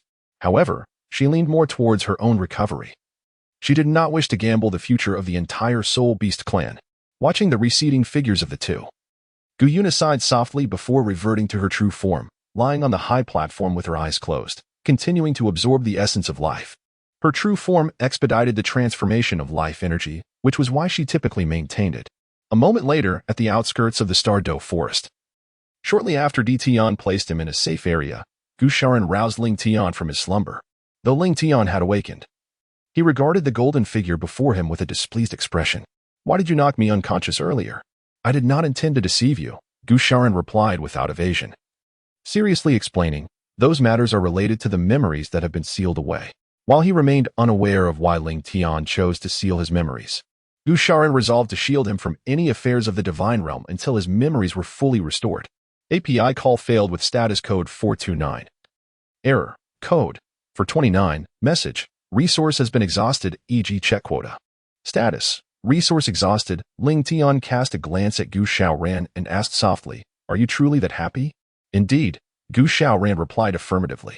Minutes passed. "How long have we stayed with the Silver Dragon King?" "Less than a day." "Where am I now?"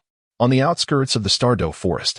Through their exchange, Ling Tian quickly grasped his location. However, a new dilemma arose before him. Should he first depart from the Starry Forest or seek out Ning Rongrong and the others? It had been less than a day since he was taken away by Di Tian. Zhao Wuji and the others were likely still searching for the three of them within the forest. If he chose to search, he should be able to locate them. Yet, he was unaware of their exact position. Thus, the question remained, should he continue searching or leave the Starry Forest? Two choices lay before Ling Tian. Observing Ling Tian lost in contemplation, Gu Shaoran suddenly recalled something. "Are you looking for those humans who traveled with you before?" Can you find them?" Ling Tian asked, momentarily taken aback. What difficulty could there be? Gu Shaoran raised his head with a hint of arrogance, then closed his eyes. A subtle wave of energy gradually emerged, and as time passed, Ling Tian noticed the radiance surrounding Gu Shaoran began to dim. "Found them." "Where?" "I can't specify. But I'll return to your consciousness space first." As he spoke, he transformed into a streak of golden light, re-entering Ling Tian's body, and promptly conveyed the location he had just discovered into Ling Tian's mind. "If there is nothing else, please do not disturb me for the next few days." Meanwhile, Gu Shaoran's voice, slightly weak, echoed in Ling Tian's mind. It appeared that finding someone was not as simple as he had claimed. Subsequently, Ling Tian ceased to ponder further and set off towards the location provided by Gu Shaoran. On the other side, since Ling Tian had been captured a day ago, Zhao Wuji wished to search but found no traces.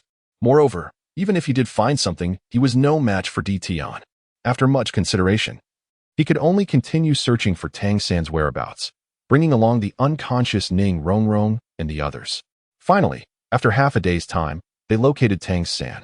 Seeing Tang San absorbing a soul ring from a man-faced demon spider, Zhao Wuji felt a weight lift from his heart. At least he had recovered one student.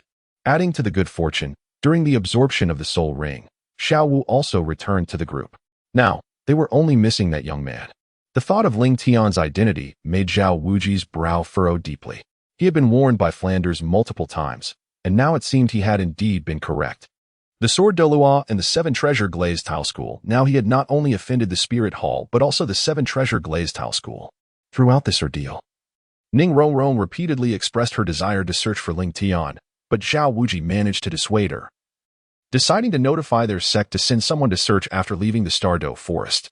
The Starry Forest was vast, and it was impossible for Zhao Wuji to manage this alone. "I hope he is safe." At this point, Zhao Wuji could only pray that Ling Tian was still unharmed. Since Ling Tian's abduction, Ning Rongrong had often been lost in thought, staring vacantly into the forest, her once radiant eyes now devoid of luster. "It's all my fault." She continuously berated herself, believing that Ling Tian's disappearance was entirely her doing. If she hadn't sneaked out from the sect, if she hadn't insisted on staying at Shrek Academy, if she hadn't come to the Starry Forest, Ling Tian would not have been captured by the soul beasts. Ning Rongrong truly loathed herself, attributing all the blame to her own actions. "Rongrong, do not blame yourself. None of us wished for this to happen." Xiao Wu, empathizing with Tang San, who was wrapped in a cocoon, approached Ning Rongrong and gently comforted her. "Xiao Wu, it's all my fault, all my fault. I shouldn't have let my junior brother come with me. I shouldn't have." Overcome with emotion, Ning Rongrong embraced Xiao Wu tightly, tears streaming down her face, reflecting her inner torment. The thought of the uncertain fate of Tang Sen caused Xiao Wu's eyes to glisten as well. Zhu Zhuqing, though silent, bit her lip, her stubborn gaze fixed on the depths of the forest, a glimmer of tears appearing in her eyes. Even the usually playful Oscar and Ma Hongjun wore somber expressions, remaining silent. Damn soul beasts. Observing the varied emotions among his students, Zhao Wuji felt increasingly agitated. He approached a sturdy tree and, with a powerful fist, struck the trunk in anger, leaving a deep imprint that symbolized his frustration. It's all because of him.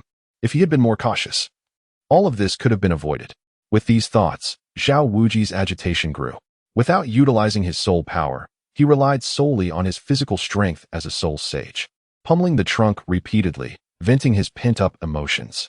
Eventually, the tree could bear no more. It cracked and fell under the relentless assault of Zhao Wuji's iron fists, collapsing with a groan. Finally, Zhao Wuji's emotions settled into a semblance of calm. It was not that he did not wish to find Ling Tian. If he were alone, he would have ventured deep into the forest to seek Ling Tian's whereabouts. However, as a teacher, he bore the responsibility not only for Ling Tian, but also for the other 6 children. Hence, he could not proceed without ensuring their safety. Meanwhile, amidst the group's despondency, Tang San, wrapped in the cocoon, finally began to stir. With a tearing sound, the purple cocoon ruptured from the inside, revealing 8 bony appendages resembling spider legs that suddenly emerged from Tang San's back, lifting him into the air. "Brother!" Xiao Wu cried out, tears spilling down her cheeks, her tightly clenched fists digging into her palms without her noticing. Tang San. The others looked on with concern, and Zhao Wuji was equally alarmed. Could there be another problem? One was already enough of a headache. The thought of Tang San encountering trouble made Zhao Wuji's scalp prickle with anxiety. Next time I lead the team, I shall never return. Whoever desires to go may do so. Fortunately, the concerns shared by the others did not materialize, as Tang San regained consciousness and retracted the 8 spider legs into his back. Meanwhile, due to his curiosity, Ma Hongjun was accidentally pricked by the barbs on the spider legs. Thankfully, Tang San promptly discovered another application of the 8 spider spears, successfully extracting the toxin from Ma Hongjun's body, thereby averting a potential disaster. With everything resolved, Xiao Wu excitedly embraced Tang San. The heavy hearts of Ma Hongjun, Oscar, and Zhao Wuji were lightened by this wave of joy. However, as they gazed at the jubilant Xiao Wu, Ning Rongrong and Zhu Shuqing found no happiness in their hearts. The young man they were concerned about had not returned. This joy was not theirs to share, but belonged to others. As Ning Rongrong reflected on this, a solitary tear slipped down her cheek. She turned her back to the celebrating Tang San and the others, gazing forlornly into the distance. How wonderful it would be if you returned now, junior brother. Ning Rongrong silently yearned, yet she understood that this was but an unrealistic dream. Just as she was lost in her melancholy, a familiar male voice resonated beside her. "Sister, I have returned." "Master, junior brother?" Ning Rongrong abruptly turned her head, her eyes widening at the sight of the familiar figure, and tears of joy streamed down her face. Simultaneously, upon hearing Ning Rongrong's exclamation, Tang San and the others turned around. "Ling Tian, he is alive," Oscar exclaimed, but quickly realized his error and covered his mouth. "Rongrong, Xiao Wu, do not disturb them just yet," Tang San said as he pulled Xiao Wu, who was eager to greet them, back, placing a finger to his lips in a shushing gesture. Xiao Wu, with a charming pout, nodded in agreement. Ma Hongjun, Oscar, and Zhao Wuji followed suit, quietly stepping back, refraining from interrupting the reunion. Zhu Zhuqing, meanwhile, wiped her eyes. A fleeting glance of envy crossed her usually cold gaze before she turned away, moving to the side. Meanwhile, on Ning Rongrong's side, API call failed with status code 429, error, code, for 29, message, resource has been exhausted, e.g. check quota. Status, resource exhausted, API call failed with status code 429, error, code, for 29, message, resource has been exhausted, e.g. check quota.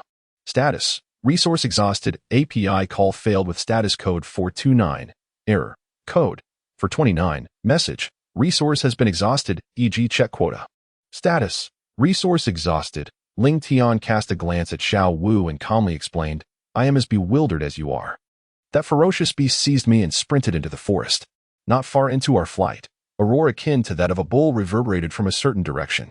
The beast appeared anxious, glanced at me, and then cast me aside before fleeing." Xiao Wu, upon hearing Ling Tian's account, wore an expression of peculiar astonishment. She was well aware of the intricacies of her own circumstances. The conversation she had previously engaged in with Zhao Wuji was merely fabricated during their return journey. It seemed astonishing that such a coincidence could occur. At that moment, Zhao Wuji experienced an uncanny sense of familiarity. When he shifted his gaze to Xiao Wu, his lips involuntarily twitched as he suddenly realized that what these two were describing bore an uncanny resemblance to one another. The only difference being that the Titan giant ape had been substituted for the ferocious beast. Then, just as the beast cast you aside, it let out a roar. And you were left feeling as if the world was spinning before you succumbed to unconsciousness. When you regained consciousness, it had vanished. Indeed. API call failed with status code 429. Error. Code. For 29, message. Resource has been exhausted, e.g. check quota. Status. Resource exhausted, Ling Tian nonchalantly inquired. Is there an issue, Teacher Zhao? Zhao Wuji gestured towards Xiao Wu, his expression rather peculiar as he remarked, how shall I put it? Your account and Xiao Wu's are strikingly identical. Chapter 67. Are you fishing here? Perhaps our fortune is simply favorable, Ling Tian replied, maintaining his composure. Are you certain about your good fortune? If you were truly fortunate, would you have been captured by a soul beast? Zhao Wuji, feeling utterly exasperated, sighed and said, as long as you are back, that's what matters. Ever since you were taken, Ning Rongrong has been like a different person. If you do not return soon, I fear for her well-being. Ling Tian lowered her head, gazing at the soaked hem of her clothes. She was uncertain whether Ning Rongrong would encounter any issues, yet she knew this girl could truly weep. How much water could it take to drench her entire chest? Now that Ling Tian had returned, and with the Starry Forest no longer safe, everyone should gather their belongings. They would soon head back to Shrek Academy. To avert any dangers, Zhao Wujing decided to leave the forest immediately, regardless of the circumstances. Ling Tian's safe return allowed Zhao Wujing to finally relieve the weight from his heart. After a brief period of tidying up, the group efficiently packed their belongings, resuming their formation from when they entered the forest, with Ling Tian and Tang Xin leading, and Zhao Wujing providing support as they orderly retreated from the Starry Forest. At last, they emerged from the confines of the Starry Forest. Although the fresh air was no longer present beyond the forest borders, the group felt an immense sense of relief, as if a heavy burden had been lifted. Let us hasten our journey. We may rest upon reaching the town. Zhao Wujing smiled. Wonderful. Finally, we can rest. Another chimed in. Indeed, after traversing for half a day, my legs feel as if they might break. The group exchanged cheerful banter until they arrived at the town Zhao Wujing had mentioned. All right, everyone disperse here. We shall reconvene at the town's entrance tomorrow morning. Yes. With Zhao Wujing's command, the group scattered, some forming pairs, others walking in groups, each finding their own way to unwind from the pressures of the day. Perhaps having lingered in the Starry Forest for too long, Ning Rongrong seemed to fully embrace her nature as they entered the town, pulling Ling Tian along to joyfully explore. At last, we've left that dreadful place behind. It was nothing but trees, devoid of interest. Oh, junior brother, look over there. It seems lively, Ning Rongrong exclaimed, her eyes lighting up as she directed Ling Tian towards the commotion. Steamed buns, hot steamed buns. Don't miss out. Crafted from the finest star moon fox fur, warm in winter and cool in summer. The perfect choice for visiting friends. 1,000-year-old sharp-toothed tiger whip medicinal wine is on sale for just 30 copper coins. Candied hawthorns, sweet and sour. Vendors line the streets, each promoting their wares in harmonious disarray. Ning Rongrong held Ling Tian's hand, akin to a spirited husky unleashed in a commercial district, purchasing anything that caught her eye without hesitation. Thus, they meandered, stopping and starting for nearly half an hour. Ning Rongrong, the little heiress, had already spent a four-figure sum of gold soul coins, leaving even Ling Tian, with her considerable wealth, astounded. Truly, she was the daughter of the wealthiest sect in the world, buying solely based on her whims, never inquiring about prices. It must be said, women possess an innate talent for shopping, seemingly tireless, brimming with energy. Even Ling Tian began to feel fatigued, while Ning Rongrong, an auxiliary soul master, appeared as lively as ever. Sister, should we take a break? Ling Tian suggested weakly. Not yet. It has only been a few minutes. How can you be tired already? Is it truly just a few minutes? Right. Suddenly, Ning Rongrong pointed ahead, a mischievous glint in her eyes. Junior brother, I just spotted a stall selling candied hawthorns. Shall we go buy some? Let's go. Ling Tian promptly changed her tune, her weariness vanishing at the thought. She mused, had she known earlier, she wouldn't have felt tired at all. 10 minutes later. Sister, where are my candied hawthorns? Almost there. Oh, another 10 minutes passed. Sister, where are the candied hawthorns? Nearly there, just ahead. Oh, 20 more minutes elapsed. Sister? Coming soon. 40 minutes later, Ling Tian silently regarded Ning Rongrong, speechless. Almost there. Ning Rongrong continued with her reassurances. Finally, after half an hour, Ning Rongrong came to a satisfied halt, pulling a handful of candied hawthorns from her storage ring. A sly smile gracing her lips. Here, the candied hawthorns have arrived. Goodness, you were just leading me on. Ling Tian gazed at Ning Rongrong for a moment before silently accepting his recompense, or perhaps a more fitting term would be compensation. Simultaneously, he consoled himself internally. At the very least, there remained a few skewers of candied hawthorn, which was certainly preferable to having nothing at all. Alas, junior brother, do not leave, do not be angry. Ling Tian halted his steps, extending 2 fingers to request 2 more candied haws. Very well. A glimmer of sly amusement flickered in Ning Rongrong's eyes as she hastened to catch up, simultaneously retrieving 2 more candied haws from her storage ring. Moments later, within the confines of the inn, after ensuring Ning Rongrong was comfortably settled, Ling Tian returned to his own chamber. As Ling Tian reclined on his bed, ready to rest, an unsettling thought struck him. Had he forgotten something? Alas, he had neglected this little creature.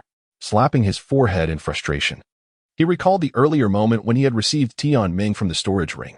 With a flicker of thought, a blue light shimmered across the phoenix ring. In an instant, a plump, snowy white ice silkworm appeared in the center of the bed, blissfully unaware of the surrounding changes, deep in slumber. How enviable, thought Ling Tian, as he gently poked Tian Ming's head. This creature spent its days in a state of perpetual sleep, free from any worries. Tian Ming, awaken, concentrating. He condensed a glimmer of icy blue soul energy and lightly tapped it on Tian Ming's forehead. Who dares disturb my slumber? Tian Ming stirred, shivering slightly, rubbing its sleepy eyes while mumbling incoherently. Master. Upon an awkward 2-second gaze, Tian Ming's eyes brightened, and its rotund body wobbled as it sprang to life, leaping onto Ling Tian's shoulder and affectionately nuzzling his face. It behaved like a pet greeting its owner, eagerly circling Ling Tian with a display of endearing affection. Chapter 68. The Adventures of Tian Ming Master. I thought I was dreaming. I never imagined you would truly return. Whoa, Master, I have missed you so much. As it spoke, Tian Ming hopped onto Ling Tian's shoulder, nuzzling his cheek and managing to squeeze out a few tears. Although its acting was somewhat clumsy, it performed with great effort. Enough of this nonsense. Ling Tian grasped Tian Ming's tail with 2 fingers and gently pulled it down from his shoulder, placing it on the bed. Now speak. With a flicker of curiosity in his celestial eyes, Ling Tian inquired, how did you traverse from the farthest northern realms to the Starry Forest? Ah, my lord, it is indeed a tale to tell, but please, I implore you to remain composed, regardless of what you may hear, Tian Ming cautiously replied, glancing nervously at Ling Tian while fidgeting his rotund form. Oh? Upon hearing Tian Ming's words, Ling Tian instinctively sensed that the matter was far from simple. Pray tell, what mischief have you been up to? Ling Tian half closed his eyes, his tone imbued with a hint of exasperation. After a moment's hesitation, Tian Ming, under the pressure of Ling Tian's gaze, began to relay his story with trepidation. Following the ice god's ascension to the divine realm, Tian Ming's initial existence in the extreme north was indeed as Ling Tian had envisioned. Under the care of the ice and snow emperors, he indulged in a monotonous routine of eating and sleeping, living like a languid fish. However, the tedium of this repetitive life soon became unbearable. Yearning for a spark of excitement, Tian Ming, the once complacent fish, stepped outside only to be pursued by several millennium soul beasts.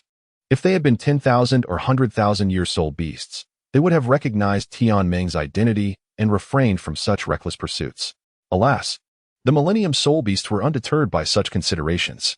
As a pet nurtured by the ice god, Tian Ming consumed only the finest delicacies, rendering him an irresistible target for those millennium soul beasts who believed that devouring him would significantly enhance their own cultivation. Yet, being merely an ordinary ice silkworm, Tian Ming's precious diet could not compensate for the inherent disparity in their species. Thus, he became akin to a delectable morsel, exuding an alluring aroma that beckoned every soul beast to take a bite. Consequently, upon sighting him, these creatures relentlessly pursued him.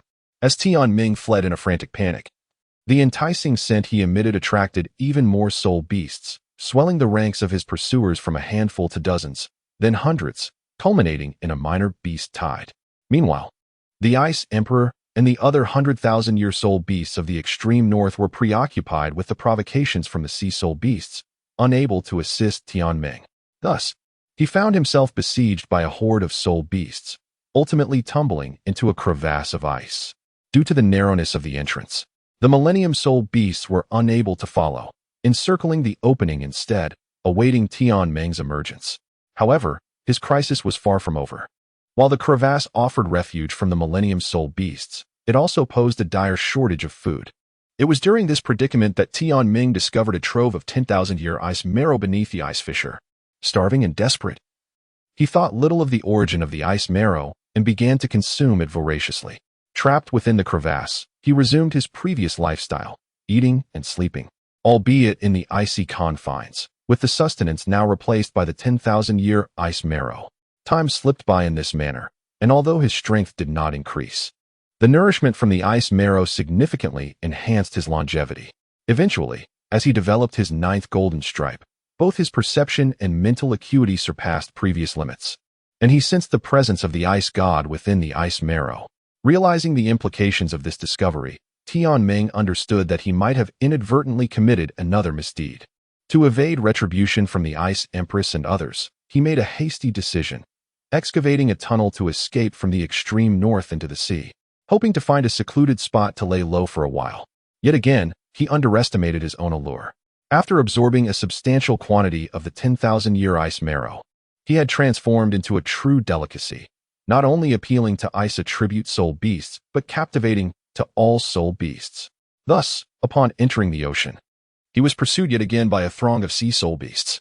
In this manner, amid the relentless chase, he inexplicably fled from the extreme north to the Starry Forest, where he was ultimately captured by Tian, becoming the source of energy for their ferocious beasts. He remained confined within that space until Ling Tian's arrival liberated him. "You, my friend, are quite fortunate," Ling Tian remarked, astonished by Tianming's remarkable luck in surviving his escape from the extreme north to the Starry Forest. Tianming lowered his head, unable to meet Ling Tian's gaze. Observing the timid demeanor of Tianming, Ling Tian sighed. "How much of the 10,000-year ice marrow remains?" The 10,000-year ice marrow, a rare treasure of the extreme north, contained a vast reservoir of pure ice attribute energy, capable of aiding soul beasts of several 100,000 years and transcending their limits and overcoming their once-in-a-100,000-year tribulations.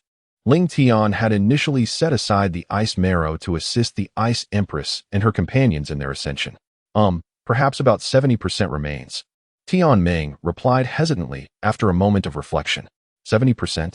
You, an ice silkworm, consumed 30%. Goodness, what a voracious appetite you have, Ling Tian exclaimed.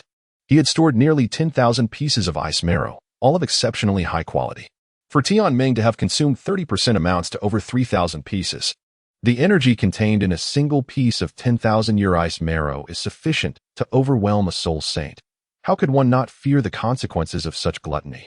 No wonder this fellow's aura approached 100,000 years. It would indeed be strange if his cultivation did not improve after consuming so much high-quality 10,000-year ice marrow. "I truly did not eat that much," Tianming protested softly, his demeanor resembling that of a child caught in wrongdoing. "Over 3,000 pieces. And you claim it is not much? Enough." Ling Tian let out a helpless sigh, casting an irritated glance at Tianming. "So what if I consumed it? Am I supposed to conjure more for you? The 10,000-year ice essence is merely a temporary remedy. Despite the nearly 10,000 pieces stored, there will inevitably come a day when it runs out. When that moment arrives, they will face the tribulations of heaven. And whether it be 100,000 years or a million, they cannot escape death." At that time, in his haste to ascend after hastily consolidating his divine position, he exploited a loophole in the divine realm's regulations, leaving him no time to devise a more comprehensive plan. Chapter 69, Ling Shahal, the courteous 3 requests. Now, however, with Ling Tian's return to the Douluo continent, a superior solution presents itself. Hence, while the 10,000-year ice essence is undeniably precious, its significance now pales in comparison to its former value. Moreover, Tianming has yet to consume it all. There remain over 7,000 pieces of the 10,000-year ice essence. ample enough to sustain the Snow Empress and her companions until the day he regains his divine status. Ling Tian gazed at Tian Ming, pondering for a moment before saying, "For the time being, remain by my side. I shall return you to the extreme north when the time comes." Tian Ming nodded in agreement, pleased with Ling Tian's arrangement. In his eyes, as long as he could evade the clutches of Di Tian, staying anywhere would pose no issue. "Enough, enough, go aside.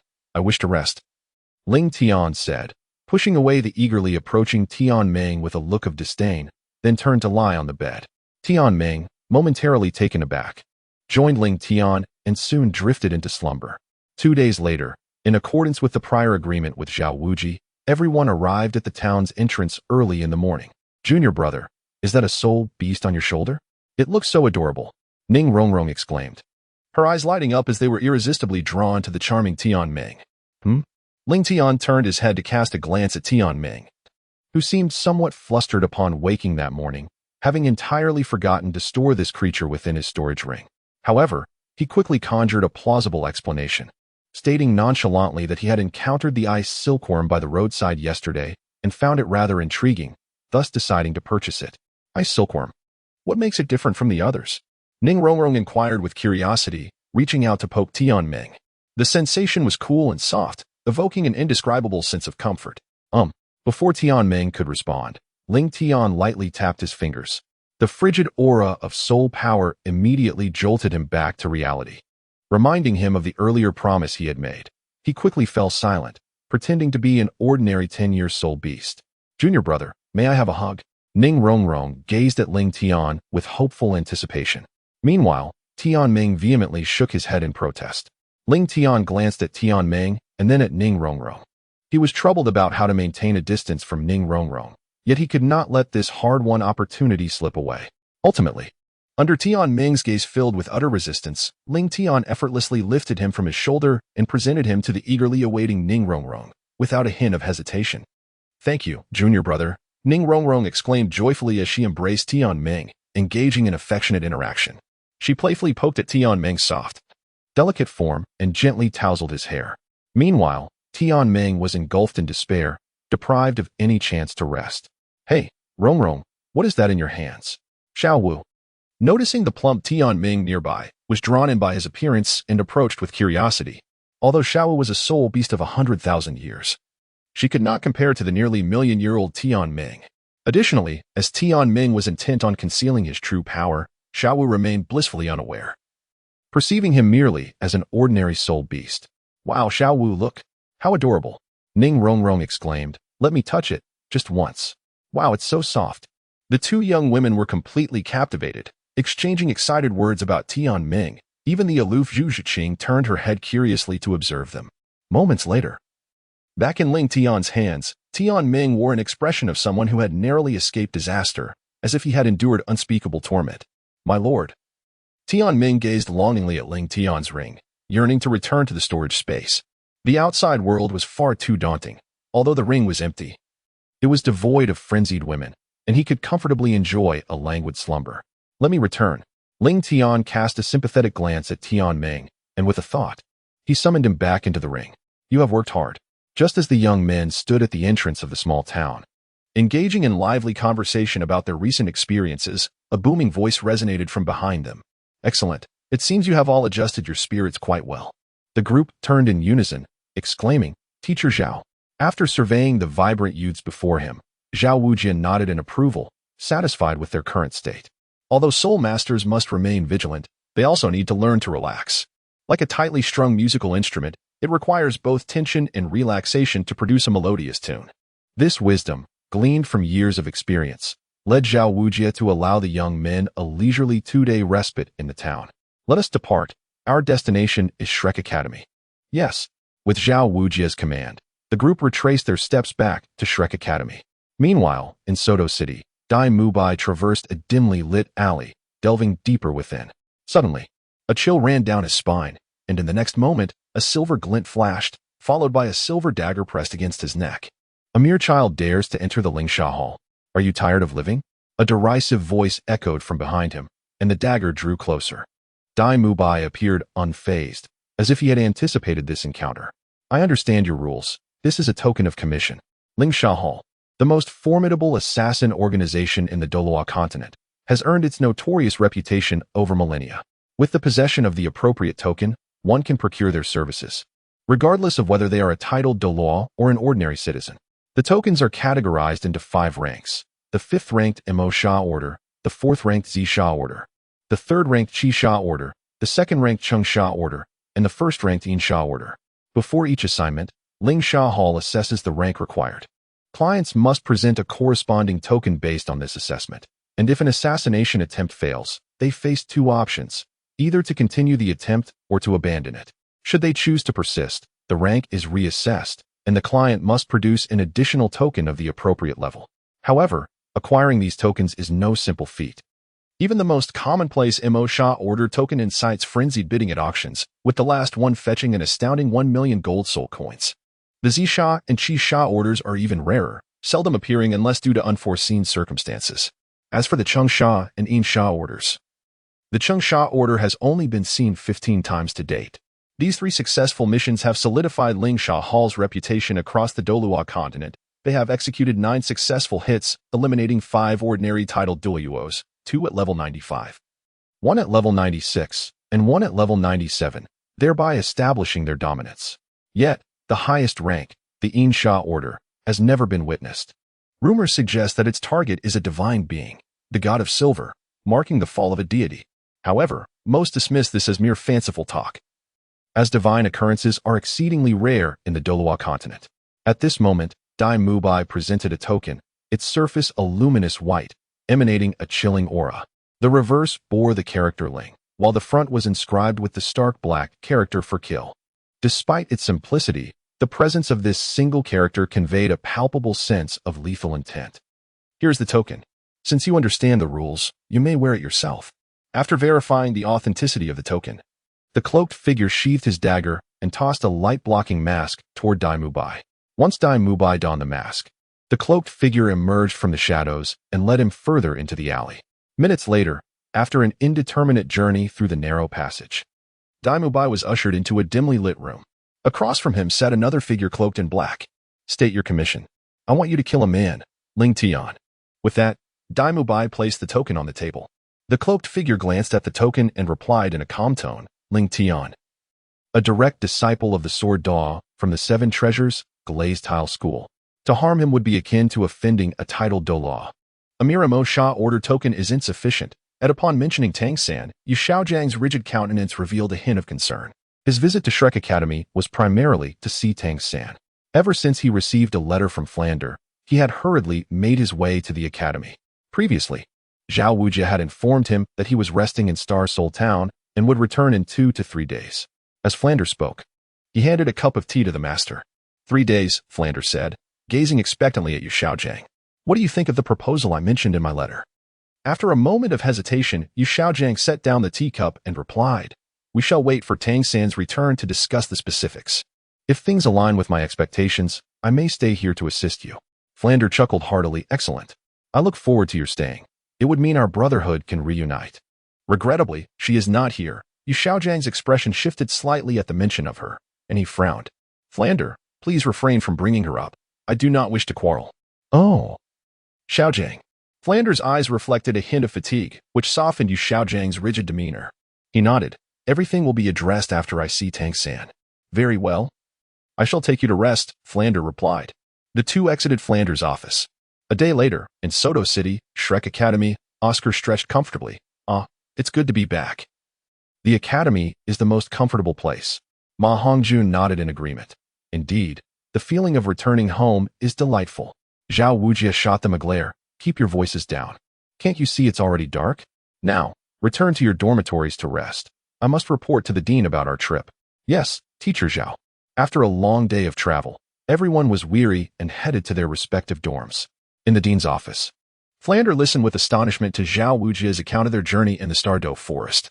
His expression shifted multiple times, and only when he learned that everyone had returned safely did he exhale in relief. "It seems I was overly careless," Flander sighed. "In the future, when hunting soul beasts, I will join the team with several other teachers. These children are exceptionally gifted. We cannot allow any mishaps to occur due to our negligence." Fortunately, there were no incidents this time. Ling Tian and Tang San are unharmed. Otherwise, with the protective natures of Hao Hian Douluo and Jian Douluo, Zhao Wujie and I might have faced dire consequences. Chapter 71. Ling Tian is the most talented. Indeed, Zhao Wujie, seated nearby, lamented with a wry smile. I'm just relieved that the little ones returned safely. I was already preparing for the worst. Next time something like this happens, I hope I won't be the one to suffer. It was truly a torment, and I wish to live a few more years.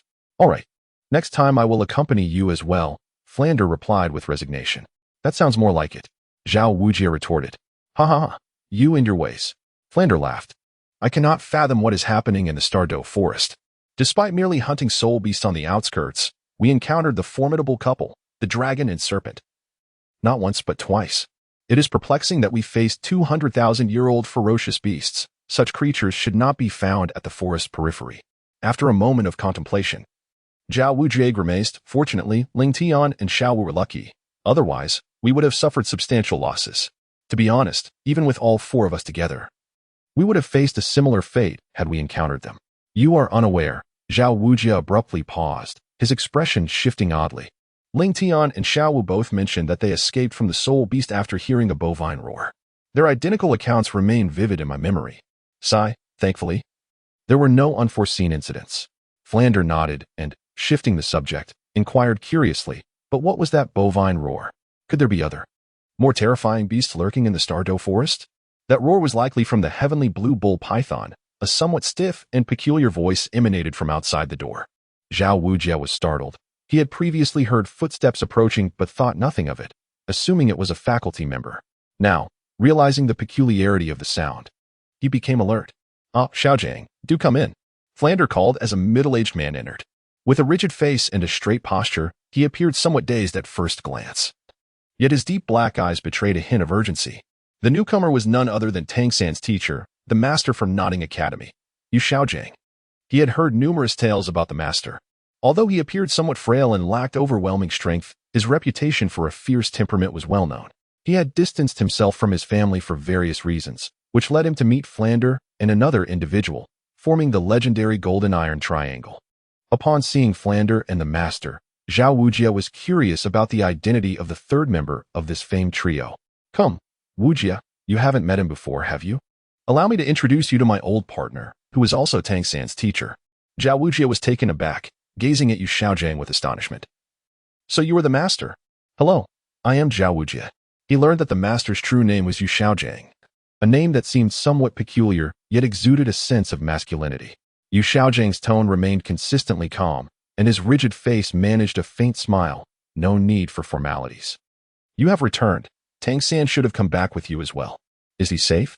He had only heard Zhao Wujie's last remarks about Xiao Wu being spared by the Titan Great Ape and missed the earlier conversation. Zhao Wujie chuckled lightly, fortunately. We were lucky. Everyone returned safely. You worry too much, Flander remarked with a smile. Tang San's talent is among the finest on this continent. He is truly a prodigy. And I naturally concern myself with my disciple, Yu Xiaojiang replied calmly. Flander countered, but must you inquire about Tang San upon entering? It seems you are envious of my exceptional disciple. If he were to become your student, you would undoubtedly cherish him more than I do. Hearing Yu Xiaojiang's praise for Tang San, Zhao Wujie scoffed. Yet, he could not deny Tang San's formidable talent. But the finest of all? Zhao Wujie thought. Instinctively defending Ling Tian, master, while Tang San's talent is indeed remarkable, I firmly believe that Ling Tian is the true pinnacle of talent on the entire continent. Ling Tian? Yu Xiaojiang furrowed his brow, looking towards Flander. He had only corresponded with Flander regarding Tang San and was unaware of who Ling Tian was. Xiaojiang.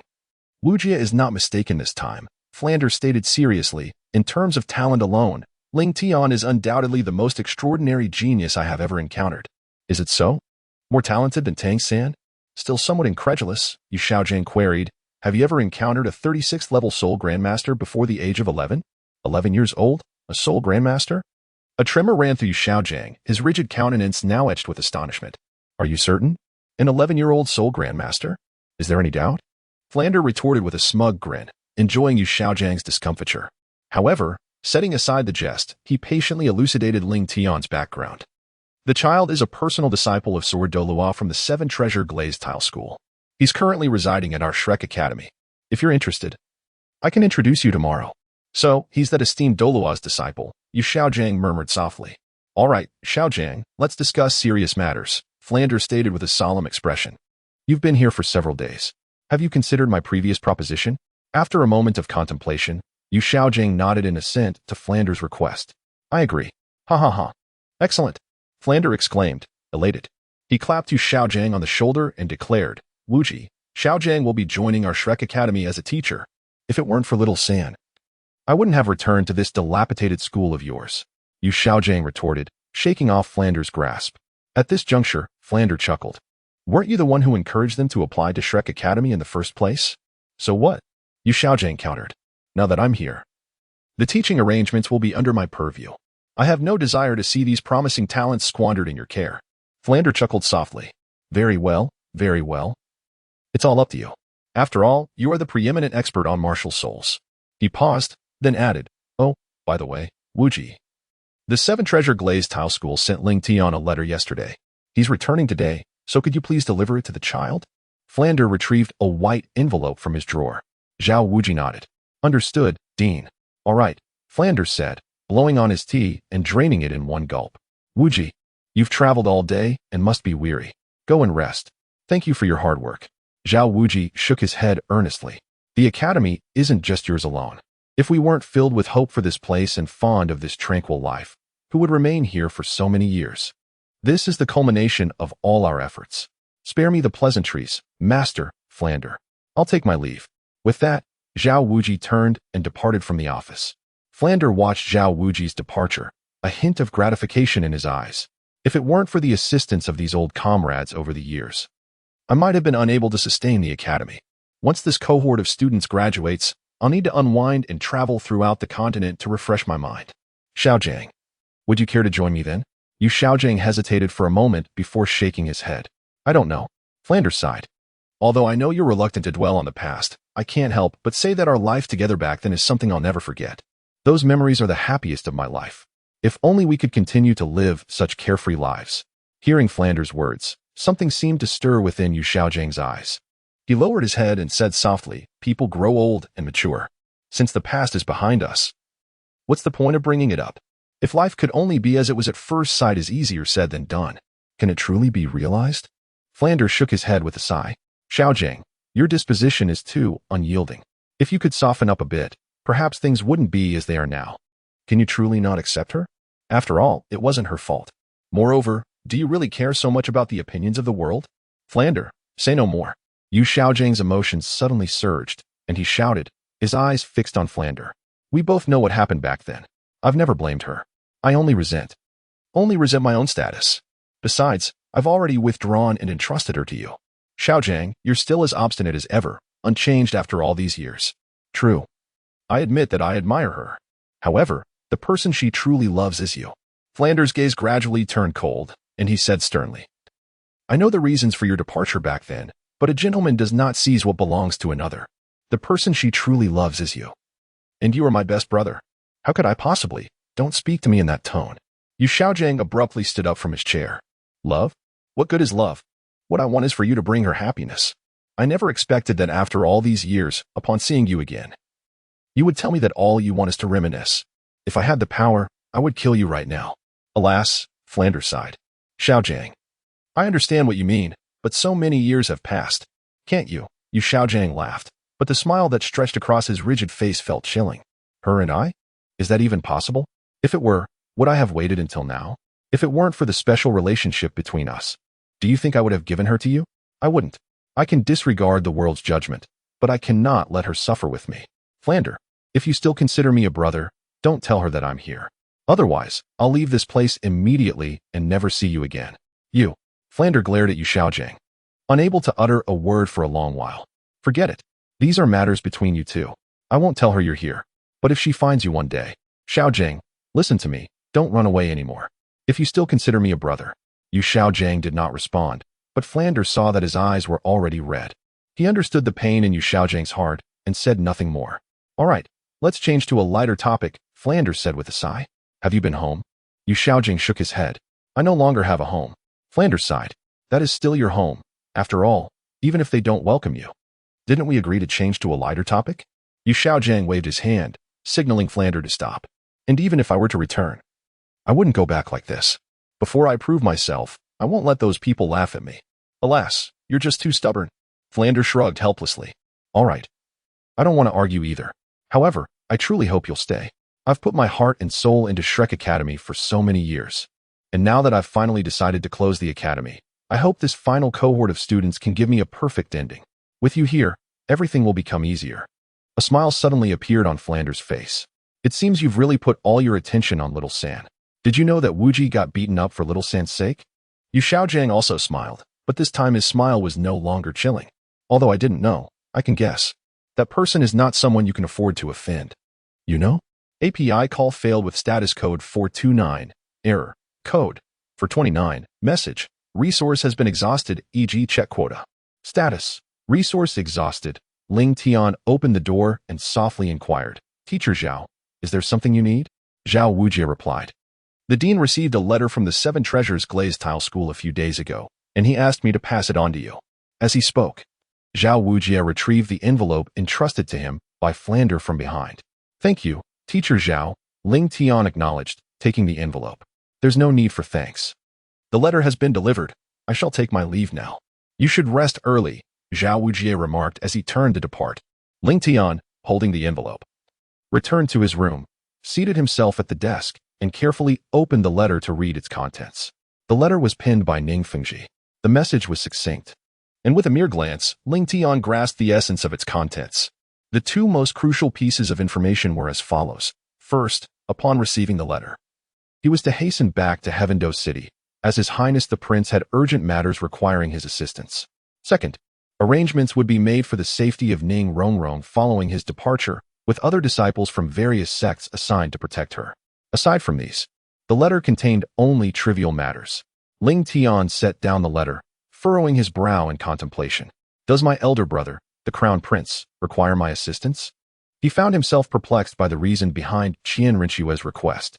With dozens of loyal Soul Kings and Soul Emperors by her side, along with two formidable Soul Sage bodyguards, what need could there possibly be for a mere Soul Master like him? Nevertheless, although Ling Tian was unable to discern the rationale, he was nonetheless eager to return to the Crown Prince's residence in Tiando City. Previously, he had been pondering how to evade Ning Rongrong, and the timely arrival of this letter provided him with a suitable excuse. After pondering for a brief moment, Ling Tian resolved to first address matters concerning Ning Rongrong, ensuring that everything would proceed without a hitch before returning to Tiando City. As the night waned, and the first light of dawn painted the distant sky in hues of pale gray, Ling Tian rose early and departed his quarters. He arrived at a modest encampment, situated approximately 500 meters from Shrek Academy. Upon entering the camp, a deep voice resonated from behind him. Junior brother Ling Tian. Turning around, Ling Tian was greeted by the sight of a young man striding towards him, his expression one of surprise. Senior brother Ningli? I thought you were journeying across the continent. What brings you back here? Ningli, a Soul Emperor at level 68, possessed the martial soul of a fire cloud rhinoceros bull. Before Ling Tian joined the Seven Treasures Glazed Tile School, Ningli had been the most distinguished talent of their sect, having reached the Soul Emperor rank at the tender age of 36. He also held another title, a direct disciple of the Bon Douluo. With a resigned gesture, Ningli chuckled ruefully. My master fears for Sister Rongrong's safety. Just as I returned to the sect, I was dispatched to protect her. He had only recently returned from a perilous expedition and had scarcely rested before being conscripted by the Bon Douluo. The last time we met, you were just beginning your journey in the sect, Ningli reminisced, recalling the youthful figure of his junior brother. It's hard to believe that 3 years have passed. You've grown so tall. Ling Tian chuckled softly and remarked, it has been many years since we last met. Yet my senior brother remains as tall and robust as ever. I may not have changed much, but your transformation is remarkable. I nearly failed to recognize you.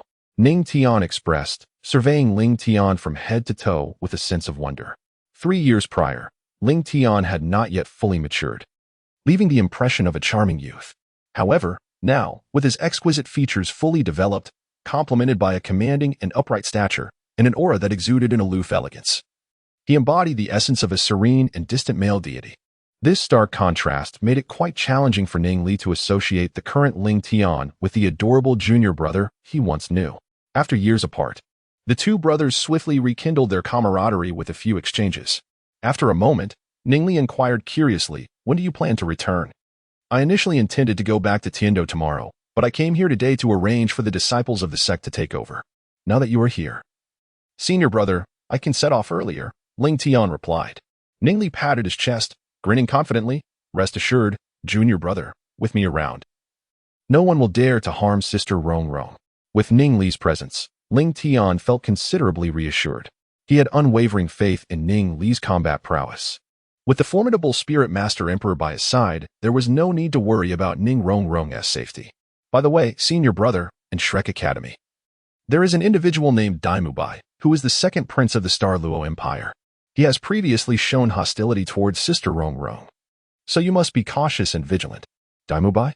A glint of ferocity flashed in Ning Li's eyes as he replied fiercely, "Do not worry, junior brother. As long as he dares to offend my sister, it matters not what title he bears. I shall be the first to eliminate him. No matter how powerful the Starluo Empire may be, they cannot dictate matters involving the Seven Treasure Glazed Tile School. A strong dragon cannot suppress a local snake. Moreover, Daimubai is but a stray dog now. I am well aware of the intricacies within the Starluo Empire. With the strength of the Seven Treasure Glazed Tile School, I fear not the act of slaying a fallen prince." "Indeed." Ling Tian nodded gently and spoke, "Senior brother, please accompany me to Shrek Academy to meet their dean. I will arrange accommodations for you, which will facilitate your protection of Sister Rongrong. All right, you all wait here for a moment." After Ningli organized the disciples from his sect to accompany him, he followed Ling Tian towards Shrek Academy. Chapter 74. A splash of cold water. Meanwhile, at Shrek Academy, after breakfast, the bell rang punctually, summoning the students to the Academy's square. Ning Rongrong, Zhu Zhuqing, Xiao Wu, Tang San, Oscar, Daimubai, and Ma Hongjun stood in a line in the square. The atmosphere today was particularly lively. Not only were the two deans, Flander and Zhao Wujin, present, but several other teachers had also gathered on the playground. The master stood beside Flander. Besides the two deans, there were originally 3 other teachers, those responsible for the first 3 assessments during the entrance examination. "All right, everyone is here. I have a few announcements to make," Flander stated as he approached the students, his gaze sweeping over them with gravity. "First, I would like to introduce the Academy's teachers to our 4 new students." As he spoke, Flander pointed to an elder wielding a staff. "This is Teacher Li Yusong, with the Martial Soul Dragon Pattern Staff, a level 66 Soul Emperor." He then gestured to a slightly older gentleman, seemingly in his 70s, saying, "This is Teacher Lu Qibin, with the Martial Soul Star Chess, a level 66 Soul Emperor. This is Teacher Xiao Xin, with the Martial Soul Candy Bean, a level 71 Soul Saint, specializing in food-type soul techniques. Among food-type soul masters, Teacher Xiao is undoubtedly among the top 5 strongest. The prowess of Xiao Xin was evident from his rank alone." Finally, Flander moved beside the master, placing an arm around his shoulder, and declared, "Now, I would like to introduce this last individual in detail. He is renowned as the strongest in martial soul theory, having established the competitive rankings of the top 10 martial souls, and is also Tang Sin's mentor, Mr. Yu Xiaojiang. Of course, he is also my old comrade. We have known each other for decades. You may not be familiar with his name, but I am certain you have heard of his titles. From now on, you shall refer to him simply as the Master." Upon hearing the title Master, the crowd felt a surge of enthusiasm, their gazes drawn toward him. Aware that it was the Master's wisdom that had nurtured such an exceptional student as Tang San, Flander continued, "From today onward, the Master will be fully responsible for your education, and we will all assist him. Furthermore, due to yesterday's travel, I am granting you a day off. Classes will officially commence tomorrow. Now, I invite the Master to address you." He then whispered, "I leave it to you, Xiaojiang." The Master nodded, looking at the 7 students before him, and began to deliver his prepared remarks, while the other teachers vacated the playground, leaving the space to Yu Xiaojiang. Moments later, in the dean's office at Shrek Academy, Flander inquired with a hint of confusion, "Ling Tian, who is this?" "I am Ningli from the 7 Treasure Glazed Tile sect." Ningli replied solemnly, subtly revealing his presence and strength to Flander. The name Ningli sparked a flicker of recognition in Flander. It sounded familiar, as if he had encountered it before, though he could not quite place it at the moment. Meanwhile, Ling Tian turned slightly, saying, "Senior brother, I will first bid farewell to Sister Rongrong." "Understood," Ningli nodded. Flander was capable of handling matters on his own, and there was no need for Ling Tian to intervene. The scene shifted. At this moment, Yu Xiaojiang had arranged the 7 students of Shrek Academy in order of age, before instructing them to disperse in preparation for tomorrow's training. Ling Tian approached the front of Ning Rongrong's dormitory. Knock, knock, knock. Who is it? A melodious voice resonated from within, and it seemed to belong to Xiaowu. Ling Tian spoke softly. Is senior sister Rongrong there? Yes, I'm here. Please wait a moment. Junior brother. The melodious voice of Ning Rongrong echoed from within the room. Meanwhile, inside, Xiaowu observed Ning Rongrong, who was meticulously selecting her attire. A glimmer of understanding flashed in her eyes as she playfully teased, Rongrong, your junior brother is outside looking for you. It seems there is something going on.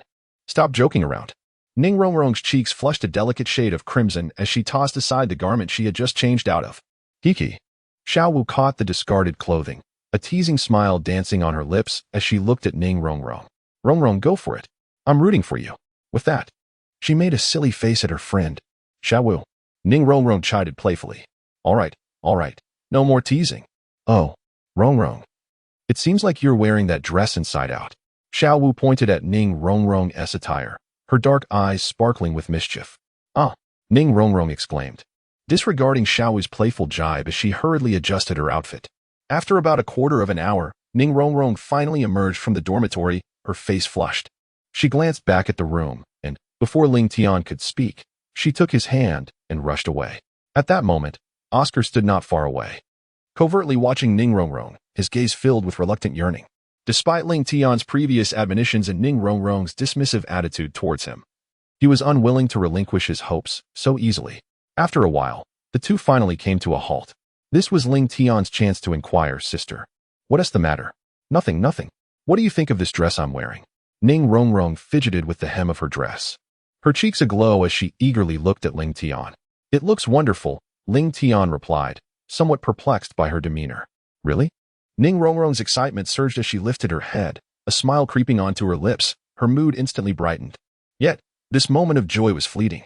Sister, I came here today to bid you farewell. Junior brother, they spoke in unison, Ling Tian's tone calm yet tinged with regret, while Ning Rongrong's voice radiated pure happiness.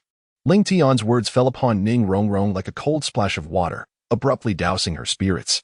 After a brief silence, the joy etched upon her face vanished in an instant, replaced by a look of bewilderment. Her voice trembled with urgency as she inquired, Junior brother, where are you going? I have received a letter from the sect, requiring my return, Ling Tian replied softly.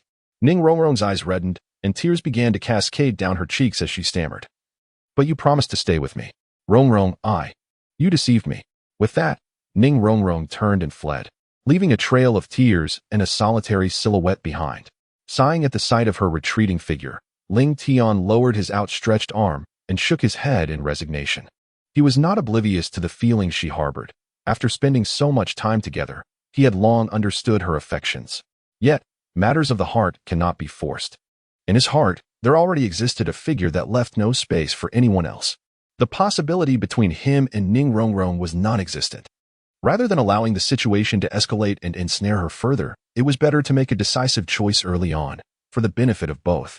He hoped she would find a way to let go. Ling Tian sighed again and prepared to turn away. At that moment, Ning Li approached from behind. Having come over to greet them, he noticed Ning Rongrong's sudden departure and curiously asked, Did you and Sister Rongrong have a quarrel? No, Ling Tian replied. Ling Tian shook his head, choosing not to elaborate further. He merely took out a letter from the phone ring and said, Senior brother, after I depart, please find an opportune moment to deliver this to Sister Rongrong. Are you ready to set off now? Ning Li inquired, astonished as he accepted Ling Tian's envelope. Indeed. API call failed with status code 429.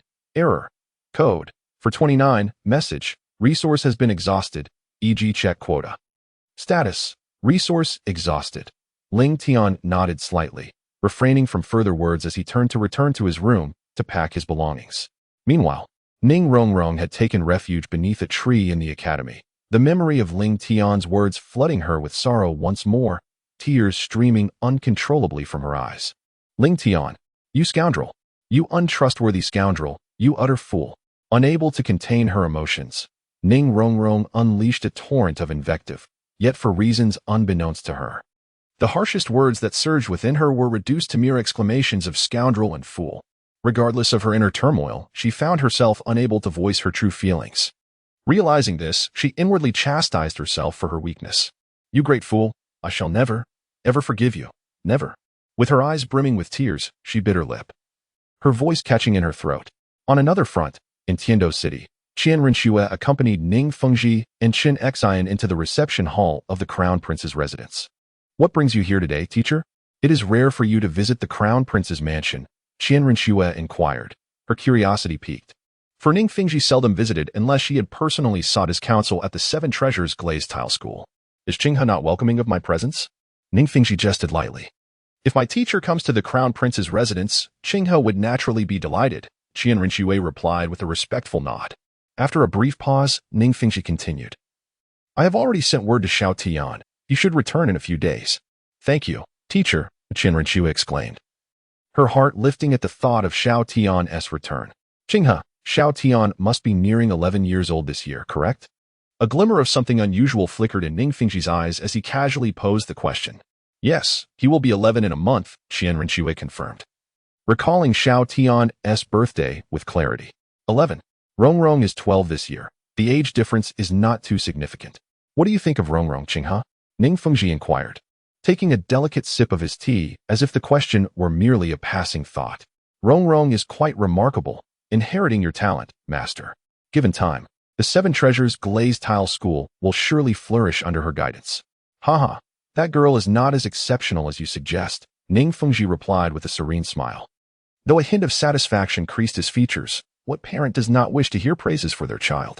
There is a matter I wish to discuss with you, he remarked, casting a meaningful glance at Qian Rinxue, as if the matter held great significance for her. Please, speak freely, teacher. The more enigmatic Ning Fengji became, the more Qian Rinxue's curiosity grew. After a moment's contemplation, Ning Fengji set down his teacup and said, These two children, Rongrong and Ling Tian, have been quite compatible over the years, and notably, Rongrong has affection for Xiao Tian. Given our relationship, I am inclined to arrange a betrothal for them. What say you? Qinghe? Betrothal? You wish to betroth Ning Rongrong to Ling Tian? Qian Rinxue exclaimed, springing to her feet, an inexplicable storm of emotion surging within her. In that moment, she found it difficult to articulate her feelings, anger, annoyance, indignation, wrath. A tumult of emotions intertwined within her as she clenched her fists tightly, her knuckles whitening. Ning Fengji, how could you? Rongrong is still so young, and I have not even uttered a word about it, yet others are already scheming. Qinghe, what do you think of my proposal? Ning Fengji continued, seemingly oblivious to her distress. Ling Tian has grown up under my watch. He is steady and reliable, and I trust him to care for Rongrong. Though surprised by Qian Rinxue's reaction, Ning Fengji perceived only the depth of their friendship, failing to see any impropriety. Calm down.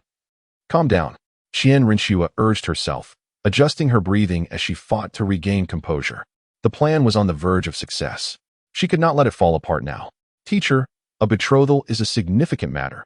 I believe it is best to let Xiao Tian decide for himself.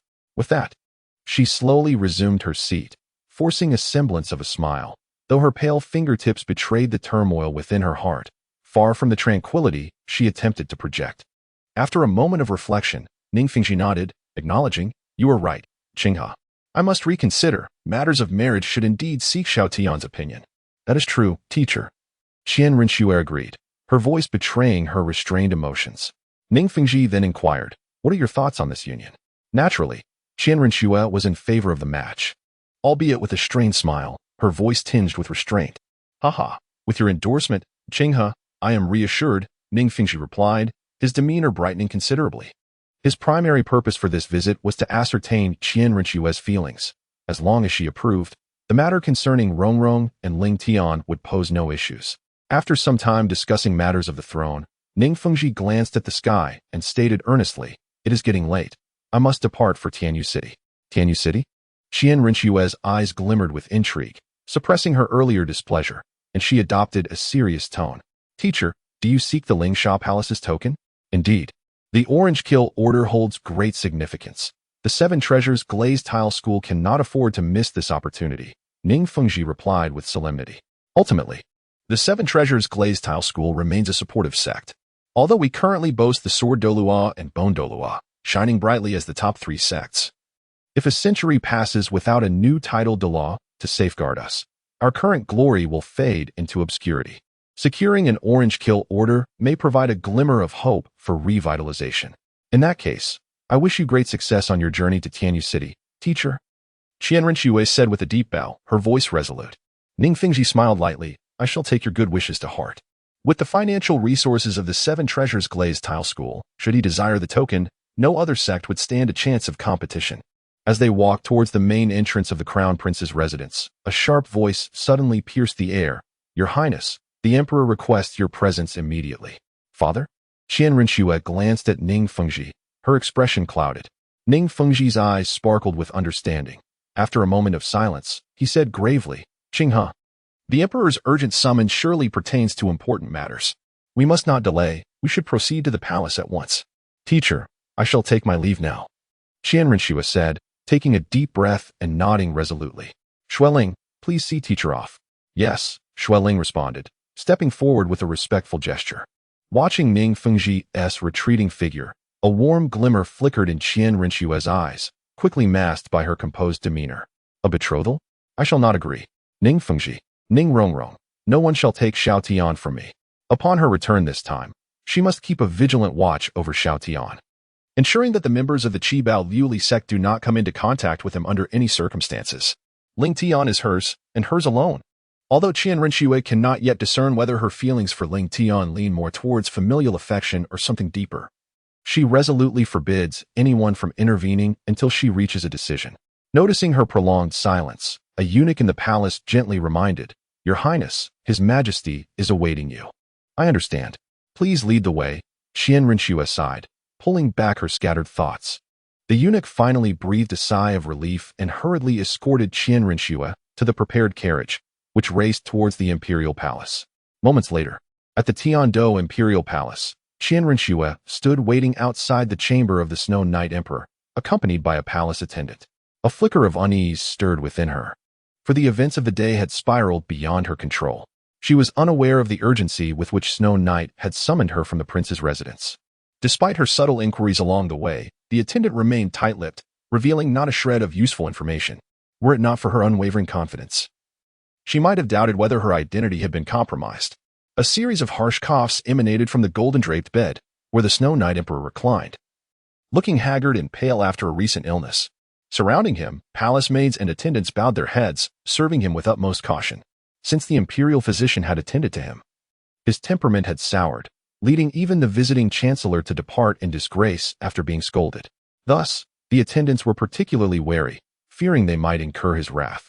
The attendant, head bowed, stepped into the chamber and respectfully knelt beside the bed, stating, Your Majesty, the first prince has arrived. Qinghe has come. Let him enter, Snow Knight replied, his tone softening at the mention of his son. With the assistance of palace maids, he rose from the bed, awaiting Qian Rinxue's arrival. The first prince of the Tiandou Empire, Crown Prince, Xue Qinghe. He was also the heir most cherished by Snow Knight. Over the years, the Tiandou royal family had faced numerous trials, leaving the Snow Knight Emperor weary and beleaguered, particularly after the untimely deaths of the second and third princes. A loss that was profoundly painful. Yet, as the sovereign of the Tiandou Empire, he could not afford to falter. To prevent the royal lineage from facing extinction, he had named the unremarkable Xue Qinghe as the crown prince to stabilize the tumultuous situation. However, to his surprise, Xue Qinghe had withstood the pressure remarkably, far exceeding Snow Knight's expectations. This newfound recognition prompted Snow Knight to pay closer attention to Xue Qinghe, frequently testing his capabilities through significant matters of state and military affairs, which brought him great satisfaction.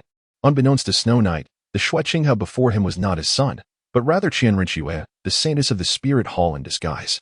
Chapter 77. Father and Son. Father. Qian Rinxue stepped forward, bowing respectfully, her demeanor radiating reverence.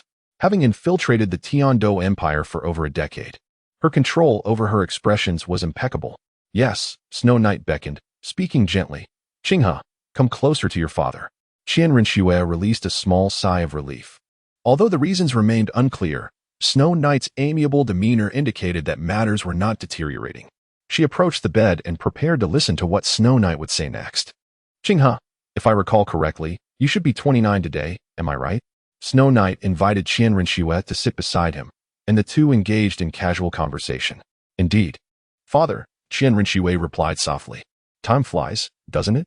Snow Knight mused, gazing at Qian Rinxue, who bore a striking resemblance to his younger self. I was nearly your age when I ascended the throne.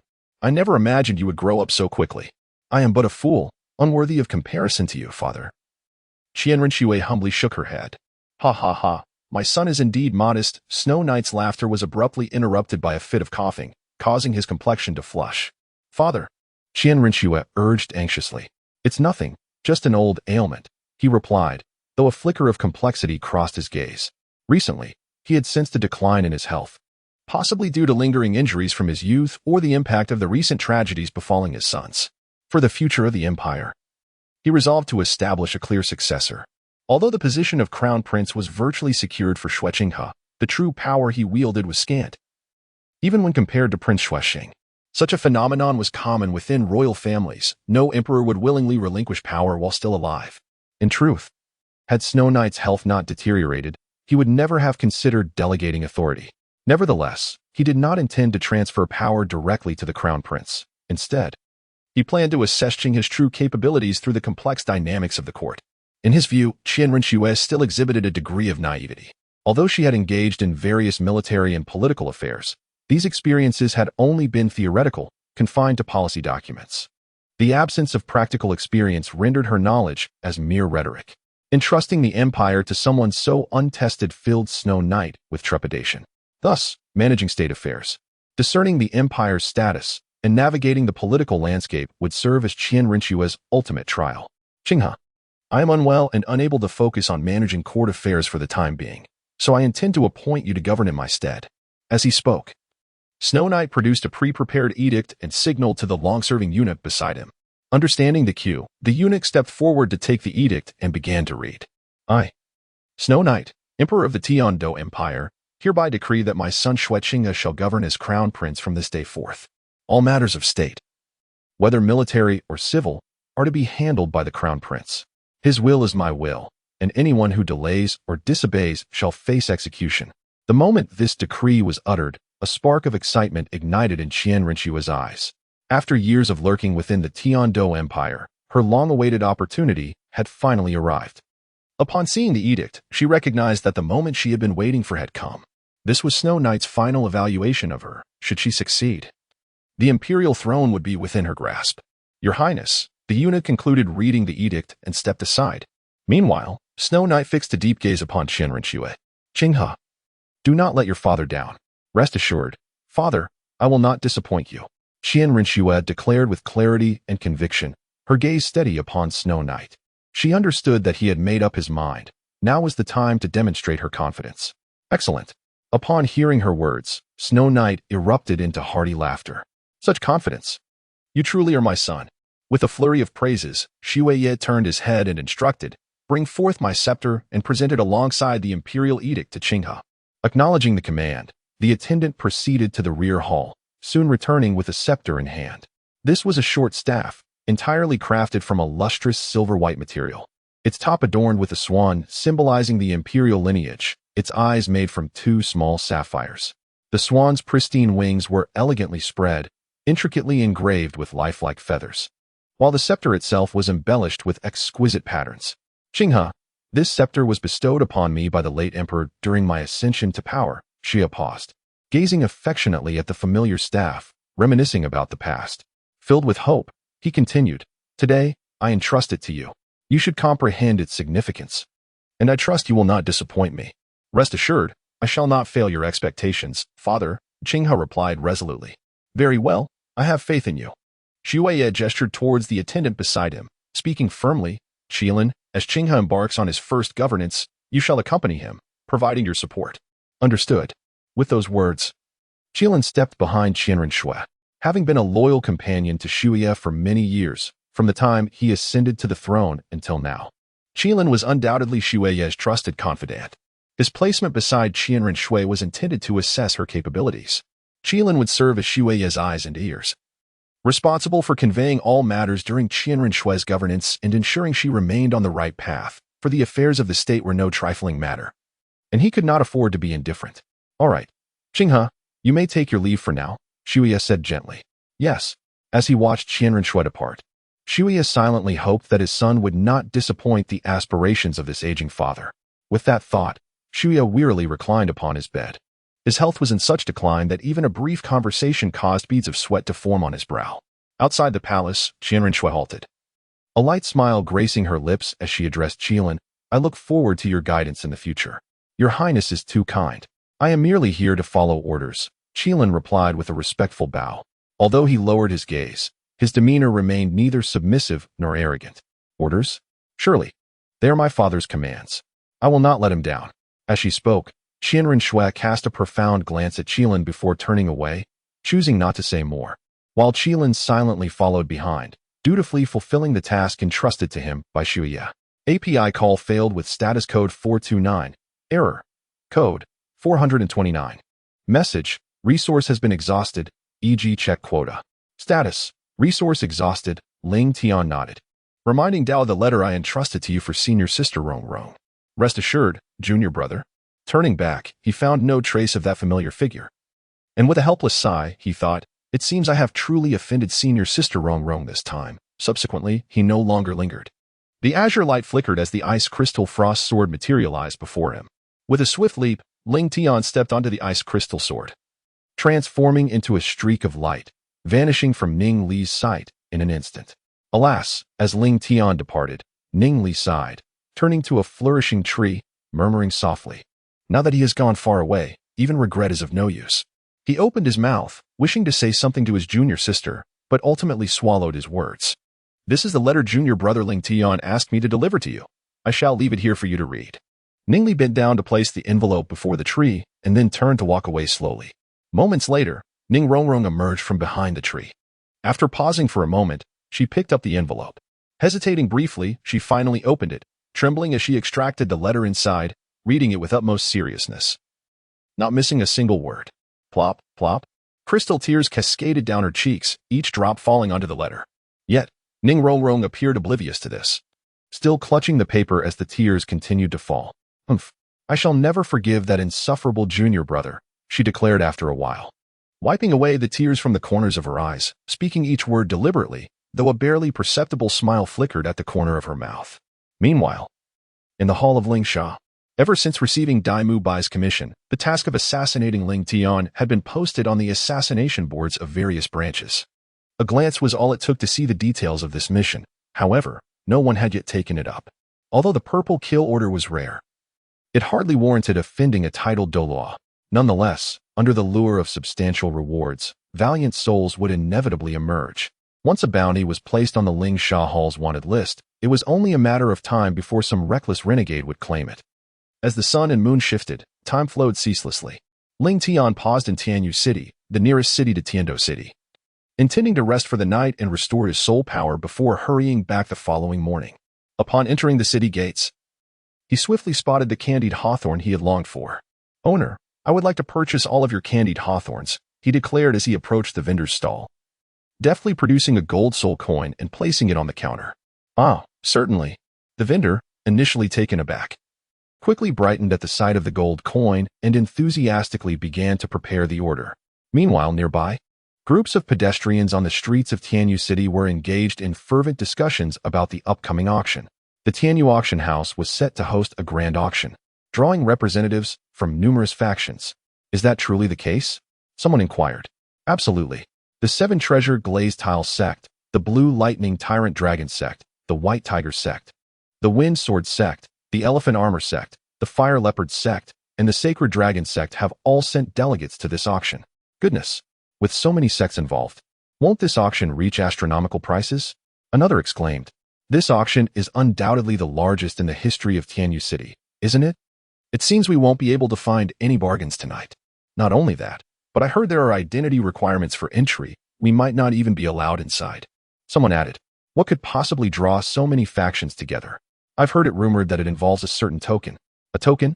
The crowd buzzed with anticipation, each voice adding to the excitement surrounding the auction.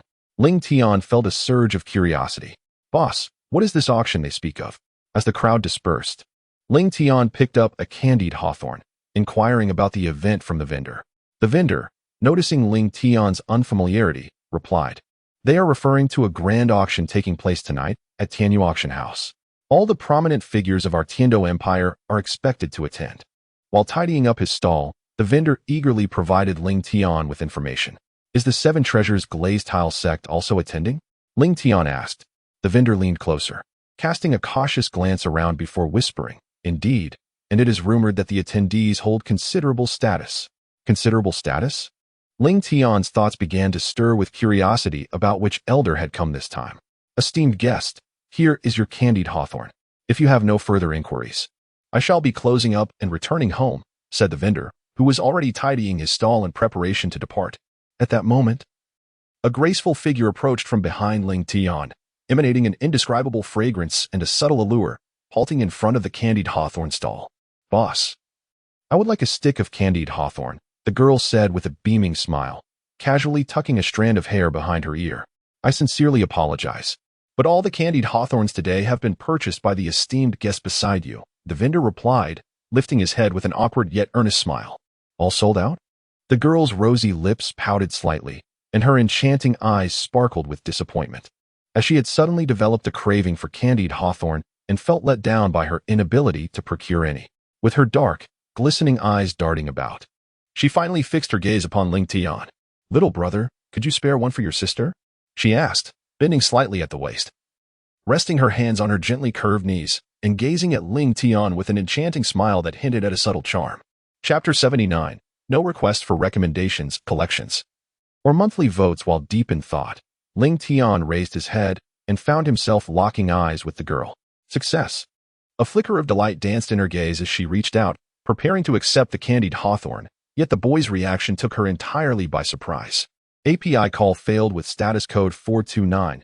Error. Code. For 29. Message. Resource has been exhausted, e.g. check quota. Status. Resource exhausted, Ling Tian lightly remarked.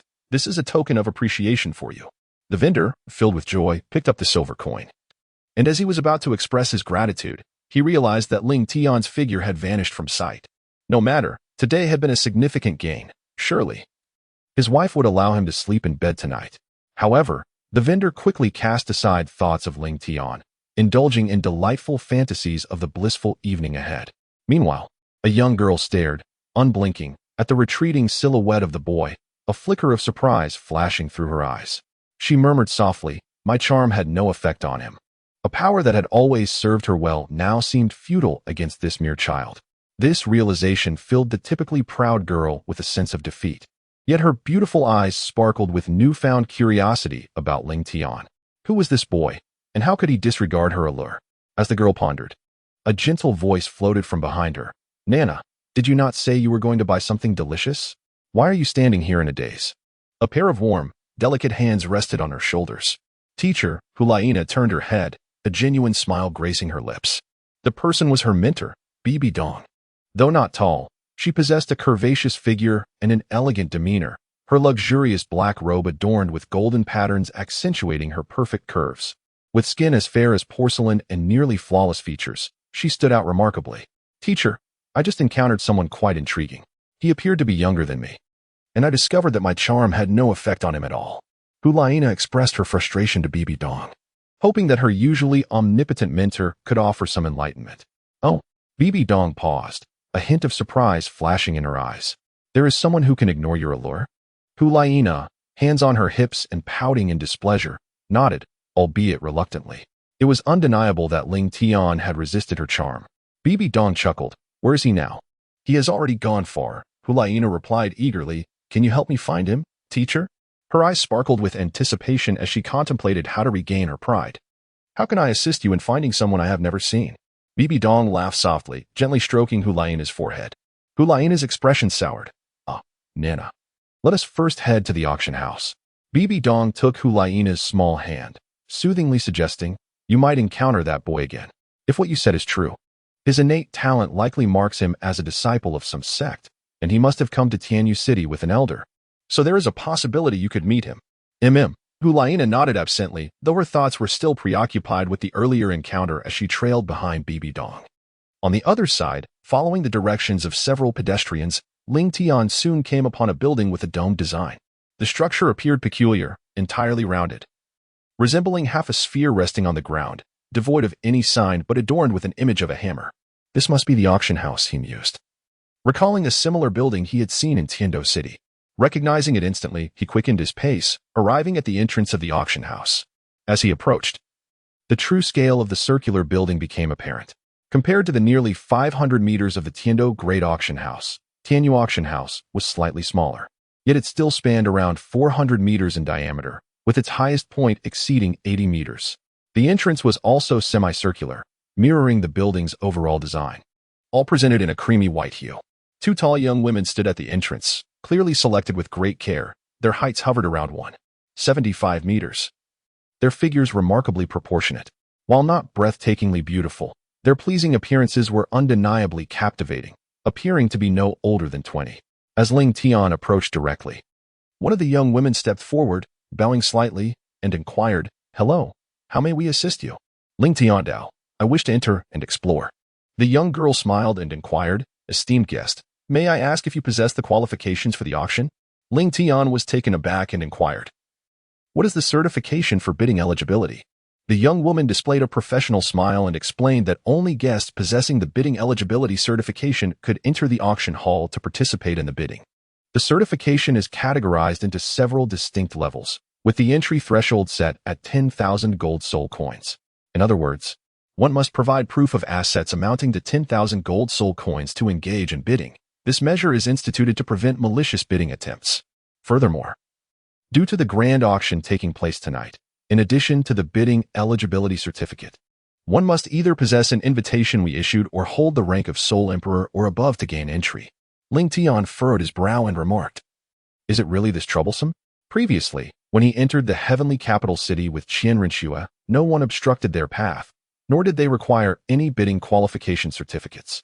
Chapter 80. The Orange Kill. Order. The young girl slightly bowed and softly said, "Please forgive me." "One moment, please."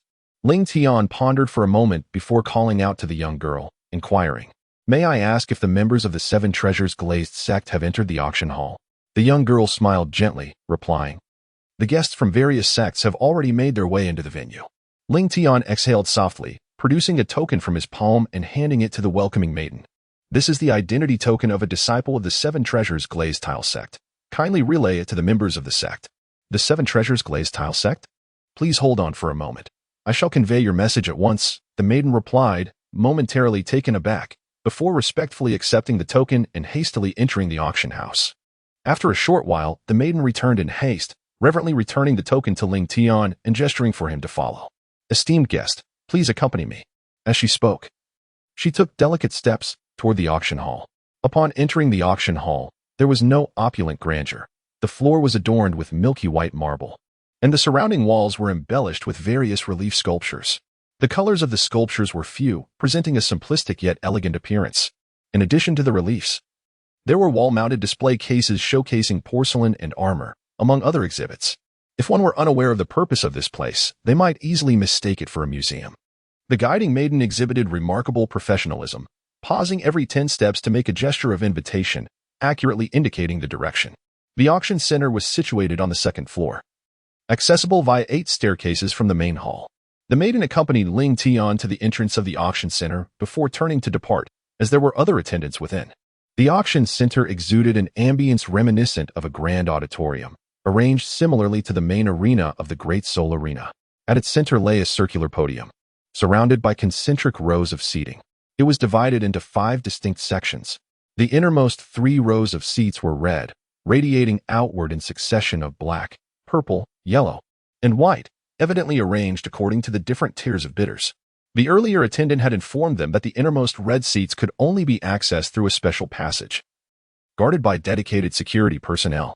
This area was designated as the Million Class VIP Zone, accessible solely to individuals of significant status.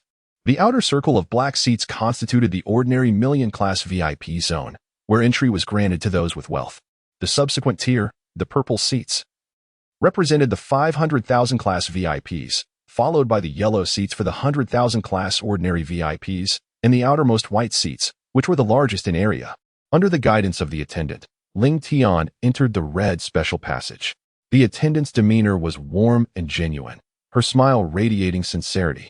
And her respectful attitude throughout the journey was devoid of any trace of annoyance for Ling Tian.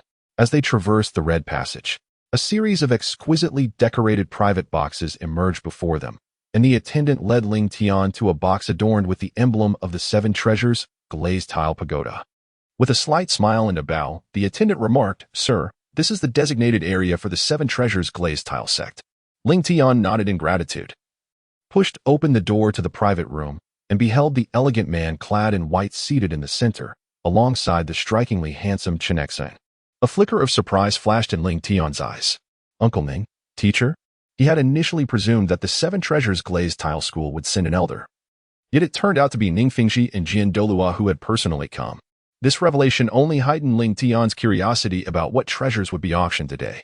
For a moment, he forgot to close the door, standing there in a daze. "Xiao Tian, do not linger at the doorway. Come sit with us." Ning Fingxi beckoned with a gentle smile. "Surprised to see me and your teacher?" Indeed, it was somewhat unexpected. Ling Tian nodded in affirmation. After a brief exchange of pleasantries, Ning Fingxi's lips curled into a subtle smile as he inquired, "Xiao Tian, how is that girl Rong Rong faring these days?" Jian Douluo also cast a concerned glance regarding Ning Rong Rong. With senior brother Ning Li present, Rong Rong should be safe from harm. Ling Tian did not keep them in suspense. He slowly spoke. "Moreover, senior sister Rong has undergone a significant transformation recently. When she returns to the sect next time, Uncle Ning and the master will undoubtedly be astonished." Upon hearing this, I found myself quite eager to witness Rong Rong's change. Ning Fingxi chuckled heartily, his tone becoming considerably lighter. His primary concern was his daughter. Chen Exine casually inquired, "Are you heading back to Heavendo City?" "Yes. I intended to rest for a night in Heavendo City." Coincidentally, I overheard the bustling discussions regarding the auction in the city. And since some from the sect are also here, I thought I would come and take a look. At this point, Ling Tian raised his head, gazing at the two with a hint of hesitation. "Uncle Ning, how is it that you and the master suddenly arrived here?" Chen Xian perceived Ling Tian's subtle curiosity and smiled lightly. "You wish to know what items are being auctioned today that warranted both me and your master journeying here from the Seven Treasure glazed tile school, correct?" The term master carries a dual significance, akin to both a teacher and a father. The saying "a son is no better than his father" applies equally in the context of a master and disciple.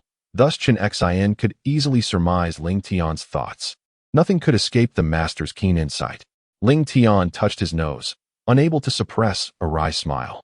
After contemplating for a moment, Chen Xian asked, "Little Tian, are you familiar with the Lingsha Hall?" "Lingsha Hall?" Ling Tian was momentarily taken aback by the words, shaking his head in earnest. Aside from the Spirit Hall, the two great empires, the upper three sects, and the lower four sects, he was indeed unfamiliar with the presence of the Lingsha Hall within the Douluo continent. The Lingsha Hall is the largest assassin organization on the continent, with 5 levels of assassination orders: Mo Shaling, Zi Shaling, Qi Shaling, Cheng Shaling, and Yin Shaling, each corresponding to different levels of soul power for the soul masters. At this juncture, Chen Xian's tone shifted abruptly. Tasks undertaken by the Lingsha Hall are so formidable that even titled Douluo are not exempt from their assassination attempts. To my knowledge alone, 3 titled Douluo have fallen victim to their strikes. It is noteworthy that this is information known to the Sword Douluo. The previous mentions of the Lingsha Hall's total kills are distinct from what the Sword Douluo is aware of. Has no one ever considered eradicating the Lingsha Hall? Ling Tian furrowed his brows, unable to suppress his thoughts. Of course, there have been considerations, but they conceal themselves too well, Ning Fingxi replied, taking a sip of tea, his voice unwaveringly gentle. Without locating the core of the Lingsha Hall, exterminating their branches is futile, as they can swiftly establish new ones. After a moment of contemplation, a flicker of realization crossed Ling Tian's eyes. "So, Uncle Ning, your visit to the auction house is also related to the Lingsha Hall?" Ning Fengji nodded, changing the subject to the matter at hand. "The centerpiece of this auction is the Cheng Ling. The Cheng Ling is a second-tier order from the Lingsha Hall, having successfully assassinated titled Douluo on multiple occasions. Its significance is akin to a nuclear deterrent, holding substantial allure for most sects, particularly those lacking titled Douluo. However, since the inception of the Lingsha Hall, the Cheng Ling has made only a handful of appearances, let alone 3 appearing today. All the sects gathered at the auction are here for this particular order. Some factions have even resorted to selling ancestral properties to amass funds to secure the Cheng Ling. thereby enhancing their own influence. Although the seven-treasure glazed tile school possesses two title Douluo, no one would turn away a weapon of such deterrent power. Moreover, Ningfengji must consider the future of the sect, should they find themselves without a title Douluo in times of peril. Possessing a Chung Sha Ling could provide a crucial safeguard. Thus, the seven-treasure glazed tile school is determined to acquire one of the three Chung Sha Lings up for auction. Ningfengji is confident in this endeavor. Now I understand.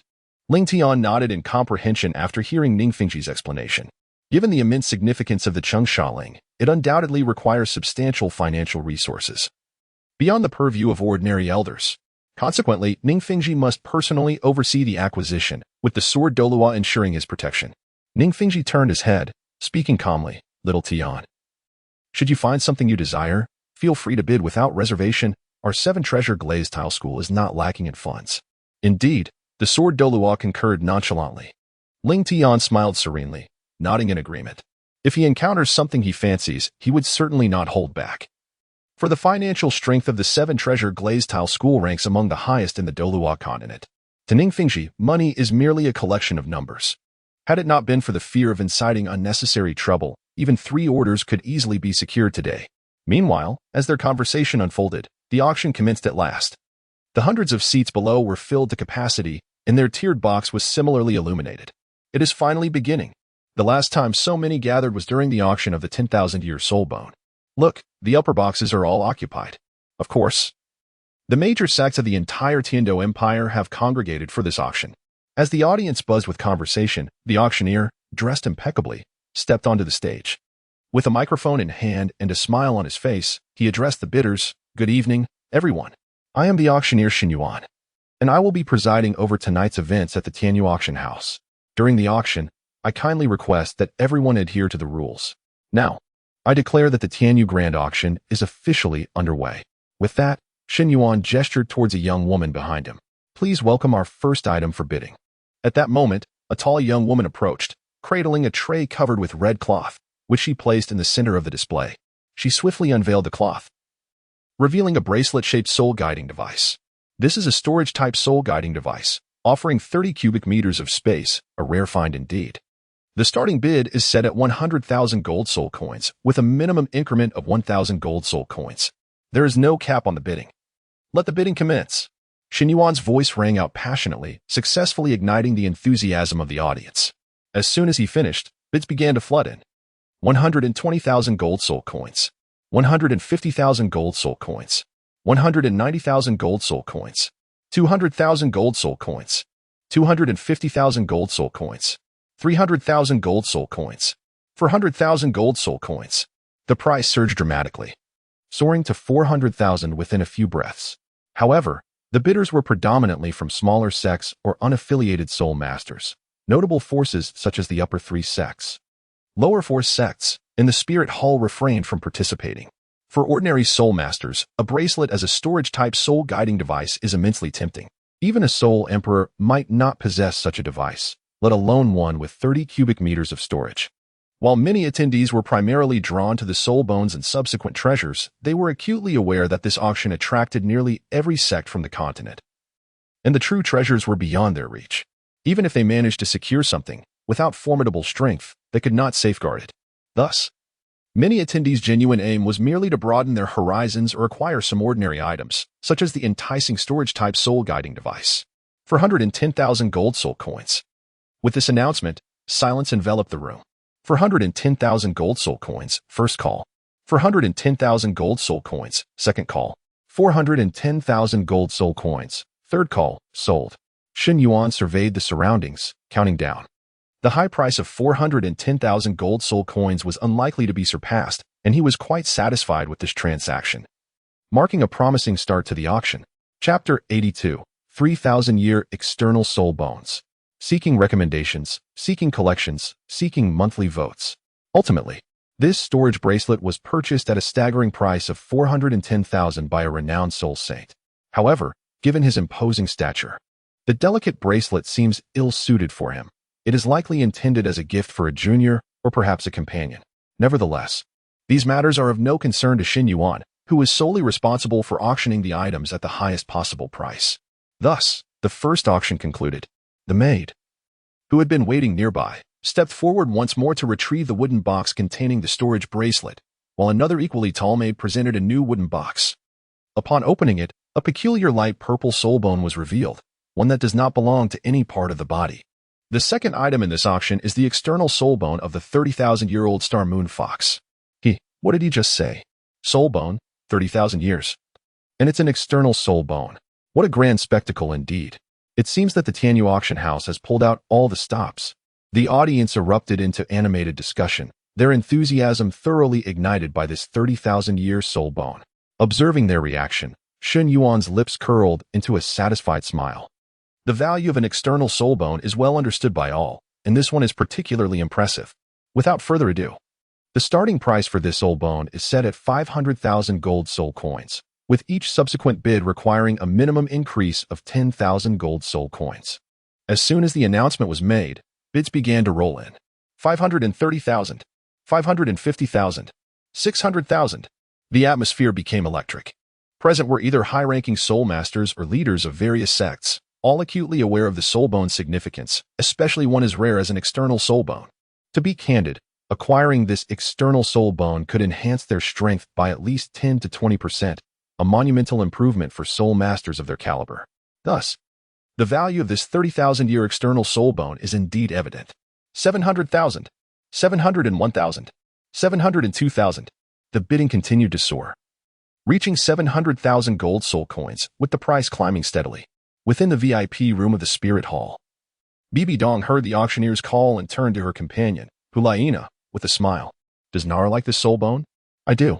Hulaina nodded eagerly, her eyes sparkling with anticipation.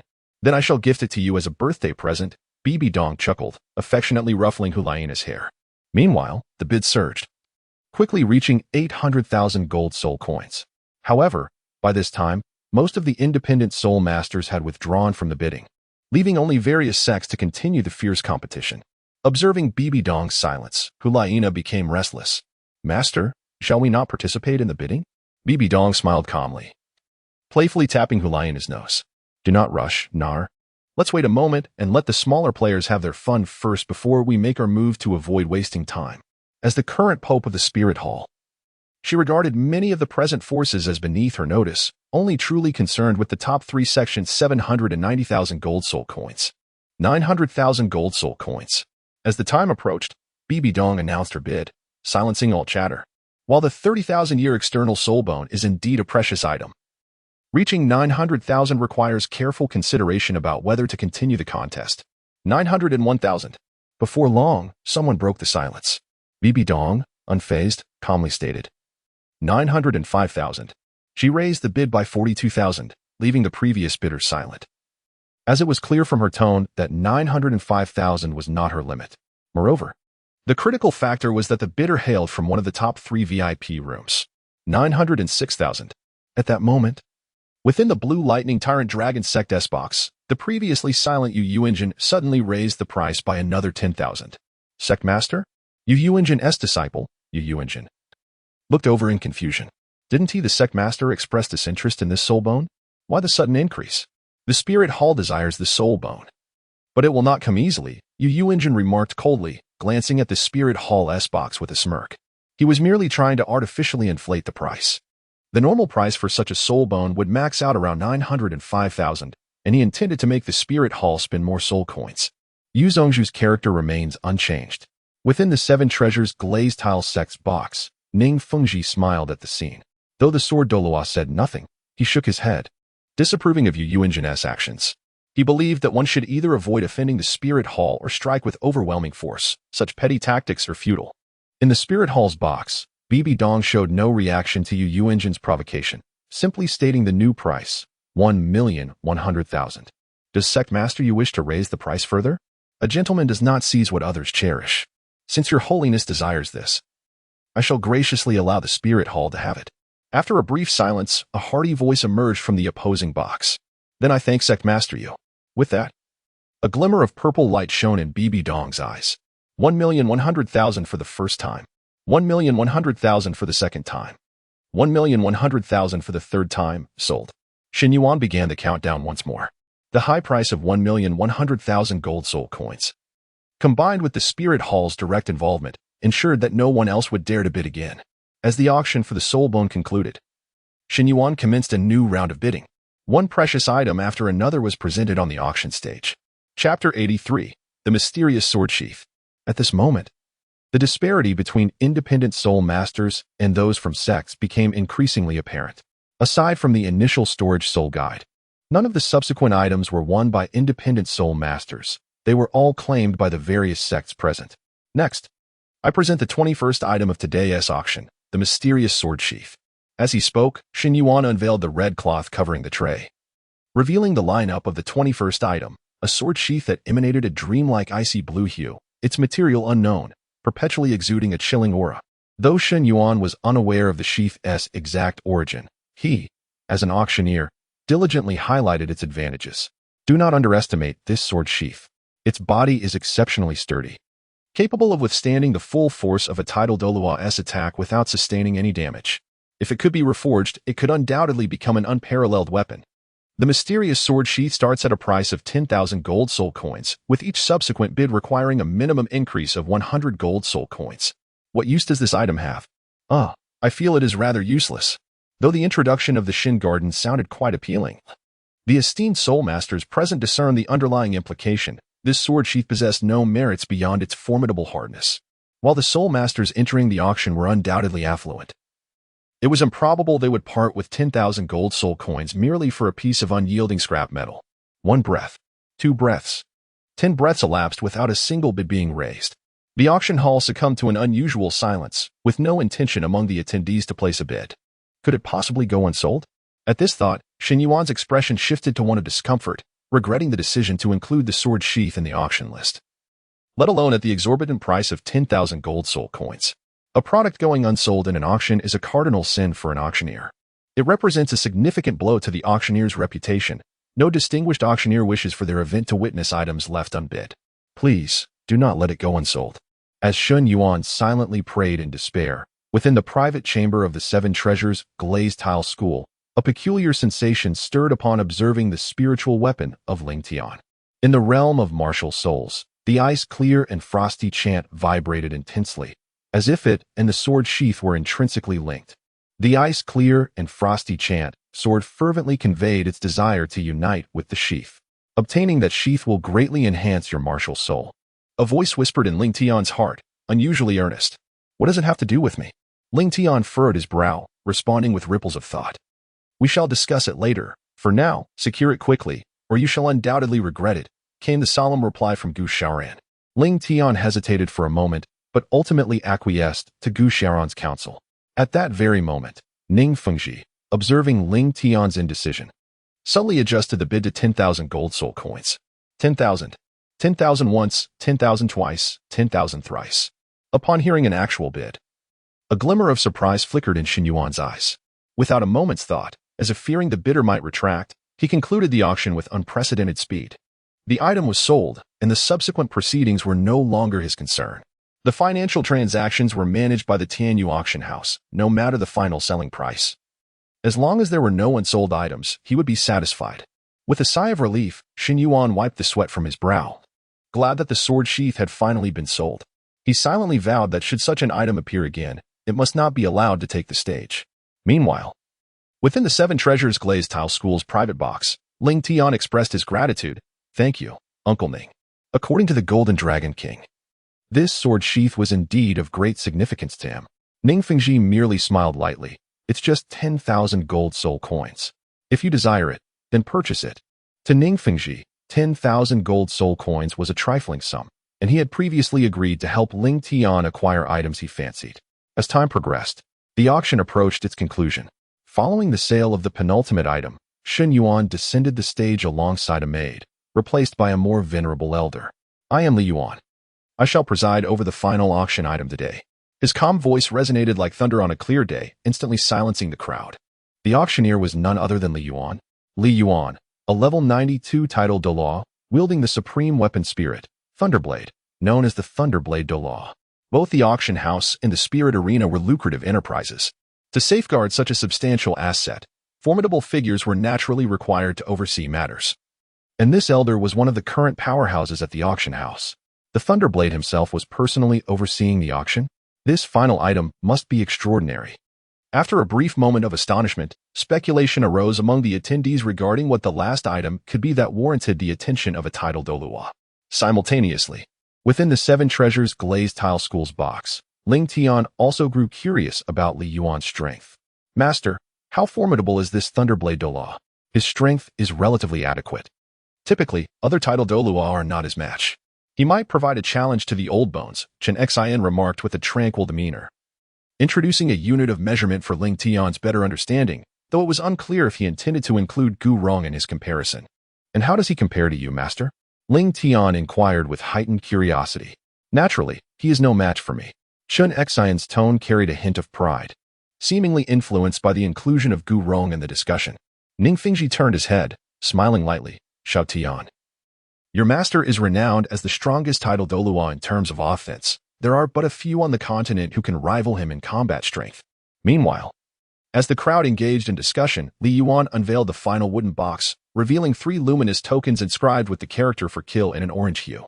The orange kill order from the Lingsha Hall. Its value is self-evident. Li Yuan turned the wooden box to showcase the tokens, pausing briefly before stating, this auction will be conducted in 3 parts, with 1 token auctioned off each time. The first orange kill order begins bidding at a low price of 1 million gold soul coins, with minimum increments of 10,000 gold soul coins. Upon hearing this, the previously reticent sects could no longer remain passive. They descended to participate in the auction. Though they understood the likelihood of acquiring items from the major sects was slim, they were determined to give it a try. 110,000 gold soul coins, 190,000 gold soul coins, 2 million gold soul coins, 250,000 gold soul coins, 450,000 gold soul coins. The price surged rapidly, soon reaching 8 million. At this juncture, over 90% of the sects had withdrawn, with only the Seven Treasures Glazed Tile School, the Blue Lightning Tyrant Dragon sect, and the Spirit Hall remaining in contention. 9 million. Ning Fengji made another move, raising the bid by 1 million, elevating the price to a new height. Master Your Holiness, this auction comprises 3 tokens. As long as you refrain from contending with me for this one, I shall withdraw from the bidding for the remaining 2. Ning Fengji promptly expressed his intentions to prevent being targeted by both factions. The Seven Treasures Glazed Tile School sought only 1 token. As long as Bai Bai Dong and Yu Yuanzhen did not raise their bids, Ning Fengji would automatically relinquish his claim on the other 2 tokens. However, it also conveyed another message. Should the Blue Lightning Tyrant Dragon sect and the Spirit Hall persist, Ning Fengji would not settle for just 1 token. Given the financial capacity of the Seven Treasures Glazed Tile School, acquiring all 3 tokens was within reach. Even in the event of failure, they would be compelled to expend more resources to secure a token. Thus, Ning Fengji voluntarily withdrew from the ensuing competition, which was favorable news for Bai Bai Dong and Yu Yuanzhen. Yu Yuanzhen's gaze flickered momentarily before he proclaimed, since Master Ning has spoken, I shall forfeit this token. However, Bai Bai Dong parted her lips, also acquiescing to Ning Fengji's request. Ordinarily, auctions prohibit private negotiations among guests. Yet Ning Fengji and his associates held extraordinary status, and even a titled Douluo would hesitate to offend them. Hence, despite Li Yuan presiding over the auction, he could only overlook the exchange between the 3. 9 million gold soul coins once, 9 million gold soul coins twice, 9 million gold soul coins thrice sold. With the gavel's fall, the first orange kill order was successfully secured by the Seven Treasures Glazed Tile School for 9 million gold soul coins. At last, a smile graced Ning Fengji's eyes. Though 9 million gold soul coins was no small sum, it ultimately achieved the goal of acquiring the token. Li Yuan surveyed the crowd, producing the second token and calmly announcing, the second orange kill order begins bidding at 1 million gold soul coins. He was unconcerned that this token would sell for a mere 9 million gold soul coins like the first. For the second and third tokens were the highlights of this auction. Indeed, as soon as Li Yuan finished speaking, Bai Bai Dong raised the price to 9 million, instantly increasing the bid 9-fold, effectively shutting out other sects eager to engage. 9 million once, 9 million twice, 10 million. Just as Li Yuan was about to swing the auction hammer, Yu Yuanzhen interjected, raising the bid by 10 million, cheerfully stating, I happen to desire this token as well. Might I inquire if your holiness would consider relinquishing it? Yuanzhen hesitated repeatedly, still reluctant to yield to Bai Bai Dong.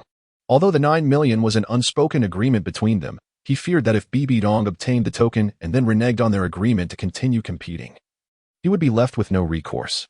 Thus, Yuan Jun resolved to secure the second token first, taking the initiative to establish dominance. 11 million. Bibi Dong's ruby lips parted slightly. Her voice soft but resolute, declaring that the highest bidder would prevail. Since the master of the Yu clan desired it, the truth would be revealed in the bidding. Yet, a flicker of deep purple glimmered in her eyes. The Pope was indeed correct. Inside the box, Yuanjin lifted his teacup and took a sip. An enigmatic smile gracing his features. 12 million, 13 million, 14 million, 15 million. Bibi Dong and Yuanjun were truly at odds, and as their bids escalated, the price soared, nearing the staggering sum of 20 million, 18 million.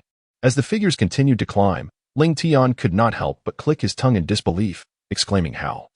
In such a brief moment, the price had risen by 9 million. He mused that this price surely could not increase any further. I believe it must rise at least another million. Ning Fingji shook his head, his tone resolute. Just wait and see. After a brief silence, another bid rang out. 20 million. As Ning Fingji had anticipated, Bibi Dong announced her high bid of 20 million, which was also her ultimate limit. Despite the Spirit Hall's extensive reach across the continent, their annual financial expenditures were significant, and her imperial plans required substantial funds. Thus, 20 million was indeed her maximum. Upon hearing the figure, the crowd erupted in astonishment. No one had expected the second orange killing token to fetch such a high price. At that moment, Yuanjin found himself in a precarious position, his earlier composure evaporating as he grappled with the decision to continue bidding. Should he abandon the token or press on? If he relinquished it now, Bibi Dong would undoubtedly retaliate during the auction for the final token, potentially demanding a price far exceeding 20 million. Yet, if he continued, that exorbitant sum would be a considerable burden for the Blue Electric Tyrant Dragon sect. In that moment, Yuanjun was ensnared in a dilemma. 20 million once, 20 million twice. Li Yuan paused momentarily, casting an expectant glance toward the Blue Electric Tyrant Dragon sect's direction. 20 million thrice. Sold. With a decisive clap of the auction hammer, the second token was ultimately secured by the Spirit Hall for the lofty price of 20 million. In the subsequent round of recommendations, the plea for support was made, accompanied by a request for votes and rewards, promising explosive updates should they advance to the next stage. Chapter 85, The Sword Sheath's Anomaly. Congratulations, Your Holiness, for successfully acquiring the second token, Li Yuan said, bowing slightly, a smile illuminating his face. Clearly pleased with the price achieved. He then cast a meaningful glance toward the Blue Electric Tyrant Dragon sect, stating, "Next up is the final orange killing token. Everyone should seize this opportunity. The starting bid remains at 1 million gold soul coins. Let the bidding commence." Yuan Jun was the first to call out, 10 million, 15 million. Having just spent 11 million, Bibi Dong was not one to let Yuan Jun off easily, immediately raising the bid by 500,000. Gritting his teeth, Yuan Jun countered, 16 million. No sooner had he spoken than another calm voice rang out, 20 million, 21 million, 23 million. Ultimately, with Bibi Dong's assistance, Yuan Jun clenched his teeth and secured the last orange killing token for 26 million. Throughout the auction, Li Yuan maintained a cheerful demeanor, clearly satisfied with the proceedings. After a while, a servant from the Tianyu auction house arrived at the 7 treasure glazed tile sect's box. "Sectmaster Ning, this is what you just purchased." The servant placed a spatial ring before Ning Fingji. Very well. Once the items were confirmed, the servant slowly exited the room. "Xiao Tian, this is for you." With a thought, Ning Fengji retrieved the sword sheath from within and handed it to Ling Tian. "Thank you, Uncle Ning." Ling Tian reached out to take the sheath. Clang. The moment his fingers brushed the sheath, a powerful resonance emanated from the weapon, causing it to tremble violently as if responding to the ice crystal frost sword. Buzz. The shaking intensified, suddenly breaking free from Ling Tian's grasp. The once sturdy sheath, capable of withstanding a tidal Douluo's attack, disintegrated into countless blue specks, ultimately converging into a radiant blue light that surged into Ling Tian's brow. Once the sheath entered his body, the weapon returned to a state of calm. All of this transpired in the blink of an eye, leaving Ning Fingji and Chen Xin with only the impression of the sheath vanishing. They assumed Ling Tian had simply stored it away. Before Ling Tian could examine the situation further, Ning Fingji's gentle voice reached his ears, "Xiao Tian. Since the direction of the 7 treasure glazed tile sect aligns with that of Heaven Do City, why not return with us?" "All right." Ling Tian nodded, having just regained his composure. His earlier decision to remain in Tianyu City was for safety, and now, accompanied by Ning Fengji back to Heavendo City. With Chen Xian and the sect's skilled protectors, he felt far more secure than if he were alone. Then let us not delay. We shall depart at once. Ning Fengji smiled and nodded. A moment later, at the outskirts of Tianyu City, the seven treasure glazed tile sect's convoy awaited their arrival. Xiao Tian, you will ride in the same carriage as me. With that, Ning Fengji led Ling Tian to a beautifully decorated carriage. Ling Tian turned to Chen Xian, who stood nearby, and inquired with a hint of confusion, Uncle Ning, isn't the teacher joining us? Ning Fengji offered a gentle smile and elucidated the reason. Master Jian must remain above to keep watch and ensure our safety. Ling Tian nodded and, following Ning Fengji, boarded the carriage. Let us depart. With Chen Xian's command. The caravan of the Seven Treasures Glazed Tile School commenced its journey. The interior of the carriage was spacious. In addition to the regular seating, there was a table set up. Although two individuals shared the carriage, the space remained ample. Even with the addition of 4 or 5 more people, it would not feel cramped. At that moment, Ling Tian and Ning Fengji sat on either side of the table. After a brief conversation, Ning Fengji set down his teacup and, with a warm smile, said to Ling Tian, Little Tian, Uncle Ning would like to inquire about your thoughts on a certain matter. Please, go ahead, Uncle Ning, Ling Tian replied, sitting up straight with earnestness. Ning Fengji nodded in satisfaction and asked, Little Tian, what do you think of Rong Rong?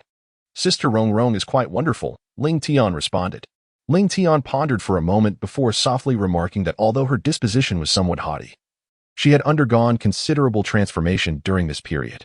With her innate talent coupled with Uncle Ning's guidance, she would undoubtedly evolve into a worthy successor of the sect in the future. That is splendid, he continued. I can rest assured in entrusting Rong Rong to you. Ning Fengji joyfully patted Ling Tian's shoulder, akin to a father-in-law increasingly approving of his son-in-law. API call failed with status code 429. Error. Code 429. Message. Resource has been exhausted, e.g. check quota. Status. Resource exhausted. Ling Tian gazed incredulously at Ning Fengji. It seemed they had never previously broached the subject of engagement. How had Ning Fengji so suddenly steered the conversation towards such a matter? He distinctly remembered having never given his consent. So how could Ning Fengji unilaterally decide on the union between him and Ning Rongrong? Just as Ling Tian found himself at a loss, Ning Fengji's gentle voice reached him once more. Xiao Tian, I have already discussed the matter with Qinghe. If you have no objections, we shall arrange the engagement when Rongrong returns in a few days. As for the wedding date, that shall depend on your mutual agreement.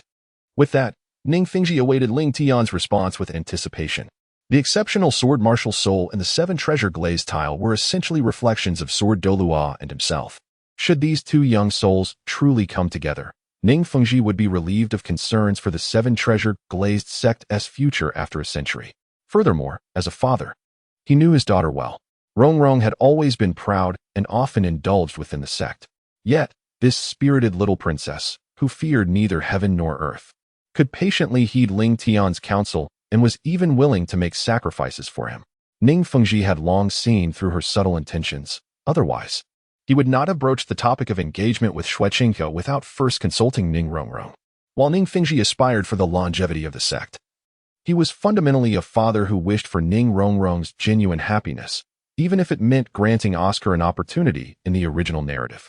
Ling Tian raised his head earnestly and said, Uncle Ning, I find this marriage proposal rather inappropriate. Ning Fengji's expression shifted, and his gaze sharpened. What? Do you not have feelings for Rongrong? Senior sister Rongrong is truly admirable. Ling Tian paused briefly, locking his gaze with Ning Fengji's, and earnestly declared, I have always regarded senior sister Rongrong as family, much like I do with you and the master. Therefore, Uncle Ning, I cannot acquiesce to this matter. Although he was aware that such a statement might provoke Ning Fengji's displeasure, he believed that affection must be unequivocal. To neither accept nor reject is to play with the emotions of others deceitfully. He had no intention of seeking a backup for himself, nor did he wish to toy with someone else's feelings. Offering Ning Fengji an ambiguous response would ultimately inflict harm upon Rongrong, and Ling Tian was unwilling to cause her such distress. Ning Fengji remained silent for a considerable time before responding, Xiao Tian, Uncle Ning asks for your understanding. Yet, before he could finish, Ling Tian bowed deeply and, raising his head with solemnity, stated, Ling Tian understands that this may displease Uncle Ning, but I do not wish to deceive you. Matters of the heart are straightforward. Affection is either present or absent. Forcing together two individuals who do not love one another results only in immeasurable pain. Therefore, do you not harbor feelings for Rongrong? Indeed. Ling Tian nodded firmly, his expression grave as he stated that he had never held any affection for senior sister Rongrong. I was the one being abrupt. Ning Fengji fell silent for a moment, sighing softly and choosing not to speak further. In the city of Tiando, as dawn broke, the sky gradually brightened. Morning light pierced through the clouds, casting the first golden rays of sunlight. The radiance danced among the clouds, illuminating every corner of the imperial city. The morning light shone upon the coiling dragon pillars flanking the Huangji Hall, making the engraved golden dragons glimmer with an added aura of majesty. On the expansive steps of the plaza, armored guards stood resolutely, brandishing their weapons, safeguarding the entire Huangji Hall. Meanwhile, the civil and military officials of the Tiando Empire gathered in small groups, patiently awaiting the commencement of the court assembly. Commence the court. At last, a familiar sharp voice shattered the silence. The officials ascended the steps in order, entering through the grand doors of the Huangji Hall, quietly positioning themselves according to their ranks. They held their respective memorials in hand, waiting for the Snow Knight Emperor to emerge from behind the curtains. The sound of footsteps grew increasingly audible. The officials craned their necks in anticipation of His Majesty's arrival. His Royal Highness the Crown Prince has arrived. The sharp announcement rang out, marking the transition from the familiar proclamation of the Emperor to that of the Crown Prince. At that moment, clad in a bright yellow robe, Qian Rinxue stepped forth from behind the curtains, her countenance solemn, hands clasped behind her back. Despite her youth, there was an emerging regal authority in her demeanor. Qi Lin, mindful of Snow Knight's instructions, stood beside Qian Rinxue, mirroring her stance on the right. Your Highness the Crown Prince? The civil and military officials simultaneously looked up. Confusion etched across their faces as they regarded Qian Rinxue standing within the hall. The sudden upheaval from the previous night had left them unaware of the Emperor's decree appointing the Crown Prince to govern in his stead. Nevertheless, they maintained their silence, for it was clear that someone would inevitably question why the court had shifted from the Emperor to the Crown Prince. As expected, someone soon stepped forward. Shuexing, positioned at the front, boldly stepped forward, disregarding the Crown Prince's dignity, proclaiming passionately, "That is your Majesty's position. Even if you are the Crown Prince, you should not stand there. Hurry and step down." While it seemed to be an act of goodwill towards Qian Rinxue, upon deeper reflection, it felt like a pointed accusation, as if he were suggesting she harbored ambitions of usurpation. The court officials felt a shiver of apprehension, narrowing their eyes in contemplation. Your Highness, please remain calm. In response to Shuexing's challenge, Qian Rinxue smiled lightly, glanced at him, and then calmly instructed, Qi Lin, please read aloud my father's decree in front of everyone. Yes. Qi Lin complied, unfolding the Emperor's edict. I, Snow Knight, Emperor of the Tiando Empire, decree that my son, Shuexinghe, shall from this day forth govern the empire as Crown Prince. All matters of state, military and civil, shall henceforth be handled by the Crown Prince. His will is my will. Any delays or disobedience shall be met with execution. Upon concluding, Qi Lin folded the edict and returned to Qian Rinxue's side. Standing to the right of the throne, Qian Rinxue surveyed the officials below and calmly inquired, does anyone still have objections? Long live His Royal Highness the Crown Prince. The officials, recognizing it as the Emperor's command, ceased their deliberations and, following the lead of those loyal to the Crown Prince, knelt in reverence. All rise. Qian Rinxue said with a serene smile. Meanwhile, Shuexing stood in a daze among the crowd. Your Highness? He exclaimed, startled. How could the Emperor appoint you to govern? It appeared that the royal uncle doubted the authenticity of the edict. Qian Rinxue's lips curved into a playful smile as she raised a hand, stating, Qi Lin, since the royal uncle is skeptical, let us provide him with proof. Understood. Qi Lin bowed respectfully and approached Shuexing, presenting the edict. The familiar handwriting of Snow Knight was unmistakable to Shuexing. Upon seeing it, he realized that it was indeed the Emperor's own decree. However, it was perplexing. Why would the Emperor appoint Shuexinghe to govern without prior discussion? Even he, the Emperor's sole brother, was left in the dark. What was the Emperor planning? Royal uncle, do you still have questions? Qian Rinxue turned slightly, her expression calm as she regarded Shuexing. You are overthinking it, Crown Prince Shuexinghe. It is only fitting for you to govern as the Crown Prince. Shuexing forced a smile, retreating back among the officials. Qian Rinxue smiled lightly, scanning the assembly. Does anyone else harbor doubts? We have no objections, the ministers echoed in unison, bowing in response. With a wave of her hand, Qian Rinxue cast a meaningful glance at Xue Xing and stated nonchalantly, "Let us proceed with the court assembly. I recall that Minister Li presented a memorial a few days ago, which was delayed due to my father's health. Today, as I am governing on behalf of my father, we shall begin with Minister Li's memorial." Yes. Minister Li squinted, casting a sympathetic glance at Xue Xing. As a trusted ally of the Crown Prince, he immediately understood that this was a signal to take action against Xue Xing, as the memorial was solely focused on impeaching him. It meticulously detailed Xue Xing's transgressions over the years, leaving no stone unturned. This was precisely why the edict had been withheld, and now that the Crown Prince had just assumed power, he was set to revisit the past and confront Xue Xing. Indeed, the Crown Prince was worthy of the Emperor's esteem. With such decisiveness and skill, he bore a striking resemblance to the Emperor in his youth.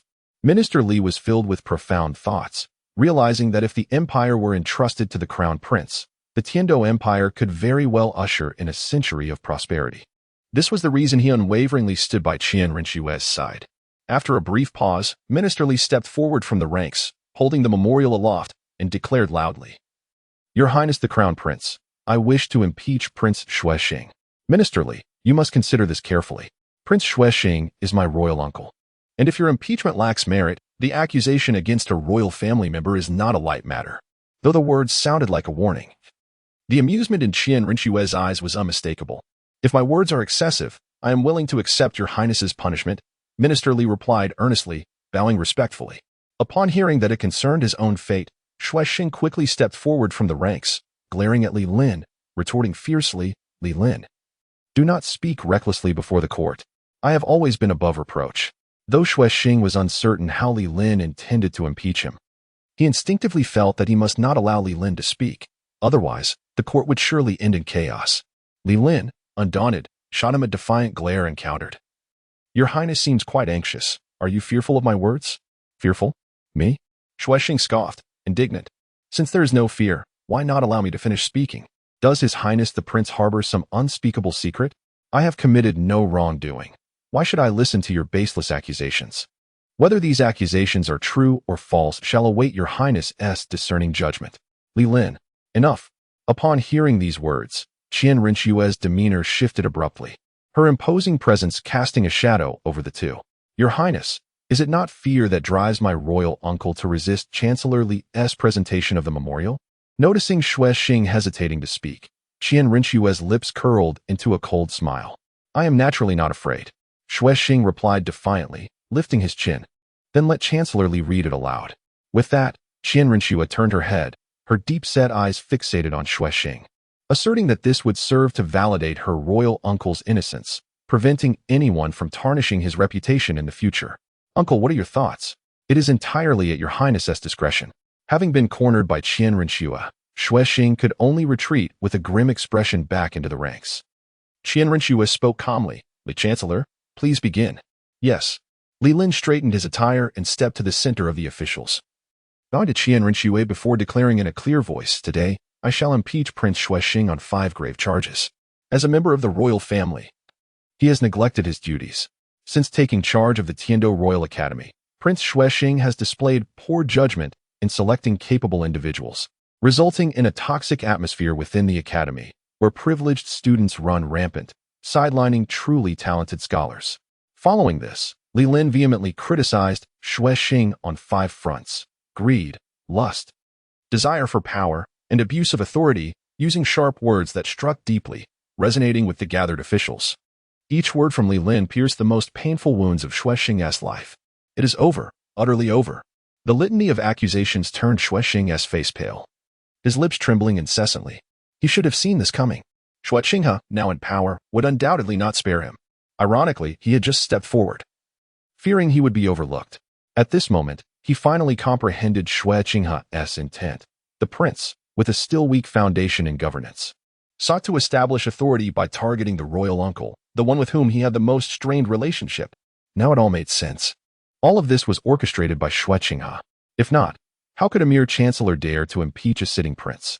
As Li Lin enumerated the charges, although Xue Xing endeavored to maintain his remaining dignity, the beads of sweat trickling down his forehead betrayed his inner turmoil.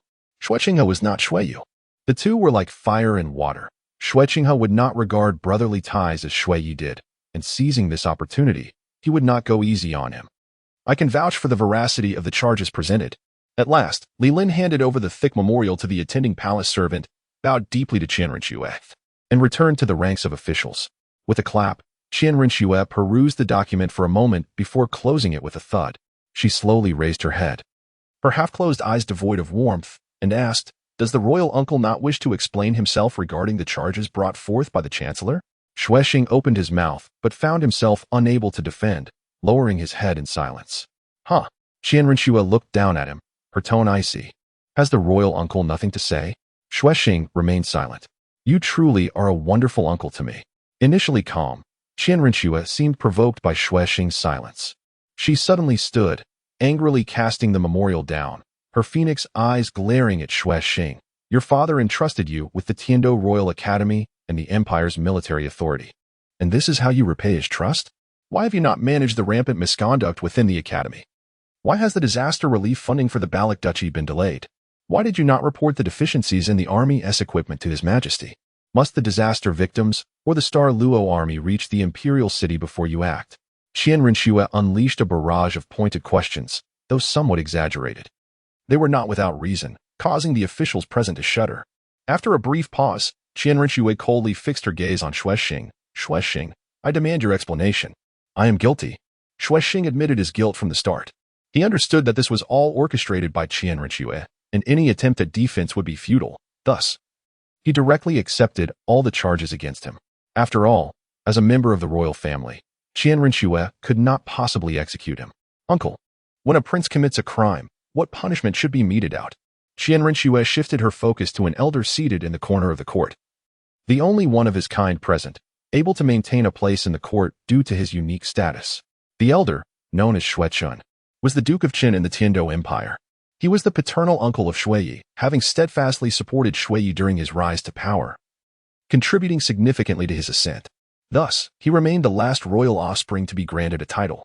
As he aged, he withdrew from court, taking on a behind-the-scenes role in managing internal royal matters, rarely appearing in court. Leaning on his cane, Xue Chun slowly rose, gazing at the prince who now bore the majesty of an emperor, and sighed, I am advanced in years and have no desire for power struggles. After all these years, to see the Tiando Empire reach its current state has not been easy. The royal family has already shed enough blood. I do not wish to witness further strife among kin. Though aged, Xue Chun was not foolish. He was acutely aware of the factions within the court, the prince's faction and the royal uncle's faction. Although Li Lin held the title of chancellor, he would never have dared to stand against Xue Xing without Qian Rinxue's directive. To be fair, Xue Chun held a great admiration for Qian Rinxue, decisive and ruthless.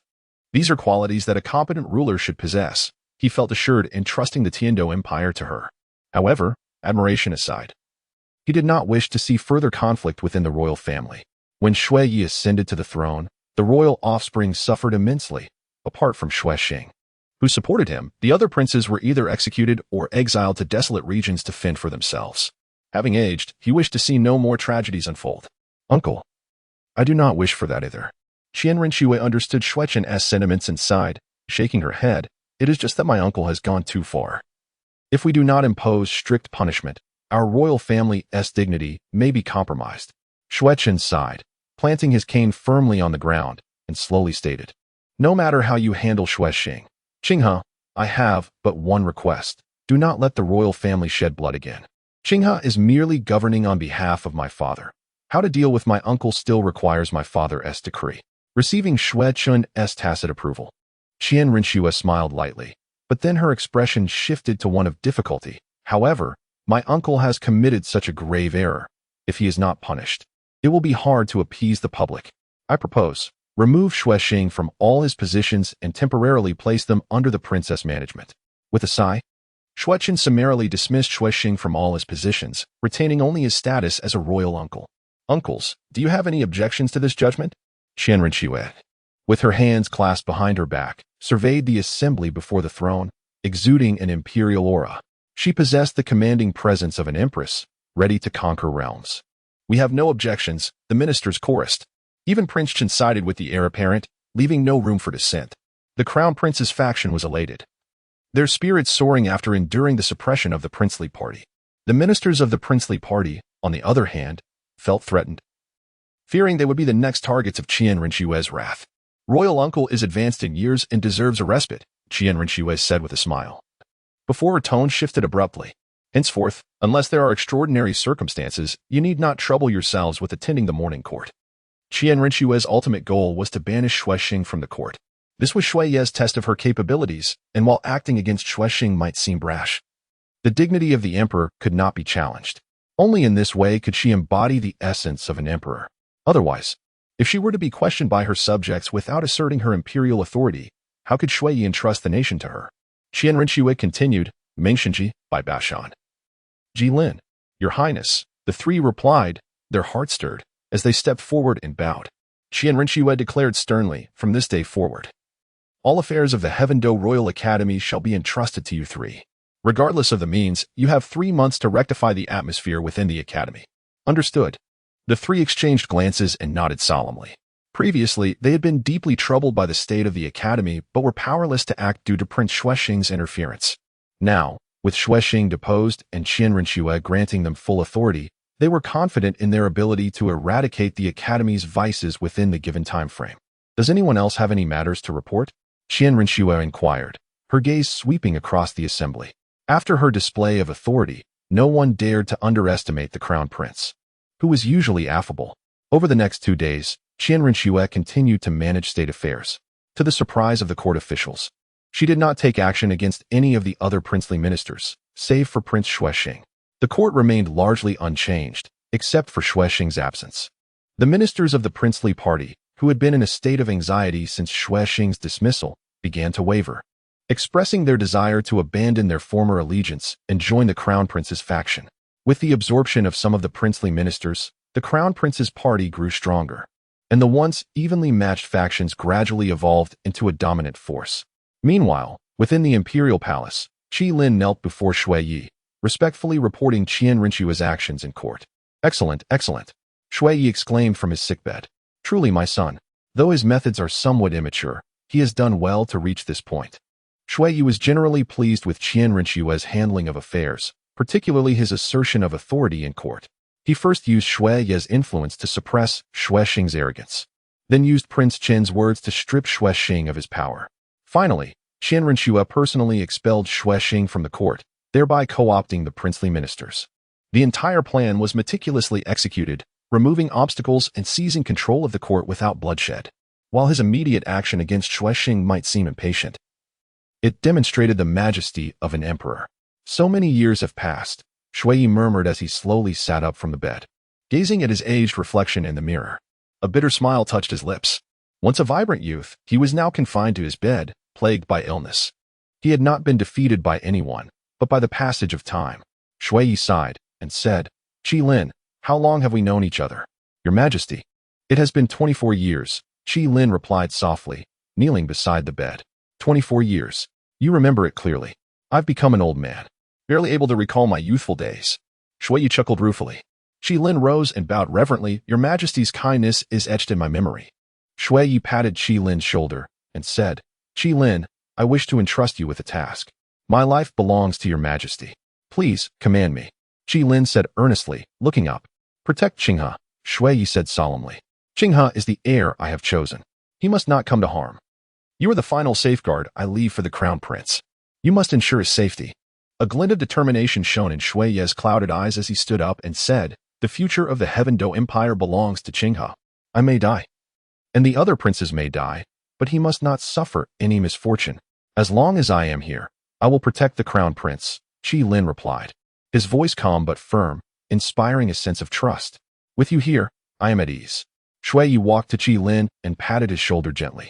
I entrust Qinghe to you. You are the only one I trust now. Please take care of yourself, your Majesty.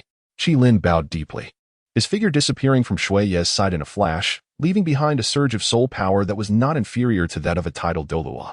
Qi Lin was a level 93 titled Douluo, with the martial soul of the ghost serpent ivy. Meanwhile, inside the crown prince's study, Qian Rinxue was perusing the intelligence gathered by Shi Long, a hint of surprise flickering in her eyes. To think that the Heaven-Do royal family would conceal a titled Douluo. However, Upon further reflection, it was not entirely unexpected. The Heaven-Do Empire was, after all, one of the two great empires. How could it not have cultivated a titled Douluo?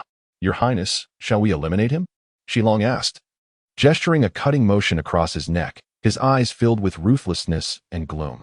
Although Qi Lin was also a titled Douluo, with him and Ci Tun joining forces, they would have a chance to subdue Qi Lin in a 2-on-1 battle. It's not wise to make any rash moves, Qian Rinxue cautioned, shaking her head. He is currently by my side. If we act now, we will inevitably alert the enemy. If it affects our plans, it would be a greater loss than gain. Also, unless there is an emergency, try not to appear in the Crown Prince's residence. As titled Douluos, it will be difficult for you to conceal yourselves from each other. But what about your safety, Your Highness?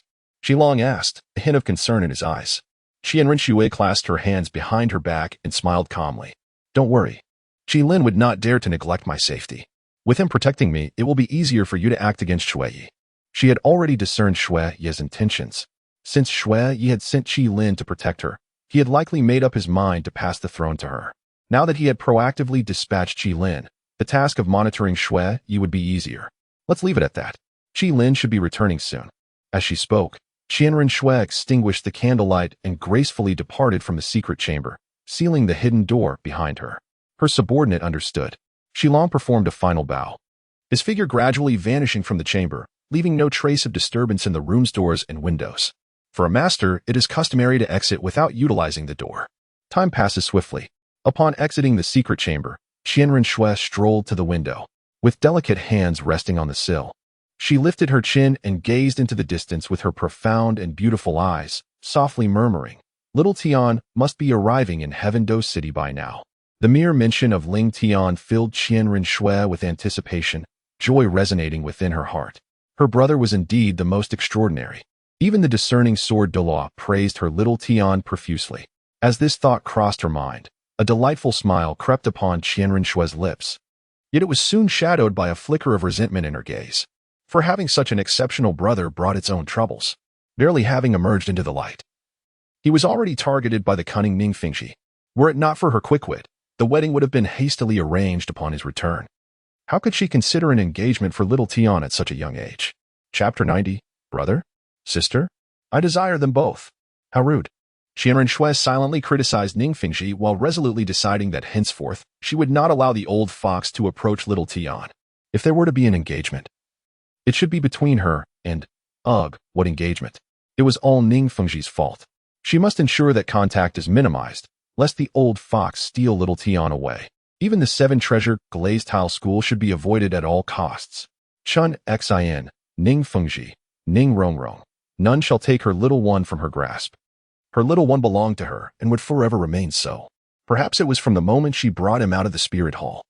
Or perhaps during that night in the frozen forest, or the countless days and nights they spent together, or even the 4 years apart. Regardless, Ling Tian's figure was already etched deep within Qian Rinxue's heart. Suddenly, Qian Rinxue pouted, adopting the demeanor of a young girl, murmuring to herself, Little Tian, you truly are a source of worry. Alas, it is ultimately your excellence that draws the attention of those unsavory individuals. If only you were a tad more ordinary. You would not attract such attention, and then you would forever be solely mine.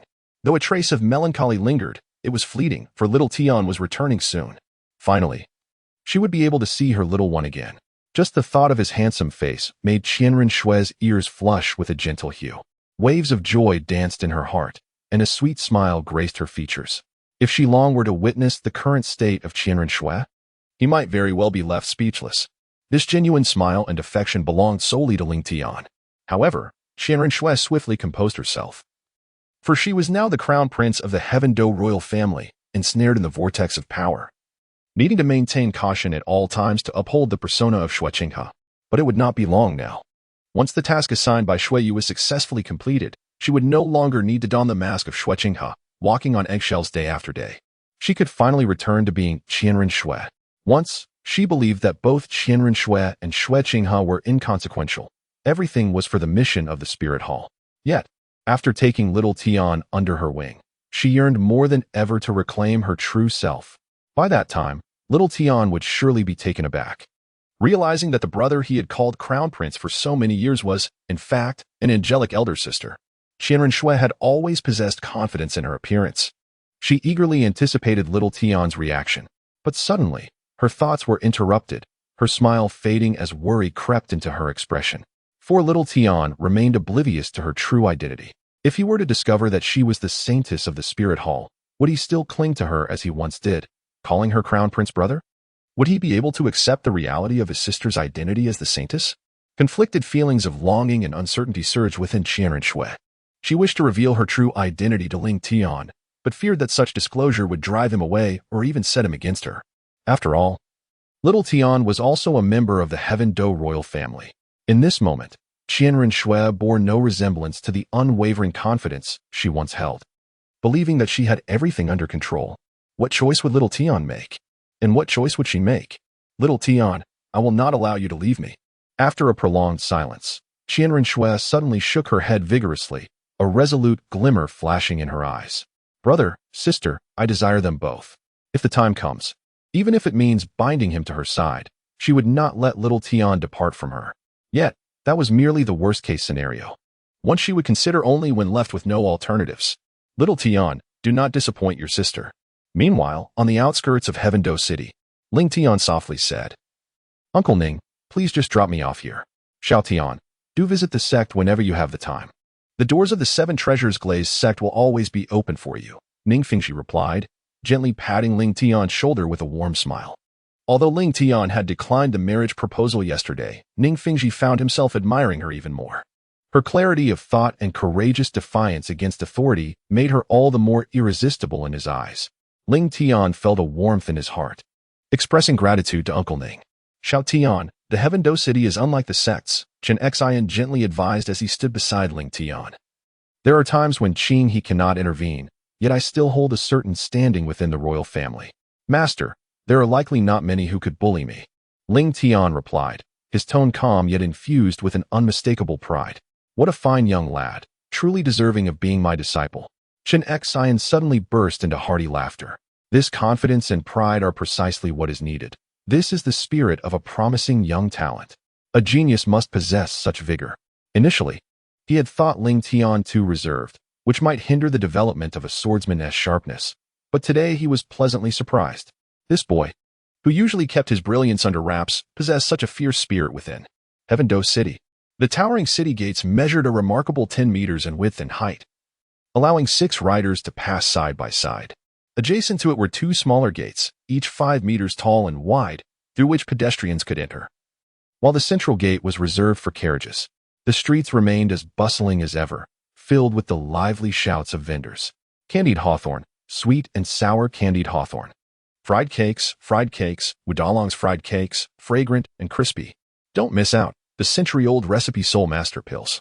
Consume one and instantly elevate your soul power by a level. Tiger Whip wine, a millennium of fierce wind and tigers. All who have tried it sing its praises. The cacophony of sales pitches echoed through the streets.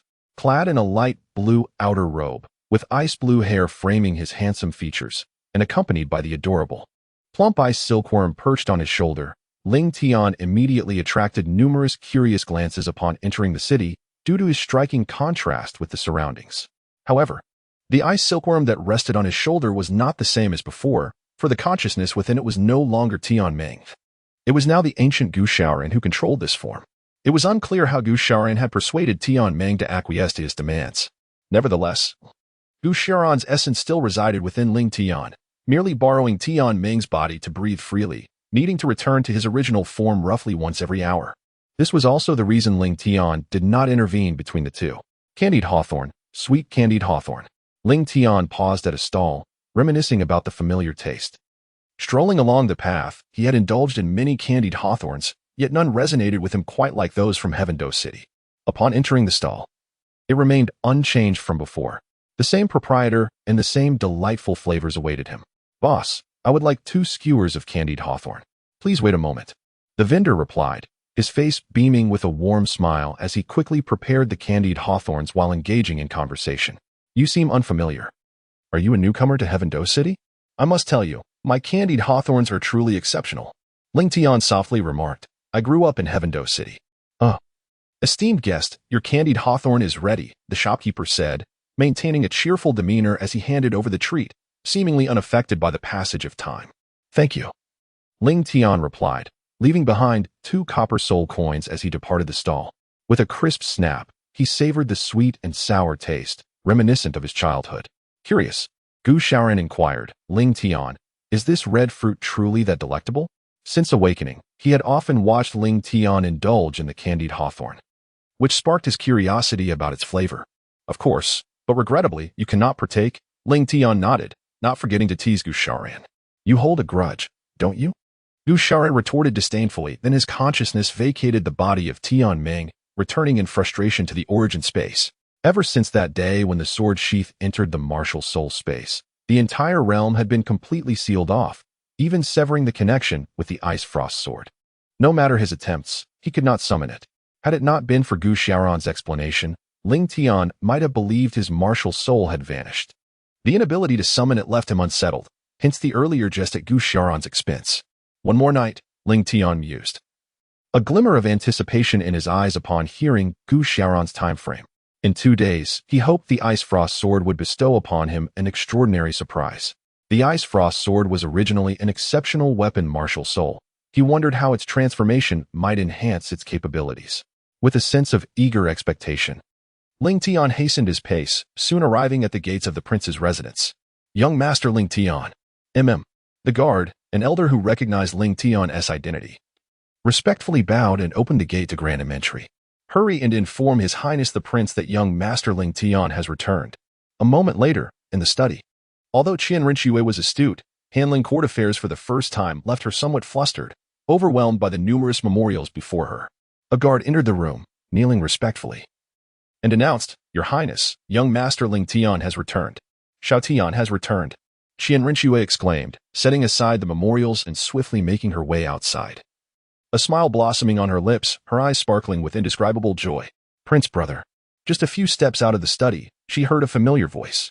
"Xiao Tian?"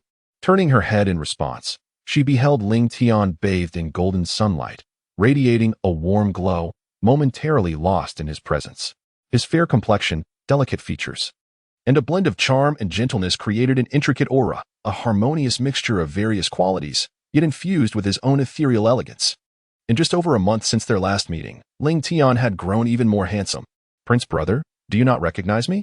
Ling Tian teased lightly, noting Qian Rinxue's momentary hesitation. "Of course I recognize you. No matter how Xiao Tian changes, I shall always know you," Qian Rinxue replied with a gentle smile, her eyes reflecting warmth as she gracefully took Ling Tian's hand. "Is that truly so?" "Indeed, it is." The two settled in a familiar pavilion. Qian Rinxue dismissed all attendants, quietly listening as Ling Tian recounted his experiences, a serene smile lingering on her lips. "The outside world is so vibrant. Have you nearly forgotten about me?" she playfully remarked as Ling Tian finished his tale, offering him a cup of warm tea with a teasing glint in her eye. "Of course not." Ling Tian drained the cup of tea in one gulp, solemnly declaring that no matter where he roamed, it was only in the presence of his elder brother, the crown prince, that he truly felt at home. Ling Tian vowed never to forget his elder brother. Home. Qian Rinxue paused momentarily, a warm sensation swelling within her heart. Family. However, while little Tian's words held a degree of truth, they were not entirely complete. One person alone could not constitute a whole family. "What is wrong with the crown prince?" "Nothing." Observing the droplets of tea clinging to the corners of Ling Tian's mouth, Qian Rinxue felt a subtle urge and took out a handkerchief. After a brief hesitation, she extended her hand and gently wiped the corners of Ling Tian's mouth. Subsequently, she casually handed the handkerchief back to him, her tone laced with mild reproach. "You, always so careless in your actions. What is the rush in drinking tea? You've made a mess everywhere. Here, take this and clean the stains off your clothes. Are you thirsty?" Ling Tian smiled naturally as she accepted the handkerchief, seemingly oblivious to any impropriety in Qian Rinxue's actions. It was merely a matter of wiping her mouth, a common occurrence from the past. Qian Rinxue jested. "You are still the same as when you were a child. Does the crown prince prefer the young Ling Tian or the present one?" Ling Tian, resting her chin on one hand, narrowed her eyes with interest as she gazed at Qian Rinxue. "Both are liked," came the nonchalant reply. Qian Rinxue chuckled softly, playfully pinching Ling Tian's soft, fair cheeks. "The texture is even more pleasant than before. Crown Prince, I have grown up." Ling Tian brushed aside Qian Rinxue's delicate hand, a hint of helplessness reflected in her cool gaze. In my eyes, little Tian will always remain a child, Qian Rinxue teased, continuing to pinch her cheeks until she was thoroughly satisfied. So adorable. Keeping little Tian by my side is wonderful. Qian Rinxue resolved to never let Ling Tian leave her side again. Crown Prince. Suddenly, Ling Tian recalled something and spoke softly. On my way back, I encountered Uncle Ning and the teacher. You met the teacher? Qian Rinxue paused, her expression suddenly turning serious. Did he say anything else to you?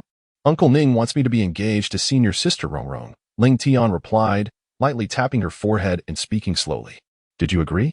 Qian Rinxue inquired while fiddling with the tea set on the table, her tone seemingly casual, yet her left fist clenched tightly beneath the table, concealing a cold fury akin to a winter's chill in her eyes. Ning Fingji, truly remarkable. Just a moment of inattention, and you let him slip through. Of course not.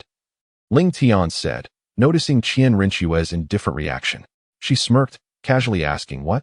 Does the Crown Prince hope I would agree? Certainly not. Qian Rinxue reflexively replied. She would be delighted if Ling Tian severed ties with the Seven Treasures Glazed Tile School. How could she possibly wish for such an agreement? If you do not wish it, then why are you so agitated, Crown Prince? Ling Tian propped her chin on her hands, regarding Qian Rinxue with curious eyes. I have matters to attend to. Little Tian, you should return to your room and rest. We will speak later.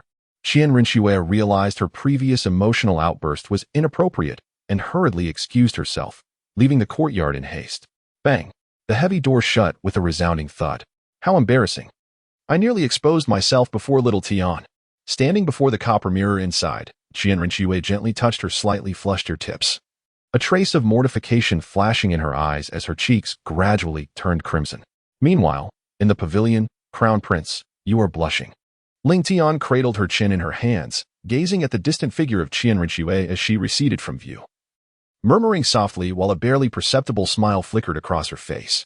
It was quite amusing to witness the scene from the perspective of her elder brother, the Crown Prince. This tentative exploration appeared to be rather successful. It seemed she might harbor feelings for him as well.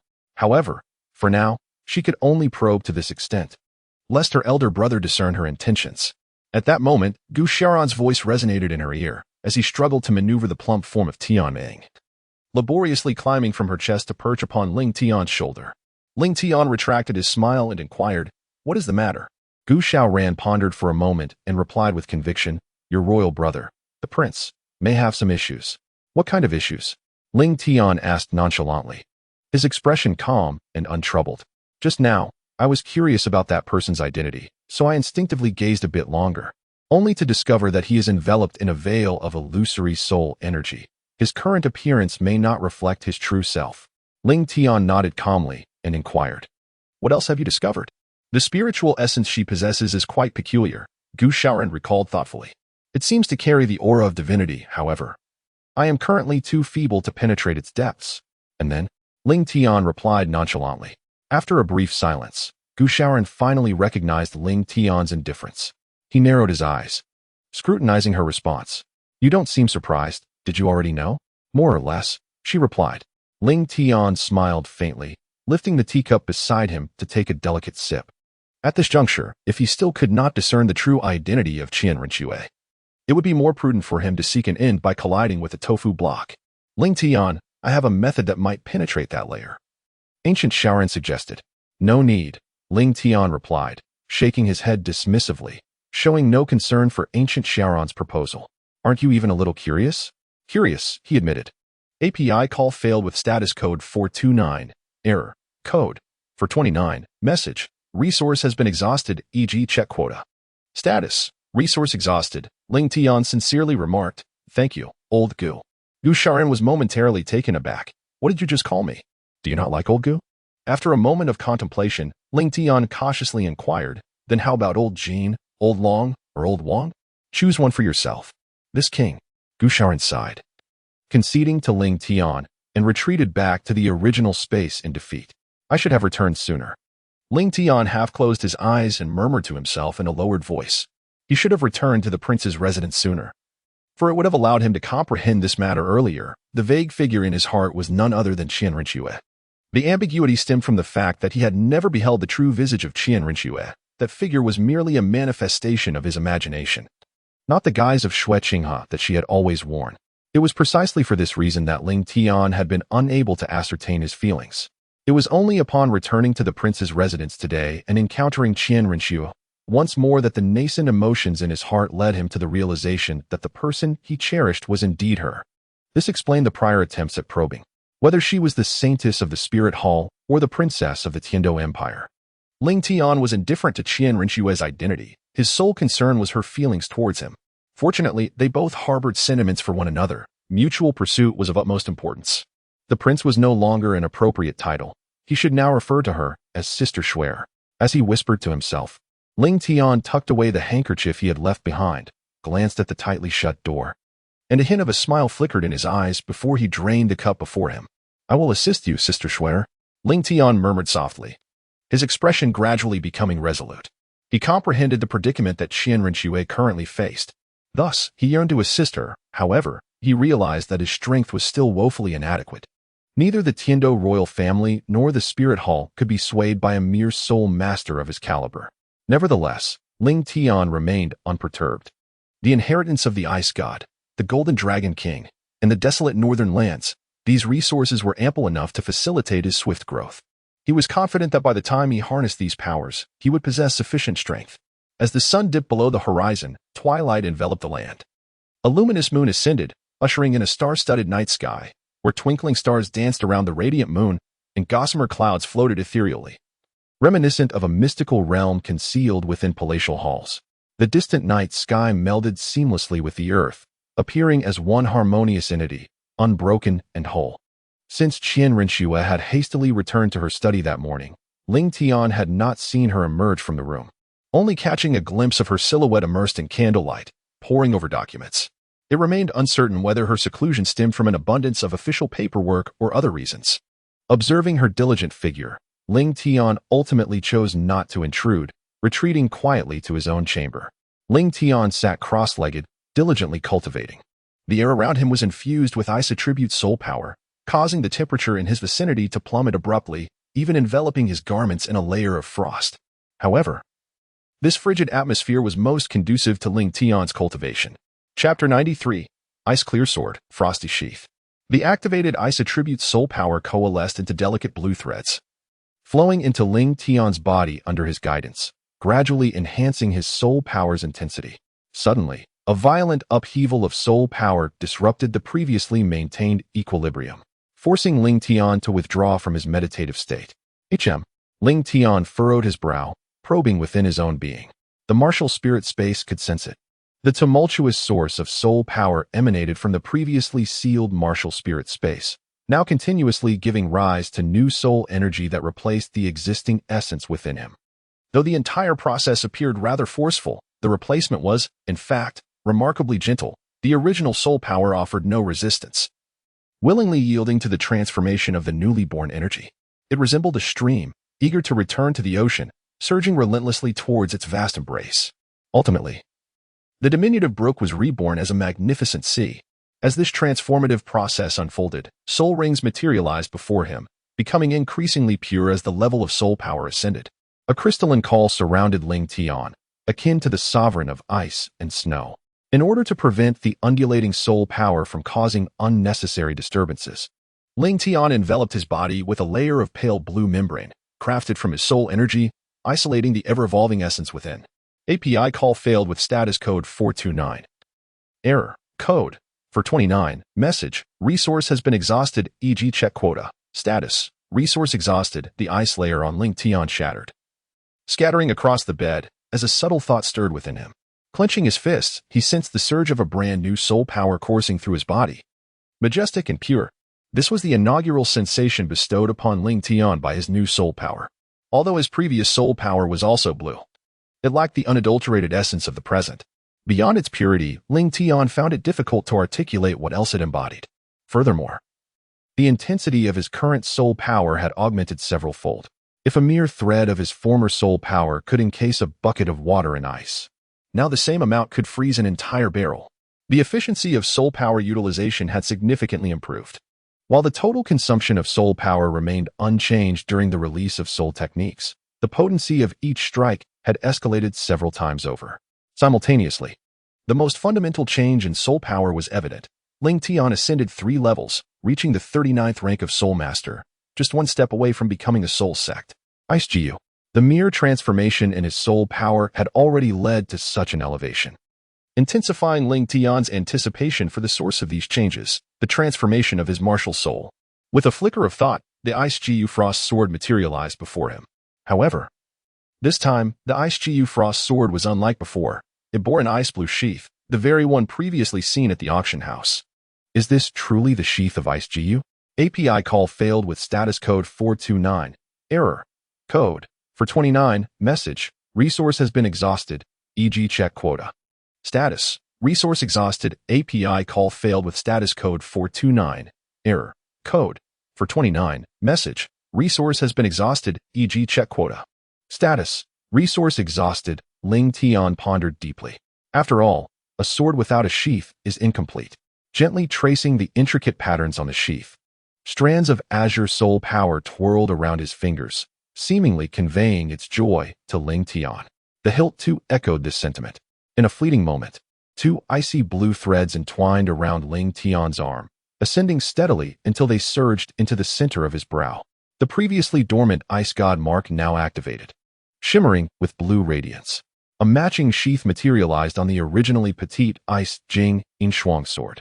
Simultaneously, vivid memories surged forth, drawing Ling Tian's consciousness into a realm reminiscent of a changing gallery of images. A vast expanse of ice and snow unfolded, with snowflakes dancing through the air. In this desolate icy plain, a divine sword of azure hue was painstakingly forged by a soul beast, utilizing rare materials. This soul beast was none other than Ling Tian from the first generation. Even before his transformation and rebirth, he contemplated the future. He did not wish to merely become an ordinary titled Douluo. He aspired to achieve eternal life and ascend as an immortal deity. After expending thousands of years gathering materials, Ling Tian finally crafted the sword's blade. Following the completion of the blade, he subjected it to the flames of the earth and the thunder of the heavens. Hidden beneath the essence of ice, nurtured by the extreme forces of the far north over millennia. Ultimately, after his rebirth, the divine sword was forged. This sword is known as Ice Jing, and the sheath that encases it is the mysterious sheath from the auction, both representing Ling Tian's past and the convergence of the far north's power, serving as the foundation for his self-created ice god position. It was thanks to the obscuring essence of the far north that Ling Tian could successfully establish his own divine status. Ice Jing Yin Shuang thus became a divine artifact. The sword is named Ice Jing, and the sheath is called Yin Shuang.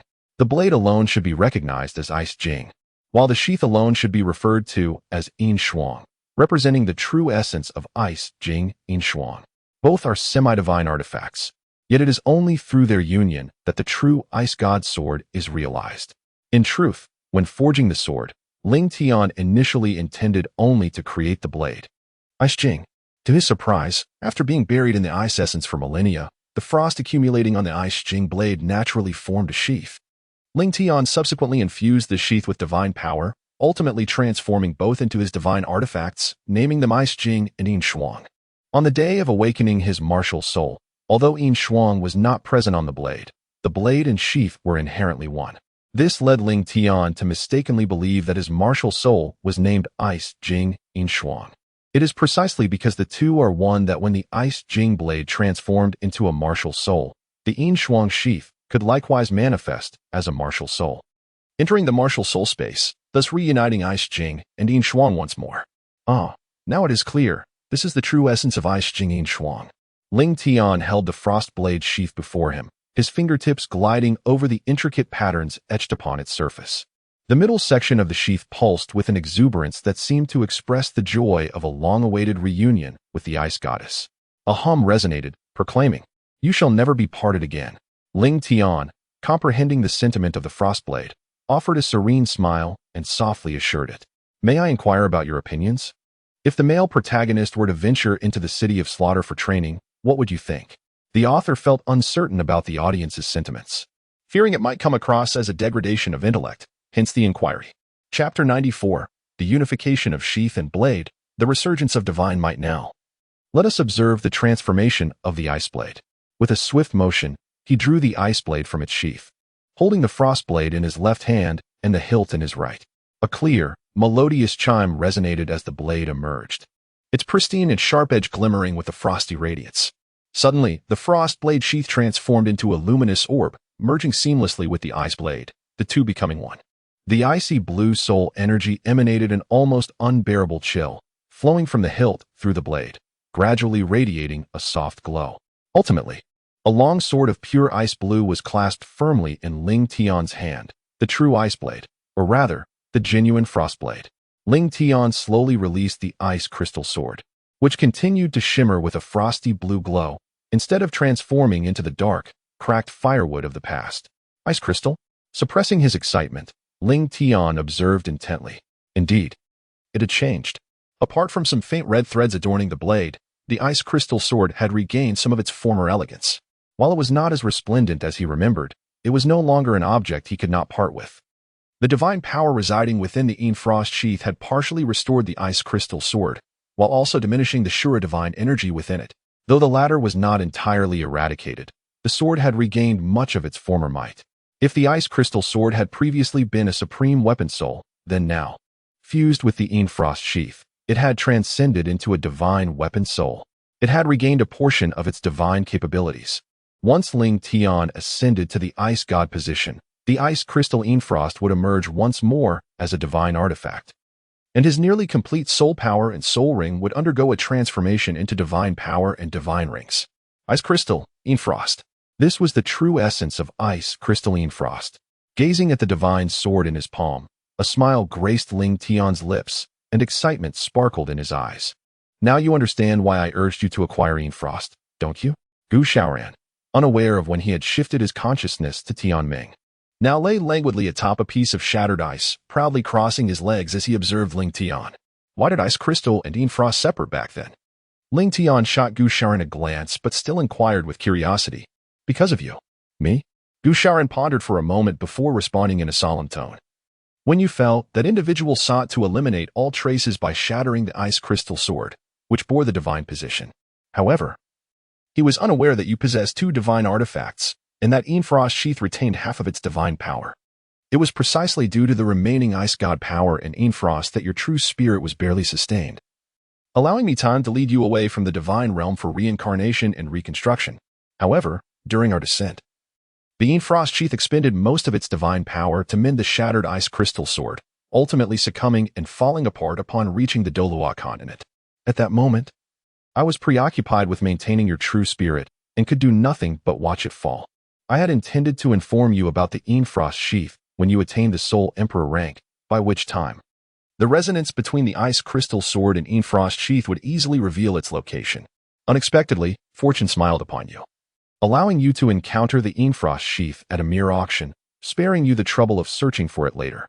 He decided to share a portion of the truth with Ling Tian, instilling a sense of urgency and pressure, for a relaxed mind could hasten the enhancement of strength. The divine realm's downfall, the eradication of all traces, the shattering of divine positions. From the information provided by Gu Xiaoran, Ling Tian began to grasp the reasons behind the initial downfall. Firstly, the attack occurred within the divine realm. Secondly, the identity of that individual was undoubtedly significant. Lastly, this person possessed formidable strength, capable of slaying him and shattering a divine position. Only the 5 divine kings could meet all 3 conditions, daring to act within the divine realm, boasting a powerful background, and possessing the ability to surpass a first-level deity. Hence, it meant that his downfall had been orchestrated by a divine king. Ling Tian, you must hasten to enhance your strength. The situation in the divine realm is exceedingly complex. After imparting his final reminder, Gu Xiaoran dissipated in a golden light, returning to the source space, leaving Ling Tian with a sense of impending trouble. Ling Tian let out a sigh, his expression becoming markedly grave. However, there remains a glimmer of hope. At the very least, he has been reincarnated. He operates in the shadows while they remain in the light. With the addition of Gu Xiaoran, if a meticulous plan is devised, there may still be a chance of success. The divine realm, I shall return. Ling Tian clenched his fists, a fierce battle intent igniting in his eyes. Defeating the God King is not beyond the realm of possibility. At the tender age of 11, he has already reached the 39th rank of Soul Master. His rate of improvement is sufficiently rapid. Reclaiming his former power as the Ice God is merely a matter of time. However, relying solely on Ling Tian. Even if he returns to the divine realm, he remains no match for the God King as merely an ice god. He requires greater strength. Yet, in this regard, Ling Tian harbors no concerns. Since Gu Shaoran has guided him to undertake this rebirth, he will undoubtedly ensure that Ling Tian does not tread the same path as before, at the very least endowing him with the power to rival the God King. What he must focus on now is simply enhancing his strength. Presently, in the Heaven Do Empire, the only means to elevate his soul power without adverse effects lies within the myriad celestial herbs located in the ice and fire yin yagai. With the ice god's millennia of memories at his disposal, discerning the efficacy of these herbs is a trivial task. It is high time to devise a plan for the celestial herbs. If he delays any further in visiting the ice and fire yin yagai, by the time Tang San arrives in Heaven Do City, these herbs will belong to him, and he will whisk them away in one fell swoop. Ling Tian's current objective is to absorb celestial herbs and break through to the soul's sovereign realm. Upon returning to the extreme northern lands to acquire new soul rings and soul bones, his strength will undergo a remarkable enhancement, allowing him to refine his skills in that distant place beforehand. As dawn approaches, the stars begin to fade, and a faint blush of dawn emerges on the horizon. API call failed with status code 429, error, code 429, message. Resource has been exhausted, e.g. check quota. Status: resource exhausted. Ling Tian turned his head in response, lightly chuckling as he greeted elder brother Prince. He remained as carefree as ever, seemingly oblivious to the need for a mirror to tidy himself. Qian Rinxue cast a fleeting glance at Ling Tian, her words laced with playful reproach. Yet she mirrored her previous actions, stepping behind him to gently arrange his disheveled hair. Chapter 95. Intertwined fingers and polite requests binding his hair together seemed too cumbersome, especially with the presence of the elder prince, did it not? A tremor of affection stirred within Qian Rinxue, and after a brief silence, she lowered her voice to inquire. What if I were not here? Then I would simply cut it or tie it back. Ling Tian responded with a nonchalant smile. Do not cut it. I shall style it for you in the future. Very well. Without further ado, Qian Rinxue removed the hair tie, bowing her head to unfurl her icy blue locks, simultaneously producing a wooden comb to smooth her tresses. With great patience, she combed through her hair repeatedly until it regained its silky luster, at which point she contentedly set down the comb, retrieved a new hair tie, and secured her hair into an elegant bun, adorned with a deep blue crown. Ling Tian obediently stood still, allowing Qian Rinxue to tend to his hair, his eyes half closed as if savoring the moment. All done. Her gentle voice rang in his ears. And when Ling Tian regained his focus, he found Qian Rinxue smiling brightly at him from the front. Who knows which young lady will be fortunate enough to win the heart of such a dashing younger brother? Qian Rinxue mused with a light-hearted smile, a hint of jealousy flickering in her pale golden eyes as she playfully pinched Ling Tian's soft cheek. Qian Rinxue tucked away the stray strands of hair from his forehead, revealing his exquisite ice blue eyes, a perfectly sculpted nose, and petal-like lips, all framed by his high ponytail secured with a blue crown. A strikingly handsome youth indeed. As this thought crossed her mind, Qian Rinxue couldn't resist ruffling Ling Tian's hair once more. However, she abruptly realized that he no longer stood much shorter than herself. In a few years, she might need to raise her hand to reach his head. After a brief moment of surprise, Qian Rinxue affectionately patted Ling Tian's head again, pressing her palms against his cheeks as if wishing to imprint this sensation in her memory. At that moment, Qian Rinxue mused, in a few years, I may not be able to reach him anymore. Meanwhile, Ling Tian sighed softly, not swatting her hands away, but casting a resigned glance at Qian Rinxue. Due to their height difference, he could only see her fair neck. Since I cannot escape this, I shall learn to endure it. Go ahead, indulge yourself. Once you tire of it, you will cease. After a considerable pause, Qian Rinxue finally withdrew her hands. You have not had breakfast yet, have you? Ling Tian rubbed his cheeks and nodded in agreement. Then let us go eat. With that, Qian Rinxue lifted her chin, disregarding Ling Tian's forlorn gaze, and firmly grasped his hand, leisurely making her way to the dining hall. Feeling the warmth of her palm, a smile flitted across Ling Tian's face. Suddenly, an idea struck him. He interlaced his fingers through Qian Rinxue's, clasping her delicate hand, and before she could utter a word, their palms pressed together, their fingers intertwining closely. Little Tian, what are you doing? A shiver coursed through Qian Rinxue's heart. Though inexperienced in romance, she had absorbed enough tales within the palace to possess a rudimentary understanding of matters between men and women. Naturally, She recognized that such an entwined gesture was typically reserved for couples in the throes of love. Hand in hand, Ling Tian gently held Qian Rinxue's delicate hand and gave it a gentle shake, followed by a radiant smile that graced his youthful face. I recently came across a passage in a book that suggested if one encounters someone with whom they share a particularly close bond, they might hold hands in such a manner. Qian Rinxue's expression darkened as she inquired, "Is that what the book states?" "Well, is the book mistaken?" Ling Tian lifted her head, her large, glistening eyes blinking innocently as she gazed at Qian Rinxue, filled with a mixture of curiosity and bewilderment. The intensity of her gaze left Qian Rinxue momentarily at a loss for words. Taking a deep breath to compose herself, Qian Rinxue suddenly recalled something. Fixing her eyes intently on Ling Tian, she casually inquired, "So, how many people have you held hands with, little Tian?" "Oh, how many times have you done that?" "Your Highness, wait, is Sister Shui feeling jealous?" The realization struck her that she had never noticed before. Sister Shui was indeed quite the jealous one. However, I must say, this version of Sister Shui, with her contrasting demeanor, is rather endearing. Let me think. 1, 2, 3, 4, no, wait, 5? Ling Tian suddenly decided to tease Qian Rinxue, deliberately playing with her fingers and furrowing her brow as if deep in serious recollection. 1, 2, 3, 4? From the tone of Xiao Tian, it seemed there were even more. Qian Rinxue's gaze gradually sharpened, thinking, which unscrupulous merchant sold such sketchbooks?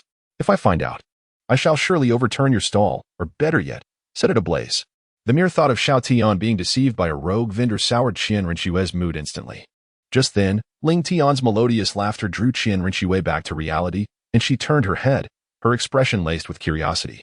"Xiao Tian, what are you laughing about?" "Brother Crown Prince, I was just teasing you." Ling Tian's lips curled into a faint smile, and she continued, "I actually read this in a sketchbook last night. Brother Prince is quite fortunate to be the first. If the jesting were to persist, Sister Shui would likely lose her composure." "The first?" Upon hearing those words, the previously lingering frustration dissipated. As long as no one else was involved, feeling the warmth of Qian Rinxue brought another smile to her face. "Brother Prince."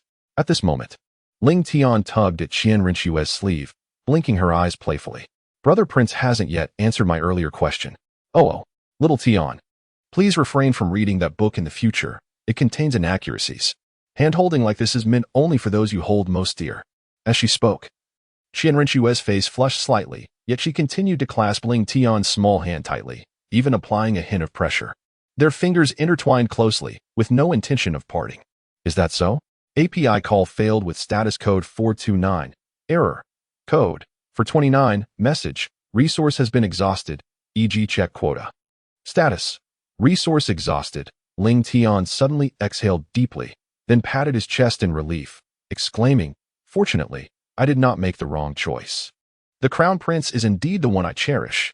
Henceforth, I shall only hold the hand of the Crown Prince, correct?" Chapter 96. Little Tian, you will be quite surprised. "Won't you?" A polite request. "Yes." A hint of pride surged within Qian Rinxue. "From now on, little Tian can only hold my hand." Simultaneously, a glint of cunning flashed in Ling Tian's eyes, and a gentle smile graced his lips. "Sister Shui, in this manner, you are truly adorable." The little fox and the little white rabbit exchanged triumphant smiles, each feeling they had the upper hand over the other. Suddenly, Qian Rinxue recalled something and, with a cheerful demeanor, inquired, "By the way, little Tian, where is that book of yours?" "Right here." Ling Tian casually retrieved a book from his ring. "I have confiscated this book," he stated. Without even flipping through it, Qian Rinxue tossed the book back into the ring. Qian Rinxue maintained a stoic expression. "Do you have any objections?" "No." Ling Tian shook his head, silently mourning for the author of this book in his heart. Poor author. Having toiled painstakingly to craft a story, yet receiving scant support, only to be abruptly silenced by someone. "All right, Xiao Tian, come with me for breakfast," Qian Rinxue said with a radiant smile, taking Ling Tian's hand as they strolled towards the dining hall, their fingers intertwined, never to part. In the dining hall, although it was merely breakfast, a lavish spread adorned the table. The meal comprised 6 dishes, 5 types of pastries, 2 broths, and a soup. The offerings included fermented black bean and sour celery, salted okra, sesame-flavored loofah, acacia flour sauce with donkey meat, salted chicken feet, and stir-fried lotus root slices. The pastries consisted of stuffed steamed buns, sesame pancakes, egg cakes, osmanthus cakes, and steamed meat buns. The broths were lamb and beef, and the soup featured winter melon with old duck. "Your Highness, please enjoy," the maidservant said as she filled their porcelain bowls with meat broth and duck soup, then bowed gracefully before retreating to the side, ensuring that the two could dine undisturbed. Gazing at the sumptuous dishes, Ling Tian's appetite was piqued. His icy blue eyes blinked in delight at the feast before him, and with a gentle nod, he picked up his chopsticks and began to eat voraciously, showing no intention of being polite. He relished each bite of the bun and meat, thoroughly enjoying the meal. Meanwhile, Qian Rinxue propped her chin on her hands, her gaze fixed on Ling Tian, a soft smile gracing her lips. After a considerable time, she lifted a bowl of duck soup, took a small sip, and set it down on her right. Then, with poise, she picked up her chopsticks and delicately sampled each dish, every movement adhering to the courtly etiquette, exuding elegance and refinement. Yet, her gaze never wavered from Ling Tian. Breakfast concluded. API call failed with status code 429. Error. Code 429. Message. Resource has been exhausted, e.g. check quota. Status. Resource exhausted. Ling Tian curiously inquired, "What change has occurred?" "My father is unwell. Thus I have taken on the responsibilities of governing the court," replied Qian Rinxue. She gazed at Ling Tian and continued in a solemn tone. "The factions opposing me have now found themselves unable to contend with my authority in the court, which raises my concerns about their potential actions against those close to me." Qian Rinxue held a deep trust in Ling Tian. Aside from her identity as the saintess of the spirit hall, she kept no secrets from him. "Rest assured, elder brother, with my teacher present, they will not dare to act recklessly." Ling Tian, in fact, harbored no concerns regarding safety. At the time of the apprenticeship banquet held by the Seven Treasures Glazed Tile School, invitations were extended to the prominent sects of the Heavendo Empire, as well as to civil and military officials of the third rank and above. These individuals were well aware that the sword Douluo had taken on a disciple named Ling Tian, who was also the prince's confidant. To contemplate any action against him, one must first weigh whether they could withstand the wrath of the sword Douluo.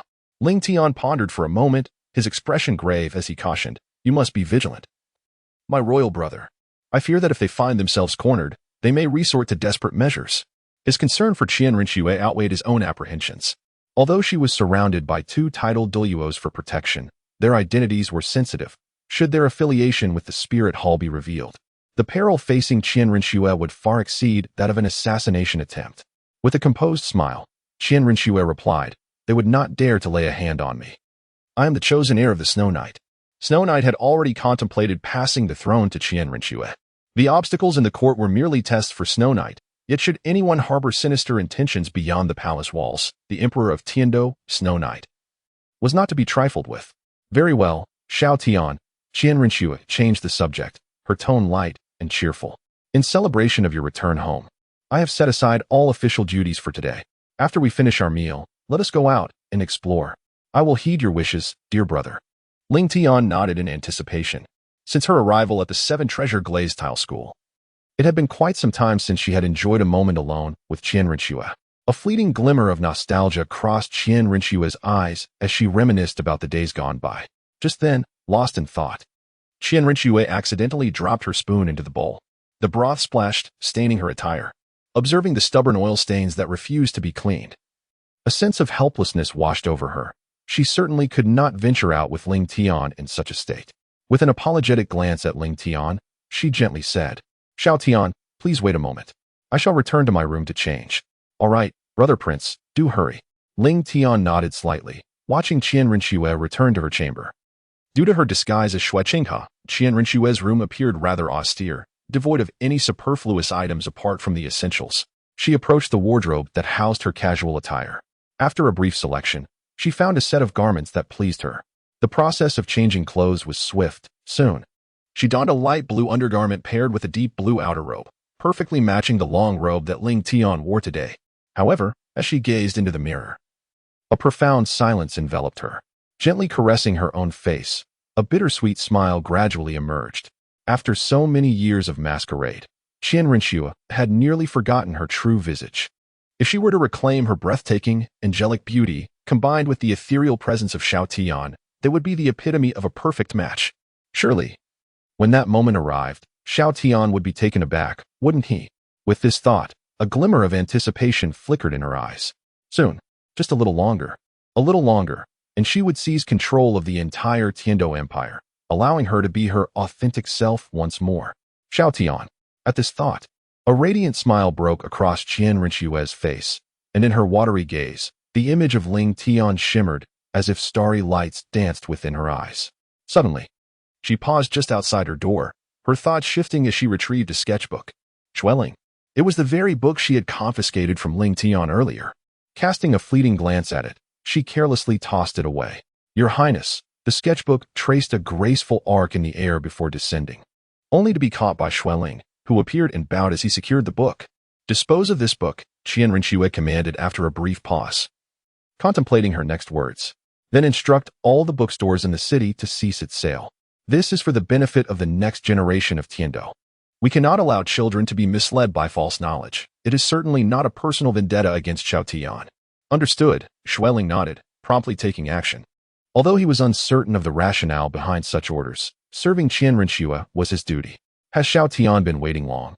A cultured voice resonated as Qian Rinxue, with her hands clasped behind her back, approached slowly, her face adorned with a gentle smile that concealed a hint of tenderness in her gaze towards Ling Tian. Not for long, my prince. Shall we depart? Ling Tian smiled softly, reaching out to take her delicate hand, their palms intertwining once more. Qian Rinxue beamed, reciprocating the connection. Their warm hands enveloped each other, and amid the softness and warmth, a sweet sentiment lingered between them. Though their hearts were filled with sweetness, they chose not to reveal it outwardly. Hand in hand, they strolled out of the residence, engaging in cheerful banter along the way. Ling Tian seemed to have suddenly gained enlightenment, effortlessly bringing forth continuous laughter from Qian Rinxue, whose joyful smile was radiant and filled with delight. Previously, at the Spirit Hall, she enjoyed the affection of Qian Douluo. However, since arriving in the Heavendo Empire, she had been suppressing her true emotions, revealing only glimpses of her authentic self in Ling Tian's presence. This smile was truly enchanting. Ling Tian wished for Qian Rinxue to retain her radiant smile. Amidst their laughter and joyous banter, the two arrived at the entrance of the residence, where a carriage awaited them, driven by the imperial coachman, Xueling. Your Highness, young Master Ling Tian, Xueling greeted with a bow before drawing back the carriage curtain for the pair. Qian Rinxue nodded, taking Ling Tian's hand as they ascended into the carriage. Upon entering, they were greeted by an ambience rich in antiquity, with a subtle fragrance wafting through the air. The interior was adorned with plush cushions, providing a delightful comfort for the occupants. As Xueling guided the carriage towards the bustling commercial street of the Tiando Empire, the pace was unhurried due to the throngs of people. Inside the carriage, despite the cushions on either side, the two found themselves instinctively seated close together. Xiao Tian, where would you like to go first today? Qian Rinxue inquired gently, her frosty fingertips tenderly smoothing the disheveled strands of Ling Tian's hair. Brother Taizi, I wish to visit Grandpa, Ling Tian responded, his expression turning somber as he recalled the first person who had genuinely cared for him. It had been nearly half a year since he last visited the cemetery after returning from the Qibao glazed sect. Very well, let us go now. Qian Rinxue softly caressed Ling Tian's forehead, her tone imbued with kindness and her gaze filled with deep sympathy and concern. She then turned to Xueling and instructed. To the cemetery. Understood, Xueling nodded, directing the carriage toward their destination. The journey unfolded in silence, punctuated only by the rhythmic sound of rolling wheels. The prince's residence was not far from the cemetery, and soon the carriage came to a halt before the solemn grounds. Your Highness, we have arrived at the cemetery. Indeed. Qian Rinxue replied as she opened the carriage curtain, helping Ling Tian descend slowly. Xiao Tian, let us go, she said softly, holding his little hand. Ling Tian nodded solemnly. Ever since he was taken in by Qian Rinxue, his grandfather's grave had been relocated to the cemetery. During his time at the Seven Treasures Glazed Tile School, every year on the anniversary of his grandfather's passing, Ling Tian would visit the grave without fail, regardless of other obligations. Each departure from this place brought him a profound sense of tranquility. He would confide his inner turmoil to his grandfather here. Walking along the narrow path that led to the grave, Ling Tian and Qian Rinxue soon arrived at the resting place of his grandfather. The area was impeccably clean, as Qian Rinxue frequently sent people to maintain it. At the headstone, an inscription read, "Here lies Wu Chu, beloved grandfather," with a small note in the bottom right corner, erected by his grandson, Ling Tian. Wu Chu was his grandfather's name. a distinguished-sounding title that belied the unfortunate fate that befell him, ultimately reducing him to the life of a beggar. Beneath the inscription lay an epitaph: Wuchu the Tian-do, once a young debauchee, fond of luxury, fine dwellings, beautiful maidens, exquisite attire, sumptuous feasts, swift steeds, splendid lanterns, vibrant fireworks, profitable gardens, antiques, and blooming birds. Indulging in tea and frivolities, captivated by poetry, he lived aimlessly, achieving nothing but ephemeral dreams. At the age of 30, his family shattered, he sought refuge in a dilapidated abode, surviving on a broken bed, a tattered garment, a few remnants of books, and a cracked inkstone. Day and night blurred into a haze of existence, with smoke from cooking long extinguished, and clothes failing to cover his hunger. Looking back, it feels as if he has traversed lifetimes. Failing in both scholarly pursuits and martial arts, he lingered between brothels and theaters, deemed a wastrel, a simpleton, an ungrateful lover, a slothful man, and ultimately, a beggar. From a debauched youth to a beggar's end, forsaking wife, lover, brothers, and sisters. Now, with youth behind him and the full moon incomplete, his regrets are irretrievable. It is fate and destiny, yet he laments only himself. Half a lifetime wasted, reduced to mere dreams. This epitaph, penned by the old man himself, encapsulated his life story. Although he could not afford a gravestone, he still left behind a literary testament, hoping that one day it would be inscribed on a stone. Thus, when Ling Tian renovated his grandfather's grave, he honored this wish by erecting the epitaph. Grandfather, I have come to see you once more. Ling Tian walked slowly to the stone tablet, gently crouching down, his palm gliding over the intricate patterns etched upon its surface as he murmured softly, "Old master, why couldn't you wait just one more year? Wasn't he agreed that we would enjoy the good life together?" Compared to grandfather, Ling Tian preferred to call him old master. Despite Wu Chu's repeated corrections, he ultimately accepted this term of endearment. After all, Ling Tian was a stubborn lad, and there was little else Wu Chu could do. According to the old master, he was once a scholar of considerable renown, celebrated in the academy as a prodigy. Had it not been for the decline of his family fortune and the treachery he faced, he would have undoubtedly achieved great success. A true scholar indeed. Thus, in his leisure, Wu Chu delighted in recounting tales of his youthful exploits to Ling Tian, stories of romantic escapades with courtesans and friendships with noble ladies. However, these were mere anecdotes to entertain, for the characters in these tales often changed with time. Whenever Ling Tian sought to confirm the veracity of these stories, Wu Chu would nonchalantly evade the question, claiming, I'm getting old. My memory fails me." He would conclude the discussion hastily, only to resume his boasting days later. Over time, Ling Tian grew accustomed to this. Despite Wu Chu's penchant for embellishment, he treated Ling Tian with utmost care, truly considering him as his own. Though he himself lived in modest means, he ensured that Ling Tian never went hungry. Were it not for Wu Chu, Ling Tian might have perished in the wilderness as a child, lacking the capacity for self-sufficiency. He had often vowed that once he became a soul master, he would ensure a life of comfort for Wu Chu. Yet now, having attained that status, the old master lay buried beneath the earth. Ultimately, he could not wait to witness Ling Tian's transformation into a soul master, despite having devoted himself to raising him. "Old master, your luck is truly unparalleled," he said, smiling yet shedding silent tears that cascaded down his cheeks, falling onto the stone tablet, unnoticed by him. He recalled the day the old master took his last breath. A day marked by an unusual chill. The old master seemed to sense the impending end, grasping Ling Tian's hand to impart his final wishes. "Dear boy, I fear this time I cannot hold on. My life has been unremarkable, yet the best decision I made was adopting you in my twilight years. I have saved a little money beneath the bed for you. It should sustain you for a while after I am gone. The future is yours to shape. You are clever, and I can only guide you thus far. Remember, you promised to become a soul master. You must fulfill that promise and never bring shame upon me. When you meet the woman you love, pursue her boldly, and do show me her face when the time comes. If you remain single after 20, do not come around to trouble me. I cannot bear the shame. I have made many mistakes in my life, disappointing my family and the woman I cherished most. The consequences I face now are of my own making. Should you ever meet the owner of this earring," he said, trembling as he produced a delicate piece, "please convey my sincerest apologies. If only I had been braver back then, but that is in the past now." That night, the old master spoke at length with Ling Tian, imparting his last wishes. Once he had shared everything, he gazed deeply into Ling Tian's eyes, filled with regret and longing, before closing his weary eyes for the final time. With that closure, Wu Chu's troubled life came to an end. Old master, I am now a soul master, and I have not brought you shame, but alas, you were not here to witness it. Ling Tian cast a glance at Qian Rinxue beside him, wiping away the traces of tears from the corners of his eyes. He murmured softly, as for the one I cherish, I have already encountered her, in this lifetime. I shall not let her slip away. Even without the elder's instructions, I will not forsake Qian Rinxue. However, he had yet to locate the owner of the earrings. Should fate present an opportunity in the future, he would convey the elder's words to her, if only she remembers the elder's counsel. Little Tian, although Grandpa Wu has departed, I will always be by your side.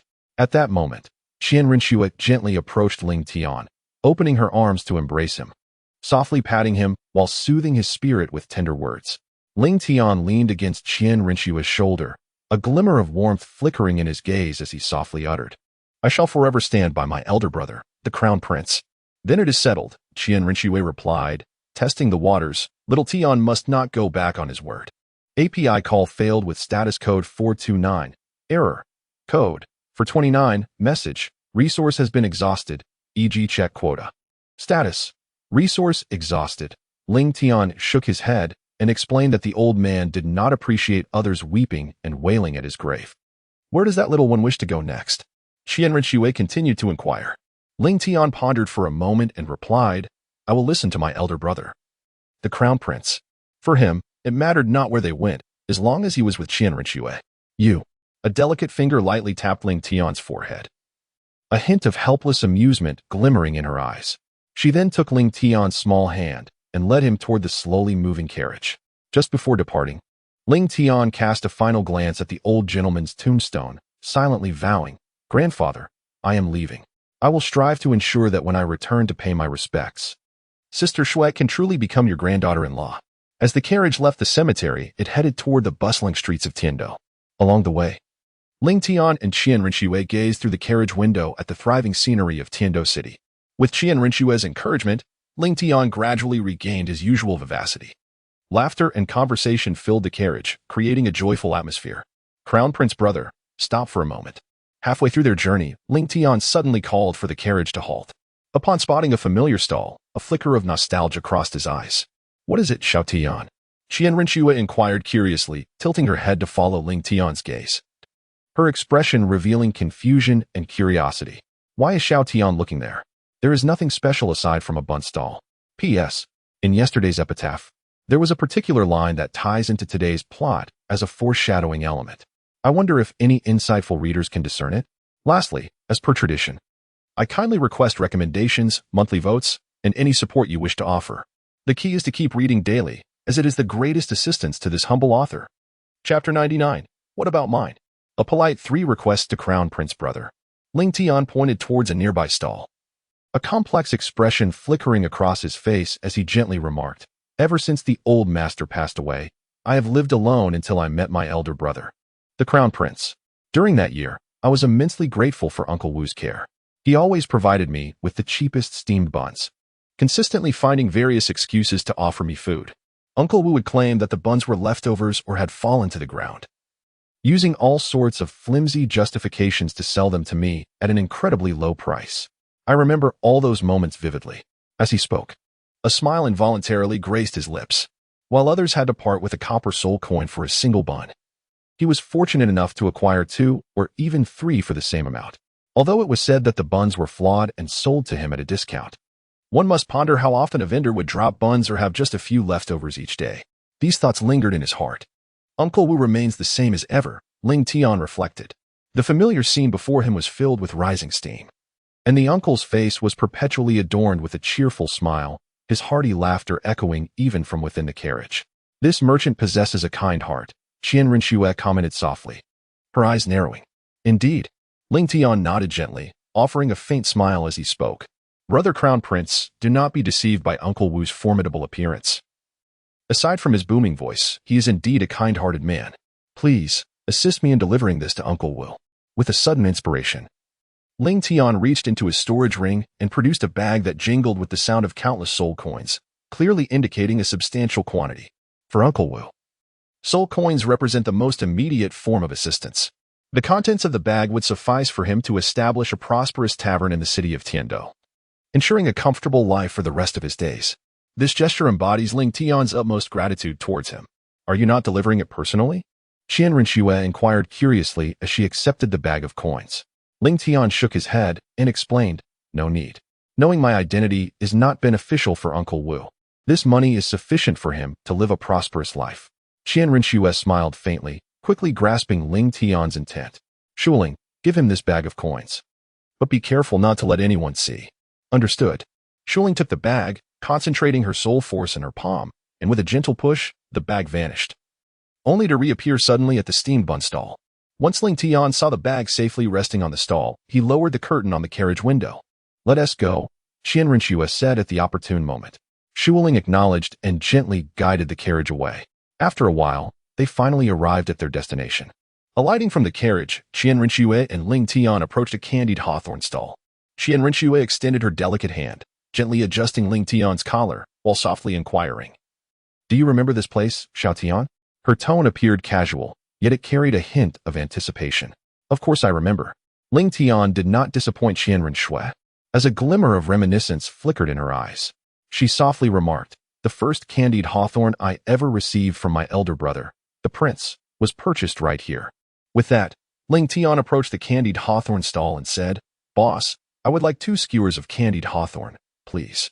Please wait a moment, esteemed guest. Soon, the vendor, beaming with joy, handed over a skewer wrapped in colorful sugar paper. With a satisfying crunch, Ling Tian savored the familiar taste, biting into a plump hawthorn, nodding in contentment. Meanwhile, witnessing someone relish the candied hawthorn with such delight, completely oblivious to her presence, Qian Rinxue felt an involuntary twitch at the corner of her mouth. Goodness! Am I less significant than that candied hawthorn in your hand? Xiao Tian, have you forgotten something? Yet, despite her words, Qian Rinxue maintained a cheerful demeanor. Ling Tian, however, remained unaware of the underlying sentiment, curiously inquiring, What is it, elder brother? Xiao Tian, what about me? Noticing Ling Tian's sudden obliviousness, Qian Rinxue felt a tinge of disappointment, her eyes reflecting a hint of melancholy as she sighed, her voice laced with helplessness. Oh dear, Ling Tian suddenly realized, slapping her forehead in regret. I forgot to buy one for my brother the crown prince. What should I do? With an innocent gaze, she looked at Qian Rinxue. How about we share one, dear brother? After pretending to ponder for a moment, Ling Tian brought the candied hawthorn to her lips. Her ice blue eyes filled with anticipation as she gazed at Qian Rinxue. Yet, beneath the surface, a glimmer of amusement flickered. Sister Schwer, you've taken the bait. 1 candied hawthorn for each person, how could there be one for 2? Feeding Sister Schwer seemed far more entertaining. Humph, Qian Rinxue murmured, slightly displeased, yet still parted her rosy lips, delicately biting into a candied hawthorn and chewing with fervor. Ling Tian also took a bite, and a delicate sweetness permeated his heart. He then offered a sugary hawthorn skewer to Qian Rinxue, seizing the opportunity to feed her, a reward earned through his own efforts. With a crisp crunch, Qian Rinxue did not hesitate and took another bite. Perhaps influenced by Ling Tian, today a skewer of candied hawthorn evoked the flavors of yesteryear for her, a delightful blend of tart and sweet that resonated within her soul. Thus, they shared the skewer, each indulging in its delights until it was entirely devoured. Xiao Tian, is the candied hawthorn delicious? At that moment, noticing Ling Tian's lingering desire for more, Qian Rinxue inquired with a radiant smile, her tone casual, as if merely engaging in light conversation. Ling Tian nodded, declaring the delicacy delightful. If you had to choose between me and the candied hawthorn, who would you prefer? Little Tian? As she spoke, Qian Rinxue leaned down, her pale golden eyes gazing at Ling Tian with a gentle flicker, as if the question posed was not her own. The kindness in her gaze sent a shiver through Ling Tian's heart. A chill arose from within, and guided by an instinctual urge for survival, he hastily replied, Of course. It's the crown prince brother. Is that truly so? Absolutely. As soon as the words left his lips, the chill dissipated instantaneously. Concurrently, a glimmer of joy surfaced in Qian Rinxue's eyes, her smile blossoming radiantly, her cheeks tinged with a rosy hue. With her delicate brows softening, she playfully shot Ling Tian a reproachful glance, softly murmuring something under her breath. A mischievous glint flickered in Qian Rinxue's eyes as her frost-like fingertips gently tapped Ling Tian's forehead. Raising her chin, she declared, In that case, from this moment forth, you shall not indulge in candied hawthorn for an entire month. A month? Under the scrutiny of Qian Rinshue's enchanting gaze, Ling Tian pouted, uttering the most defiant words in a tone of resignation. It's merely a month. If I must, then so be it. As they continued on their way, encountering delightful treats and amusing diversions, both were eager to indulge in new experiences. Perhaps it was Qian Rinshue's company that transformed what Ling Tian usually found tedious, shopping, into an exhilarating adventure devoid of monotony. Time slipped away unnoticed beneath the high sun. Ling Tian and Qian Rinshue traversed the bustling thoroughfare of Heavendo City, amidst a vibrant throng of people, diverse shops, and bustling stalls, a veritable hive of activity. As midday approached, the opportune moment for luncheon arrived. Furthermore, the very street upon which they strolled was flanked by a plethora of eateries, both grand and modest, whose emanating aromas tantalized the palate with irresistible allure. Halting in his stride, Ling Tian proposed, "Esteemed Crown Prince, might we first indulge in a midday repast?" "Indeed." Qian Rinshue acquiesced with a nod. Having reached a consensus, the pair promptly resolved to seek sustenance at a seemingly immaculate noodle house. "Welcome, honored guests. Pray, enter." Upon observing the resplendent attire of Ling Tian and Qian Rinshue, the attentive waiter hastened to extend a cordial greeting, lavishing them with tea and water, diligently attending to their comfort. Patrons of such opulent raiment were wont to be generous, and he was assured of a handsome gratuity should his service prove exemplary. "Pray, what shall you desire, esteemed patrons?" With these words, the waiter presented a substantial menu before the two. Qian Rinshue perused a few pages ere relinquishing the menu, stating with a serene countenance, "Bring forth 2 bowls of beef noodles, accompanied by an assortment of your establishment's cold dishes. Might I suggest an offering of peanuts steeped in aged vinegar, chilled pig's ear, and braised beef in savory sauce?" The waiter ventured, recommending 3 of the most sought-after cold dishes. "Very well. As you wish, honored guest. Pray, tarry but a moment." The discerning waiter promptly retrieved the menu and conveyed the order to the culinary staff. Qian Rinshue placed her teacup upon the table, her gaze softening as she regarded Ling Tian. "Little Tian, where shall we venture anon? We possess but half a day's leisure. We cannot linger solely within the commercial district. Allow me a moment to contemplate." Ling Tian's azure eyes sparkled with inspiration as a thought suddenly struck her. "Brother Taizi, how about we visit the merchant shop later?" "Very well," Qian Rinshue replied with a gentle smile, nodding in agreement. Today was dedicated to accompanying Ling Tian, and naturally, everything would revolve around her wishes. As the two contemplated their impending visit to the merchant shop, the waiter brought forth 2 steaming bowls of beef noodles, accompanied by 3 recommended cold dishes. The waiter stood respectfully beside them, announcing, "Esteemed guests, your dishes are ready." "Thank you," Qian Rinshue acknowledged with a nod, handing a silver coin to the waiter. "Please settle the bill with this. The remainder is your tip." Gazing at the enticing broth, Ling Tian felt a surge of anticipation. She deftly picked up a strand of noodles with her wooden chopsticks, blowing gently to cool them before finally savoring a mouthful. The flavor was delightful. While the noodles were not extraordinary, they were certainly enjoyable. Watching Ling Tian relish her meal with gusto, Qian Rinshue also began to sample the noodles. She lifted a slice of braised beef and placed it into Ling Tian's bowl, stealing a glance at her, and softly inquired, "Xiao Tian, which merchant shop do you intend to visit?" "The Tiando merchant shop, I suppose." Ling Tian pondered for a moment before softly chuckling, expressing his anticipation for visiting the largest commercial establishment in Tiando City, which he had yet to explore. Qian Rinshue nodded in agreement. Having decided on their afternoon destination, the two quickly concluded their lunch.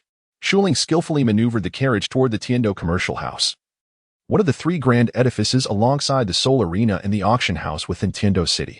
Unlike the oval-shaped Seoul Arena and auction house, the Tiando commercial house resembled a treasure trove, soaring to approximately 100 meters in height and a similar width. Its vibrant facade added to its allure. The structure comprised 20 stories, with items displayed in ascending order of rarity.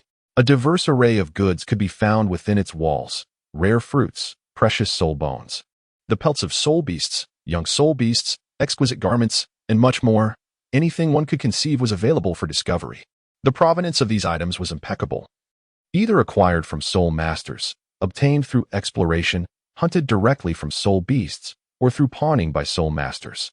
The initial floors were organized by estimated value, but from the 16th to the 19th floors, the items were categorized by type: soul beasts, clothing, rare fruits, and curiosities. The crowning 20th floor housed the commercial house's treasures, which were priceless and not for sale. Their purpose was to showcase the establishment's profound heritage. However, should an individual possess an equally rare item for trade, the Tiendo commercial house would entertain negotiations. In addition to these remarkable items, there existed peculiar artifacts whose precise worth even the house's appraisers could not ascertain. Consequently, the 10th floor was exclusively dedicated to displaying such enigmatic items. Due to the inability to determine their value, all were uniformly priced at 5 gold soul coins, with a strict no-return policy upon purchase. Furthermore, the Tiendo commercial house discreetly included some items of little value, an open secret among regular visitors. Those who ventured to the 10th floor generally understood its unspoken rules. Despite the relatively steep price of 5 gold soul coins, many soul masters, driven by curiosity, frequented this level in search of hidden treasures. Success relied solely on luck and discernment, yet most left empty-handed, for the house's appraisers were among the continent's elite, rarely overlooking the value of items. Even if one were to stumble upon a gem, uncovering its true utility remained elusive. Considering these factors, while the 10th floor brimmed with an array of goods, the likelihood of genuinely discovering a treasure was fraught with challenges, making it difficult for ordinary soul masters to find anything worthwhile. Nevertheless, the slim chance of serendipity drew many soul masters to tempt fate, earning this level the moniker treasure hunting floor. As the carriage came to a gentle halt, Shuling respectfully announced their arrival at the Tiendo commercial house. A gentle voice emerged from within the carriage, followed by Qian Rinxue, drawing back the curtain and gracefully assisting Ling Tian down.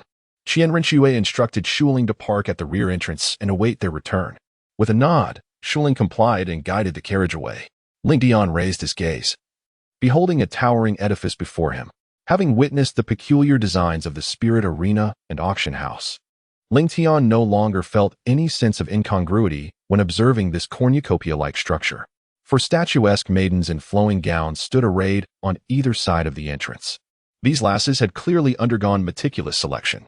Appearing to be no more than 17 or 18 years of age, they possessed sweet countenances and slender physiques. Unlike the maidens at the entrance of the Yu Tianyu City auction house, the attire of these girls was decidedly more audacious. Though their lower bodies were concealed by long skirts, their shoulders were bare, and their bosoms were tightly enveloped, revealing a pronounced cleavage. Their alabaster skin, set against the backdrop of the Heaven Do Trading Company's gilded architecture, appeared all the more captivating. Whenever someone passed through the main entrance, the maidens would uniformly bow, their faces radiant with enthusiastic smiles as they welcomed guests into the trading company, simultaneously affording a complete view of their alluring figures. Even Ling Tian, at that moment, was dumbfounded, his mouth agape, experiencing a sensation of parchness. Ouch! Your Highness, why did you pinch me?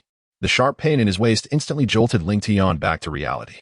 He looked up to see Qian Rinxue, her face wreathed in smiles. Little Tian, is it pleasing to the eye? Qian Rinxue, pinching the soft flesh of Ling Tian's waist with her fingers, leaned close to his ear, her golden eyes glinting with a trace of coldness, and whispered. Her crimson lips slightly parted, gazing upon that which one should not behold may lead to the affliction of styes. Despite her radiant smile, it was this angelic visage that betrayed a hint of frigidity to Ling Tian. Ling Tian shivered at the absence of his arrival. The truth certainly cannot be spoken outright, for otherwise Qian Rinxue would undoubtedly be angered. It is imperative to find a suitable explanation that does not appear abrupt. Ling Tian blinked her beautiful, large eyes innocently and said, "Everyone has a heart for beauty. I was merely looking, Prince Brother. These sisters are truly lovely." Observing Ling Tian's pure gaze, Qian Rinxue's eyes flickered with a hint of melancholy. Never mind, she thought. Little Tian is still a child. I shall spare him this time. No more looking. It's not good for children to see such things. Qian Rinxue shot Ling Tian a disapproving glance, gently covering his eyes with her warm palm.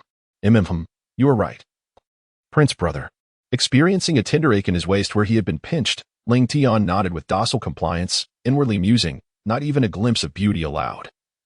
Shui's sister is far too possessive. Qian Rinxue offered a nod of satisfaction, yet maintained her hand's position, continuing to obscure Ling Tian's view as she strode purposefully toward the mercantile establishment. As this visit was conceived on a whim, the Heaven Do Trading Company remained unaware of Qian Rinxue's impending arrival. However, this would be but a fleeting state of affairs upon ascending to the higher echelons, where entrants were required to furnish proof of identity. Her true station would inevitably become apparent. Welcome to the Heaven Do Trading Company. May I inquire whether you require an escort? As Qian Rinxue and Ling Tian crossed the threshold, a melodious voice chimed in unison. One of the 8 maidens stationed at the entrance advanced with a subtle smile, halting gracefully beside the pair to inquire with utmost respect. Dressed in opulent attire, Ling Tian and Qian Renxue naturally commanded the young woman's respect. Without pause, Qian Renxue led Ling Tian directly through the grand entrance, stepping into the Tiando Commerce Bank. An atmosphere of extravagant luxury immediately enveloped them. The golden hall exuded opulence, brilliantly illuminated by suspended crystal chandeliers, while a plush red carpet, spanning 5 meters in width, stretched forward. As Qian Renxue had previously declined the young woman's guidance, they proceeded unescorted. After traversing the red carpet for a short while, they arrived at a vast hall. The expansive space was partitioned into numerous sections, each marked with signs denoting various categories of goods. However, Qian Renxue did not enter the hall, as the items on display were commonplace and readily available elsewhere. Without lingering, they proceeded directly to the elevators at the rear. Several more elegantly dressed young women were stationed there, attending to guests and setting the floor levels. Before Qian Renxue and Ling Tian could approach, one of the women advanced, a professional smile gracing her lips. "Esteemed guests, may I inquire which floor you wish to visit?" she asked. Qian Renxue turned to Ling Tian, softly inquiring, "Xiao Tian, which floor would you like to go to?" After all, this outing was primarily to accompany Ling Tian on his shopping excursion. After a moment of contemplation, Ling Tian declared his intention to visit the 16th floor. If his memory served him correctly, the 16th floor was dedicated to showcasing rare and exquisite artifacts, a prospect that piqued his interest in the hopes of discovering something to his liking. The young woman offered a polite curtsy and stated with deference, "Please present your credentials from our mercantile establishment." "Credentials?" Ling Tian responded, taken aback. The young woman nodded and elucidated with patience. "The items displayed above the 15th floor are of considerable value. Therefore, we have stringent requirements for those seeking entry. Without valid credentials, I regret to inform you that I cannot grant you access." "Brother Prince?" Qian Renxue responded with a nod and, with a graceful gesture, presented the young woman with a card of amethyst hue, embellished with a golden filigree. An amethyst golden filigree card. This was one of the most prestigious cards issued by the Heaven Dome Merchant Guild. Possessing such a card was not merely a testament to one's financial resources, but also a symbol of elevated status. "Esteemed guests, please allow me a moment." The young woman, visibly shaken, respectfully returned the card to Qian Renxue, while simultaneously extending a warm smile. Promptly, she advanced 2 steps and ensured that Ling Tian and Qian Renxue were granted access to their desired floor. Qian Renxue acknowledged with a subtle nod and a soft Ling Tian observed with great interest as the young girl operated the lift. Although it appeared similar to the elevators of his previous life, the underlying principles were fundamentally different. One was powered by electricity, while the other relied on soul energy. It remained a mystery how the soul energy was converted into the force required for ascension and descension. Ding dong. The lift ascended slowly, soon arriving at the 16th floor. Perhaps due to Qian Renxue's esteemed status or the regulations governing levels above the 16th, the girl accompanied them to this level, serving as their guide. "Please, this way," she said, gently pushing open an ancient wooden door. Qian Renxue nodded, leading Ling Tian through the door. As they crossed the threshold, the scenery transformed dramatically. Ling Tian anticipated a setting akin to the first level, but the scene before him proved to be a profound revelation. His vision was overwhelmed by a resplendent expanse of gold.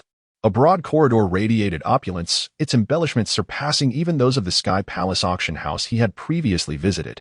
The passageway, exceeding 10 meters in width, was paved with exquisite ivory jade bricks. Flanking it at 10-meter intervals were pillars of the same material, intricately carved with magnificent floral patterns.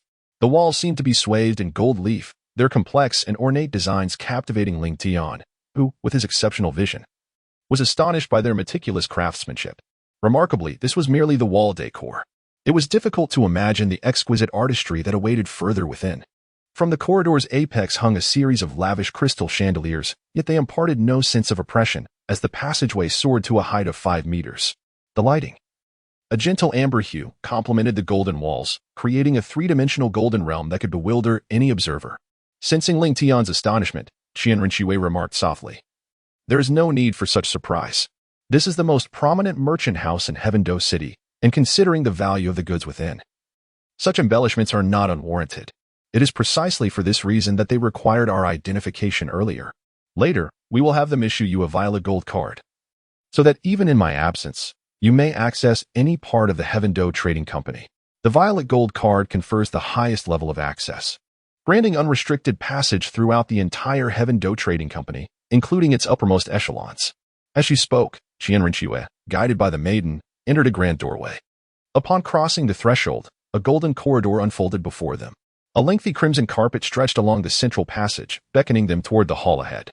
On either side of the carpet stood rows of alluring maidens. In contrast to the four long-skirted maidens outside, these, clad in short golden skirts, were even more captivating. These younger maidens, with their scant attire, revealed fair, slender legs. Each possessed striking beauty and an exquisite figure, with alluring curves. Entering this golden corridor evoked the sensation of entering a terrestrial paradise. "Welcome," the maidens on either side proclaimed in unison. The sudden pronouncement startled Ling Tian, who, witnessing the 90-degree bows that revealed each maiden's decolletage, felt a sense of bewilderment. Ling Tian was still quite young. Having spent most of his days solely devoted to cultivation, he rarely ventured into such extravagant locales. Upon encountering the dazzling expanse before him, he was inevitably struck with a sense of awe and disorientation. Although he did not find any merit in this environment, as a youthful and untainted soul, he had yet to experience any intimate interactions with the opposite sex. The sheer presence of so many beautiful women before him triggered a physiological response, leaving him with an unusual sensation of blood rushing to his face. This was unfortunate. Clearly, Qian Rinxue had not anticipated such a scene unfolding. Why have you covered your brother's eyes? Before Ling Tian could fully absorb his surroundings, darkness enveloped him as warm palms shielded his vision. The palace has decreed that children must not gaze upon such sights. Seeing Ling Tian's reluctant expression only intensified Qian Rinxue's irritation. However, having already witnessed the spectacle, she could only shoot a few annoyed glances as a form of retaliation, pinching him playfully before once again covering his eyes tightly and hastily guiding him through the corridor. Meanwhile, Qian Rinxue muttered in a displeased tone, "Had I known this place would appear thus, I would not have brought you here, lest you learn mischief." At this moment, Ling Tian found himself overwhelmed with a sense of helplessness as he pondered, "How did I come to be so misguided? I was merely gazing with admiration, wasn't I?" "Sister Schwer, your demeanor is rather domineering." Of course, these thoughts remained confined to the recesses of his mind, spoken only in hushed murmurs. He certainly dared not voice them in front of Qian Rinxue, for fear that the soft flesh at his waist would endure yet another trial. Fortunately, the corridor adorned with beautiful women was not lengthy. As Ling Tian silently grumbled to himself, the two of them followed the young lady in a long gown, ascending the golden staircase and traversing the passageway. Upon entering the grand hall on the 16th floor, the ambience instantly brightened. In addition to the grand chandeliers suspended above, the surrounding walls were lined with wall sconces that cast a warm glow upon the pristine white tiles, rendering the entire hall exceptionally radiant. In contrast to the somewhat chaotic first floor, the 16th floor exuded a sense of order, albeit with a slightly smaller expanse. The hall featured 10 rows of display cabinets, each adorned with dozens of showcases. Each display was encased beneath a semicircular glass dome, showcasing a myriad of rare and exquisite treasures collected by the Tiendo commercial firm. The intervals between the rows of cabinets were spacious enough for 3 individuals to walk side by side, and everything on display was undeniably valuable. However, the esteemed guests entering the 16th floor generally possessed considerable financial means and were likely to purchase several intriguing items. As they approached the entrance of the hall, the young lady handed Qian Rinxue a square object. Every guest receiving entry to the 16th floor would obtain one of these items, which bore a red button, the purpose of which remained a mystery. Should one find an item of interest, pressing the button would summon dedicated staff to assist. Noticing Ling Tian's bewilderment, the young lady enthusiastically explained the button's function. In contrast, Qian Rinxue appeared quite accustomed to the surroundings. After accepting and stowing away the button, she addressed the young lady with a calm demeanor, saying, "Thank you. You may leave us now. We shall explore on our own."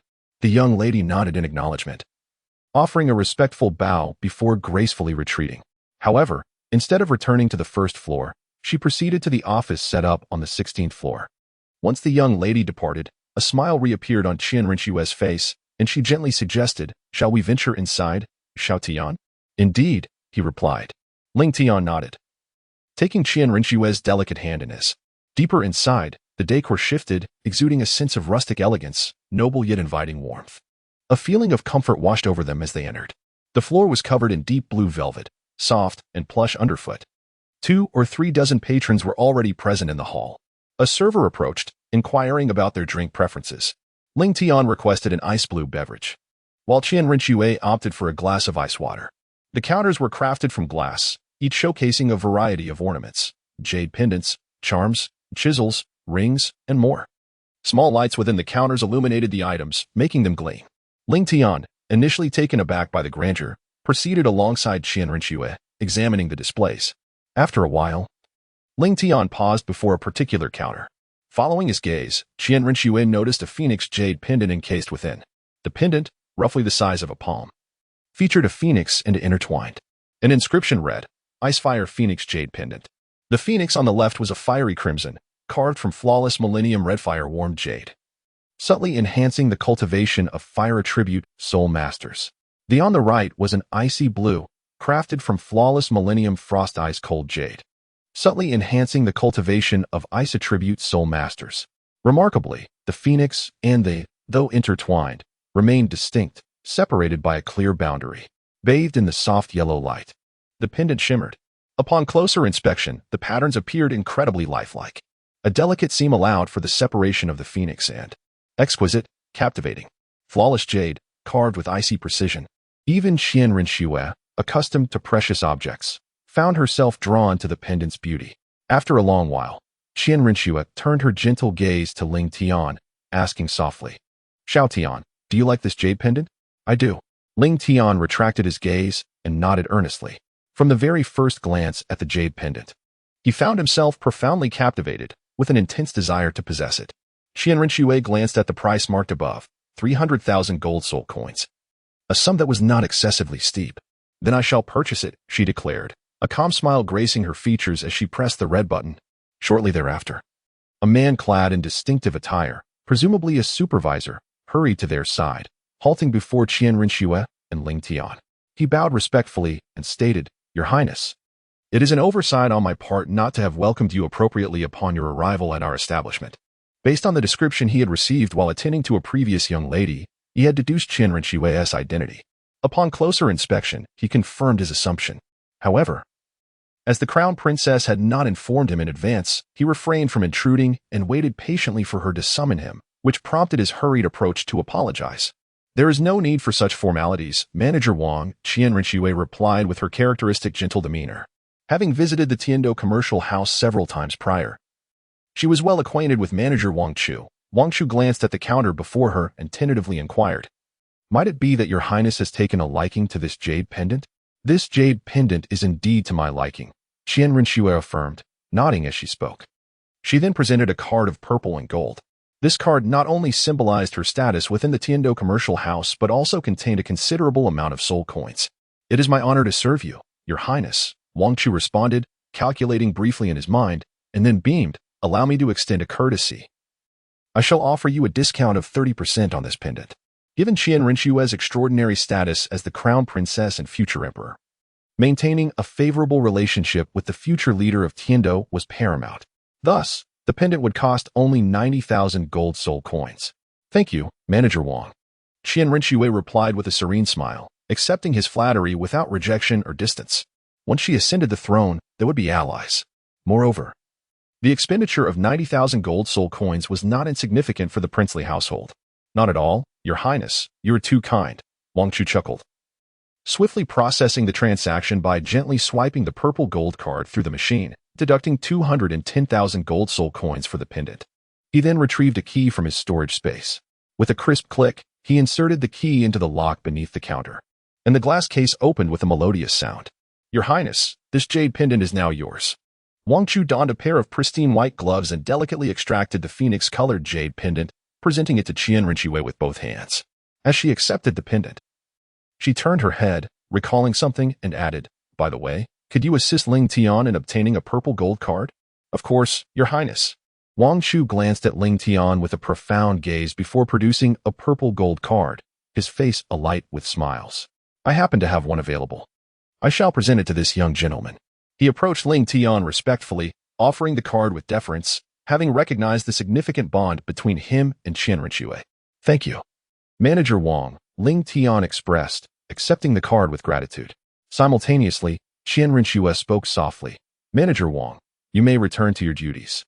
I will reach out should any matters arise. With the transactions of the purple gold card and the jade pendant concluded, she cherished the solitude she shared with Ling Tian and wished for no further interruptions. Then I shall take my leave, understanding her intent. Wang Chu bowed and swiftly departed from their presence. Ling Tian, this is for you. Qian Rinxue opened her palm, revealing the jade pendant, its icy and fiery colors immaculate. The ice phoenix and fire phoenix positioned symmetrically. Thank you, elder brother, Ling Tian said, as he held the pendant, feeling the contrasting temperatures of warmth and chill. An experience unlike any other. Upon closer examination, he noticed a delicate line in the center, perfectly dividing the ice phoenix from the fire phoenix, with two grooves designed to unite the disparate jade materials. With a decisive push at the clasp, the pendant split into two parts with a crisp sound. The left side depicted the ice blue phoenix soaring through the skies, while the right side showcased the fiery red phoenix soaring majestically. Elder brother, this jade pendant can be divided into two pieces, dividing the ice and fire phoenix jade pendant. Ling Tian raised his head, his bright eyes meeting Qian Rinxue's. Without the slightest hesitation, he offered the fire phoenix jade pendant, stating that it was perfect for them to each have one. As he spoke, his sincere gaze remained fixed upon Qian Rinxue. Very well. A hint of delight flickered across Qian Rinxue's face, accompanied by a subtle smile in her eyes. With a gentle laugh, she accepted the presented jade pendant, carefully treasuring it. This was, after all, the first jade pendant given to her by Xiao Tian, and she intended to cherish it dearly, just as Qian Rinxue put away her jade pendant. A glimmer of amusement flickered in Ling Tian's eyes as well. From the very beginning, he had intended to divide the jade pendant into two. The six-winged angel spirit possessed both sacred and fire abilities, although the crimson fire-warmed jade offered limited improvement to Qian Rinxue's soul power. Ling Tian valued the significance behind the jade pendant. The phoenix flies and soars, seeking its mate throughout the four seas. The ice phoenix and fire phoenix were alike in this. However, Qian Rinxue didn't give it much thought, simply regarding it as a gift from Xiao Tian. Ling Tian offered no further explanation, confident that Sister Shuej would come to understand in due time. One possessed deep blue eyes, revealing a hidden depth within their tranquil waves, while the other, with golden eyes shrouded in mist, concealed a boundless tenderness beneath the surface. After a short while, they had thoroughly explored the 16th floor. However, apart from the previously encountered Phoenix Jade pendant, Ling Tian found no other items that stirred his heart, and Qian Rinxue, with her discerning taste, also saw nothing of worth. Brother, shall we venture to the 10th floor? Ling Tian inquired, tilting her head. Qian Rinxue nodded gently, smiling as she replied, certainly. Ascending the lift, they swiftly reached the 10th floor. This level mirrored the decor of the first, yet it showcased an eclectic array of items haphazardly arranged, lacking the categorical organization of the first floor. The throngs of guests here were noticeably more numerous than in the initial level. Xiao Tian, where this, Qian Rinxue said, as she handed over an exquisite mask just before they crossed the threshold into the 10th floor. Ling Tian accepted the mask, casting an inquisitive glance towards Qian Rinxue. His expression a silent question. Allow me to adorn you with it. While Ling Tian was occupied with fastening the mask, Qian Rinxue elucidated the rationale behind it. The 10th floor of the Heaven-Do Commerce differed markedly from the preceding levels, teeming with a diverse and intricate array of individuals. Consequently, the possibility of unscrupulous intentions arose, and the mask served as a safeguard for anonymity. Although Qian Rinxue's stature rendered such precautions ostensibly unnecessary, the occasional encounter with an audacious individual remained a possibility. With the mask securely in place, Qian Rinxue clasped Ling Tian's diminutive hand, and they finally ventured into the grand hall of the 10th floor. Ling Tian and Qian Rinxue seamlessly blended into the bustling crowd, their curiosity piqued by the array of eclectic items displayed upon the counter. It must be said that the assortment here was truly diverse. Tattered maps, peculiar stones, rusted rings, exotic plants, and hefty broadswords, among others.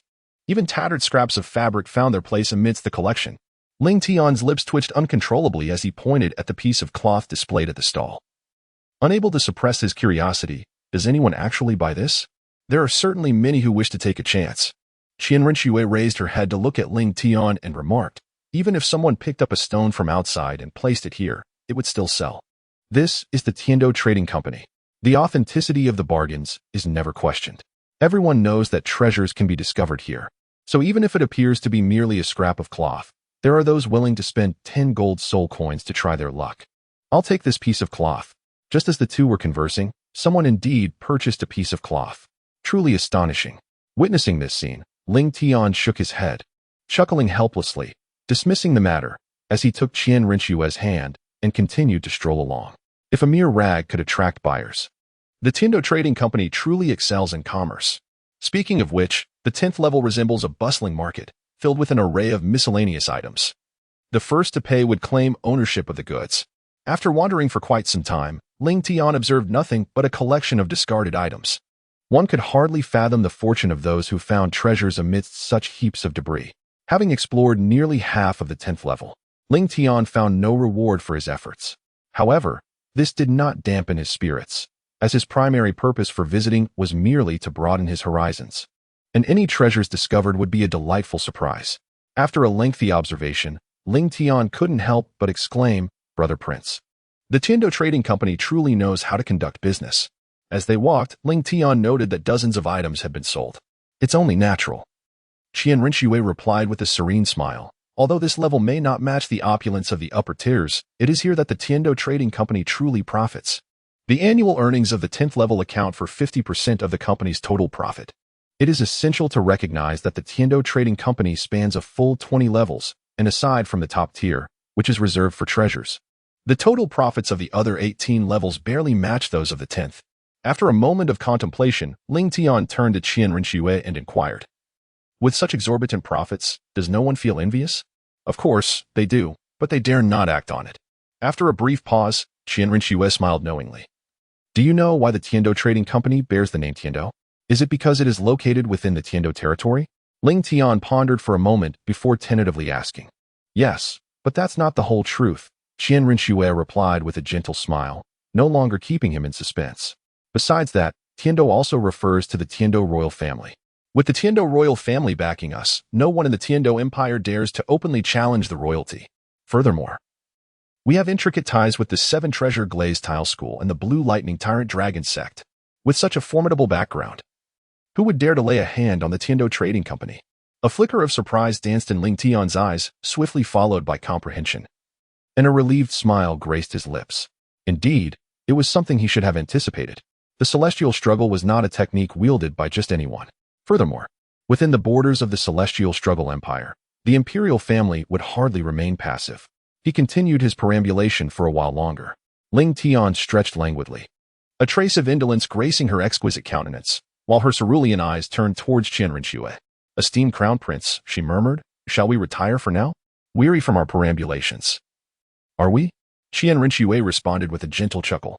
Ling Tian yawned, rubbing his drowsy eyes. "Very well, we shall return presently." Qian Rinxue, her heart stirred by Ling Tian's languid demeanor, impulsively flicked her finger towards his brow, a touch that left them both momentarily stunned. She had not anticipated his lack of defense, his failure to evade, while he had not expected such an action from her. As Qian Rinxue contemplated withdrawing her hand, Ling Tian seized her delicate hand, their icy blue and golden gazes locking in a prolonged, mutual regard, a peculiar sensation rippling through their hearts. The touch of fingertip to brow, a subtle warmth, a fleeting shiver. Yet, it was but an instant. Qian Rinxue retrieved her hand, composure regained, though a blush crept upon her earlobes. An inexplicable emotion echoed within her. "Elder brother," Ling Tian chuckled softly, taking Qian Rinxue's hand in his own. "Very well, Ling Tian, let us hasten our return." Qian Rinxue, her composure restored, wore once more a gentle smile, though a flicker of disquietude danced within her eyes as their hands met. Indeed, as she spoke, a smile played upon Ling Tian's lips. Thinking to himself, "Shuai's sister, you are truly too endearing." Ling Tian, a moment.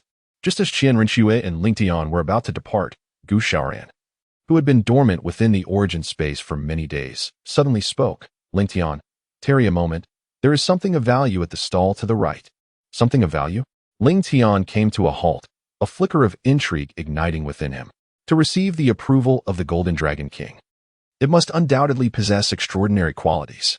"Brother Prince, let us venture over there for a moment," he suggested, taking hold of Qian Rinxue's delicate hand before she could express her gratitude, guiding her towards the direction indicated by Gu Xiaoran. "Old Gu, where exactly is it?" "Move left to the next stall." "Yes, stop. This is the spot. It's now conveniently to your right, directly beneath you." "This one?" "Indeed, that's it." Upon receiving Gu Xiaoran's affirmation, Ling Tian's expression grew increasingly peculiar. He squatted down, narrowing his eyes to scrutinize the brownstone before him. Yet he still could not discern any notable differences after a prolonged examination. Forgive his lack of perception, no matter how he looked at it. This brownstone appeared utterly ordinary, so much so that if cast onto the street, it would be indistinguishable from the rest. Glancing at the brief description above, he noted merely a few lines, hard in texture, insoluble. The appraiser speculates it may be a form of extraterrestrial iron. Apart from its hardness, it bore no other distinctive traits. Nevertheless, Ling Tian placed his trust in Gu Xiaoran's judgment and resolved to purchase the stone before further investigation. For on the 10th floor of the Tiando commercial house, there exists a strict policy. All items within the 10th floor are prohibited from being touched prior to purchase. Thus, should he wish to examine it more closely, acquiring it was imperative. I will take this stone. Turning his head, Ling Tian spoke with a serene voice, simultaneously producing 10 gold soul coins and presenting them to a nearby staff member. This stone is now yours. The staff member first handed the stone to Ling Tian, then clasped their hands in front of their abdomen, offering a slight bow accompanied by a professional smile. Meanwhile, Qian Rinxue did not interfere with Ling Tian's decision. 10 gold soul coins were merely pocket change. If little Tian desired it, she would allow him to purchase it. At that moment, Ling Tian, weighing the stone in his hand, curiously inquired in his mind, "Old Gu, what is so special about this stone?" Although it was somewhat heavier than an ordinary stone, it possessed no other discernible peculiarities. Gu Xiaoran, without being deliberately mysterious, cast a disdainful glance at Ling Tian before slowly revealing, "This object is not a stone. It is a fruit, a creation fruit." A creation fruit? Ling Tian furrowed his brow, unfamiliar with the name. Gu Xiaoran continued to elucidate, explaining that the Zhao Huaguo was merely a shorthand. Its true name was the Yinyang Zhao Huaguo. The Yinyang Zhao Huaguo. A thunderous realization struck him. It had long been extinct in the Douluo continent. Moreover, he was well aware of its true form, which was certainly not the dull, gray appearance before him. How could this be? Gu Xiaoran discerned Ling Tian's confusion and calmly clarified. The Zhao Huaguo you hold possesses an outer shell that can only be breached by extraordinary strength, revealing the true Zhao Huaguo within. Extraordinary strength? This Zhao Huaguo seemed as though it were destined for him, for his martial soul's attribute was the ultimate ice, ideally suited to shatter the fruit's exterior. The Yinyang Zhao Huaguo, even during the Ice God era, he had only glimpsed it in ancient relics, aware of its immense benefits for soul masters. Yet he had never encountered its physical form. And now it lay nestled in his palm? Ling Tian cast a glance at the unremarkable brownstone, feeling a surge of emotions. Who would have thought that the fabled Yinyang creation fruit was concealed within this seemingly ordinary stone? Had it not been for the well-informed Golden Dragon King Gu Xiaoran, who knows how much longer it would have remained shrouded in dust before being revealed to the world once more.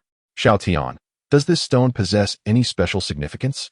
In that moment, Qian Rinxue approached. Her curiosity piqued as she observed Ling Tian clutching the stone tightly. Like Ling Tian, she perceived it as nothing more than an ordinary rock. Brother Crown Prince, this is indeed a remarkable treasure. I shall explain further when we return to the Crown Prince's residence, Ling Tian replied, a mysterious smile gracing his lips. You. Qian Rinxue shot Ling Tian a playful glare, gently taking his hand as they departed. The crowd was dense, making it an inappropriate place for conversation. At the back entrance of the Tiando commercial firm, Qian Rinxue and Ling Tian stepped into a carriage, hastening their return to the Crown Prince's residence. Ling Tian, shrouded in mystery, evoked a profound curiosity in Qian Rinxue regarding the enigmatic stone. Under the exceptional driving skills of Xueling, a journey that typically took an hour was accomplished in merely half that time, as the carriage returned to the prince's residence. Upon arriving, Ling Tian followed Qian Rinxue into the study. All right, Qian Rinxue exclaimed, her eyes wide with wonder as she gazed at the stone gently floating in Ling Tian's palm. Now, little Tian, could you enlighten me about what this stone truly is? Ling Tian, with a knowing smile, said, Brother Prince, do not blink for a moment. As soon as the words left his lips, an icy blue soul power coalesced in his palm. To obtain the true Yinyang creation fruit, one must first break through its shell with the utmost attributes of soul power. According to the ancient texts, this process requires patience. One must continuously bathe the shell in soul power, allowing it to absorb sufficient ultimate energy to naturally shed its exterior. It is imperative not to strike the shell with extreme soul power, for it would embed itself into the fruit, rendering it unusable. Under Ling Tian's exquisite manipulation, The ultimate ice enveloped the stone, and as the icy blue energy swirled around, the brown shell gradually thinned. Time ticked away, and the shell began to lose its earthy hue. After approximately a quarter of an hour, the shell had absorbed enough soul power. Accompanied by a crisp sound, the once hard exterior showed signs of cracking. And with the increasing number of fissures, an extraordinary fragrance wafted from within. The scent was intoxicating, lingering in the air, elusive and wavering. As the shell, now adorned with cracks, transformed into a silvery hue, the crisp sounds continued, and at that moment, the fruit bud blossomed. The silver shell naturally opening to reveal the fruit encased in a radiant silver glow. Chapter 105, The Yin-Yang Creation Pill. Before the true form was visible, the exquisite fragrance erupted. This aroma was peculiar, and Ling Tian, being closest, experienced it most vividly. Just a gentle inhalation nearly sent him into a trance. The once calm soul power began to stir, and he sensed a subtle loosening of his previously stable threshold of 39. Even Qian Rinque, standing nearby, was drawn in by this alluring scent, her six-winged angel martial soul revealing its yearning. Meanwhile, Ling Tian withdrew his soul power. As the ultimate ice dissipated, the radiance of the fruit gradually faded, unveiling its true appearance. The fruit was roughly the size of a fist, exuding a mysterious yin-yang divine light. Presenting a striking black and white coloration, with a faint taiji pattern emerging, truly extraordinary. Additionally, it bore white jade-like markings, emitting an enticing aroma and enveloped in a rosy glow, precisely as described in ancient tomes. At this moment, Ling Tian could confirm that the fruit before him was indeed the yin-yang creation fruit. The creation fruit, having creation in its name, undoubtedly possessed extraordinary effects. Beyond merely enhancing soul power, it also had the capacity to evolve and purify martial souls. Its benefits were applicable to soul masters of all levels. And the mere mention of such a fruit could incite envy. Xiao Tian, what exactly is this? After experiencing the fragrance and the tremor of her martial soul, Qian Rinque became even more curious about the fruit. Having seen much in her life, she was still bewildered by the true nature of this fruit. This is called the yin-yang creation fruit. As he spoke, Ling Tian opened his palm and presented the creation fruit to Qian Rinque, allowing her to feel its emanating aura up close. He held great trust in her.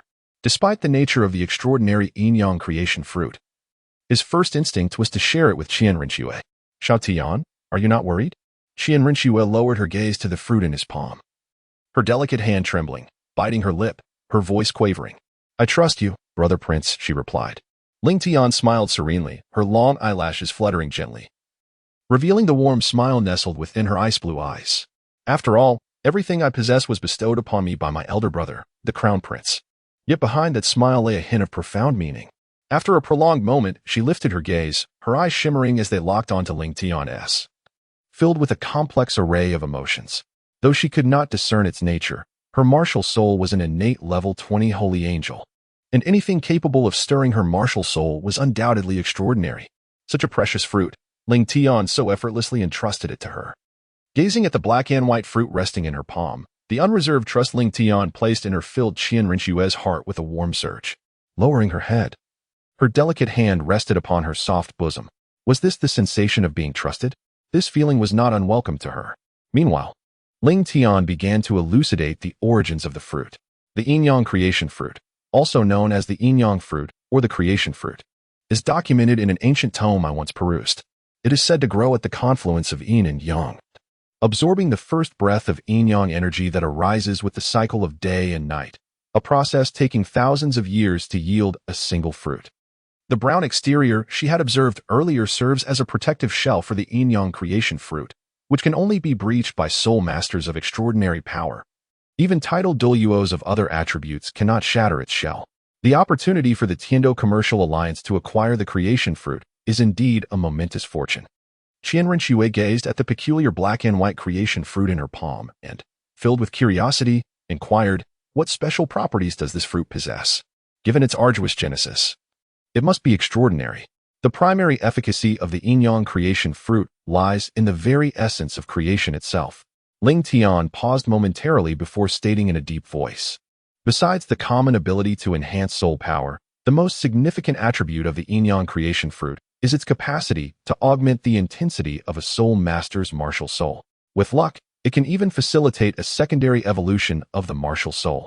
Martial soul, secondary evolution. Qian Rinxue exclaimed, her golden eyes widening with astonishment as she gazed incredulously at the creation fruit resting in her palm. It is widely acknowledged that a soul master's soul power can be continuously elevated. However, the quality of a soul master's martial soul is typically determined at the moment of awakening, whether one is a prodigy of exceptional talent or an ordinary individual. The martial soul rarely undergoes further evolution to enhance its quality under normal circumstances. Ling Tian then remarked, esteemed prince, there is no need for such astonishment. The yin-yang creation fruit is born under stringent conditions and is exceedingly rare. Naturally, it possesses extraordinary effects.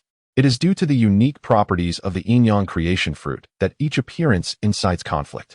Ancient texts recount that the last yin-yang creation fruit tree was shattered amidst relentless battles. Since then, the yin-yang creation fruit has vanished from historical records, existing only in ancient texts and legends.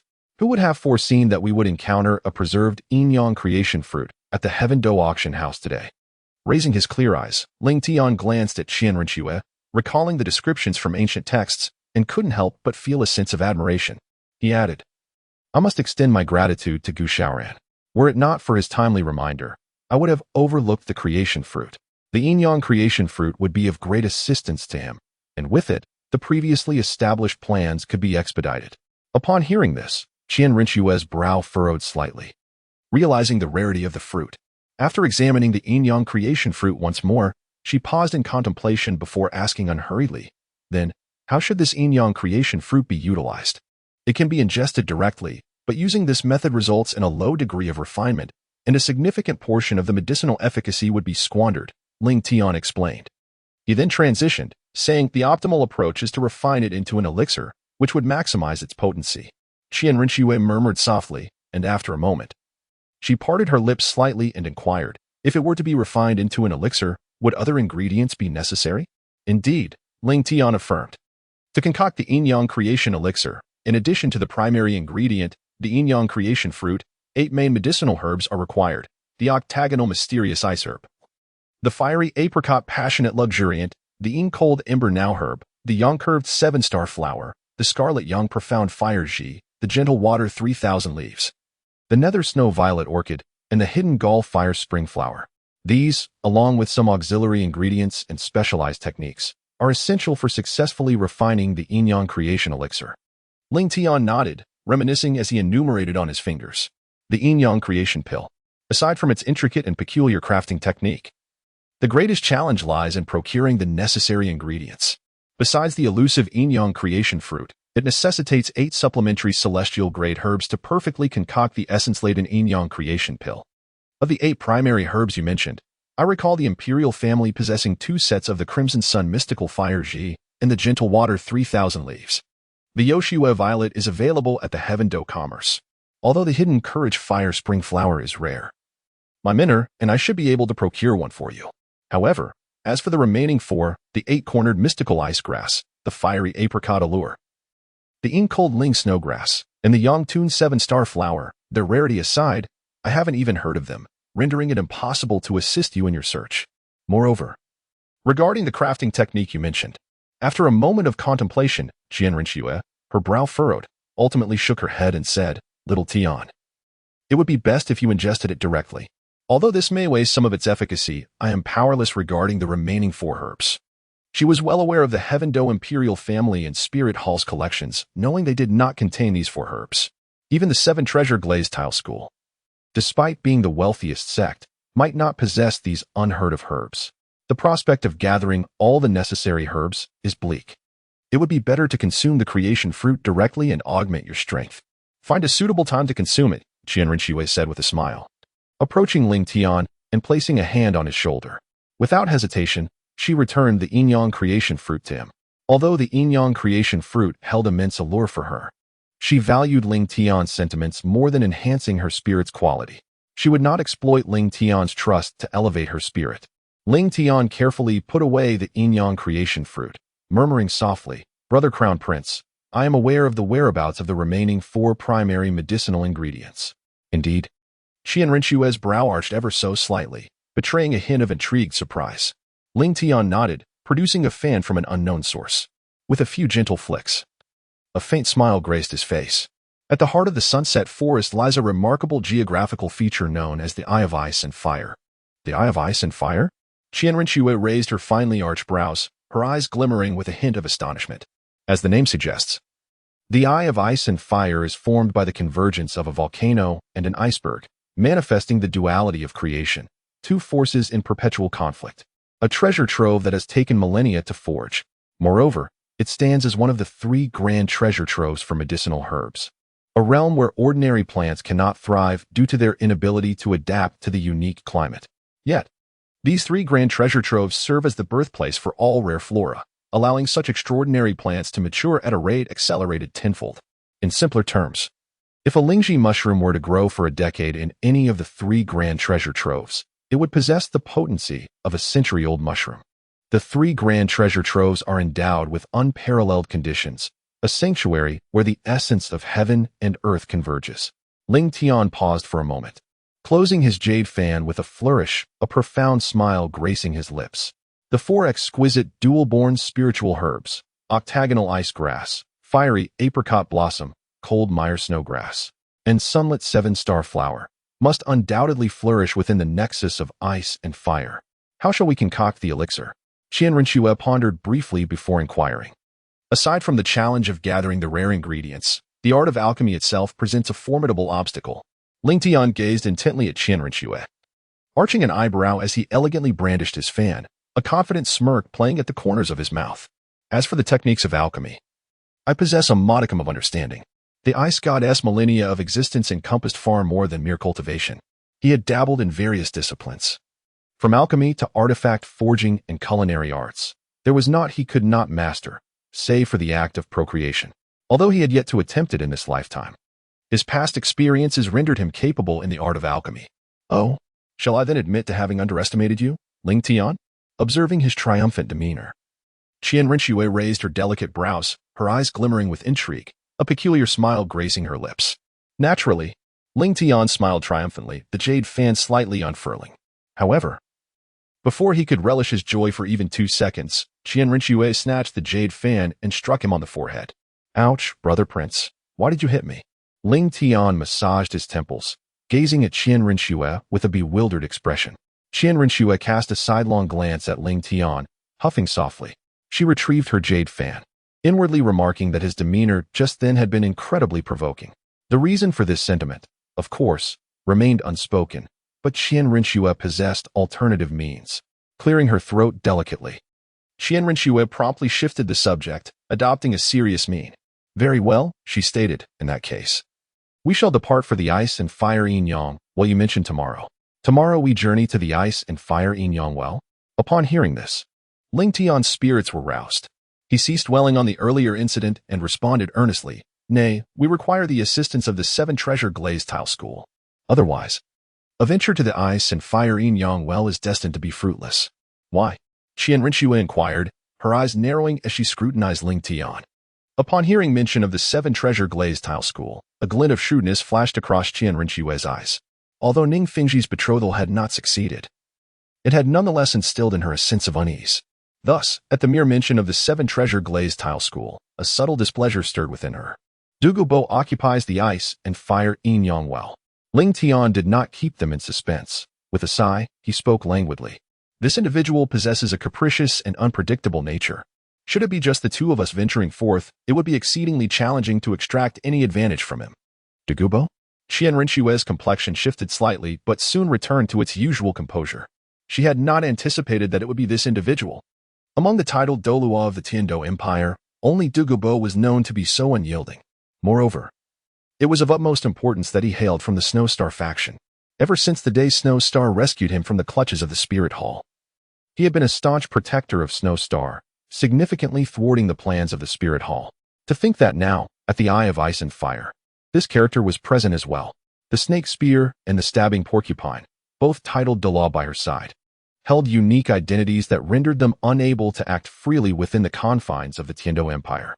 Otherwise, they might have assisted Ling Tian in driving Douluo away and seizing the medicinal herbs within the Eye of Ice and Fire. Chapter 106, The Legend of the Creation Pill, 3rd Update, Subscription Requested. Lin Shi, being affiliated with the Snow Knight faction, would not heed her commands. let alone confront Douluo. Despite the protection of 3 titled Douluo surrounding Qian Rinxue, none were capable of helping Ling Tian secure the celestial herbs. Ultimately, it would still necessitate the assistance of the 7 treasure glazed tile sect. Contemplating this, Qian Rinxue could not help but let out a sigh, her eyes betraying a hint of helplessness.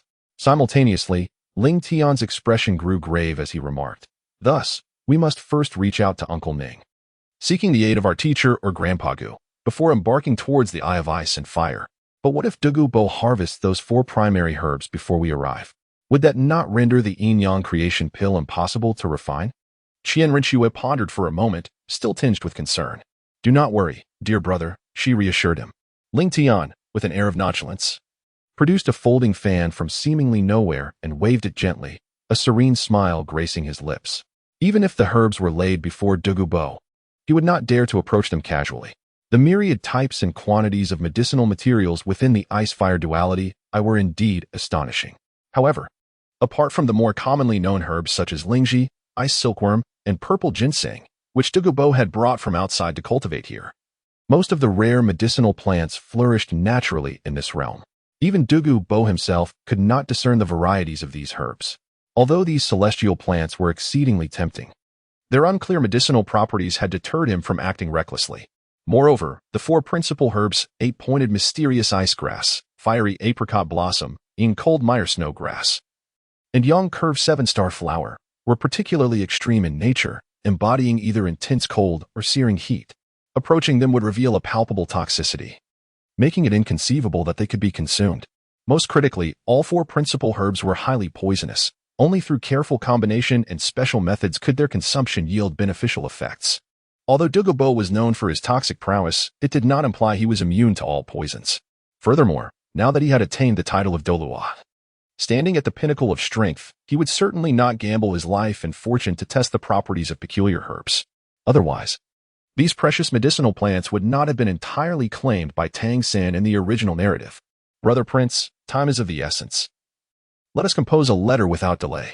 Ling Tian suddenly rose, folding his fan and resting his palm upon it, turning his gaze towards Qian Rinxue, his eyes glimmering with a faint light. He remarked that with the swiftness of his teacher, they could reach the 7 treasure glazed tile school by tonight. "Xiao Tian, your thoughts are overly simplistic," Qian Rinxue replied, gently caressing her teacup. After a moment of contemplation, she shook her head with a sigh. "Douluo is a title Douluo. Even if Sect Master Ning values you, it would be difficult to entice the 7 treasure glazed tile school without substantial benefits. The very thing capable of captivating Uncle Ning also happens to reside within the Eye of Ice and Fire." Ling Tian smiled softly, reopening his fan, his pale blue eyes revealing a hint of mirth. Qian Rinxue raised an eyebrow in curiosity upon hearing this. The 7 treasure glazed tile school is renowned as the wealthiest sect in the world. It is indeed rare for anything to stir Ning Fengji's interest. The 7 treasure pagoda, famed for its formidable enhancement capabilities, is known as the most powerful auxiliary martial soul, capable of bestowing immense improvements even to title Douluos. Yet, heaven is just in its distribution. With a shift in tone, Ling Tian unfurled his fan again and shook his head. "Unfortunately, while the 7 treasure pagoda possesses the most potent auxiliary abilities in the Douluo continent, it comes at a steep price. With only 7 levels, it can accommodate merely 7 soul rings, meaning a soul master can never advance to an 8-ring soul Douluo, capping their potential at the rank of soul sage. Level 79 at most." Just as Qian Rinxue's delicate lips parted to speak, a sudden realization struck her. Her hands clenched tightly together, her eyes reflecting an unmistakable astonishment. Ling Tian ceased his coyness, articulating, "Within the mystical ice and fire yin-yang well lies a celestial herb, the Qilua tulip, which holds the potential to propel the 7 treasure glazed tile pagoda to further advancement. This reason alone, I believe, would suffice to dissuade Uncle Ning from declining." Ling Tian stated with a serene smile, gently oscillating the folding fan in his grasp. Qian Rinxue's countenance grew solemn as she inquired in a deep voice, "Little Tian, can you ascertain this with certainty?" "Assuredly," Ling Tian responded softly. Qian Rinxue lowered her head, her expression pensive, her eyes flickering with contemplation. Ning Fengji would indubitably not refuse. The inherent flaw within the 7 treasure glazed tile pagoda spirit has perpetually been a source of vexation for each generation of the 7 treasure glazed tile school. Apart from the prosperity of the 7 treasure glazed tile school, Ning Fengji's paramount aspiration is for the 7-treasure glazed tile pagoda to transcend the 8th level. It is precisely for this reason that, upon discovering Ning Rongrong's innate gifts, he held such high expectations for her, hoping she would attain the 8th level. If the Qilihua tulip that Ling Tian spoke of could genuinely aid the evolution of the 7-treasure glazed tile pagoda spirit, Ning Fengji would not hesitate. Even if it meant sacrificing half the wealth of the 7-treasure glazed tile school to acquire it. Qian Rinxue did not doubt Ling Tian's words. Her concern lay with the 7-treasure glazed tile school. Should their spirit undergo evolution, would the 7-treasure glazed tile school at that juncture impinge upon the spirit hall's grand unification plan? After a moment of deliberation, Qian Rinxue's eyes gleamed. Little Tian, regarding that Qilihua tulip. How abundant are they within the ice and fire yin-yang well? The quantity of Qilihua tulips is rather substantial, Ling Tian mused, responding softly. Many enough to enable each 7-treasure glazed tile pagoda to evolve? Qian Rinxue inquired, her brow furrowed. Certainly not, Ling Tian demurred, shaking his head, abruptly changing the subject. Ling Tian closed his folding fan and sighed. However, not every Qilihua tulip possesses such efficacy. Only those deemed celestial grade possess the potential to evolve the 7-treasure glazed tile pagoda. Celestial grade medicinal herbs are so called due to their uniqueness. Even within the ice and fire yin-yang well, there would be, at most, only one. Only one. Upon hearing this, Qian Rinxue's expression relaxed noticeably. A single celestial grade Qilihua tulip could, at most, elevate the spirit quality of one soul master, disregarding the success rate. Even if an additional 8-treasure or 9-treasure glazed tile pagoda soul master were to emerge, it would not significantly impact the spirit hall's plans. It remained within Qian Rinxue's threshold of acceptance. Very well, I shall dispatch a missive to the 7-treasure glazed tile school forthwith. In order to facilitate Ling Tian's concoction of the creation pill, Qian Rinxue ceased her hesitation and resolved to contact the 7-treasure glazed tile school to proceed in concert. Ling Tian closed his folding fan, a faint smile gracing his lips as he nodded. At last, he had persuaded Qian Rinxue. If he could also convince the 7-treasures glazed tile school, the celestial herbs within the ice and fire yin-yang eyes would be within his grasp.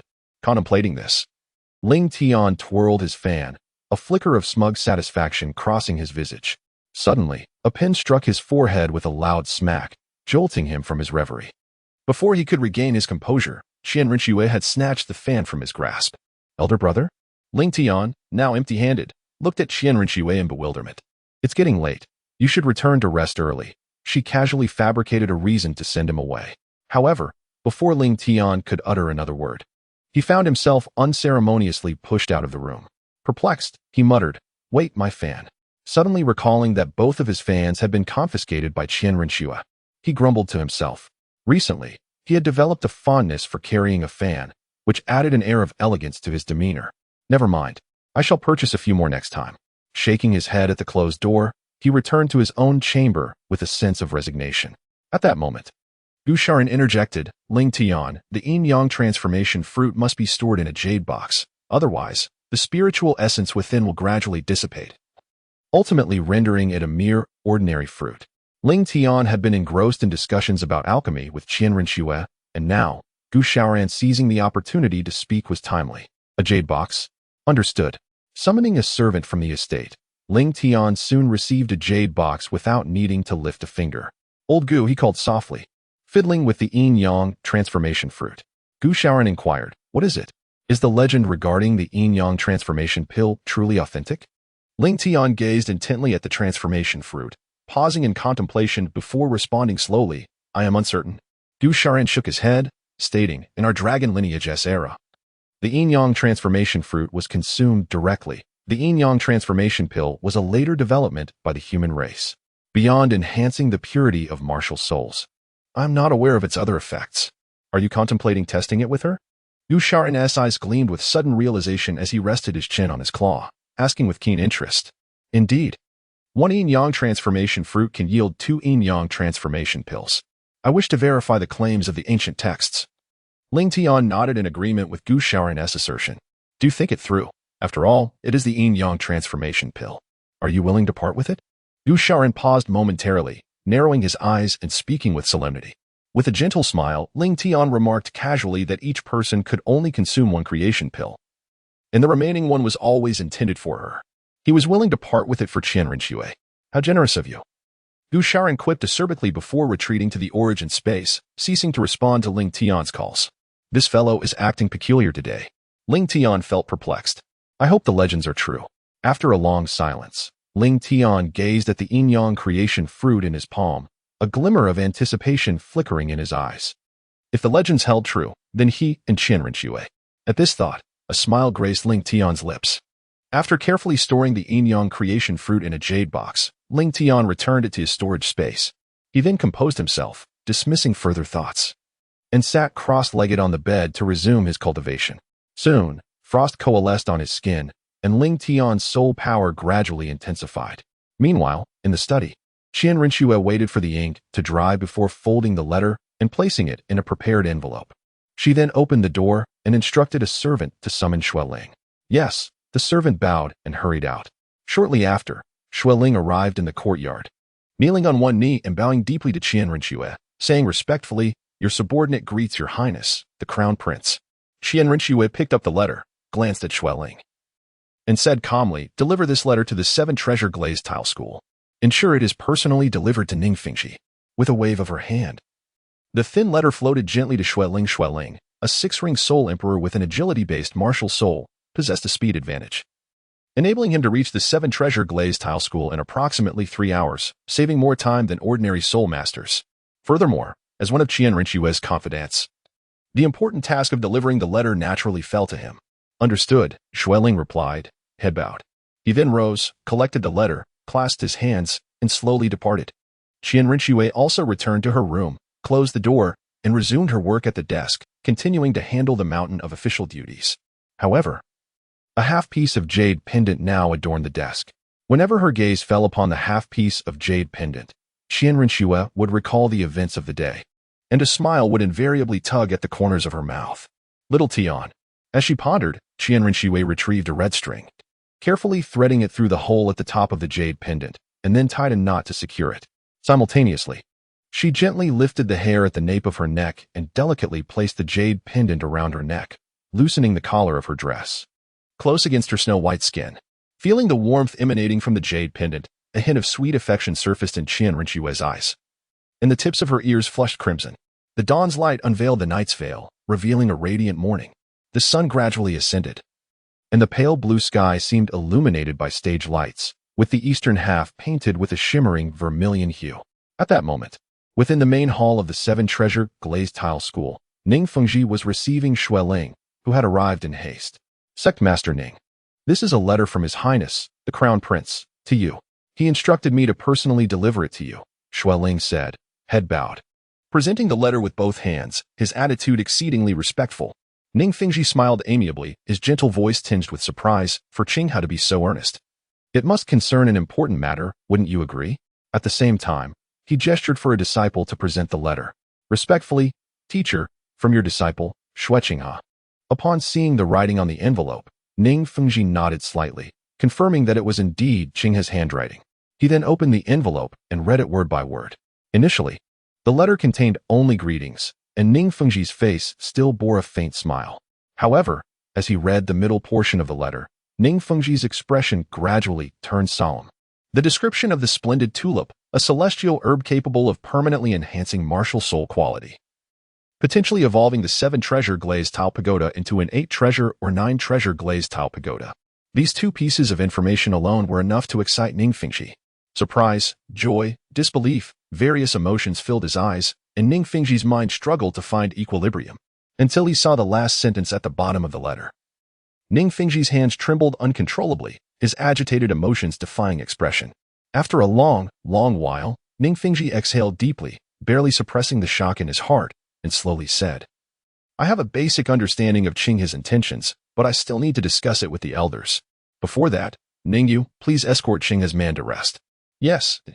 Sect Master, Ningyu nodded, then walked to Xueling's side and said, please follow me. Xueling bowed and followed Ningyu out of the hall. Summon Elder Qin and Elder Gu to the main hall immediately. After the 2 had left, Ningfengji immediately summoned the 2 elders to the hall of the 7 Treasure Glazed Tile School for a meeting. Yes, 2 disciples exchanged glances, one heading to where Bone Douluo resided, and the other to the Sword Peak where Sword Doa lived, hurrying away without hesitation. Shortly after, Two figures appeared in the main hall. Chen Xian arrived gracefully, stepping on his 7-kill sword, exuding an air of immortality and refinement. Compared to Gu Rong's entrance, stepping in was slightly inferior. Fengji, what's the matter that's so urgent? Gu Rong asked in a loud voice as he entered the hall. The last time Fengji had summoned him so urgently was regarding Ling Tian's matter. Although Chen Xian didn't say anything, his curious gaze was also fixed on Ning Fengji. Sword uncle, bone uncle, you'll understand after reading this letter. With that, Ning Fengji handed Xueqing his letter to the two of them.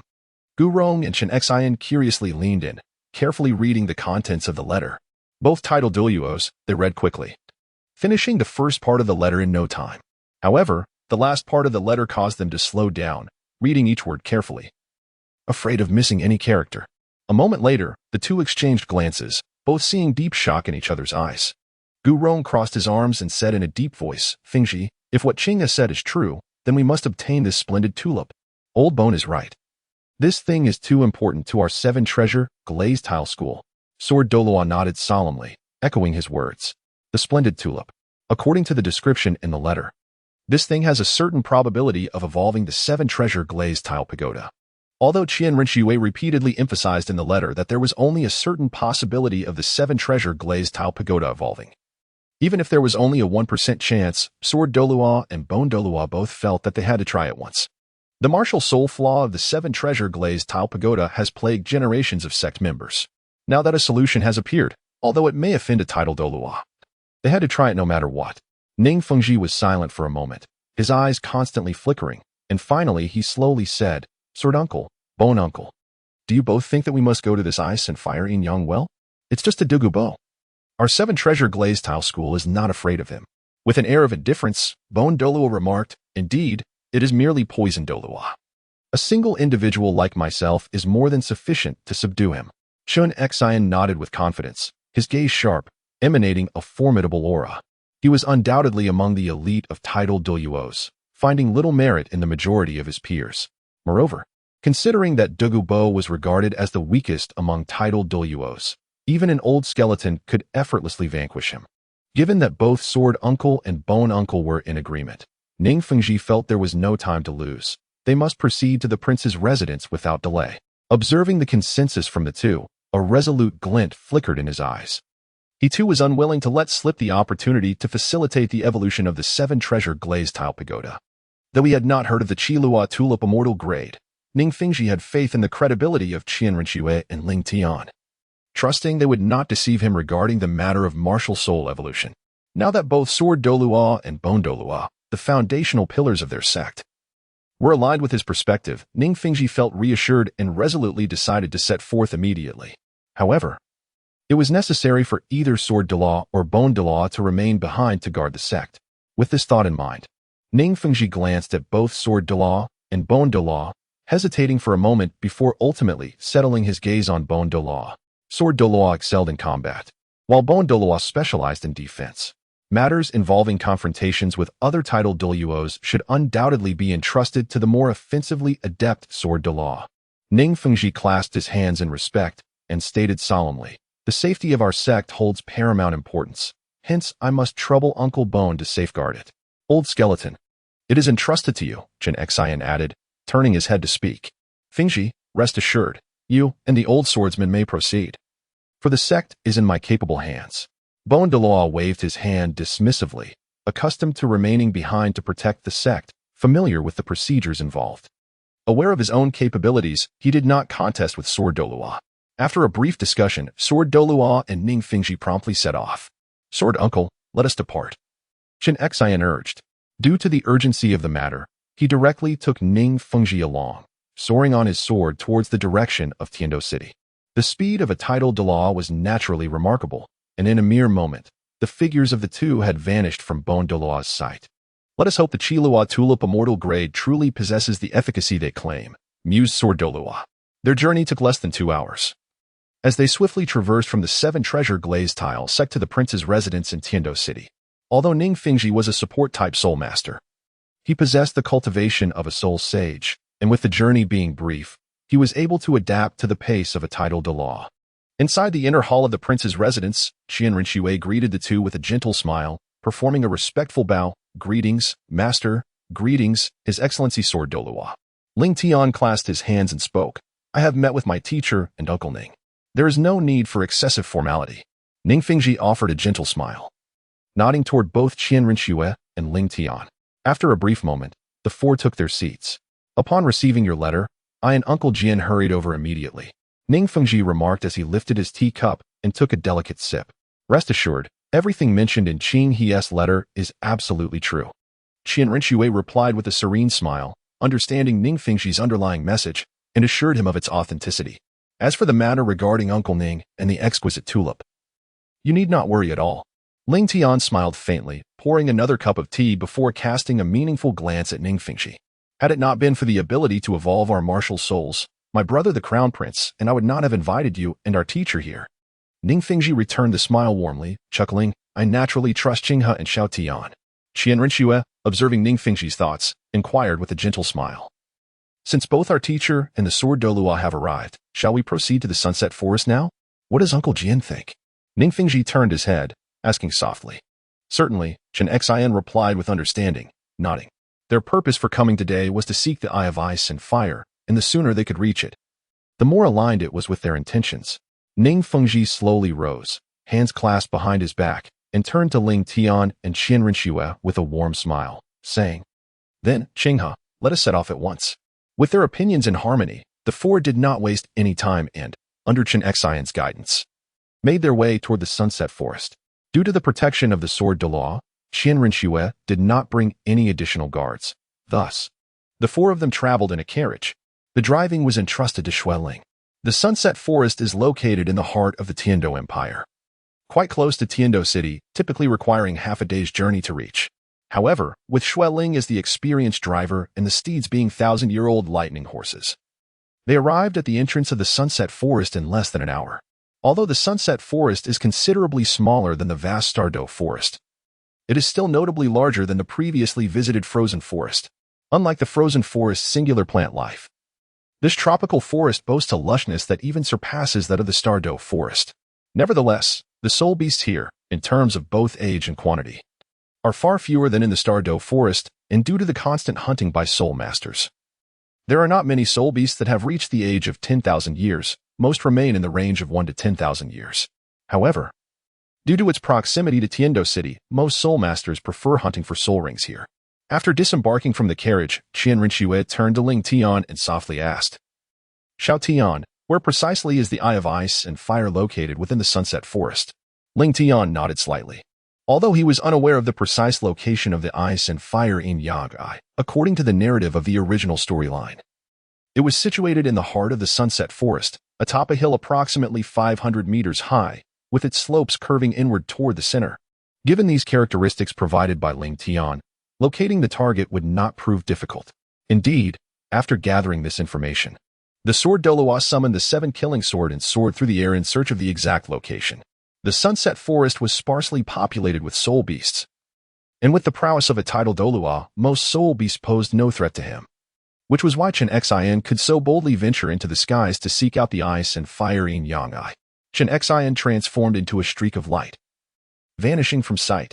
Uncertain of the exact location, he maintained a low altitude during his flight. Nevertheless, his speed was remarkable, after all. With the keen eyesight of the Sword Douluo, swiftly detecting the desired sight was relatively effortless. Along the way, he encountered numerous soul beasts, but their quality was generally inferior. And before they could react, he had already swept past them.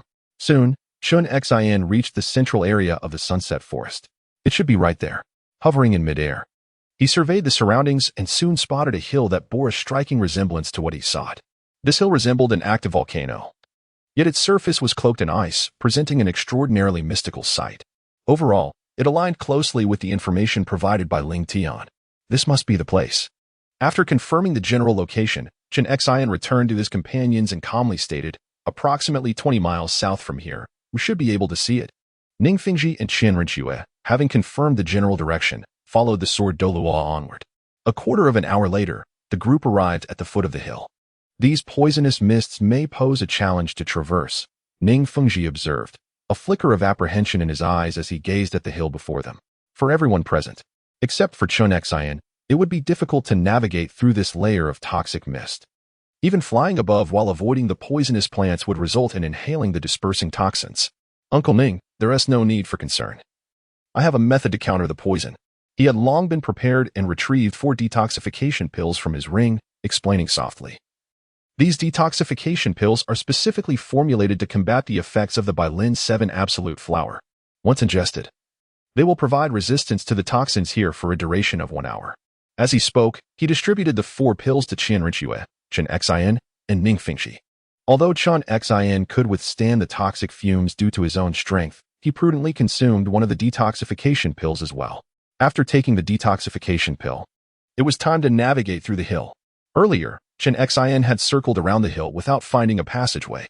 Xiao Tian, it is now up to you and me, Chen Xin said, standing with his hands clasped behind his back, gazing at the hill before him with a tranquil tone. Rest assured, master. Ling Tian replied with a light smile, understanding Chen Xion's intent. With a thought, the ice crystal sword materialized beneath his feet. Appearing in its integrated form with the Yin Shuang sheath, the entire sword sheath a mesmerizing ice blue, lending an air of mystery and beauty to the original ice crystal sword. Chen Xian immediately noticed the transformation of Ling Tian's martial soul and inquired solemnly, Xiao Tian, what about your martial soul? The sword sheath I acquired at the auction has triggered a second awakening of my martial soul. A second awakening? How fortunate, Chen Xian murmured in quiet admiration. Yet he refrained from probing further. Everyone has their own opportunities. Even though he was Ling Tian's master, it was unnecessary to delve into every detail. Knowing that the second awakening was beneficial for Ling Tian sufficed. Brother, let us ascend together. Knowing that Qian Rinxue was unable to reveal her spirit in front of Chen Xian, Ling Tian took the initiative to step forward. Clasping her delicate hand as they ascended the ice sword together, Qian Rinxue naturally tightened her grip on Ling Tian's hand, and they soared over the hills. Closely pressed against each other, Xinghe and Ling Tian share a profound brotherly bond indeed, Ning Fengxi remarked to Chen Xian, having witnessed the scene. However, shouldn't Xinghe be capable of flight? As he watched their intertwined figures disappear into the distance, Ning Fengxi sensed a subtle unease, unable to pinpoint the exact cause.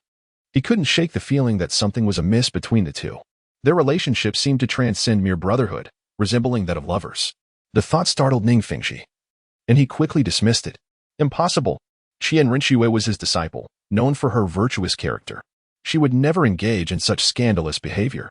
Their closeness was simply a matter of affection. As for Ling Tian, he was a potential son-in-law. Such a relationship between them was inconceivable. Ning Fengxi must be overthinking things. Chen Xian, lacking Ning Fengxi's contemplations, nodded in agreement.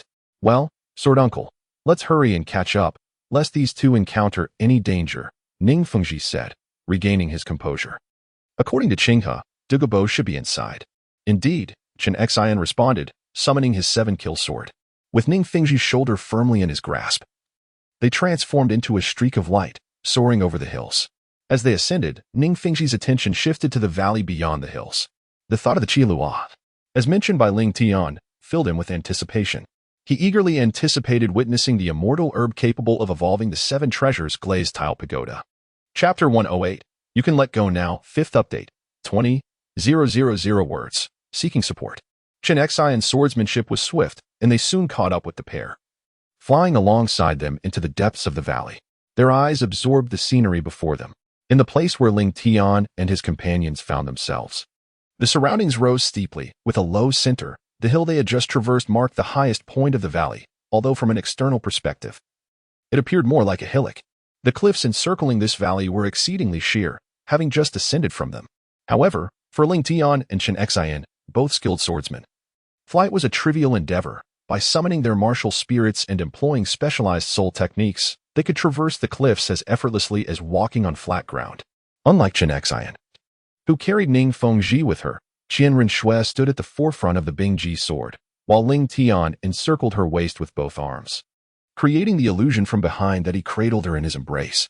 Xiao Tian, you may release your hands now, Qian Rinxue suddenly spoke, her tone calm, though the faint blush on her ears betrayed her composure. Despite having entered the valley, Ling Tian's hands remained firmly around Qian Rinxue's waist, showing no signs of relinquishing his hold. Although she harbored feelings for Xiao Tian, being embraced in public evoked a sense of shyness alongside the sweetness of the moment. Noticing Ling Tian's reluctance to let go, Qian Rinxue could only remind him, "Ah, older brother, I forgot. As she spoke, Ling Tian loosened his grip around her waist. Yet his right hand still held onto Qianren Shui, a faint smile flickering in his ice-blue eyes. Sister Shui's waist is so soft. How had I never noticed before? It's nothing, Qianren Shui replied, maintaining her composure as she released Ling Tian's hand and descended from the Bingji sword, though a subtle blush lingered on her cheeks. However, she concealed it well, quickly restoring her usual demeanor. These two children are acting strangely. The thought that had crossed Ning Fengji's mind previously resurfaced, yet upon contemplating the identities of Qianren Shui and Ling Tian, he deemed it improbable. It was merely a profound brotherly bond.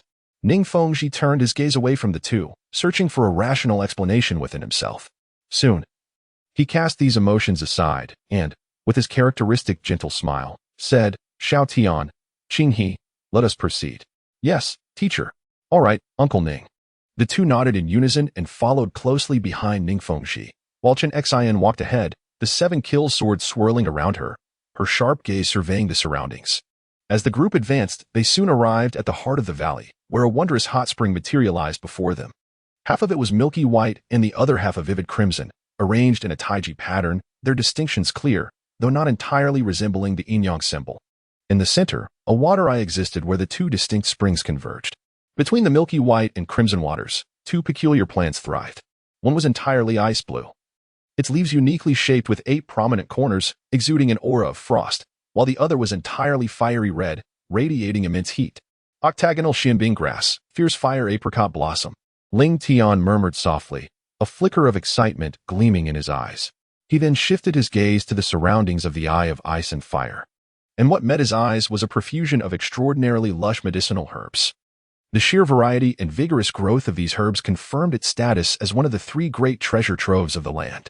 Not only did he discover ethereal treasures such as the fragrant silk of the immortals, the autumn water dew, and the heartbreaking red of remembrance, but he also encountered numerous rare herbs, each possessing considerable age and potent efficacy.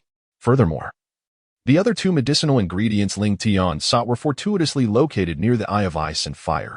The Yinhan Ling Shui Chao and the Yang Chu Qi Xing Hua grew on either side, nestled closely to the Ice Spring and the Fire Spring, making them the nearest plants to the eye, aside from the octagonal Xian Bing Chao and the fierce fire Xing Jiao Shu. Douluo has arrived. The sword-fighting Douluo suddenly lifted his head, squinting as he stared into the sky. Who dares to intrude upon my residence? A voice imbued with arrogance and fury resonated from the horizon, and simultaneously, a verdant light appeared in the air, infused with murderous intent, hurtling towards the 4 individuals at the Eye of Ice and Fire. Death. As the words fell, a cloud of emerald poison swiftly approached the group. The audacious actions were unmistakably aimed at silencing Ling Tian and his companions, intent on eliminating them within the confines of the Eye of Ice and Fire without affording them a chance to speak. Ling Tian turned his head towards the teacher. In battles of such caliber, only Chen Xian could take action. The sword Douluo had already opened his eyes, fierce sword energy erupting from the depths of his gaze. Do not worry, I am here. The 7-kill sword was firmly grasped in his palm, a sharp glint flickering beneath Chen Xian's eyes. He had initially intended to engage in a cordial conversation with Douluo, but the latter's immediate aggression upon their meeting led Chen Xian to abandon his desire for peaceful discourse. Chen Xian was not averse to combat. He had never feared it. Since Douluo sought a fight, he would first subdue him. Douluo, allow me to have a word with you. As soon as the words left his lips, Chen Xian's aura surged explosively, a formidable sword intent soaring into the heavens, even affecting the ice and fire tuines, causing ripples across the lake's surface. The 7-kill sword transformed into a streak of silver, cleaving through the poisonous mist entirely. Following this, Chen Xian ascended into the sky. The 7-kill sword imbued with a fierce sword intent, thrusting forward with both man and sword, radiating a faint crimson hue. Shooting like a comet towards Douluo suspended in midair. Douluo, undeterred, manipulated the emerald poison, sweeping towards Chen Xian's position with astonishing speed. At that moment, Chen Xian made no attempt to evade. He simply carved a path through the toxic smoke with the 7-kill sword, his soul power enveloping the fierce sword light, striking towards Douluo with unyielding force. The overwhelming sword shadows densely packed, sealing off any escape routes for Douluo. Douluo's figure flickered amidst the sword shadows, dodging in the minuscule gaps. When evasion proved impossible, he resorted to withstanding the blows with his martial spirit's true form. Although he was not a defensive soul master, he could endure a few strikes before continuing to evade, resembling a small boat adrift on a vast, tempestuous sea, at risk of being submerged at any moment. Damn it. How could the sword Douluo be here? Recognizing the distinctive sword intent and power, Douluo realized he faced Chen Xin, the sword path master renowned as the continent's foremost attacking soul master. Yet, he found himself in a precarious situation. As a titled Douluo, he could not afford to show weakness. Thus, he braced himself against the onslaught of the seven-kill sword, hoping to find an opportunity to escape or retaliate with his poison. Though Chen Xin was immensely powerful, Douluo was not without his own reputation as the world's greatest poison master. However, Douluo underestimated the situation. Could he truly withstand the brilliance of Chen Xin, especially when facing such a formidable opponent? Just then, a calm voice resonated. 7 treasures turn to glass. The 7 treasures are renowned. The first is power. The second is speed. The third is soul. The fourth is control. The fifth is attack. The sixth is enhancement. 2 yellow, 2 purple, and 3 black soul rings rose from Ning Fengxi, simultaneously enveloping the sword Douluo in a radiant spectrum of colors.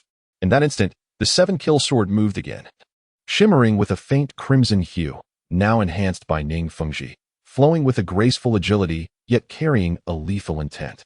With a piercing sound, the 7-kill sword struck, blood splattering vividly under the sunlight. A cry of anguish rang out as Douluo's figure emerged from the onslaught of sword shadows, crashing helplessly to the ground. His face etched with disbelief. He had assumed that, with his poison and martial spirit's true form, even if he could not win, Chen Xin would struggle to defeat him swiftly. Yet, reality proved brutally harsh. He never anticipated being vanquished so quickly, even as his martial spirit was pierced through by a single sword strike. With a resounding thud, an elderly man clad in a green robe, blood staining his shoulders and his hair a vibrant green, fell nearby, stirring a cloud of dust. At the same time, Qian Renchua pulled Ling Tian back a few steps to evade the ensuing smoke and debris. Ling Tian gazed upon the distinctive visage of the elder and immediately recognized him as the poisoned Douluo, Douluo, who bore the martial soul of the phosphorescent serpent emperor. To be honest, he had not anticipated that, despite his weakened state, a titled Douluo could be so effortlessly cast from the air by Chen Xin. Observing the somewhat indented crater in the ground below, it was clear that Douluo had suffered a significant fall. Nevertheless, he should be fine. After all, as a titled Douluo, he was unlikely to be overly frail. At that moment, Chen Xion's figure descended gracefully, landing not far from Ling Tian and the others, while the 7-killing sword returned to his palm, menacingly intimidating the restless Douluo. Ahem! Douluo coughed a few times and gradually rose from the ground. His gaze towards Chen Xian filled with apprehension. The recent clash had unveiled the stark disparity between them. Though reluctant to admit it, as a fellow titled Douluo, he was far from being Chen Xion's equal. Ning Fengxi approached slowly, observing the disheveled Douluo. With a courteous gesture, he maintained a calm smile on his face and spoke in a gentle tone. I apologize for any offense caused by my sudden visit today, Your Excellency Douluo. Yet, to Douluo, this smile felt more like mockery. Humph. Douluo snorted disdainfully, casting a sidelong glance at Ning Fengxi and retorted with a sarcastic tone, Apologize? The manner of your visit is indeed quite peculiar. Just now, it was Your Excellency who struck first. Sword Uncle was compelled to retaliate. Now that Fengxi is here, how about you apologize on his behalf? Ning Fengxi maintained his smile, effortlessly brushing aside the previous unpleasantness with a few casual words, naturally attributing the blame to Douluo. It was your abrupt attack that led to Sword Douluo being injured. I cannot accept your apology, Your Excellency Ning. Douluo replied coolly, his intelligence evident. Forced to act in self-defense? Yet now you feign civility with apologies after the fact. Had I known that it was Chen Xin who approached, how could I possibly have engaged in battle with you? Ning Fengxi responded with a tranquil smile, undeterred by Douluo's demeanor. I have come today to discuss a matter with Your Excellency Douluo. Speak plainly, Your Excellency. Douluo replied with indifference. I wish to purchase several medicinal herbs from you, and I assure you that the price will be satisfactory. Ning Fengxi directly stated his intention without further preamble. Herbs? Douluo waved his sleeve dismissively, a hint of derision flashing in his eyes. He coldly replied, I regret to inform you, Your Excellency, that I do not sell any herbs from my garden. I kindly ask you to take your leave. As expected, Douluo rejected the request outright. After being beaten, you still wish for herbs? Dream on. I will not part with my herbs. Are you not willing to reconsider, Your Excellency Douluo? Ning Fengxi fell silent for a moment, his earlier smile fading. I have made my position very clear. If your excellency has no other matters, I suggest you leave. Douluo reiterated his refusal.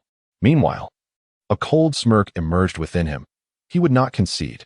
If you dare, let Qin Xian come and kill me to seize my herb garden. Otherwise, you shall not obtain a single herb today.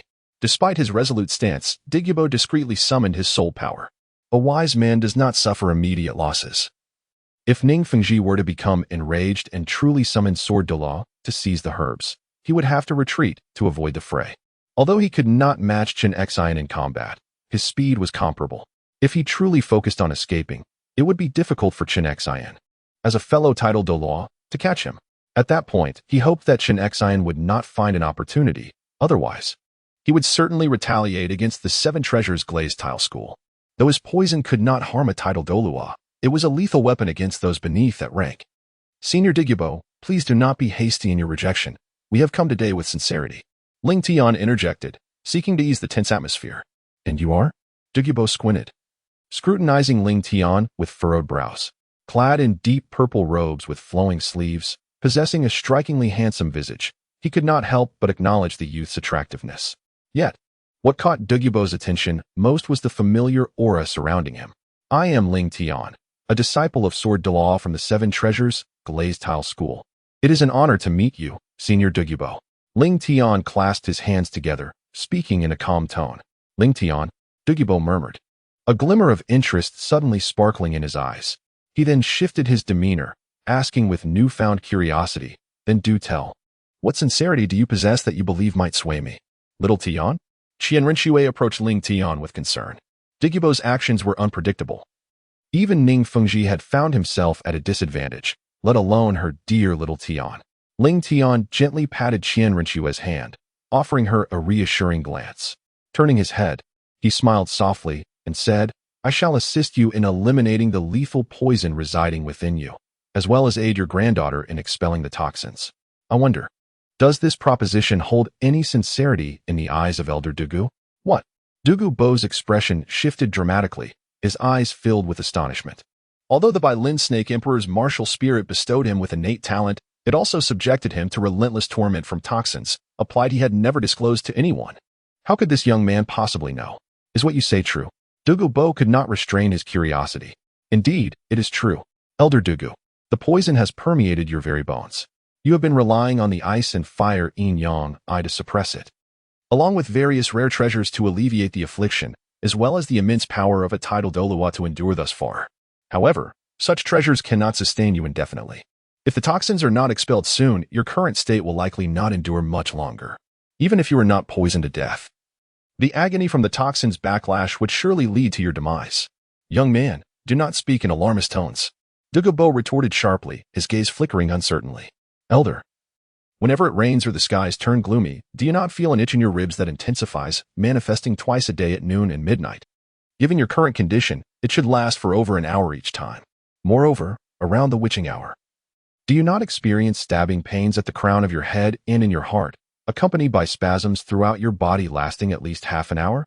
Such sensations must render existence unbearable, Elder Douluo.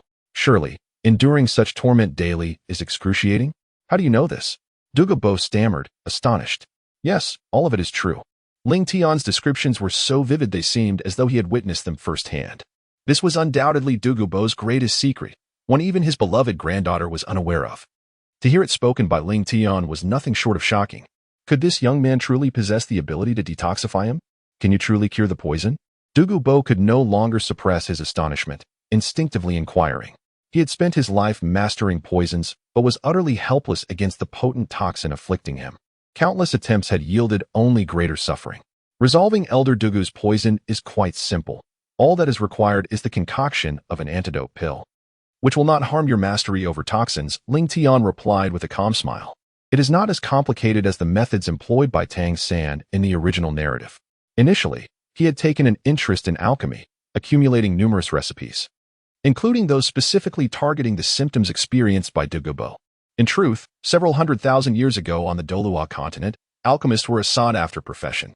However, as time passed, the number of alchemists increased while the supply of precious herbs dwindled, leading to a shortage of materials for their craft. Coupled with the intricate and demanding nature of alchemical techniques, which required immense talent and substantial time commitment. Many soul masters gradually abandoned the pursuit of alchemy. Consequently, the number of alchemists diminished, ultimately fading into the annals of history. The rare herbs are beginning to flourish once more. The severance of alchemical lineage has left no one capable of crafting pills.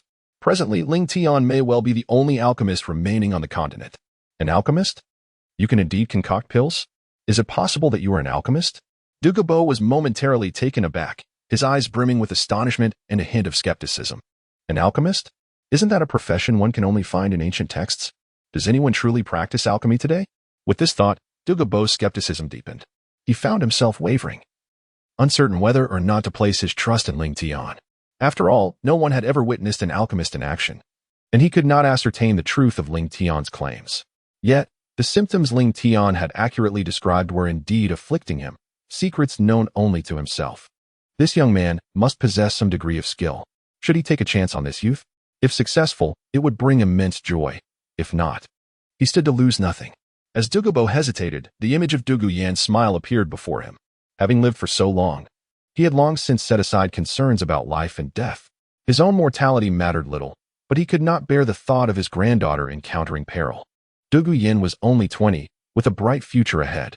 Moreover, having already tasted the bitterness of losing family, he was determined not to face that sorrow again. With thoughts of his granddaughter weighing heavily on his heart, Douluo took a deep breath. The uncertainty in his gaze began to solidify into resolve. At that moment, Ling Tian inquired with a smile, "Elder Douluo, have you come to a decision? If you can truly rid me and Yin of our toxins, I would not only offer you several herbs, but would willingly bestow upon you an entire medicinal garden," Douluo declared, fixing his gaze intently on Ling Tian, emphasizing each word. No treasure could compare to the value of his granddaughter. The mere thought of Ling Tian's ability to eradicate Dugu Yan's snake venom ignited Douluo's fervor, prompting him to generously offer an entire medicinal garden in his excitement. "Elder Douluo, you are indeed forthright." Ling Tian smiled faintly, approaching Qian Rinxue and continuing, "However, there is one more matter that I require you, Senior Douluo, to agree upon. I can acquiesce, but only if it does not contravene my principles or infringe upon my boundaries," Douluo replied after a moment of contemplation. "I need you to join the prince's palace starting today." As he spoke, Ling Tian turned his head, casting a gentle smile at Qian Rinxue beside him. "Join the prince's palace?" Douluo furrowed his brow, his gaze once again directed at Ling Tian. It was at this moment that he noticed the silent man beside Ling Tian, who was, in fact, Prince Xue Qinghe of the Tiando Empire. Understanding Ling Tian's intentions, Qian Rinxue glanced at the red string adorning her collar, her delicate fingers gently resting upon her chest, a hint of rosy hue gracing her fair visage. Indeed, in Xiao Tian's heart, she was extraordinarily special. A trace of sweetness flowed within her light purple eyes. Beside them, Chen Xian and Ning Fingxi also turned their heads, their expressions carrying a faint, serene smile. For them, the last condition posed for Qian Rinxue, stemming from the profound bond between Ling Tian and Qian Rinxue, was entirely expected. "What is your opinion, Senior Douluo?" Ling Tian maintained a gentle smile on his face. After a brief silence, Douluo shook his head, stating, "Let us consider another option. I am accustomed to a life of seclusion and have no desire to meddle in royal affairs. Unwilling to engage in royal matters?"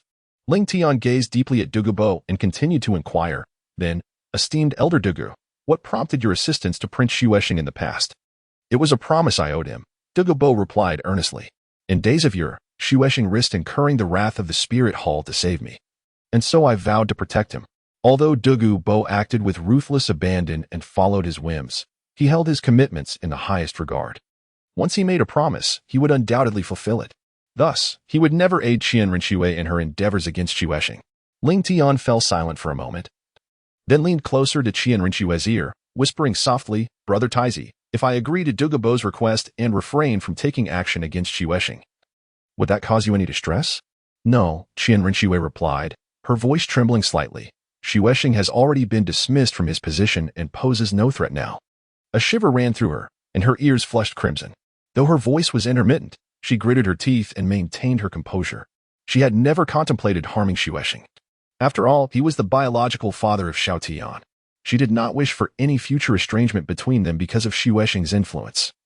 Once Xiao Tian learned the truth of his origins, "That is good to hear," Ling Tian responded with a light chuckle. "Today, I am determined to assist Brother Taizi in bringing this old poison master under our control. Senior Douluo. API call failed with status code 429. Error. Code 429. Message. Resource has been exhausted, e.g. check quota. Status. Resource exhausted. Ling Tian gazed calmly at Douluo and spoke in a nonchalant tone. Moreover, as you mentioned earlier, as long as it does not contravene your principles, you would acquiesce. This condition, I trust, does not violate your tenets, does it? Very well. I concede. A flicker of struggle crossed Douluo's eyes. After a moment's hesitation, it transformed into a deep sigh. After a lingering glance at Ling Tian, he continued slowly. However, the prerequisite is that all toxins within both myself and Yin Yin must be completely eradicated. Douluo had intended to utter further threats, but the sight of the hovering 7-killing sword compelled him to swallow his final words. Rest assured, Senior Douluo, for once I make a promise, I shall fulfill it. Ling Tian replied with a confident smile, then turned slightly, signaling that Qian Rushua should step forward. Qian Rushua nodded gently, advancing a few steps, and clasped her fists. In the future, both I and Xiao Tian shall rely on Senior Douluo. Your Highness, you have indeed acquired a commendable subordinate, Douluo remarked, casting a contemplative glance at both Qian Rushua and Ling Tian. After a moment of silence, he returned the gesture with a respectful bow, if this can eliminate the toxins. I shall heed your orders henceforth. Pausing momentarily, Douluo then turned his gaze back to Ling Tian, continuing, I have acquiesced to your final request. When can I expect the antidote you spoke of? There is no need for haste, Senior Douluo. Grant me 5 days to prepare, Ling Tian replied with a light chuckle. After 5 days, you may come to the prince's residence to receive the antidote you desire. The alchemical process will take no longer than a day. And the materials from the ice and fire yin-yang eyes are readily available. However, it will require several days to source a suitable alchemical furnace. An alchemist's furnace cannot be chosen carelessly, as it serves as their weapon, directly influencing the formation and quality of the elixirs. For an adept alchemist, a superior furnace can significantly enhance the success rate of potion making. Chapter 110. Ning Fengji's Ambition. Free K seeking subscription. Furthermore, I will need to utilize the medicinal herbs you have here. Very well, I shall wait for 5 days. Feel free to use the herbs here, but do be cautious. Many of the herbs are unfamiliar to me, so do not make any mistakes. If any danger arises, do not blame me for not warning you. Douluo cautioned in a deep voice. Ling Tian smiled confidently and said, Rest assured, Senior Douluo. A dam maker who cannot identify all the herbs has no qualification to be a dam maker at all. I remember that the very first lesson in becoming a dam maker was to recognize thousands of medicinal materials. Although a considerable amount of time has passed, the knowledge of these herbs is deeply etched in my mind. I can name them as soon as I see them. Since you are so confident, that's good. I shall take my leave. Douluo waved his hand at Ling Tian and turned to depart. He always felt uneasy under the pressure from Chen Xian's 7-killing sword. Chen Xian was simply too formidable. The few strikes just now had left a psychological scar on him. Moreover, since Ling Tian had already promised to help him with the poison, there was no need to linger here, especially with Chen Xian watching him so closely. It would be far better to leave and enjoy some freedom. However, Ling Tian's identity posed a concern. Yet, it was still premature to draw conclusions. He needed to investigate further before making a decision. If this lad truly was the one he suspected, Douluo's expression gradually turned peculiar. If his assumption were correct, it would indeed be a case of benevolent father and filial son. At that moment, within the eye of ice and fire, after Douluo departed, Qian Rinxue curiously asked, Xiaotian, when did you become a dam maker? She was quite intrigued by Ling Tian's sudden transformation into a dam maker. She recalled that when Xiaotian was by her side, he had not studied alchemy. Could it be that he learned it at the 7 Treasures Glazed Tile School? Does the Crown Prince wish to know? It's a secret. Oh dear, Crown Prince, I was wrong. I was wrong. Please don't pinch me. Don't pinch me. These 2 children exchanged glances, and Ning Fengji and Chen Xian could only smile helplessly. After a playful scolding of Ling Tian, Qian Rinxue felt refreshed and withdrew her small hand that had been resting on someone's waist. With a smile, she asked, Can you tell me now, Xiaotian? Yes, of course. Ling Tian replied with a shiver, quickly nodding. Go on, Qian Rinxue said, her eyes sparkling with anticipation, though her delicate little hand occasionally waved in front of Ling Tian. Crown Prince, please, put your hand down first. Ling Tian wore a beaming smile, seizing the opportunity to grasp Qian Rinxue's delicate hand. preventing those small hands from launching another unexpected attack. Humph. Qianren Shui huffed lightly, casting a reproachful glance at Ling Tian. Aren't you going to speak up? I acquired this knowledge from an ancient tome, which elaborates in great detail on the techniques of alchemy, although I have yet to put it into practice. I am well versed in the general procedures. With a bit more familiarity in concocting elixirs, I foresee no significant challenges, Ling Tian explained gently. The matter concerning the ice god was too vast. He could not divulge it to Qianren Shui, at least not at this moment. It remained a secret buried deep within his heart. Thus, although Ling Tian did not wish to deceive Qianren Shui, he had no choice but to fabricate a plausible explanation. Qianren Shui furrowed her brows slightly. An ancient tome?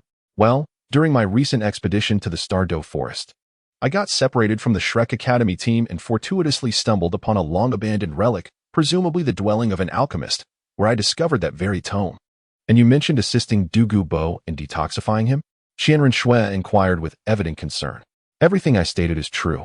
While Douluo has accumulated a significant amount of toxins, the use of a detoxification elixir can indeed completely neutralize them. Moreover, the method for crafting this elixir is not overly complicated. I merely need to procure a suitable alchemical furnace to begin the process, Ling Tian replied with a smile. For him, alchemy posed little difficulty. With his prior experience, as long as he had the necessary herbs and furnace, producing elixirs was relatively straightforward. That is reassuring. Qianren Shui did not doubt Ling Tian, nodding in agreement without pressing further. Xiao Tian, Qianren Shui suddenly called out. Ling Tian blinked innocently, asking, "What is it, Your Highness?" Xiao Tian, you may release my hand now. Qianren Shui glanced at Ling Tian, her lips pursed, her tone calm. Ling Tian's demeanor had been somewhat unusual lately. There was an inexplicable sense that the little one had undergone some changes, yet she could not quite articulate the nature of those alterations. Hee, Your Highness, I forgot. Ling Tian chuckled, relinquishing Qianren Shui's delicate hand, though a hint of pride lingered in his gaze. Qianren Shui playfully poked Ling Tian's forehead, chiding, "You? All right, Your Highness. We must now attend to serious matters." With that, Ling Tian tilted his head, evading Qianren Shui's fair fingers, and walked towards Ning Fengji and Chenxian. Qianren Shui let out a soft huff, but quickly composed herself, following Ling Tian with a demeanor as serene as ever. "Uncle Ning, teacher, we may commence." Ling Tian approached the two individuals, performed a courteous bow, and pointed towards a nearby celestial herb, declaring, "This is the extraordinary herb that possesses the potential to facilitate the evolution of the seven-treasure, glazed tiles martial soul, the Douluo tulip." Following Ling Tian's gesture, a singular herb was indeed flourishing in that very spot, the only one of its kind in the vicinity. This peculiar herb exhibited an unusual appearance. Its roots and leaves were entwined like delicate tendrils, yet at its apex blossomed a radiant golden tulip, emanating an opulent fragrance that enveloped the air with a sense of grandeur. "Is this the one?" Ning Fengji stepped forward, his expression betraying an uncontrollable excitement. This was the herb capable of catalyzing the evolution of the seven-treasure glazed tiles martial soul. Although he had never heard of this herb's name, its extraordinary aura was unmistakable. At that moment, Ling Tian's clear voice began to elucidate the proper usage of the Douluo tulip. This magnificent flower, known as the Douluo tulip, is resplendent and regal. Consuming it allows one to absorb the essence of heaven and earth, as well as the radiance of the sun and moon. The seven-treasure glazed tile itself is a treasure-class martial soul, and with the assistance of this Douluo tulip, a synergistic effect may be achieved. However, this flower must not be devoured. Instead, one should gently inhale its stamen, gradually drawing its essence into the body, and then cultivate one's soul power slowly, allowing the medicinal properties to permeate throughout one's limbs and bones. Upon hearing Ling Tian's explanation, Ning Fengji's gaze grew even more fervent. "Uncle Ning, please wait. This celestial herb must be harvested in a specific manner, otherwise, some of its medicinal potency may be lost." Ling Tian carefully produced the specialized tools he had meticulously prepared and gingerly removed the Douluo tulip, ultimately placing it into a jade box to preserve its medicinal properties. Although the Douluo tulip had the potential to aid in the evolution of martial souls, its effectiveness was intricately linked to the innate talent of the consumer. Ling Tian handed the jade box to Ning Fengji, simultaneously offering a word of caution. "Talent?" Ning Fengji paused momentarily. The first name that sprang to his mind was Ning Rongrong. When it comes to innate talent, Ning Rongrong, with her innate soul power at level 9, undoubtedly stands as the most gifted disciple in the sect, aside from the peculiar Ling Tian. If this Qilua tulip were to be consumed by Rong, would she not shatter the limits of the seven treasure glazed Tao Pagoda? Xiao Tian, should the martial soul truly evolve, Uncle Ning owes you a debt of gratitude. Ning Fengji quelled his inner thoughts and smiled warmly as he accepted the jade box from Ling Tian. The decision regarding who would utilize this precious herb had already been made. I eagerly anticipate the day when the seven treasure glazed tile sect is renamed the nine treasure glazed tile sect, Ling Tian remarked with a smile. Haha, may your words bring good fortune. Ning Fengji's eyes glimmered momentarily, and he patted Ling Tian on the shoulder, bursting into hearty laughter. Nine treasure glazed tile sect? If martial souls can indeed evolve, it is time for the seven treasure glazed tile sect to undergo a transformation. While Ning Fengji envisioned the future of the seven treasure glazed tile sect, Ling Tian had already gathered several other rare herbs, namely the water fairy jade bone, the ink jade divine bamboo, the coxcomb phoenix flower, the ninth rank purple ganoderma, the fragrant Qilua celestial herb, and the sweet potato golden dragon. During the collection of the sweet potato golden dragon, the usually composed Gu Shaoran specifically advised him to keep it safe, claiming it might prove useful in the future. Nevertheless, Gu Shaoran's spirits were notably low that day. API call failed with status code 429. Error. Code. For 29. Message. Resource has been exhausted, e.g. check quota. Status. Resource exhausted. Ling Tian gazed at the distant ice and fire eyes, letting out a resigned sigh. It is widely known that the ice and fire eyes are one of the three great treasure troves of the Douluo continent. Yet few are aware that this site is actually the resting place of the Dragon Clan's Ice and Fire Dual Dragon Kings. The remains of the Ice and Fire Dual Dragon Kings transformed into nourishment, ultimately giving rise to the Ice and Fire Eyes. Ling Tian was at a loss as to how to comfort the elderly Gu, and could only wait for him to find his own way to adjust. Little Tian. What is the name of this herb? Just as Ling Tian was preparing to continue collecting the celestial herbs, a voice emerged from behind him, belonging to Qianrenxue. Following the direction pointed by her finger, Ling Tian beheld a peculiar herb. It was an ordinary-looking white flower, roughly the size of a palm, resembling a peony. Devoid of leaves, with its root connected to a large, pitch-black stone. Upon the white flower were several striking crimson petals, blood-red in hue, evoking a sense of awe and trepidation. Qianrenxue, equally astonished by the herb's appearance, inquired about it. It is called the Heartbreak Red, Ling Tian replied. Why such an odd name? Qianrenxue raised an eyebrow, looking at Ling Tian in confusion. Because it is accompanied by a poignant tale. With that, Ling Tian carefully dug up the herb along with the black stone beneath it. A poignant tale? Qianrenxue blinked, her curiosity piqued as she regarded Ling Tian. Chapter 111. The tartness of Qianrenxue's generosity. However, I have forgotten the details for now. I will revisit the ancient texts and inform my elder brother the prince upon my return. Ling Tian hesitated for a moment before ultimately storing the Heartbreak Red away. Oh, how rare it is that there is something little Tian does not remember. A smile danced on Qianrenxue's face as she teased Ling Tian. Ling Tian smiled wryly as he touched the bridge of his nose, expressing his helplessness. I am not expected to remember every detail about the medicinal herbs. So there will inevitably be things I cannot recall. We can wait until Xiao Tian remembers. Qianrenxue paid no mind to his words, chuckling softly as she pinched Ling Tian's cheek. Ling Tian nodded. In truth, he had always remembered the tale of the Heartbreak Red. However, he could not disclose this to Qianrenxue, not due to a lack of confidence in their feelings, but because their relationship was currently complex, both lingering in the realm of unspoken affection. Such ambiguous emotions were not suitable for expressing with the Heartbreak Red. It was only when he and Qianrenxue openly acknowledged their feelings that they could truly represent their mutual emotions, marking the perfect moment to employ the Heartbreak Red. With this thought in mind, Ling Tian composed himself and continued to gather celestial herbs. The ice and fire duality, I truly deserved its reputation as one of the three great treasure troves. Beyond the most renowned celestial herbs, countless precious medicinal materials lay within. A delightful prospect for Ling Tian, who was on the verge of concocting the yin-yang creation pill. As Ning Fengji and Qinxin envisioned the glorious future of the Seven Treasures glazed tile school, Ling Tian, seemingly out of nowhere, plucked a herb and returned to stand before them. Master, this is the celestial herb I found for you. As he spoke, Ling Tian presented a snow-white herb before Qinxin. In stark contrast to the Qilua tulip previously acquired by Ning Fengji, the moment Ling Tian revealed the 8-petal xianlan, an enchanting fragrance enveloped the trio. The rich scent of orchids invigorated their spirits, and the delightful floral aroma compelled each of them to inhale deeply, unable to resist its allure.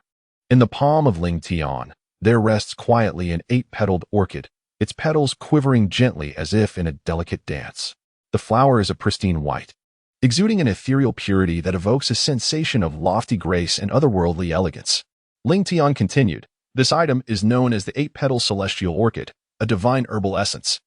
It must be encased in gold and jade. When stored in a jade vessel, it remains unwithering for a millennium and unyielding for 100 generations. Among all the celestial herbs I have brought back, it possesses the most gentle yet profound medicinal properties. It is easily absorbed, though it requires a considerable amount of time. Its primary function is to expel impurities from within the body. I recall that my master suffered from numerous concealed injuries in the past. This orchid is perfectly suited to mend those hidden wounds, and it may even enhance your soul power once more." As he spoke, Ling Tian handed the 8-petal celestial orchid to Chun Xian. "Xiao Tian, your intentions are well understood by your master." A flicker of gratitude passed through Chun Xian's eyes, yet he gently pushed the 8-petal celestial orchid back. "However, I am now a titled Douluo. Even if my soul power were to advance, the extent would be limited. You should utilize this orchid for yourself. Who would not desire a breakthrough in soul power? Yet, in comparison to such a breakthrough, he valued the potential of Ling Tian far more. He hoped for Ling Tian to journey further, surpassing him and reaching heights that even he could only gaze upon from a distance. Thus, while the celestial herb was undoubtedly precious, the sentiment behind it was enough for him. The 8-petal celestial orchid, with its balanced medicinal properties, is not the ideal herb for me. Ling Tian shook his head, meeting Chun Xian's gaze with unwavering determination. The efficacy of the yin-yang transformation pill far surpasses that of other celestial herbs. Consuming the 8-petal immortal orchid would yield minimal enhancement. You may wish to keep it for future needs, he suggested. Yet Chun Xian remained resolute in his stance. Ling Tian, however, was firm, pushing the 8-petal immortal orchid back towards him and stating, "Master, with the myriad celestial herbs present in the ice and fire duality, do you truly fear that I cannot find one suited to my needs? Even so, absorbing it would still elevate your soul power." Once more, Chun Xian declined the 8-petal immortal orchid, returning the herb to Ling Tian's hands. Each celestial herb is a gift from the heavens. Excessive consumption could prove detrimental rather than beneficial, Ling Tian remarked. Ning Fingji spoke gently, "Sword uncle, since Xiao Tian has expressed himself thus, why not accept it? What the master says is true. This is also Xiao Tian's heartfelt intention.